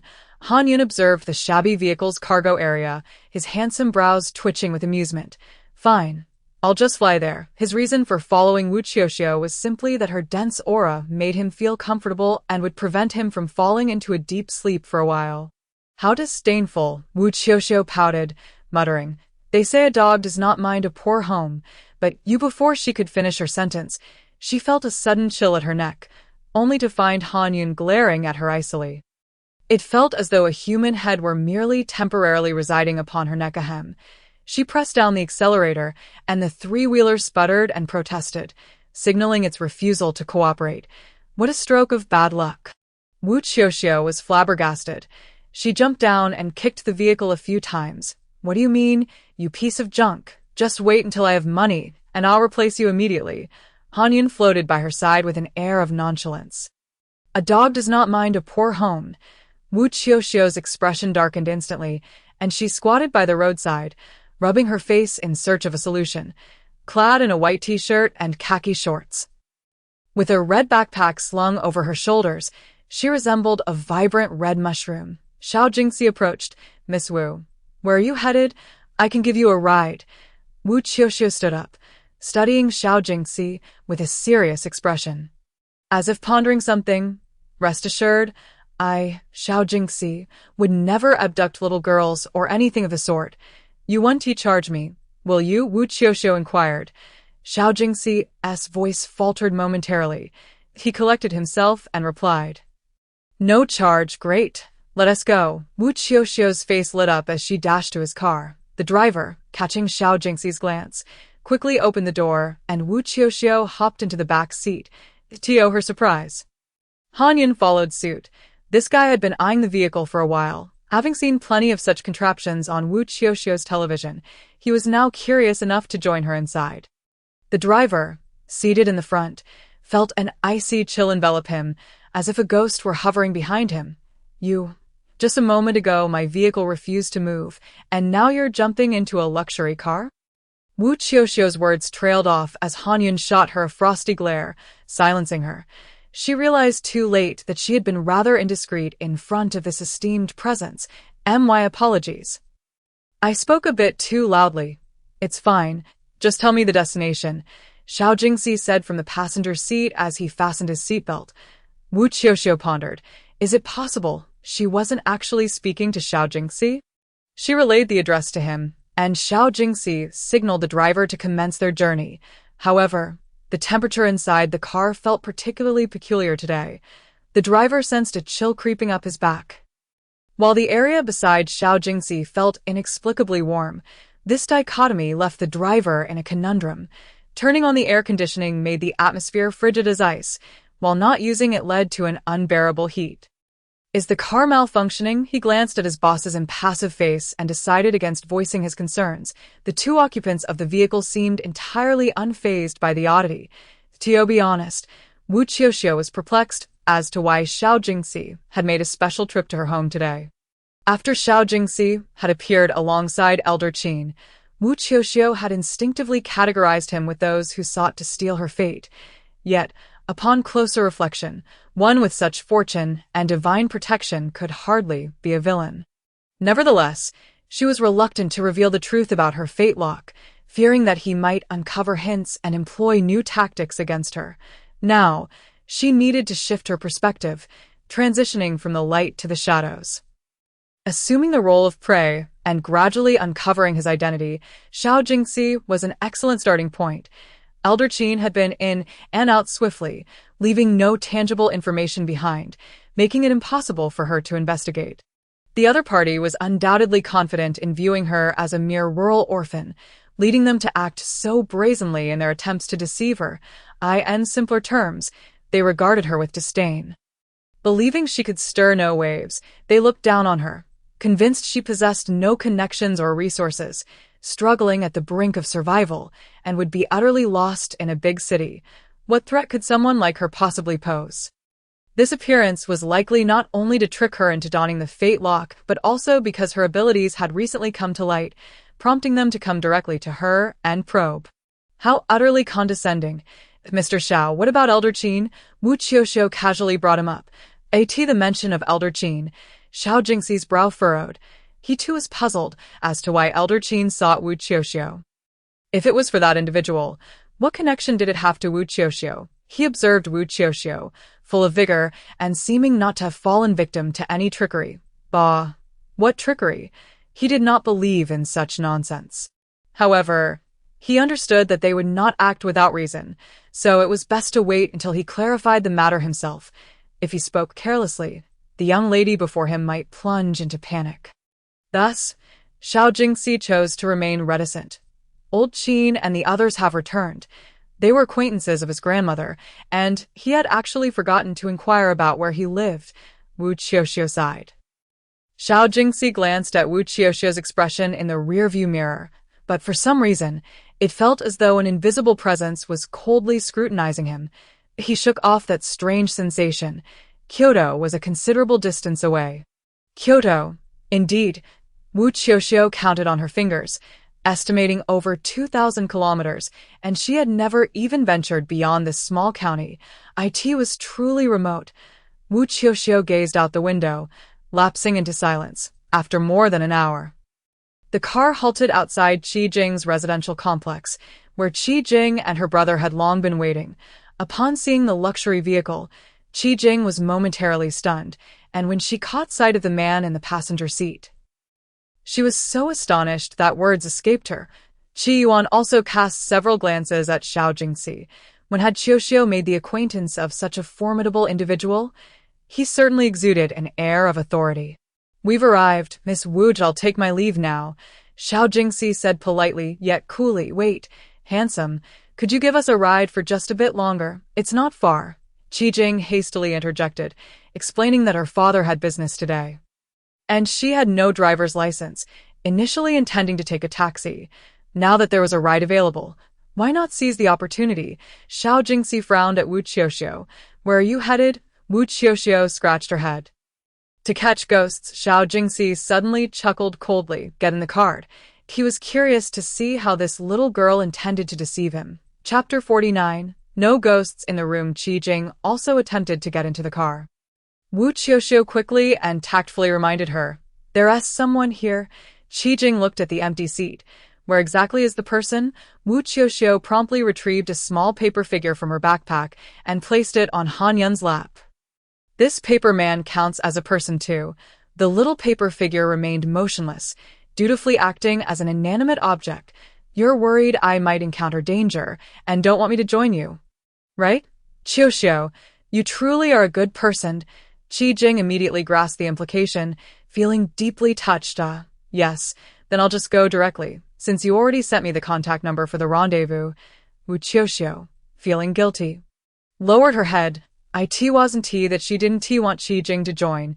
Rather, she doubted that Han Yun would be pleased to share a space with anyone else. Xiao Jingxi, seated in front, smirked coldly. Having mentioned a contact person, how could she claim she wasn't deceiving him? Xiao Jingxi was not someone who meddled in others' affairs. Under normal circumstances, he wouldn't concern himself with what others did. Yet today, he genuinely wanted to witness how Wu Qiuqiu intended to catch ghosts. All right, remember the person's features.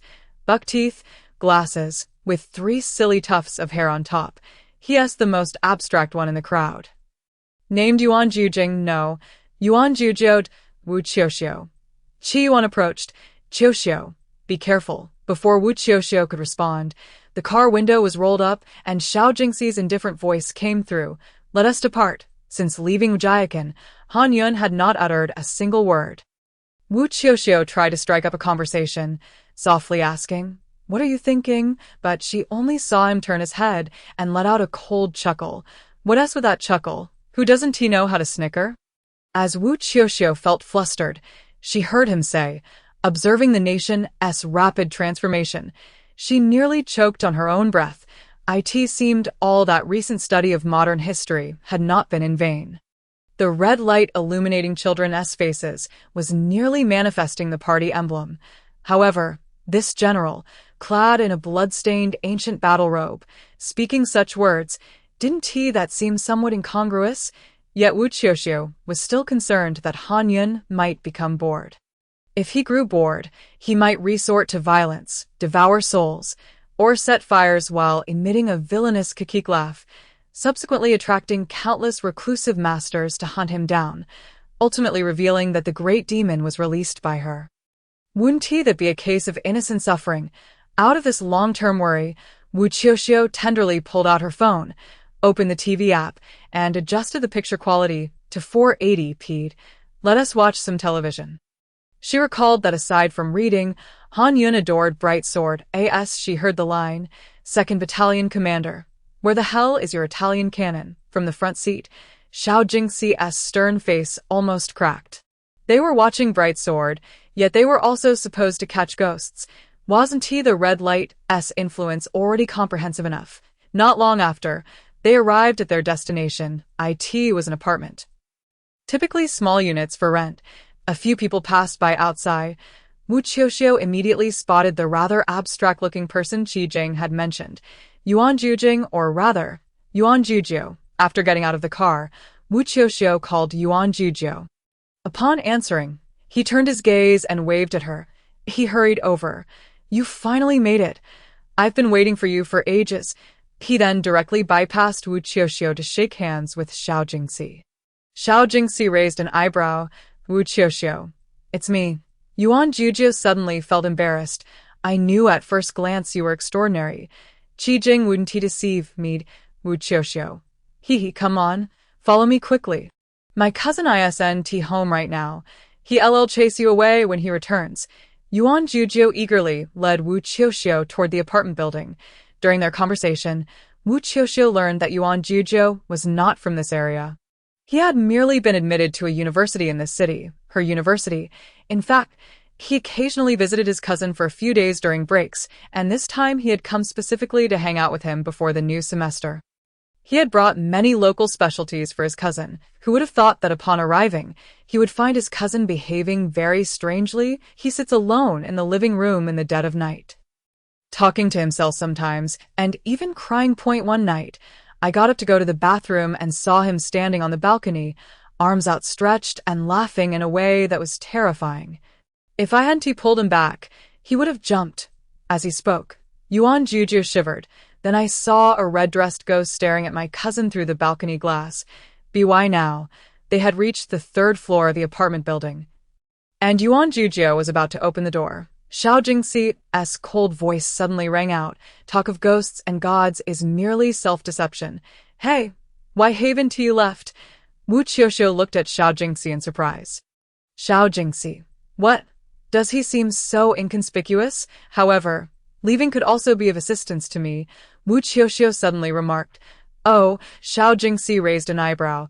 Intrigued, Wu Qiuqiu flashed a bright smile, revealing her neat teeth, to exorcise evil. Xiao Jingxi's face twitched, yet Wu Qiuqiu was not mistaken. Xiao Jingxi's pure yang energy could indeed cause wandering souls and ghosts to retreat in fear if they entered this room and there happened to be a ghost. It might very well be driven away by Xiao Jingxi's pure yang energy without any effort at all. Wouldn't that be a windfall? Moreover, with Han Yun present, whose aura was even more terrifying. The fear emanating from the depths of the soul would deter wandering souls from approaching him. This was simply a cheat. Yuan Qiuqiu had already opened the door.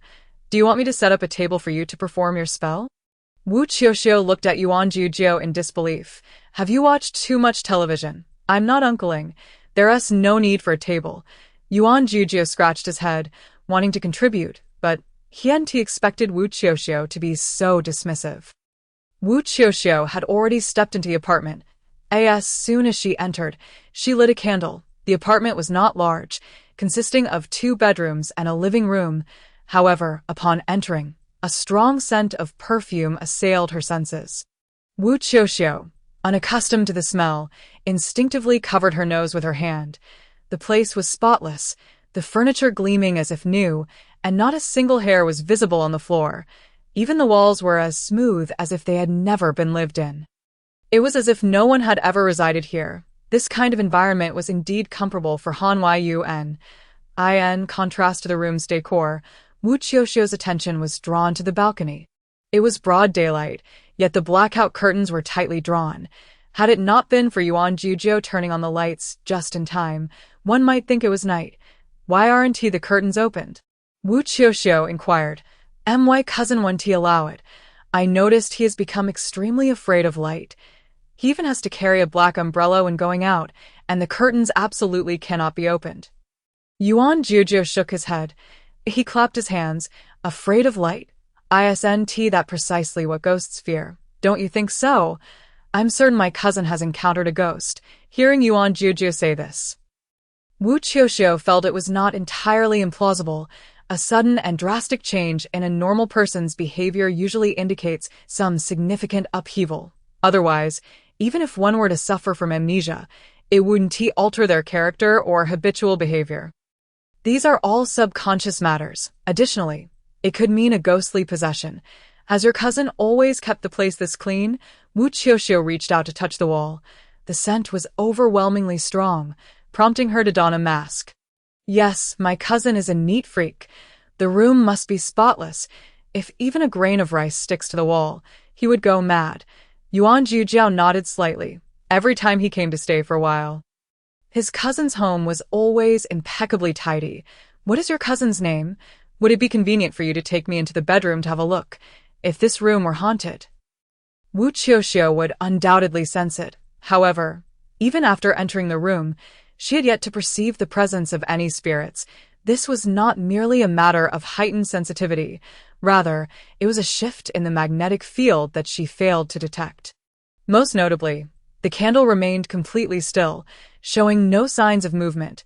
The apartment was exceptionally clean. Xiao Jingxi observed Wu Qiuqiu's actions with a cold, detached gaze. For reasons unbeknownst to him, he found Wu Qiuqiu's demeanor quite earnest. Yes, she was deceiving with utmost sincerity. He was almost convinced. Yuan Qiuqiu nodded and opened the door to his cousin's bedroom, stating his name is Wang Cheng. He usually lives alone. His parents reside in the countryside. Strangely, there was no trace of that perfume scent in the bedroom. Everything was orderly and neat. Yet Wu Qiuqiu's gaze was drawn directly to the photograph on the bedside table. It depicted a couple, appearing quite intimate. Chapter 50. Wu Qiuqiu's pursuit of profit. Oh, that's my cousin's ex-girlfriend. They just broke up not long ago, and I suspect that my cousin might have encountered a ghost due to his heartbreak. Yuan Qiuqiu said with a serious demeanor. Wu Qiuqiu cast a sidelong glance at him. Is there a direct correlation? Yuan Qiuqiu scratched his head, unable to articulate a coherent explanation. But why had Wang Cheng, who had previously been just fine, suddenly become so peculiar after his breakup? It didn't make sense. Wu Qiuqiu instinctively memorized the girl's face before setting the photo down. To be frank, it was inappropriate for her, as a stranger, to invade someone else's home in the owner's absence. Thus, she promptly exited the room. She then looked at Yuan Jiao apologetically. I cannot definitively say whether your cousin has encountered a ghost. At least, the room does not seem to contain one. Isn't Jing saying you are quite skilled? Why can't you confirm this? Yuan Jiao exclaimed, flustered. They had invited her over, only to be told there were no ghosts in the house. Wasn't this just plain bullying? Without having seen the homeowner, she felt powerless. Wu Qiuqiu shook her head, extinguished the candle, and prepared to leave. Hearing Wu Qiuqiu's words, Xiao Jingxi was genuinely surprised. He had expected Wu Qiuqiu to concoct some tale and pretend to exorcise a spirit to pocket the fee. At the very least, she ought to have put on a show. Instead, she declared there was no ghost. This was quite unexpected. It seemed Wu Qiuqiu was not deceiving after all. Xiao Jingxi furrowed his brow. Re-evaluating the young woman before him, Wu Qiuqiu paid no heed to Yuan Jiao, but noticed Han Yun standing alone by the curtains, seemingly lost in thought. She approached and whispered, "What's wrong?" Han Yun frowned. I have a strange feeling that I am truth. Wu Qiuqiu had also considered that it might be Han Yun and Xiao Jingxi's arrival that scared the other party away, but if the entity had fled, could it really have escaped right under Han Yun's nose? Therefore, it was evident that this house was indeed free of spirits. Although she felt a vague oddity about the place, she couldn't pinpoint what was strange. She reached out to pull the curtains. A furious shout erupted from the doorway. "Who are you? What are you doing in my home?" Wu Qiuqiu turned her head, ignoring Han Yun. Standing at the entrance was an exceptionally gaunt young man. Wang Cheng. He wore glasses and was dressed in a shirt and slacks, yet his emaciated frame rendered the shirt sagging, and the pant legs hung loosely. His cheeks were hollowed from malnourishment, his eye sockets deep-set, with dark circles beneath, as if he hadn't slept for days. His complexion was alarmingly pale. Such a figure would likely cause others to steer clear of him on the street, as he appeared rather terrifying. Moreover, Wu Qiuqiu sensed a peculiar aura emanating from Wang Cheng. He was also clutching a bouquet of roses. Before Wu Qiuqiu could explain, Yuan Jiao dashed out. "Cousin, it's all a misunderstanding. They were introduced by my classmate. Claiming to be very skilled, I genuinely believe you've encountered a ghost, so I invited a master to exorcise it for you. Rest assured, Master Qiuqiu has helped my classmate before. She's exceptionally powerful." However, Wang Qing paid no attention to Yuan Jiao's explanation. When Yuan Jiao mentioned the ghost, he became incensed. "Get out. There are no ghosts in my home. You charlatans, leave my house." Wu Qiuqiu stepped in front of the enraged Han Yun, forcing a smile. "All right. Hey, Master Qiuqiu, don't leave." Yuan Jiao, in a fit of desperation, tugged at the tufts of hair atop his head, repeatedly attempting to explain to Wang Qing, "Cousin, just listen to me this once. Look at you now. You appear neither human nor ghost. I'm sure Jingjing wouldn't dare reconcile with you." Yuan Jiao inferred from the roses that Wang Qing intended to win back his ex-girlfriend. Upon hearing the name Jingjing, Wang Qing trembled violently, his eyes bulging as if they might pop out. The hand clutching the roses tensed, veins prominently standing out. "Jingjing, my Jingjing." In that instant, Wu Qiuqiu caught sight of a faint red shadow flickering behind Wang Qing. Without hesitation, she hurled a copper coin, causing the red figure to vanish, while the coin embedded itself firmly into the door. Wang Cheng's furious gaze bore down on Wu Qiuqiu. She frowned, now certain that a female ghost in red was indeed following Wang Cheng. Yet, given his attitude, "Never mind, life and death are fated," Wu Qiuqiu coldly approached the door, reaching to retrieve the copper coin. In that fleeting moment, she caught a whiff of an overwhelmingly strong perfume, although Wu Qiuqiu was not well versed in fragrances. She knew that most people would never apply such a potent scent, especially not it was best not to meddle in affairs that didn't concern her.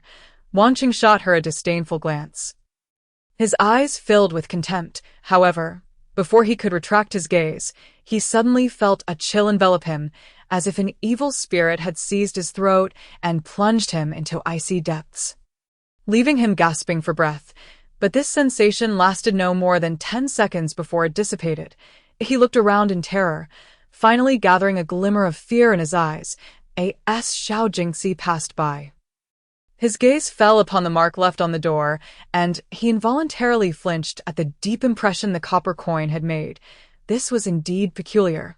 After leaving the apartment, Yuan Zhujiao chased after her, his face filled with regret. "Isn't that right, Master Wu? My cousin is just acting strangely. He is not a bad person." Wu Qiuqiu shook her head. "I will take my leave now." Yuan Zhujiao appeared troubled. Could you please help him? He is clearly not normal, and I'm worried that if this continues, something terrible might happen. I'm about to start school, and I can't leave him alone." There is indeed a female ghost in red behind him, but he seems unwilling to accept my help. Wu Qiuqiu replied indifferently. It wasn't he that she was unwilling to make money. Rather, the homeowner himself was not interested in her assistance. Why should she intrude? It was bothersome.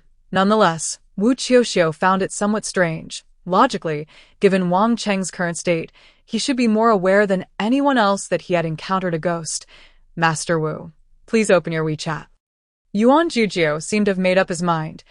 Wu Qiuqiu complied and opened the app. Yuan Zhujiao took her phone and deftly maneuvered it, after which Wu Qiuqiu received a notification of a transfer for 1,000 yuan. "I don't have much for living expenses this month, but I'll send you 1,000 now. If you save my cousin's life, I'll send you another 1,000. After all, Qi Jing wouldn't deceive him." Rather than trusting Wu Qiuqiu, he trusted Qi Jing. She was a goddess. How could a goddess lie?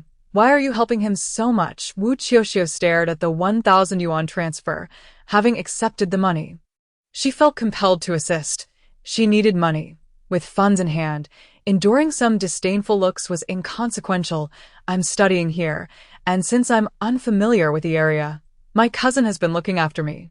Yuan Zhujiao scratched the tufts of hair on his head. "All right, you should head back now."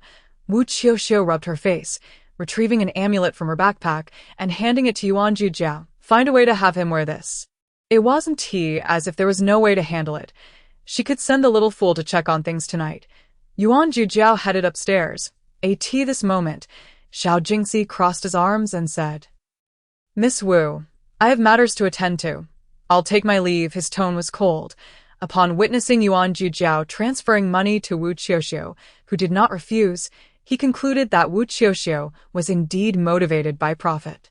However, as they were merely strangers who had crossed paths, he did not wish to cast blame. For the purpose of Qin Lao and the others' visit, he still sought clarity. Beyond that, he presumed he would not have further dealings with Wu Qiuqiu. "Thank you, Mr. Xiao, for the ride today." Wu Qiuqiu smiled, her eyes crescent-shaped like a waxing moon. She did not concern herself with Xiao Jingxi's opinion of her. They were merely inhabitants of different worlds. Xiao Jingxi nodded, got into his car, and drove away, and Owen uttered a farewell, for it was clear they would not meet again.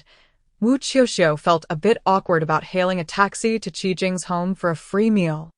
Although Qi Jing had extended an invitation, she understood that visiting was acceptable, but actually staying for several days would be a bit presumptuous. Thus, with a firm resolve, she found a small inn near Wang Qing's apartment, costing 60 yuan a day, with hot water included. In the evening, Wu Qiuqiu prepared a pot of instant noodles, but refrained from adding any ham sausages. As she ate, Xiao Daigua and Han Yun watched her from across the table. Feeling a bit embarrassed, Wu Qiuqiu remarked, "Aren't you both not human and thus not in need of food?" In truth, Han Yun and Xiao Daigua indeed did not require sustenance, yet that did not imply they lacked the sense of smell. Hence, witnessing Wu Qiuqiu slurping her noodles alone led them to ponder whether she might not be human at all. After midnight, Wu Qiuqiu sent Xiao Daigua away to check on Wang Cheng's whereabouts, while she herself succumbed to sleep, and her dreams. A woman in a red dress stood silently nearby, observing her. Chapter 51. Han Yun disappeared. It seemed as though Wu Qiuqiu found herself trapped in a sealed room. The ghostly figure occupied the hallway, surrounded by darkness, with only flickering glimmers of light filtering in. leaving Wu Qiuqiu's vision hazy. The specter was clad in a crimson gown, her disheveled hair cascading down her back.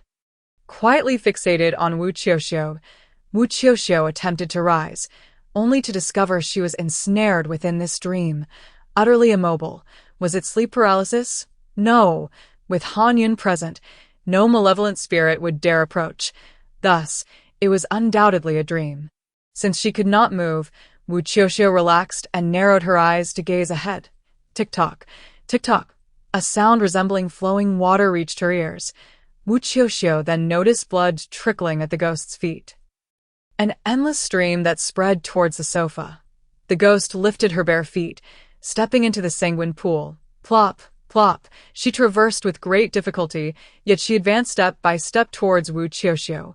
The blood eventually surged to Wu Qiuqiu's feet, saturating her shoes, the overwhelming stench of blood inducing a wave of nausea. In that instant, Wu Qiuqiu caught a whiff of the perfume scent she had detected at Wang Cheng's home. The fragrance, now mingled with the metallic odor of blood, became even more nauseating. The ghost stood before Wu Qiuqiu, her presence towering over Wu Qiuqiu, who sat below. The phantom's visage was grotesquely marred, blood covering her features, rendering her face indecipherable. Blood seeped even between her strands of hair. Hiss, hiss. The specter's throat emitted a sound akin to cardboard being punctured, as if sawed repeatedly. Wu Qiuqiu found herself completely paralyzed, forced to fixate on the horrifying apparition before her. Though she struggled, it proved futile. The ghost reached out towards Wu Qiuqiu's face, her bloodied hand, even bearing fragments of flesh, nearly brushed against Wu Qiuqiu's eyelid.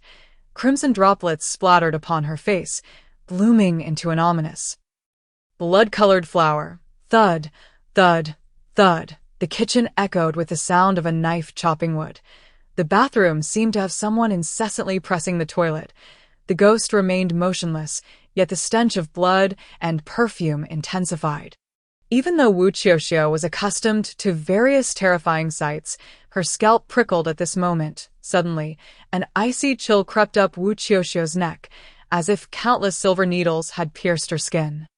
She jolted awake from the nightmare. Upon waking, her first instinct was to touch her face, and oh blood. Yet, she noticed the room's light had been extinguished, and Han Yun stood silently by the window, gazing into the night. Lost in thought, Wu Qiuqiu surmised that Han Yun was likely reminiscing about past events. She had never actively sought to uncover Han Yun's identity, nor had she inquired about his cause of death, nor questioned why he had awakened in Wu's village. His battle-worn attire bore a gaping hole in his chest, as if he had just emerged from a battlefield. In Wu Qiuqiu's eyes, regardless of Han Yun's background. It was not her place to dwell on it. She found it challenging enough to survive on her OW and as long as she ensured Han Yun would not harm her. That sufficed. Han Yun. Did you wake me? Wu Qiuqiu glanced at the time. It was 2 a.m. Han Yun turned around. The blood jade acted autonomously. That's excessive. I still haven't discerned the ghost's intentions in my dream. No, I must fall asleep immediately to check if she remains. Wu Qiuqiu mumbled. Han Yun. Is that absurd? Naturally, Wu Qiuqiu was unable to drift back to sleep. Xiao Daigua climbed in through the window. Should anyone witness a peculiar paper figure scaling the wall in the middle of the night, they would surely be terrified. Did you discover something? Wu Qiuqiu inquired. The paper figure stiffly nodded its head. Come, tell me. Wu Qiuqiu rummaged through her backpack for paper and a pen. Han Yun raised an eyebrow and approached to sit down. He understood that within this paper figure resided a wandering spirit. Yet, he was also curious that in his era, individuals like Wu Qiuqiu, who dealt with wandering spirits, would typically engage in a fierce battle against them. Encountering one would entail banishing it without mercy. However, Wu Qiuqiu had managed to confine one within a paper figure, taking it along whenever she ventured out. He did not particularly dislike Xiao Daigua. He simply felt the paper figure Wu Qiuqiu crafted was rather unattractive. The paper figure clutched a pencil nearly as tall as itself, painstakingly inscribing words onto the page. Wu Qiuqiu observed, and though the writing was crooked, there was not a single misspelled word. You mean he was clutching a photo with Jingjing, crying alone in the living room? Xiao Daigua nodded. Upon crawling in through the window of Wang Cheng's house, it witnessed Wang Cheng, wide awake, clutching a photo of Jingjing in the living room. He wept while drinking, muttering to himself about being unable to part with Jingjing.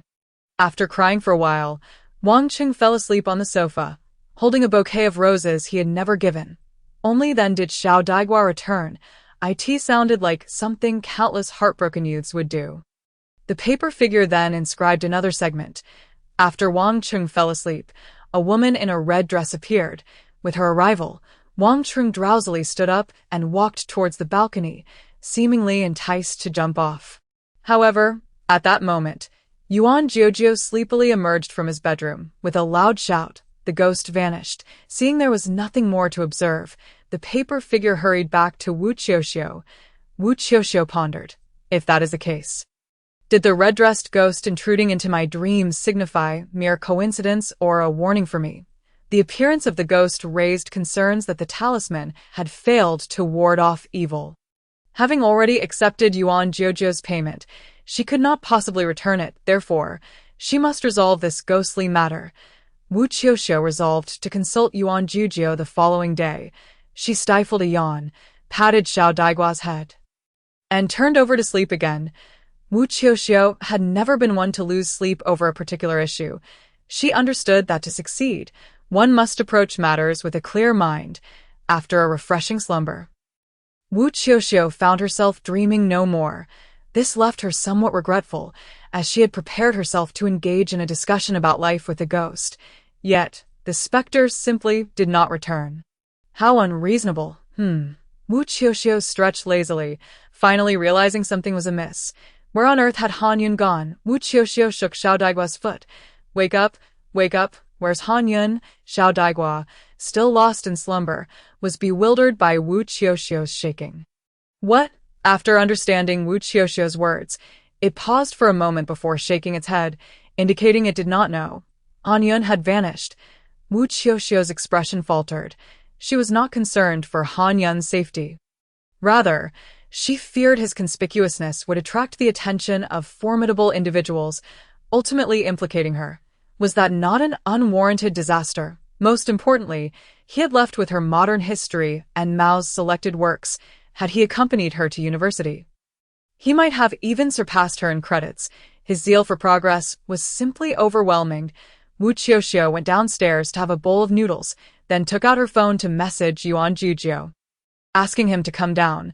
Shortly thereafter, Wu Qiuqiu spotted Wang Cheng descending the stairs. Just as Wu Qiuqiu had described, Wang Cheng stepped out with a black umbrella. Wu Qiuqiu noticed Wang Cheng's posture appeared slightly hunched. As Wang Cheng merged into the throng of commuters, Wu Qiuqiu suddenly glimpsed a flash of red. The woman in the red dress. At that moment, she was perched upon Wang Cheng's back, and oh wonder Wu Qiuqiu had noted his slight stoop. It was because the ghost was audaciously riding on his shoulders. Moreover, the ghost seemed to have detected Wu Qiuqiu's gaze, twisting her neck a full 180 degrees to meet Wu Qiuqiu's eyes. Moments later, she vanished. For some reason, that fleeting glance remained vividly etched in Wu Qiuqiu's memory. It was not a threat, nor a warning, but seemed to carry some other significance. Wang Cheng disappeared into the crowd.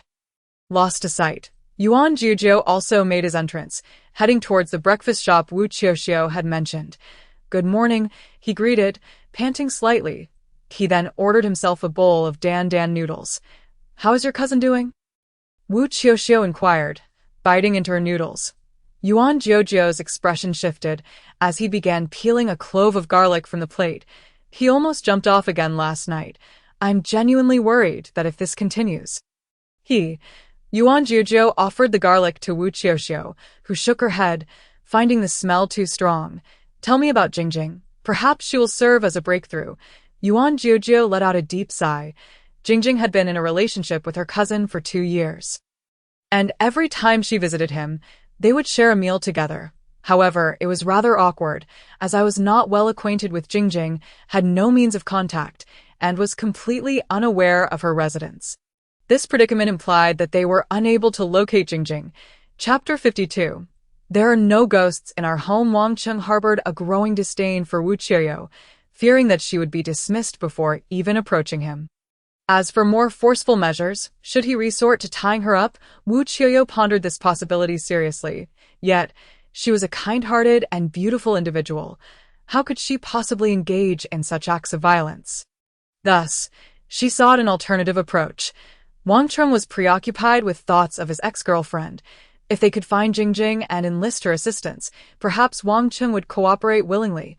Ultimately, Wu Qiuqiu lamented their unfamiliarity with Jingjing. The county town was neither vast nor minuscule, in a sea of countless faces. How difficult it was to find just one person. Wu Qiuqiu rested her chin on her hand, lost in a new round of contemplation. When did they part ways? I have no idea. I've only just arrived a few days ago. Nonetheless, I heard my cousin mention that they had broken up, though he seemed unwilling to accept it and insisted on buying flowers daily to plead for reconciliation. I also heard him incessantly calling Jingjing, but it appeared that she never answered. Wu Qiuqiu furrowed her brow in concern. She understood Wu Qiuqiu's intentions. She wished to request Jingjing's help. However, this avenue seemed futile, as they were utterly incapable of locating her. You know where he works, don't you? After we have our meal, let us wait for him at his workplace and follow him.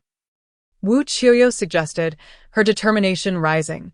Wu Qiuqiu slammed her hand on the table, resolutely declaring, "Since I have invited you here, we must resolve this matter before the start of the new semester." The forcefulness of her assertion was palpable. Nearby, the owner of the establishment served noodles to other patrons, lifting his head at the sound. "Hey, teacher, if you break the table, you'll have to pay for it." Wu Qiuqiu absent-mindedly touched the 3 strands of hair atop her head. Wondering if she truly appeared that aged, after breakfast, Wu Qiuqiu and Wu Qiuqiu boarded a bus. Approximately 3 stops later, they arrived at Wang Cheng's workplace. It turned out that Wang Cheng was a bank employee. However, his current mental state was troubling.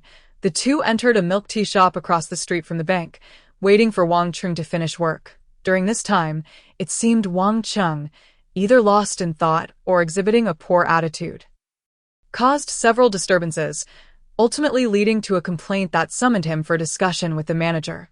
Even during this conversation, Wang Cheng appeared to be in a daze, his expression vacant, from Wu Qiuqiu's vantage point. She could just discern the ghostly figure of a woman in red looming behind him, casting a fleeting glance in Wu Qiuqiu's direction. Provocation. Wu Qiuqiu could not tolerate such an insult, and immediately stood up, causing the ghostly figure to vanish. "What's wrong with you?" Wu Qiuqiu inquired, bewildered by Wu Qiuqiu's sudden movement. Due to the complaints, Wang Cheng seemed to have been suspended.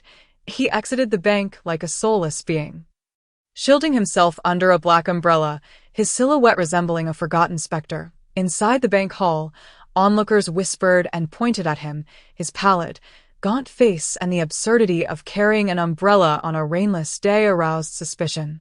"Follow him," Wu Qiuqiu urged as she dashed out of the milk tea shop. The two trailed Wang Cheng at a measured distance.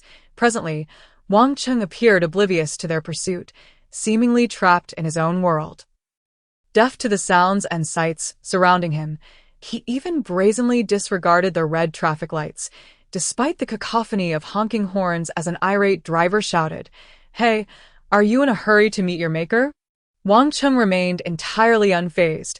Wu Qiuqiu followed closely, her expression reflecting her deep concern. Her cousin had never been like this. Though he had a penchant for cleanliness, he was exceptionally kind and considerate towards others. Witnessing someone once so dear transform into a figure so lost and despised was undeniably difficult to bear. They followed Wang Cheng through a series of winding streets until they reached a less urbanized alley, where a cornfield still thrived nearby. After entering the alley, Wang Cheng vanished from sight. Wu Qiuqiu ventured in, discovering that the self-built houses were largely uninhabited. Most had iron gates locked shut, and from the outside, their decor was exceedingly rudimentary, merely a layer of putty and a few pieces of furniture placed inside. In truth, these houses were not constructed for habitation but rather awaited demolition, typically before demolition policies were fully enacted. Some individuals pondered how to maximize their compensation, giving rise to these makeshift dwellings. Wu Qiuqiu pressed further into the alley. Eventually, she spotted an unlocked self-built house with a still swaying lock. She exchanged a glance with Wu Qiuqiu before stepping inside. The main room displayed door gods adorning the walls, and the door was slightly ajar.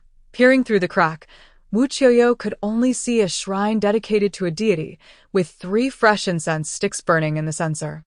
At that moment, she could not identify the figure represented by the statue, though she did notice some scattered ash on the floor. Apart from that, there was no sign of Wang Cheng. "Cousin," Wu Qiuqiu suddenly exclaimed in a hushed tone. Wu Qiuqiu followed her gaze, realizing that Wang Cheng had returned to the path he had come from, seemingly unaware of their presence. Wu Qiuqiu forsook the idea of exploring the house further and decided to continue trailing Wang Cheng, as resolving the matter with the ghostly woman was of utmost importance. However, what could Wang Cheng possibly be doing in this place? Wu Qiuqiu pondered, glancing back. This time, Wang Cheng entered a flower shop, purchasing a bouquet of roses, before standing outside an older residential complex. He did not enter but remained rooted at the foot of the building, gazing intently at one particular unit. It appeared he made a phone call, but the line seemed perpetually unanswered. He continued to dial repeatedly, standing there in a daze for over 2 hours before finally wandering back to his apartment. Wu Qiuqiu and Wu Qiuqiu lingered below at a nearby noodle shop, each ordering a bowl of noodles. "What now?" Wu Qiuqiu lamented, feeling disheartened by their lack of progress in locating Jingjing. Wu Qiuqiu, having lost some confidence, remarked on their initial plan to approach Jingjing, only to find her inaccessible. "What was your cousin doing at those self-built houses?" Wu Qiuqiu inquired. "I have no idea. I don't often frequent this area," Wu Qiuqiu replied, shaking her head. Wu Qiuqiu rested her chin in her hand. Frustrated by the day's lack of developments, at this rate, I might as well become a detective, she mused. Wang Cheng was uncooperative. What should they do? Wu Qiuqiu felt a headache coming on. That Jingjing was quite heartless. Even in the face of her cousin's plight, she refused to answer a single call. Wu Qiuqiu couldn't help but express her indignation, regardless of how tumultuous their breakup may have been. Such callousness seemed unwarranted. Wu Qiuqiu remained silent. It was difficult to assign blame when the reasons for their breakup were unknown. To criticize the girl appeared unjust. Could Jingjing be involved in this? Wu Qiuqiu mused, rubbing her face. "Qiuqiu, we may have to resort to that method," Wu Qiuqiu suggested, waving her hand. "What method?" Wu Qiuqiu leaned in closer. "Tonight, we'll tie up Wang Cheng. We've already collected the money." "Fine. I'll cooperate with you. I can't bear to see my cousin head down a destructive path." Wu Qiuqiu resolutely agreed to Wu Qiuqiu's proposal, with school approaching in a few days. She could not rest easy, nor could she dare to inform their aunt, lest she worry herself into a frenzy. After finalizing their plan, Wu Qiuqiu ascended to her apartment, about half an hour later. She sent a message stating that she had successfully restrained Wang Cheng. Wu Qiuqiu hurried upstairs. Wu Qiuqiu opened the door cautiously, pulling Wu Qiuqiu inside. The room was still stifling, with the curtains drawn tightly shut, and the heavy scent of perfume lingered in the air. Wang Cheng was bound to a chair, his face contorted in rage. "What do you want? Let me go." Upon noticing Wu Qiuqiu, his fury escalated. "You again. Get out. You're not welcome here," for reasons unknown. Wu Qiuqiu's presence made him feel uneasy, prompting an instinctive desire to expel her. Ignoring Wang Cheng's wrath, Wu Qiuqiu's first action upon entering was to close the door and affix a yellow talisman to it. She then retrieved a candle, striking a match to ignite it. This time, the flame did not flicker aimlessly. It swayed briefly before bending, pointing directly at Wang Cheng. This indicated that the ghost was indeed connected to him. As the candle flickered, Wang Cheng's features appeared increasingly ghastly in the dim light. Behind him, the spectral visage of a woman began to materialize, faint yet unmistakable. Wu Qiuqiu gasped, leaping behind Wu Qiuqiu, exclaiming, "Ghost! Cousin! There's a woman in red behind you." The apparition Wu Qiuqiu beheld was the same as the one from her dream the previous night. Wang Cheng's expression, previously frantic, abruptly froze. His wide-open eyes shifted slightly to the right, his pupils constricting. Then he bellowed, "There are no ghosts. My home is ghost-free. You all need to leave." Chapter 53. The divergent paths of humans and spirits. Wang Cheng's gaze conveyed to Wu Qiuqiu that he was aware of the existence of the female ghost in red. Yet, why did he stubbornly deny the presence of any specter? "Cousin, please stop talking. That female ghost in red is about to bring you to your demise." Perhaps it was Wu Qiuqiu's presence that rendered Wu Qiuqiu less fearful of the ghost.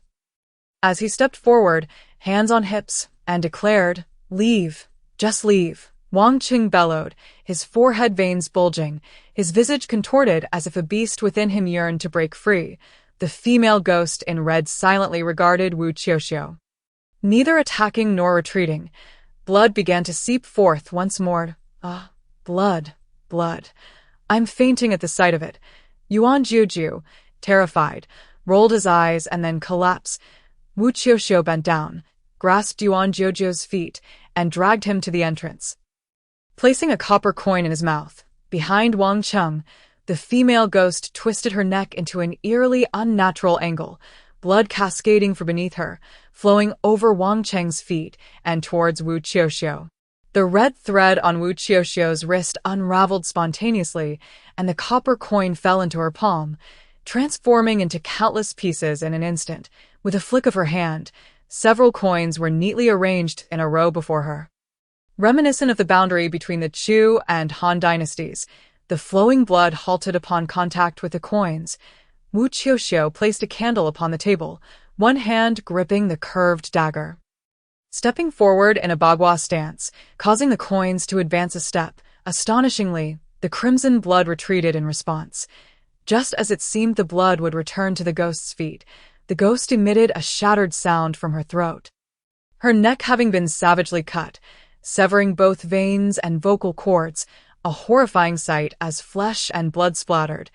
Each step she took upon the blood produced a dreadful splattering sound, and with each movement, more blood flowed from her. She advanced once more towards Wu Qiuqiu, who ignited a yellow talisman with her inner fire, affixing it to the dagger, poised to deliver a fatal blow to the ghost. It was only then that Wu Qiuqiu noticed the ghost's dress was deeply stained with blood. The ghastly face, blurred with flesh, bore eyes glistening with blood, from which two streams of blood tears flowed. What was initially a scene of utter horror inexplicably led Wu Qiuqiu to lower the ignited talisman. She sensed that the ghost did not harbor intentions to kill her, but rather wished to convey something. Thus, Wu Qiuqiu patiently awaited the ghost's approach. The ghost extended her hand towards Wu Qiuqiu once more, and this time Wu Qiuqiu discerned what she clutched. Without hesitation, Wu Qiuqiu accepted it. It was a necklace. The moment the necklace was handed to Wu Qiuqiu, a cacophony erupted throughout the room. "I am the restroom." The sound of flushing echoed intermittently. The ghost seized Wu Qiuqiu's hand that held the dagger and plunged it into her own abdomen. This dagger had been wielded by her grandmother for countless years, inherently restraining malevolent spirits, a weapon of no ordinary caliber. As Wu Qiuqiu's focus remained on the bloodied necklace, she realized too late that the dagger, imbued with the burning talisman, had already pierced the ghost's belly. Flames began to consume her from the wound, expanding like a gaping chasm. Ha! Ha! The ghost's throat emitted a mournful wail, her blood tears unceasing. Wu Qiuqiu desperately sought to intervene, but it was too late. Her soul was drawn into the blood jade. In the fleeting moment before the ghost's dissolution, she turned her gaze towards Wang Cheng. "No, don't." Wang Cheng broke free from his bindings, tumbling to the ground, scrambling towards her. "Jingjing, don't leave me. Please." Jingjing, his voice, hoarse and filled with profound terror, echoed in the air, but by the time he reached her, it was too late. The female ghost was engulfed in flames. Wu Qiuqiu stood in a daze, witnessing the spectacle. This ghost was Jingjing, the one she had sought all day, before she could fully grasp the situation. Wang Cheng had risen, seizing Wu Qiuqiu by her collar. Return my Jingjing to me. I have finally found her. Why do you meddle? Who do you think you are? Give Jingjing back. His eyes, bloodshot and wild, seemed on the verge of bursting. Wu Qiuqiu, caught off guard, stumbled. At that moment, Wu Qiuqiu stirred and, witnessing the scene, was taken aback. He quickly crawled over to grasp Wang Cheng's arm. Cousin, what are you doing? This is Master Wu Qiuqiu. Let her go. Yet Wang Cheng remained unmoved, appearing as though he had lost his sanity. It's all your fault. If it weren't for you, we would have remained together forever. He then struck Yuan Qiuqiu squarely in the eye. Shattering his glasses, Yuan Qiuqiu collapsed, nose first onto the ground. Ouch! Blood, blood. Wu Qiuqiu's eyes flickered as she pressed the dagger against Wang Cheng's throat. Release her. The sharp blade at his neck instilled fear in Wang Cheng. His dark lips quivering as he ultimately relinquished his grip on Wu Qiuqiu. Yet, he could not resist uttering threats. I will not spare you. I will avenge Jingjing. Wu Qiuqiu quietly tightened her hold on the bloodied necklace. Her gaze fixed on Wang Cheng, when suddenly her eyes widened. She noticed a similar necklace around Wang Cheng's neck. What could this signify? Answers would surely emerge soon. Yuan Qiuqiu, regaining his composure, inquired, Cousin, what on earth is happening? That ghost in red, was it Jingjing? Why? He hesitated, fearing to provoke Wang Cheng further, whose mental state appeared precarious. His words. Wang Cheng trembled anew. It's all you're doing. If it weren't for you, we would have been together forever. Wu Qiuqiu furrowed her brow. No, you would simply perished. I would willingly die alongside her. Wang Cheng scoffed. That's so, yet just moments ago, with a knife to your throat. You seemed quite afraid. Wu Qiuqiu raised an eyebrow. Wang Cheng fell silent. Wu Qiuqiu began to piece together the truth. Mr. Wang, may I inquire how you managed to keep Jingjing's soul tethered to you? The ghost's earlier actions indicated a desire for liberation. By handing over the necklace, was she implying that Wang Cheng was her most significant person, someone she did not wish to implicate? 13 days prior, Jingjing had gone missing. Her parents worked along the coast, leaving her alone here without any friends, and I reported it to the police. But they said they couldn't take action until 24 hours had passed. Wang Cheng recounted, rubbing his forehead in anguish. After enduring the wait, the case was finally accepted. However, surveillance footage from various intersections revealed that Jingjing seemed to have vanished without a trace. This day, no leads had surfaced. Unable to remain idle, Wang Cheng heard rumors of a master in Qianshui Alley who could summon souls. Desperate to find Jingjing, he sought out this master, hoping that summoning her spirit might yield clues. However, the master foretold dire omens. Jingjing has been killed, he stated ominously. As for her body, he knew not, but he could assist Wang Cheng in summoning her spirit. After a series of rituals, Jingjing's soul was summoned and bound to the necklace around Wang Cheng's neck. It had originally been a couple's necklace, with Wang Cheng and Jingjing each possessing one. To keep Jingjing's soul from dispersing, he needed to nourish it with his own life force, leading to a gradual decline in his own mental state. He refused to accept Jingjing's death, continuing to buy flowers and wait beneath her building daily. It's all your fault.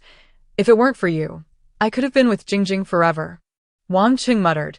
Yuan Qiuqiu wiped his tears. How touching. Cousin, why didn't you say so earlier? Humans and spirits are destined to walk different paths. How could they possibly be together? Wu Qiuqiu, however, was struck by a romantic epiphany. So, as of now, Jingjing's body has yet to be found. Indeed, Wang Cheng nodded silently after a brief pause. What did the master you visited look like? Wu Qiuqiu inquired. He had a limp. Wu Qiuqiu suddenly became animated. Wu Qingyuan mentioned that a limping individual had sought out my grandmother. Yuan Qiuqiu saw Wu Qiuqiu off, while Wang Cheng's demeanor remained grim, regardless of whether that ghost was Jingjing. Her presence beside Wang Cheng was undeniably perilous. Yuan Qiuqiu exhaled a sigh of relief, transferring the remaining 1,000 to Wu Qiuqiu. Wu Qiuqiu clutched the bloodied necklace, preparing to venture once more to Qianshui Alley. Perhaps the limping master held a connection to her grandmother. Chapter 54. I am your father. Yuan Qiuqiu had already discerned Wu Qiuqiu's obsession with wealth. Fortunately, his family provided him with ample living expenses. Otherwise, he could not have afforded her. Jingjing was dead, yet her body remained unfound. What could be done? Yuan Qiuqiu clutched his head, feeling as though the matter was both concluded and yet unresolved. If her spirit has returned, how is it that her body remains lost? Wu Qiuqiu had been contemplating matters concerning Qianshui Alley when she heard Yuan Qiuqiu's words, as if a thread in her mind had suddenly snapped. No, that couldn't be right. She abruptly turned around, gazing up at the third floor where Wang Cheng was. If the so-called limping master from Qianshui Alley could retrieve Jingjing's soul, then surely he could also locate the place where her body was buried. Why was it that he couldn't find it? What was going on? Yuan Qiuqiu inquired. Wu Qiuqiu ignored him and sprinted back toward the apartment building.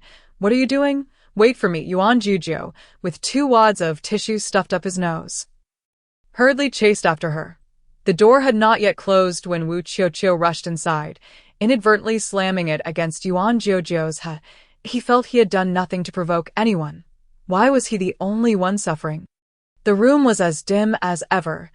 Wu Qiuqiu made a beeline for the balcony, yanking open the blackout curtains to find Wang Qing sitting alone, cradling a potted flower. He appeared somewhat dazed, his cheeks rubbing against the blossoms. Upon noticing Wu Qiuqiu's return, he hid the flower pot behind him and snarled, "What are you back for? Get lost. You're not welcome here. I was pondering a question." Wu Qiuqiu said, gripping the necklace that Jingjing had given her. Jingjing had vanished, leaving no one to speak on her behalf. Did I wonder, from the moment she entered my dreams until now, what exactly did she wish to convey to me? Wu Qiuqiu stepped closer to Wang Cheng. His expression grew increasingly contorted, yet he remained silent. Was it you who summoned her soul to keep her by your side, or did you employ some nefarious means to confine her, depriving her of freedom? Perhaps only you hold the answer. Wu Qiuqiu had approached him, crouching down to meet his gaze. Through the lenses of his glasses, she discerned Wang Cheng's evasive eyes. He bared his teeth, looking ferocious, yet his demeanor betrayed his inner fragility. I don't know what you're talking about. Jingjing could never leave me. She promised to be with me forever. No, she has indeed left you, preferring to vanish entirely rather than remain in your presence. Destined never to see you again across lifetimes. At first, Wu Qiuqiu believed she loved him and thus was reluctant to involve him in her plight. But now, reflecting on it, she smirked, her ears perked up to catch Wang Cheng's faltering voice. She doesn't even wish to hate you. She wants to disappear from your life forever. With one hand propping up her chin, Wu Qiuqiu observed Wang Cheng's countenance gradually morph into a grotesque mask, his eyes bloodshot. No, you're spouting nonsense, he roared, grasping Wu Qiuqiu's neck, his eyes aflame with fury. He swore to strangle this insolent girl who dared to speak such absurdities. Do you see who I am? Wu Qiuqiu grinned, unfazed by Wang Cheng's aggressive gesture. Before him, a double image appeared, that arrogant little face slowly aligning with Jingjing's features. Jingjing, you are Jingjing. Wang Cheng's mouth fell agape, his breath quickening. The Jingjing before him smiled radiantly, her voice soft. No, I am your father. Wang Cheng. Ah, you're not. He released Wu Qiuqiu and retreated into a corner of the balcony, clutching the flower pot. The person before him morphed back into Wu Qiuqiu. She coughed a couple of times. Do spirits possess malevolent hearts? Isn't that right, Mr. Wang Cheng? I don't know what you're talking about, he deflected, his gaze wandering. Don't know? Wu Qiuqiu scoffed. If you call me father, I might tell you, Wang Cheng. Wu Qiuqiu's words disrupted his thoughts, leaving him momentarily at a loss for words. So, where is Jingjing's body? Yet Wu Qiuqiu intentionally sought to confuse Wang Cheng, to break down his defenses. The already disoriented Wang Cheng suddenly stammered, I don't know. Master Wang, what are you saying? Yuan Qiuqiu was also taken aback. Wu Qiuqiu rose to her feet. You claim to be tidy, with a spotless room, but the walls in your house have been freshly painted, haven't they? That potent scent of perfume is merely to mask the noxious odor of the paint, as well as the stench of blood. Wang Cheng's complexion began to crack under pressure. Jingjing was never missing. She has been right beside you, hasn't she? Wu Qiuqiu pressed once more. This time, Wang Cheng remained silent, opting for the refuge of silence, and no matter what Wu Qiuqiu said, as long as he did not respond. It sufficed. Wu Qiuqiu had previously experienced a dream where the blood of a woman in red seeped through the entire living room. Jingjing's blood had once stained the entire space. Wu Qiuqiu turned, her gaze fixed on the immaculate living room. Yuan Juju, pale as a ghost, rushed to the bathroom to vomit. If what Wu Qiuqiu claimed was true, didn't he that imply Jingjing had died in this very house? The murderer was Wang Cheng, his cousin. If you are fabricating a story, kindly weave it elsewhere and do not slander me, Wang Cheng retorted, seemingly regaining his composure. Yet he sneered at Wu Qiuqiu, whether it's slander or not. You know in your heart. Wu Qiuqiu stared steadfastly at Wang Cheng. Did I ask that so? Then where's the body? Wang Cheng's smile widened, dripping with disdain. I've already reported to the police. They have not found a body. Yet you accuse me of murder. I could easily file a defamation suit against you. Wu Qiuqiu clasped her hands behind her back, her delicate brows knitting together. The body is in the sewer. You dismembered her and flushed her remains down the toilet. I end that dream. She had heard the thudding sound from the kitchen. It was the sound of meat being chopped. The flush of the toilet was the release of dismembered remains. Yuan Juju, who was hunched over the toilet in a fit of nausea, cried out, What? This toilet? The mere thought of a body being flushed down that toilet turned his face a sickly green, as though he could see the water transforming into blood. Ah, he howled, scrambling out of the bathroom. Wang Cheng's complexion shifted as well. Where's the evidence? And what are you? Do you think you can condemn me for murder just based on your flimsy words? The police haven't accused me. What gives you the right? After a pause, Wang Cheng's lips curled into a smug smile. Everything Wu Qiuqiu said was based on the anomalies surrounding Jingjing's ghost, combined with her own deductions. Simply put, they were all conjectures without proof. He gazed at Wu Qiuqiu with pride, as if to say that she had no means to deal with him.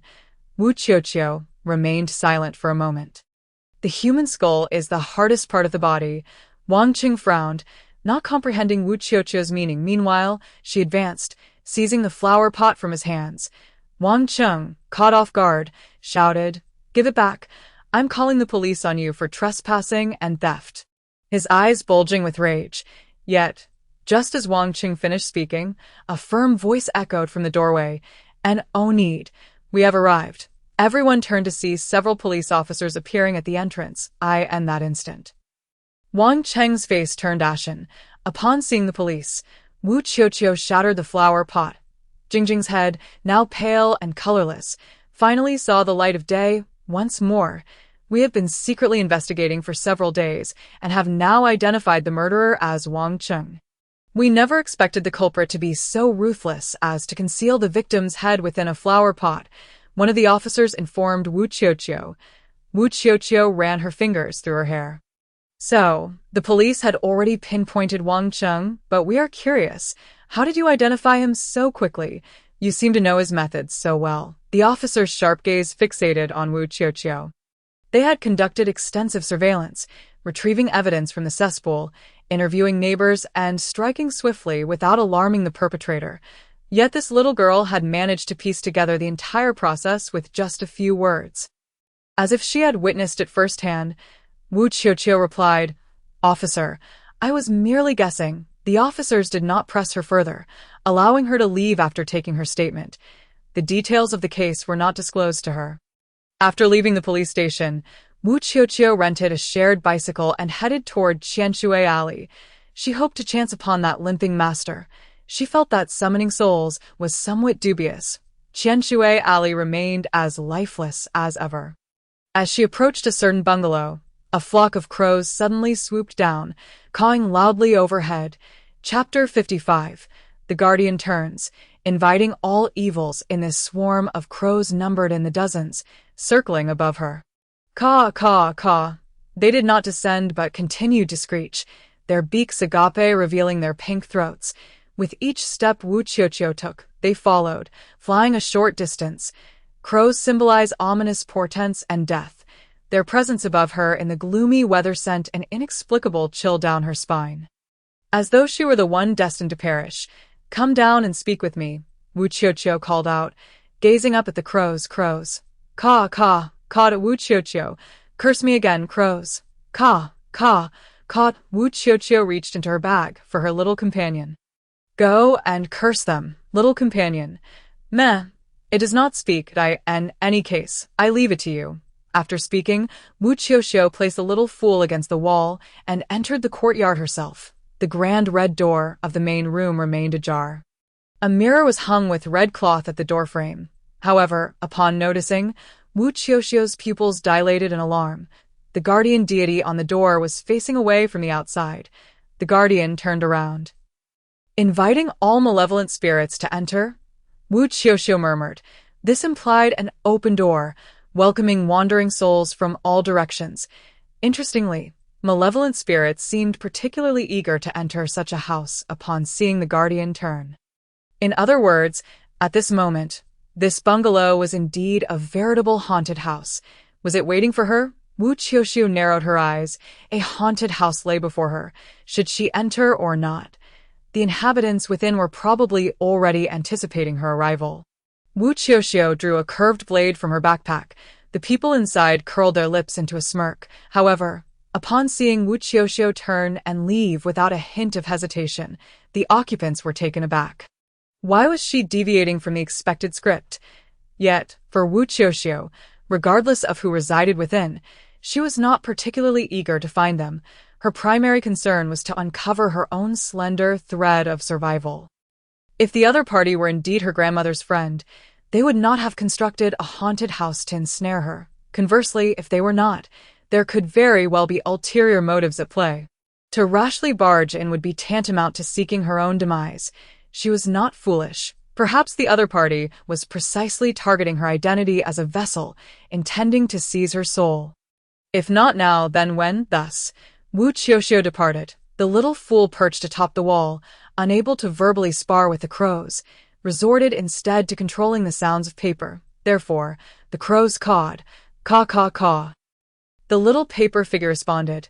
Puff. Caw, caw, caw. Puff. "Let us go back," Wu Qiuqiu beckoned. The little fool leapt from the wall, landing on Wu Qiuqiu's shoulder, clutching her ponytail with both hands. Meanwhile, the crows continued their cacophony above her head. Wu Qiuqiu glanced up and tossed a copper coin into the air. The multitude of crows scattered like paper igniting in flames, instantly transforming into a cloud of black smoke. The copper coin descended from the sky, landing perfectly in her palm. She had long since sensed that something was amiss. Wu Qiuqiu turned to gaze at the second floor of the bungalow. The curtains there still fluttered, as if someone had recently stood there. Raising an eyebrow, she returned to the inn with the little fool. That night, Yuan Juzhou sent a message. Wang Cheng had killed Jingjing due to her desire to break up, staining her white dress with blood. There is a saying that ghosts fear wicked individuals. When confronted by their own murderer, spirits typically exhibit fear. However, Wang Cheng, being a pervert, refused to let Jingjing go, even after killing her. Thus, he went to Qianshui Alley, seeking to summon Jingjing's soul back and imprison it by his side. Naturally, Jingjing harbored deep resentment toward Wang Cheng. She longed for freedom, to escape the clutches of this perverted captor, and would attempt to lure him to his demise. Albeit unsuccessfully, on the other hand, she also feared Wang Cheng. She hated him but could not kill him, feared him yet could not attain her freedom. Therefore, Wu Qiuqiu's arrival offered her a glimmer of hope. Yet, the fatal wound on her neck left her with grievances she could not voice, leading to misunderstandings. Wu Qiuqiu set her phone aside and lay on the bed. The little paper figure sat beside her, clutching a candle.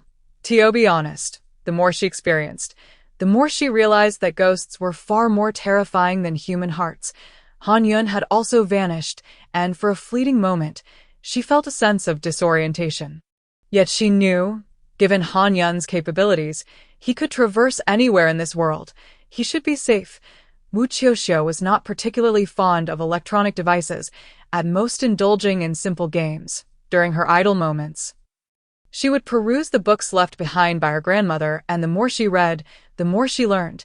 She sought to uncover any spells related to stealing life, now that her opponent was gradually revealing their intentions. She could not afford to remain idle. Under the dim light, Wu Qiuqiu flipped through the pages, the only sound in the room being the rustle of paper. Qi called, stating that they could head to school together. Fortunately, her luggage was already packed, allowing for a direct departure. Wu Qiuqiu did not decline. When she met up with Qi, she brought fruits to visit Aunt Hua. Aunt Hua glanced at her and remarked, "Your fate is intricately entangled, bound by a life lock." Wu Qiuqiu pointed to her ankle. This? Aunt Hua appeared surprised. "You know?" "Yes, they came to seek me out." Wu Qiuqiu nodded, then inquired, "If I do not wear this life lock or destroy it, will they know?" Aunt Hua pondered for a moment. "The life lock is not easily destroyed, but if you do not wear it, the caster will immediately notice. You and the other party are currently two souls bound to one life. Only one can survive. If they detect any signs of your resistance, they may resort to extreme measures that could cost you your life. Fortunately, you have not acted rashly." A chill ran down Wu Qiuqiu's spine. She was grateful that she had put on the lock that day. Otherwise, she would not have known how she died. This lock effectively tightened the bond between their fates, ensuring that nothing went amiss. Posing no immediate harm to her, however, in a maximum of 2 years, you shall perish. Aunt Hua observed Wu Qiuqiu's expression and continued to explain.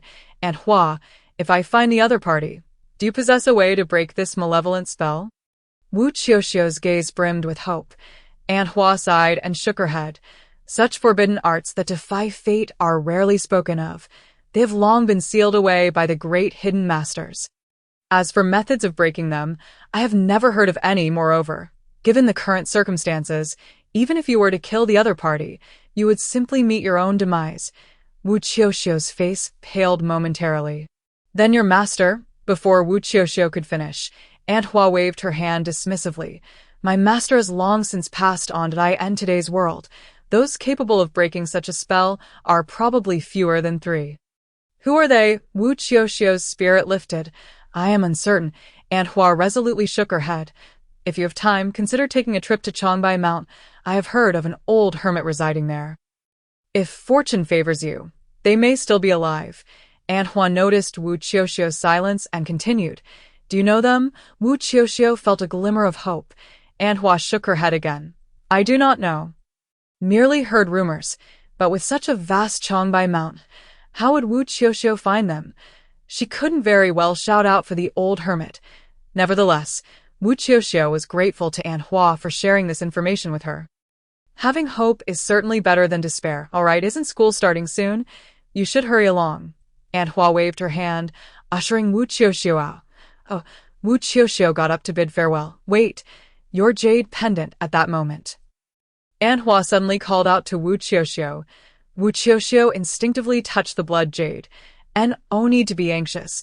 It is a good item. It is a malevolent object to the living, but just right for you. It can grant you a few more days of life." After speaking, Aunt Hua hurried Wu Qiuqiu out. Qi was already waiting downstairs. "Qi, you only have one suitcase." Wu Qiuqiu noticed Qi 2 large suitcases, while she herself carried only an old-fashioned coated case. "I have few belongings." She did not own many clothes, hence the minimal packing. "Why aren't you wearing the clothes I bought for you?" Qi frowned again. Qi had purchased several outfits for her, yet today Wu Qiuqiu wore merely a white t-shirt and suspenders, tying her hair in a high ponytail like a high school student. "With your good foundation, don't waste it. A little effort in dressing up, and I guarantee a throng of people will rush to carry your suitcase." Qi tugged at Wu Qiuqiu, eager to drag her upstairs to change clothes. Qi father honked the horn, signaling them to get in the car. Wu Qiuqiu seized the opportunity to pull Qi into the vehicle. "Change clothes? That's a waste of time, sister." Qi. "Take your time. We'll meet at school next year." Qi Yuan grinned widely from outside the car. Wu Qiuqiu nodded. "Then shall we set off?" Qi's father turned and smiled. Qi's father would drive them to the train station, where they would then take a high-speed train for about 2 hours. At this moment, Wu Qiuqiu suddenly felt as if a new life was beginning. University. She found herself quite looking forward to it. Chapter 56. Faceless Qi Jing had already purchased tickets for both of them in advance. Therefore, upon arriving at the station, they did not need to exchange tickets and could board directly. Wow, there are so many people, Qi Jing exclaimed, noticing that at least 1/5 of the crowd consisted of students reporting to school. Hey, Qi Jing, Master Wu. I spotted you two from afar. Yuan Jiujiu squeezed through the crowd. Making her way to the two. Oh, hello. Qi Jing glanced at the ticket in Yuan Jiujiu's hand. Are you on this train too? Yes, I'm in carriage 8. What about you? Qi Jing replied. We're in 11. All right. See you at school. Yuan Jiujiu waved her hand, appearing somewhat bashful in the presence of Qi Jing. In contrast, Qi Jing seemed utterly unfazed. After waiting in the waiting hall for a while, they finally boarded the train. As they descended from the entrance, they moved from the back to the front, traversing from the 16th carriage one by one. However, Wu Qiuqiu noticed something peculiar. Outside each carriage, long lines formed, eagerly awaiting entry. Yet, outside the 16th carriage, not a soul was present. Even the carriage door remained firmly shut. Peering through the gap in the window, Wu Qiuqiu discerned that the interior appeared devoid of life. An empty carriage? Qiuqiu, what are you looking at? Nothing. Just think that area seems a bit strange.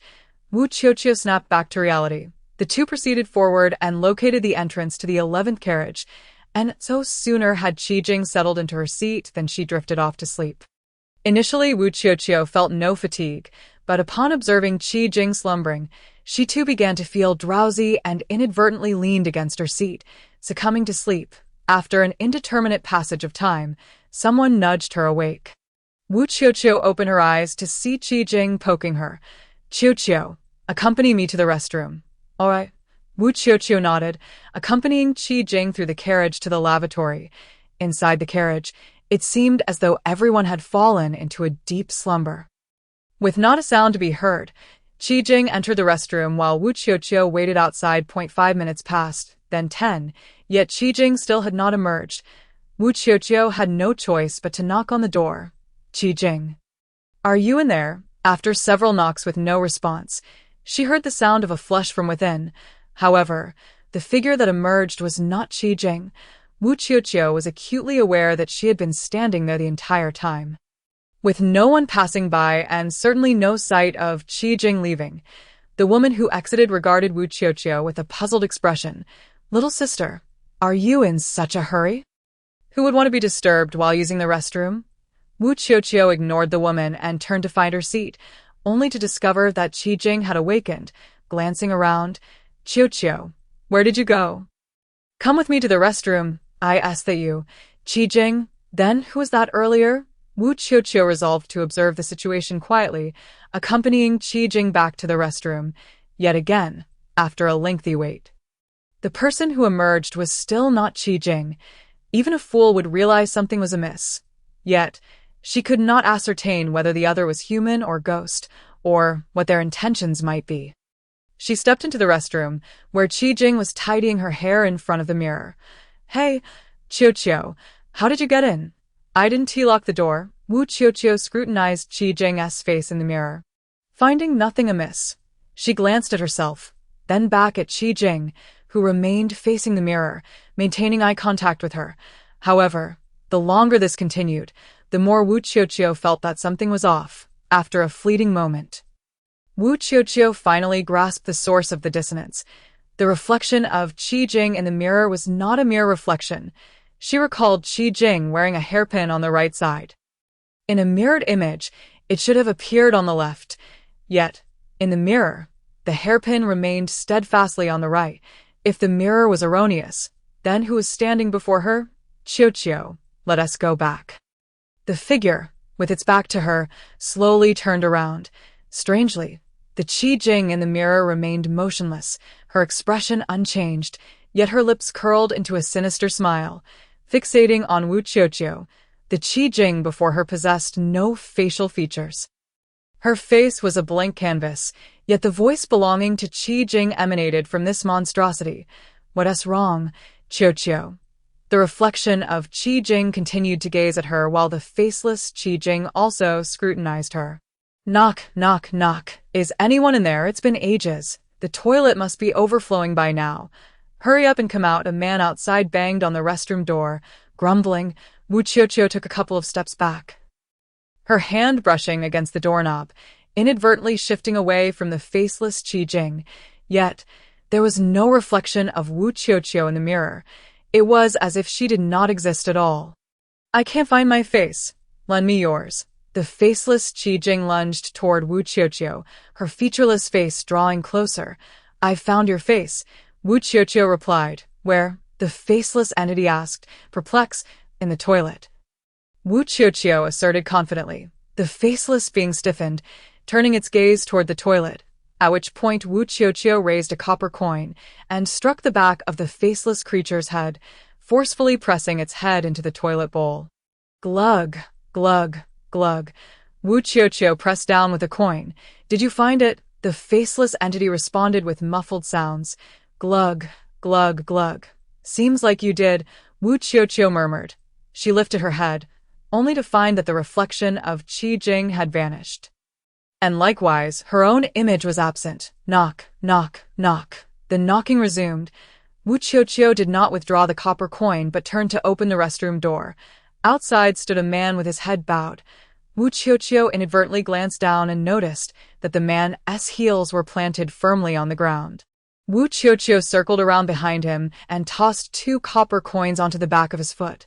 The man, ready to lift his foot, found himself unable to move, as if it were glued to the floor. Enraged, he twisted his head 180 degrees to locate the culprit, only to receive a swift slap on the back of the head from Wu Qiuqiu. Don't mention it, the man fumed. It became evident that something malevolent had infiltrated the carriage, and it was not just one entity. Wu Qiuqiu retraced her steps, but this time, Qi Jing was nowhere to be found. Qi Jing? Qi Jing? The high-speed train passed through a tunnel. The glass reflected the shadows of all the passengers. Qi Jing was distinctly slumped over her seat in slumber, while Wu Qiuqiu, standing in the aisle, was nowhere to be seen. Yet, she had just seen Qi Jing in the glass, clearly in carriage 16. Wu Qiuqiu quickly looked up. Indeed, it was the 11th carriage. Something was amiss. The image in the mirror did not align with reality. If the reflection was authentic, then everyone must be in the 16th carriage, and she could not see herself because she was not in 16. However, Wu Qiuqiu was certain they had boarded in the 11th carriage, which meant that everyone else was in their respective seats, while she was in the 16th carriage. At that moment, Wu Qiuqiu glanced up again. The 6 in 16 flickered, creating the illusion of an 11. But in truth, it was 16. Wu Qiuqiu recalled that when Qi Jing first beckoned her to the restroom, she had lost track of how long they walked, but in reality, they had likely exited the 11th carriage. When Qi Jing called her a second time, they had walked a distance again. So, had those entities lured her into the 16th carriage? The lights overhead suddenly flickered one by one. The carriages dimmed from afar. Each time the lights blinked, she glimpsed a shadowy figure standing at the junction of the carriages. Initially, it was merely a silhouette in the distance. As more lights extinguished, the figure drew closer and closer.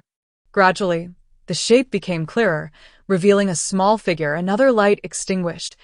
Wu Qiuqiu could see distinctly now. It was a small boy clutching a toy car. Cough, cough, cough. The carriage resonated with a series of labored coughs. Another light flickered out, reducing the distance to 10 meters. 9, 8. The boy's coughing echoed in Wu Qiuqiu's ears. Sister. The boy finally stood before Wu Qiuqiu, lifting his pale little face. You're dying? Wu Qiuqiu brandished a curved knife toward the boy. Don't come any closer. The boy appeared oblivious to the knife. So, sister, can I borrow your body? I don't want to die yet. Before the boy's words could settle, the entire carriage plunged into darkness, rendering Wu Qiuqiu blind. She felt something clutching her waist, climbing up her body, attempting to extinguish her life force. Wu Qiuqiu formed a seal with her hands and pressed it against the entity's head. She heard a piercing scream. as if the creature recoiled, and then Wu Qiuqiu scattered a handful of ash made from bamboo. The entity ceased its advance. Just then, Wu Qiuqiu felt a tremor. Qiuqiu, Qiuqiu, what are you doing here? Wu Qiuqiu came to her senses. Finding Qi Jing shaking her, she looked up and realized she was standing outside the 16th carriage. Something brushed against her foot. It was a toy car. Chapter 57. Hurting those close to her. Have I been standing here the whole time? Wu Qiuqiu furrowed her brow. I woke up and wanted to call you to accompany me to the restroom, but I couldn't find you anywhere, so I kept walking, eventually spotting you standing here. Motionless. Qi Jing crossed her arms, feeling a bit chilly standing there. Wu Qiuqiu reached out and removed the hairpin from behind Qi Jing's ear, inadvertently pulling out several strands of hair, causing her to gasp softly. This is real, Wu Qiuqiu murmured. What's real? Qi Jing inquired, looking at Wu Qiuqiu. Wu Qiuqiu replied, I just traversed several layers of illusions, encountering multiple versions of you. If there's pain, it means this is real. Is there pain? Qi Jing asked. Did it hurt when I pulled your hair? Yes, then it's real, Wu Qiuqiu confirmed with a nod. Qi Jing blinked, sensing something was off. Must I feel pain for it to be real? Wu Qiuqiu glanced at her. Not necessarily. So why not pull out your own hair? Qi Jing pouted. Wu Qiuqiu, with unwavering confidence, declared, I have a considerable fear of pain. Qi Jing merely responded with silence. Adjusting her backpack's zipper to conceal the curved dagger within, strangely enough, her grandmother's dagger had somehow passed through security undetected. It was a mystery how such a feat was accomplished. Let us return to our seats. We should be nearing our destination, Wu Qiuqiu urged, gently pulling Qi Jing along. Qi Jing glanced at the toy car beneath her feet, pondering the contents of the carriage. I wonder what else is in here. It's quite chilly. Wu Qiuqiu remained silent, believing that some truths were better left undiscovered. It seemed as if a multitude of specters had suddenly surrounded her. Could it be due to Han Yun's departure? With Han Yun gone, those entities lurking in the shadows resembled cats drawn to blood, now lunging towards her. She cast a look at the oblivious Qi Jing. Her inherent aura of negativity could trigger a series of chain reactions, such as chaotic magnetic fields and diminished fortunes. Perhaps the entities entwined with her would whimsically decide to torment those around her, leading to misfortune for anyone who dared to draw close. Wu Qiuqiu had once been close to her, only to meet his demise. Thus, it would be wise for her to maintain her distance from Qi Jing. Perhaps individuals like her were destined to remain friendless. Suddenly, Wu Qiuqiu let out a self-deprecating laugh. The high-speed train emerged from the final tunnel. In the reflection of the glass, Wu Qiuqiu spotted a child clutching a toy car, standing in the aisle. In the blink of an eye, the child vanished. Wu Qiuqiu then beheld the grotesque visage of Li Cunyuan's grandmother, her bloodied head grinning widely. Another blink, and the train had passed through the tunnel. Approaching the station, they were all lurking, waiting to pounce on her, to claim her body.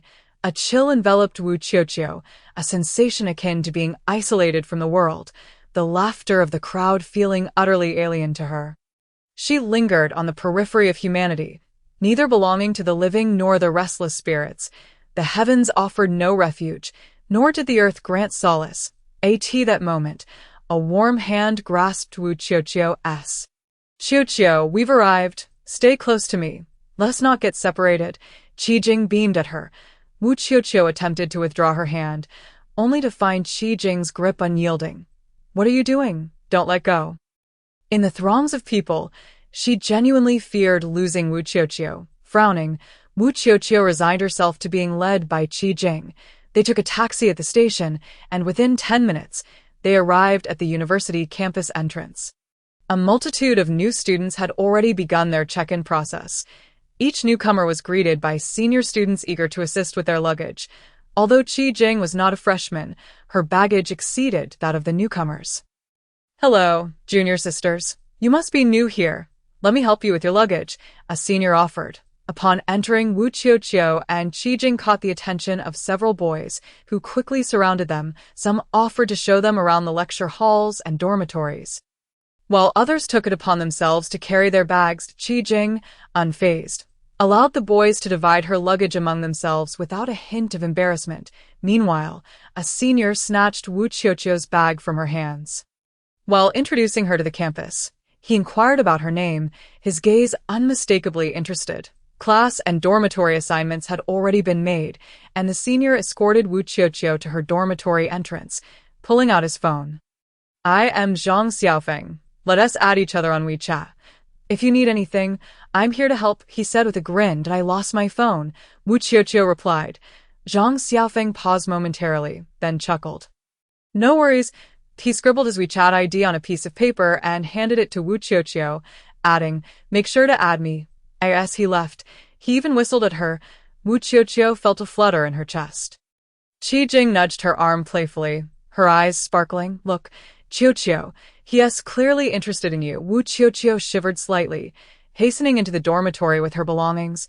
Qi Jing sensed an aura around Wu Qiuqiu that screamed, "Don't come near me." She shrugged and ascended to her own dormitory. Wu Qiuqiu's room was on the 3rd floor.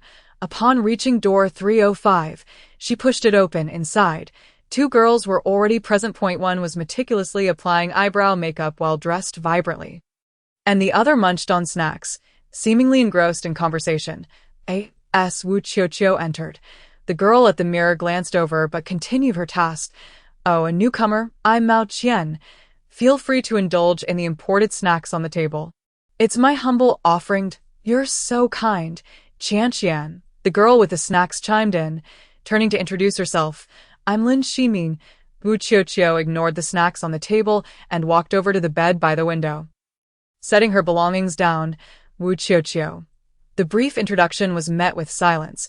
"She's quite aloof," Mao Qian remarked, glancing at Wu Qiuqiu while continuing to shape her brows. Wu Qiuqiu focused on making her bed. Choosing not to engage, Mao Qian then set down her eyebrow pencil. Lin Ximin, noticing the tension, cheerfully said, "Perhaps Qiuqiu is still getting accustomed to her new surroundings. And oh worries, let us continue our chat. Qian, tell me about those handsome guys you met abroad. Are you still in touch?" Mao Qian raised her eyebrows, admiring her freshly done nails. "Of course, but due to the time difference, I won't agree to be with him. Next time my dad takes me to New Zealand, I'll introduce you to some handsome fellows there." "Wow, Qian, your dad is so good to you." Wu Qiuqiu listened to the girl's chatter without paying much mind.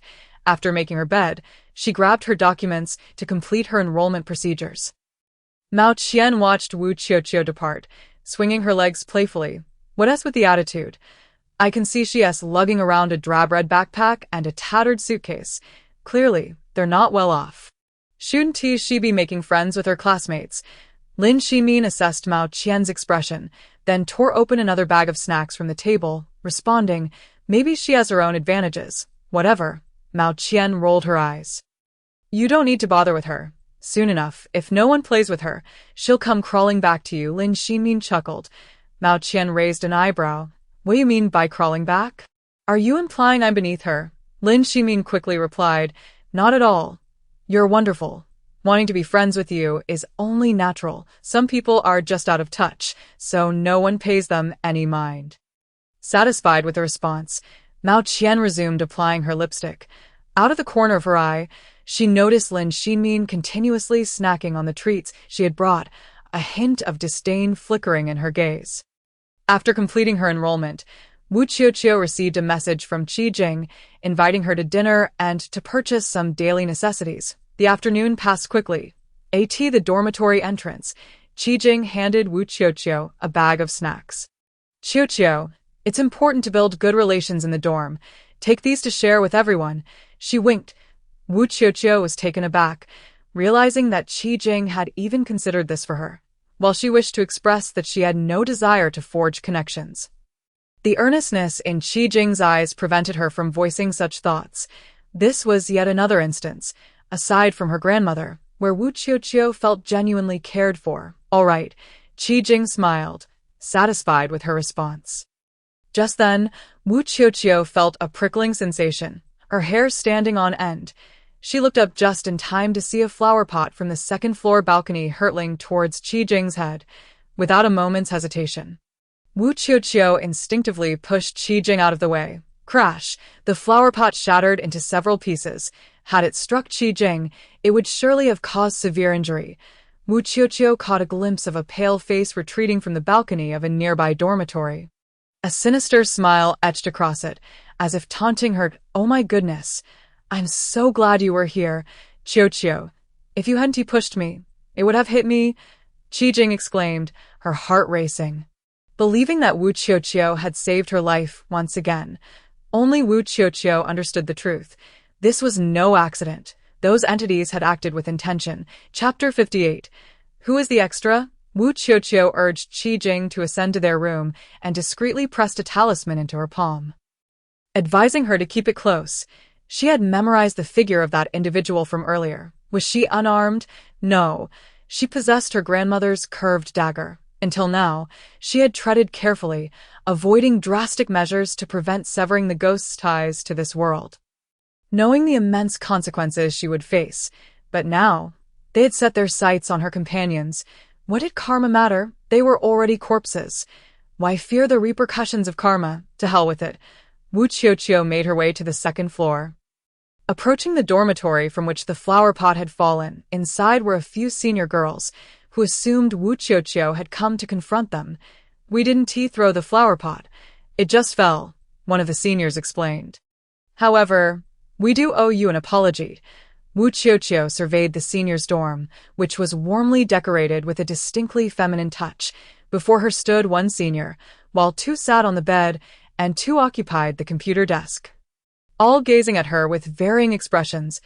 Only the girl at the computer desk by the window remained focused on her screen, her body leaning forward as if writing something, effectively obscuring her face from view. Junior, a senior prodded, attempting to rouse Wu Qiuqiu from her stupor. "What are you staring at? You seem frozen. I asked everyone in your dorm here." Wu Qiuqiu finally stepped closer. The senior instinctively moved aside. "Yes, we're all here." "What's up? 5 of us." Wu Qiuqiu had already positioned herself infinitely close to the window on the left. The girl seated there remained unperturbed, still bent over her notebook, sketching something, her long hair concealing her features. With the rest draped over the computer desk, Wu Qiuqiu glanced over. She noticed the blank pages of the notebook filled with chaotic scribbles. The sight of those doodles evoked a sense of unease. Upon hearing Wu Qiuqiu's words, several senior students exchanged glances. The girl in front of Wu Qiuqiu hesitantly stammered. "For 4 of them?" This university boasted decent accommodation, consisting of 4-person rooms equipped with computer desks. Yet, Wu Qiuqiu had just mentioned that there were 5 individuals in their dormitory, which sent shivers down their spines.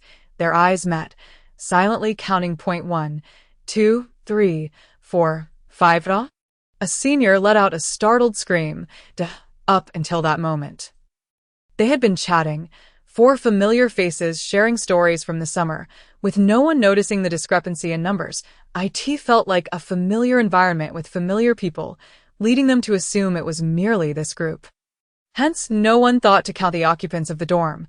But when an additional person joined their ranks, a chill ran down everyone's spine, wondering who that extra individual might be. Meanwhile, Wu Qiuqiu had already approached the girl. They swallowed hard, rendered speechless. Wu Qiuqiu held a coin in her palm and gently tapped the girl's back. "Who are you?" The girl seemed startled, turning around, removing her headphones, her expression somewhat dazed. Upon seeing Wu Qiuqiu, her confusion deepened, for she did not recognize the girl. Su Lin, one of the seniors, who had previously spoken with Wu Qiuqiu, covered her mouth in surprise. "You are Su Lin?" Su Lin appeared utterly bewildered. "What's wrong?" Wu Qiuqiu furrowed her brow, stepping back. This was indeed a living person. They counted again. 1 sat on the bed, 1 stood on the floor, and 2 were seated at the computer desk. 4. That was correct, but just a moment ago, there had clearly been 2 individuals on the bed. "You've been sitting there the whole time?" a senior inquired. "Yes, I've been wearing my headphones and didn't speak with you." Su Lin nodded. "Then who is it that was chatting with us?" The senior was on the verge of tears. "Weren't you sitting on the bed talking to us just now?" "No, that's impossible." Su Lin seemed to grasp that something was amiss. The realization dawned upon them. There had been an unknown entity impersonating Su Lin and conversing with them. The thought sent a shiver down everyone's spine. Could it be a ghost?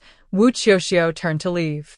If such entities wished to hide, she would employ a few tactics of her own. Hey, a senior reached out to grasp Wu Qiuqiu's arm. Junior, can you see them? Wu Qiuqiu remained silent. The senior continued. You have Enyang eyes? I have something else to attend to. I'll be going now. Wu Qiuqiu chuckled awkwardly. Oh, could you come by our dorm to check on us sometime? The senior lowered her head. Feeling embarrassed, she now sensed an eerie aura permeating their dorm. Wu Qiuqiu nodded and departed. The senior breathed a sigh of relief, recounting the number of occupants once more to ensure accuracy before regaining her composure. How about we count off every day from now on? Wu Qiuqiu returned to her dorm, where the other girls had gathered. The last girl, Luo Shi, had just arrived. When Wu Qiuqiu walked in, Mao Qian and the others seemed to have been chatting for quite a while, growing quite familiar with one another. Thus, there was a brief moment of silence. Wu Qiuqiu placed her snacks on the table. Let us eat together. The atmosphere instantly brightened. Lin Xinmin cheerfully opened a plastic bag. Qiuqiu, you're too polite. Mao Qian shot a glance, a teasing smile on her face. Qiuqiu, I just treated everyone to snacks, and you brought some too. Are you looking down on what I brought? Everyone was well aware that she had brought imported snacks to share. Wu Qiuqiu brought out another bag, genuinely at odds with her. Lin Xinmin withdrew her hand that had been reaching for Wu Qiuqiu's snacks, feeling a tad awkward. Luo Shi, who was tidying her bed, glanced over but said nothing. She vaguely sensed that Mao Qian and Wu Qiuqiu were at odds. That moment, Wu Qiuqiu contemplated whether she should rent a place off campus, but considering her mounting debts, she ultimately dismissed the idea. Wu Qiuqiu picked up the snacks Mao Qian had brought. I haven't had such high-end snacks before. Thank you. Mao Qian merely snorted in response, choosing not to engage further. She felt exhausted. The first night was meant for everyone to familiarize themselves with one another. They exchanged information about their hometowns. When it was Wu Qiuqiu's turn, she merely stated 3 words: Wu Family Village. Mao Qian reacted as if she had discovered a new continent. Wu Family Village. Your family is from the village. Her tone was exaggerated and high-pitched. Yes, Wu Qiuqiu affirmed. Then your family must struggle to support your university education, right? After finishing her statement, Mao Qian added, I've heard that students from rural areas often have some undesirable habits. Wu Qiuqiu, make sure you don't emulate those individuals. How could Wu Qiuqiu not sense the palpable malice? She was not one to suffer in silence. She would repay any grievances in kind. It was impossible for the tyrant of Wu Family Village to endure in silence.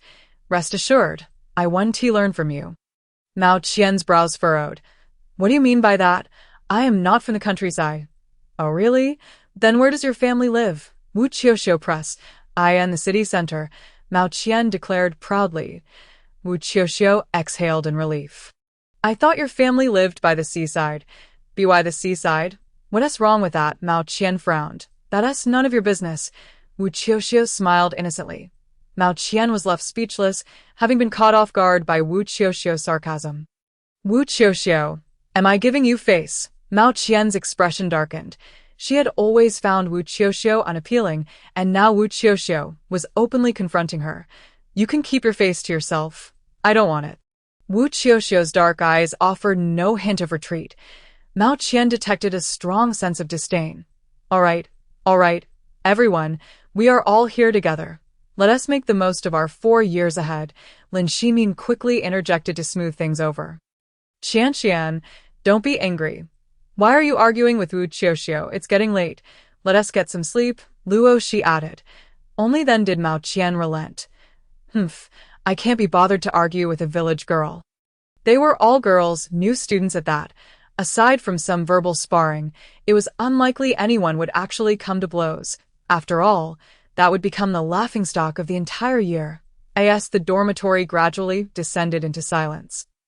Wu Qiuqiu placed the little dumpling atop her pillow, staring at the ceiling, unable to find sleep.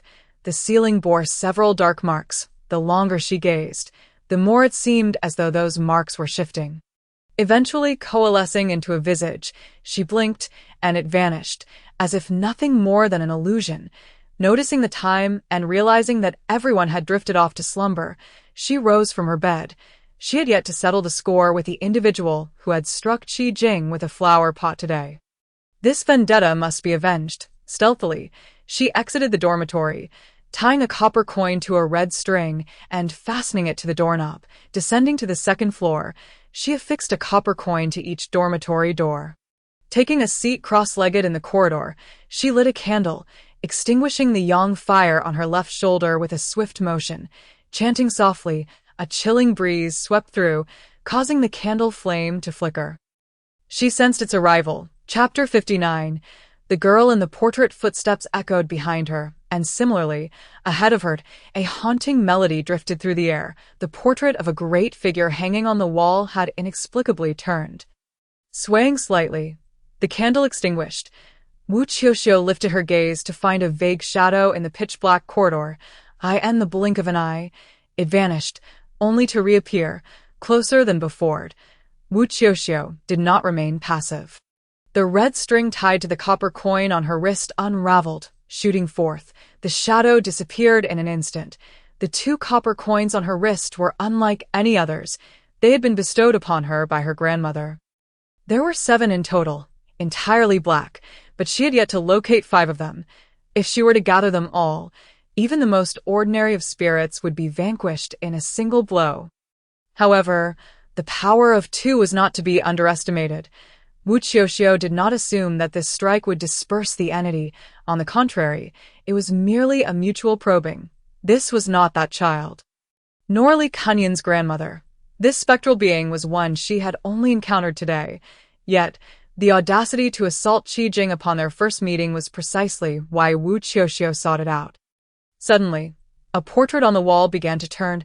Wu Qiuqiu glanced over, and the image had transformed into that of a youthful maiden, slowly smiling. Yet, the smile grew increasingly sinister until her head extended from the portrait. Wu Qiuqiu quickly hurled a copper coin and, in one motion, inscribed a sealing character with her cinnabar brush. The once trembling portrait fell silent. While this painting ceased its movement, those nearby began to stir. They turned, all morphing into the likeness of that maiden. Some smiled, some murmured, some sang, some wept, others glared fiercely, and some bore twisted, grotesque expressions. The entire corridor was alive with the quivering of portraits, countless voices entwined around her ears. Sorrowful, raspy, causing a ringing in her head, this spectral entity was evidently utilizing the portraits to traverse. It was akin to a game of whack-a-mole. One could not predict from which hole it would emerge next, nor ascertain which was its true form. But soon would be the time. Wu Qiuqiu tore a piece of paper, shredding it and stuffing it into her ears, then retrieved her phone, activating the camera to document the portraits as she moved forward. Most of the altered portraits appeared in their original form on her phone, indicating that what her eyes perceived was mere illusion. It wasn't until she reached the third-to-last painting that the maiden within began to sing. In the instant the portrait entered the camera's view, the maiden's visage contorted into a monstrous grimace, her gaping maw lunging forth towards Wu Qiuqiu. The camera abruptly plunged into darkness. It was the mouth of the maiden. In a heartbeat, Wu Qiuqiu drew her curved blade and thrust it fiercely. A putrid scent filled her nostrils as a viscous fluid began to trickle down her wrist. Wu Qiuqiu switched on her phone's flashlight, and the wall's portraits returned to normalcy. The maiden had vanished. Suddenly, from behind, someone shoved her forcefully. Wu Qiuqiu lurched forward, her hands instinctively bracing against the ground to prevent a fall. As she steadied herself, a pair of legs appeared before her. These legs were clad in white shoes and a skirt. The toes pointed directly at her. Then, hair cascaded downward, growing ever lower. The hair eventually reached the ground, and an inverted head emerged, first revealing the forehead, then the eyes, gradually descending until it was directly in front of Wu Qiuqiu. It was nearly touching her face, staring intently at her. Behind the inverted head were those same snow-white legs. Wu Qiuqiu's gaze shifted slightly upward, her pupils quivering. Before her stood a girl in a dress, her neck twisted at an unnatural angle, elongated, her head turned upside down. Gazing down at Wu Qiuqiu, she reached out. Cradling Wu Qiuqiu's face, suddenly, the head crashed forward, pressing tightly against Wu Qiuqiu. Instantly, the world spun, and her mind was pierced by waves of pain, as if something were compressing her, attempting to expel her from her own body. She sought to grasp her curved blade, yet found herself devoid of strength. One moment, she felt a lightness in her body. Her perspective shifted entirely. She was now viewing from across the way. Facing herself, Wu Qiuqiu reached out to grab. Her hand effortlessly passed through her. Raising her hand revealed it to be translucent. Before her, Wu Qiuqiu propped herself up on the ground, slowly raising her head. She had been usurped. Wu Qiuqiu stood upright, casting a disdainful smile in her direction before turning away. Wu Qiuqiu attempted to retrieve the blade from the floor, only to find she could not grasp it. Wu Qiuqiu walked straight down the corridor, and she had no choice but to follow. Ascending a flight of stairs, Wu Qiuqiu glanced around, realizing she was still on the second floor. The other Wu Qiuqiu continued up the stairs, and Wu Qiuqiu naturally followed. Yet, it remained the second floor. After ascending several flights, the scene finally transformed into the third floor. Wu Qiuqiu cast a glance back at her, pushed open the door to room 305, climbed onto her bed, and lay down. Wu Qiuqiu stood at the entrance of 305, watching another version of herself usurp her space. The door remained ajar, seemingly inviting her inside. Wu Qiuqiu lifted her foot, then immediately retracted it. Something was amiss. She scrutinized the dormitory door.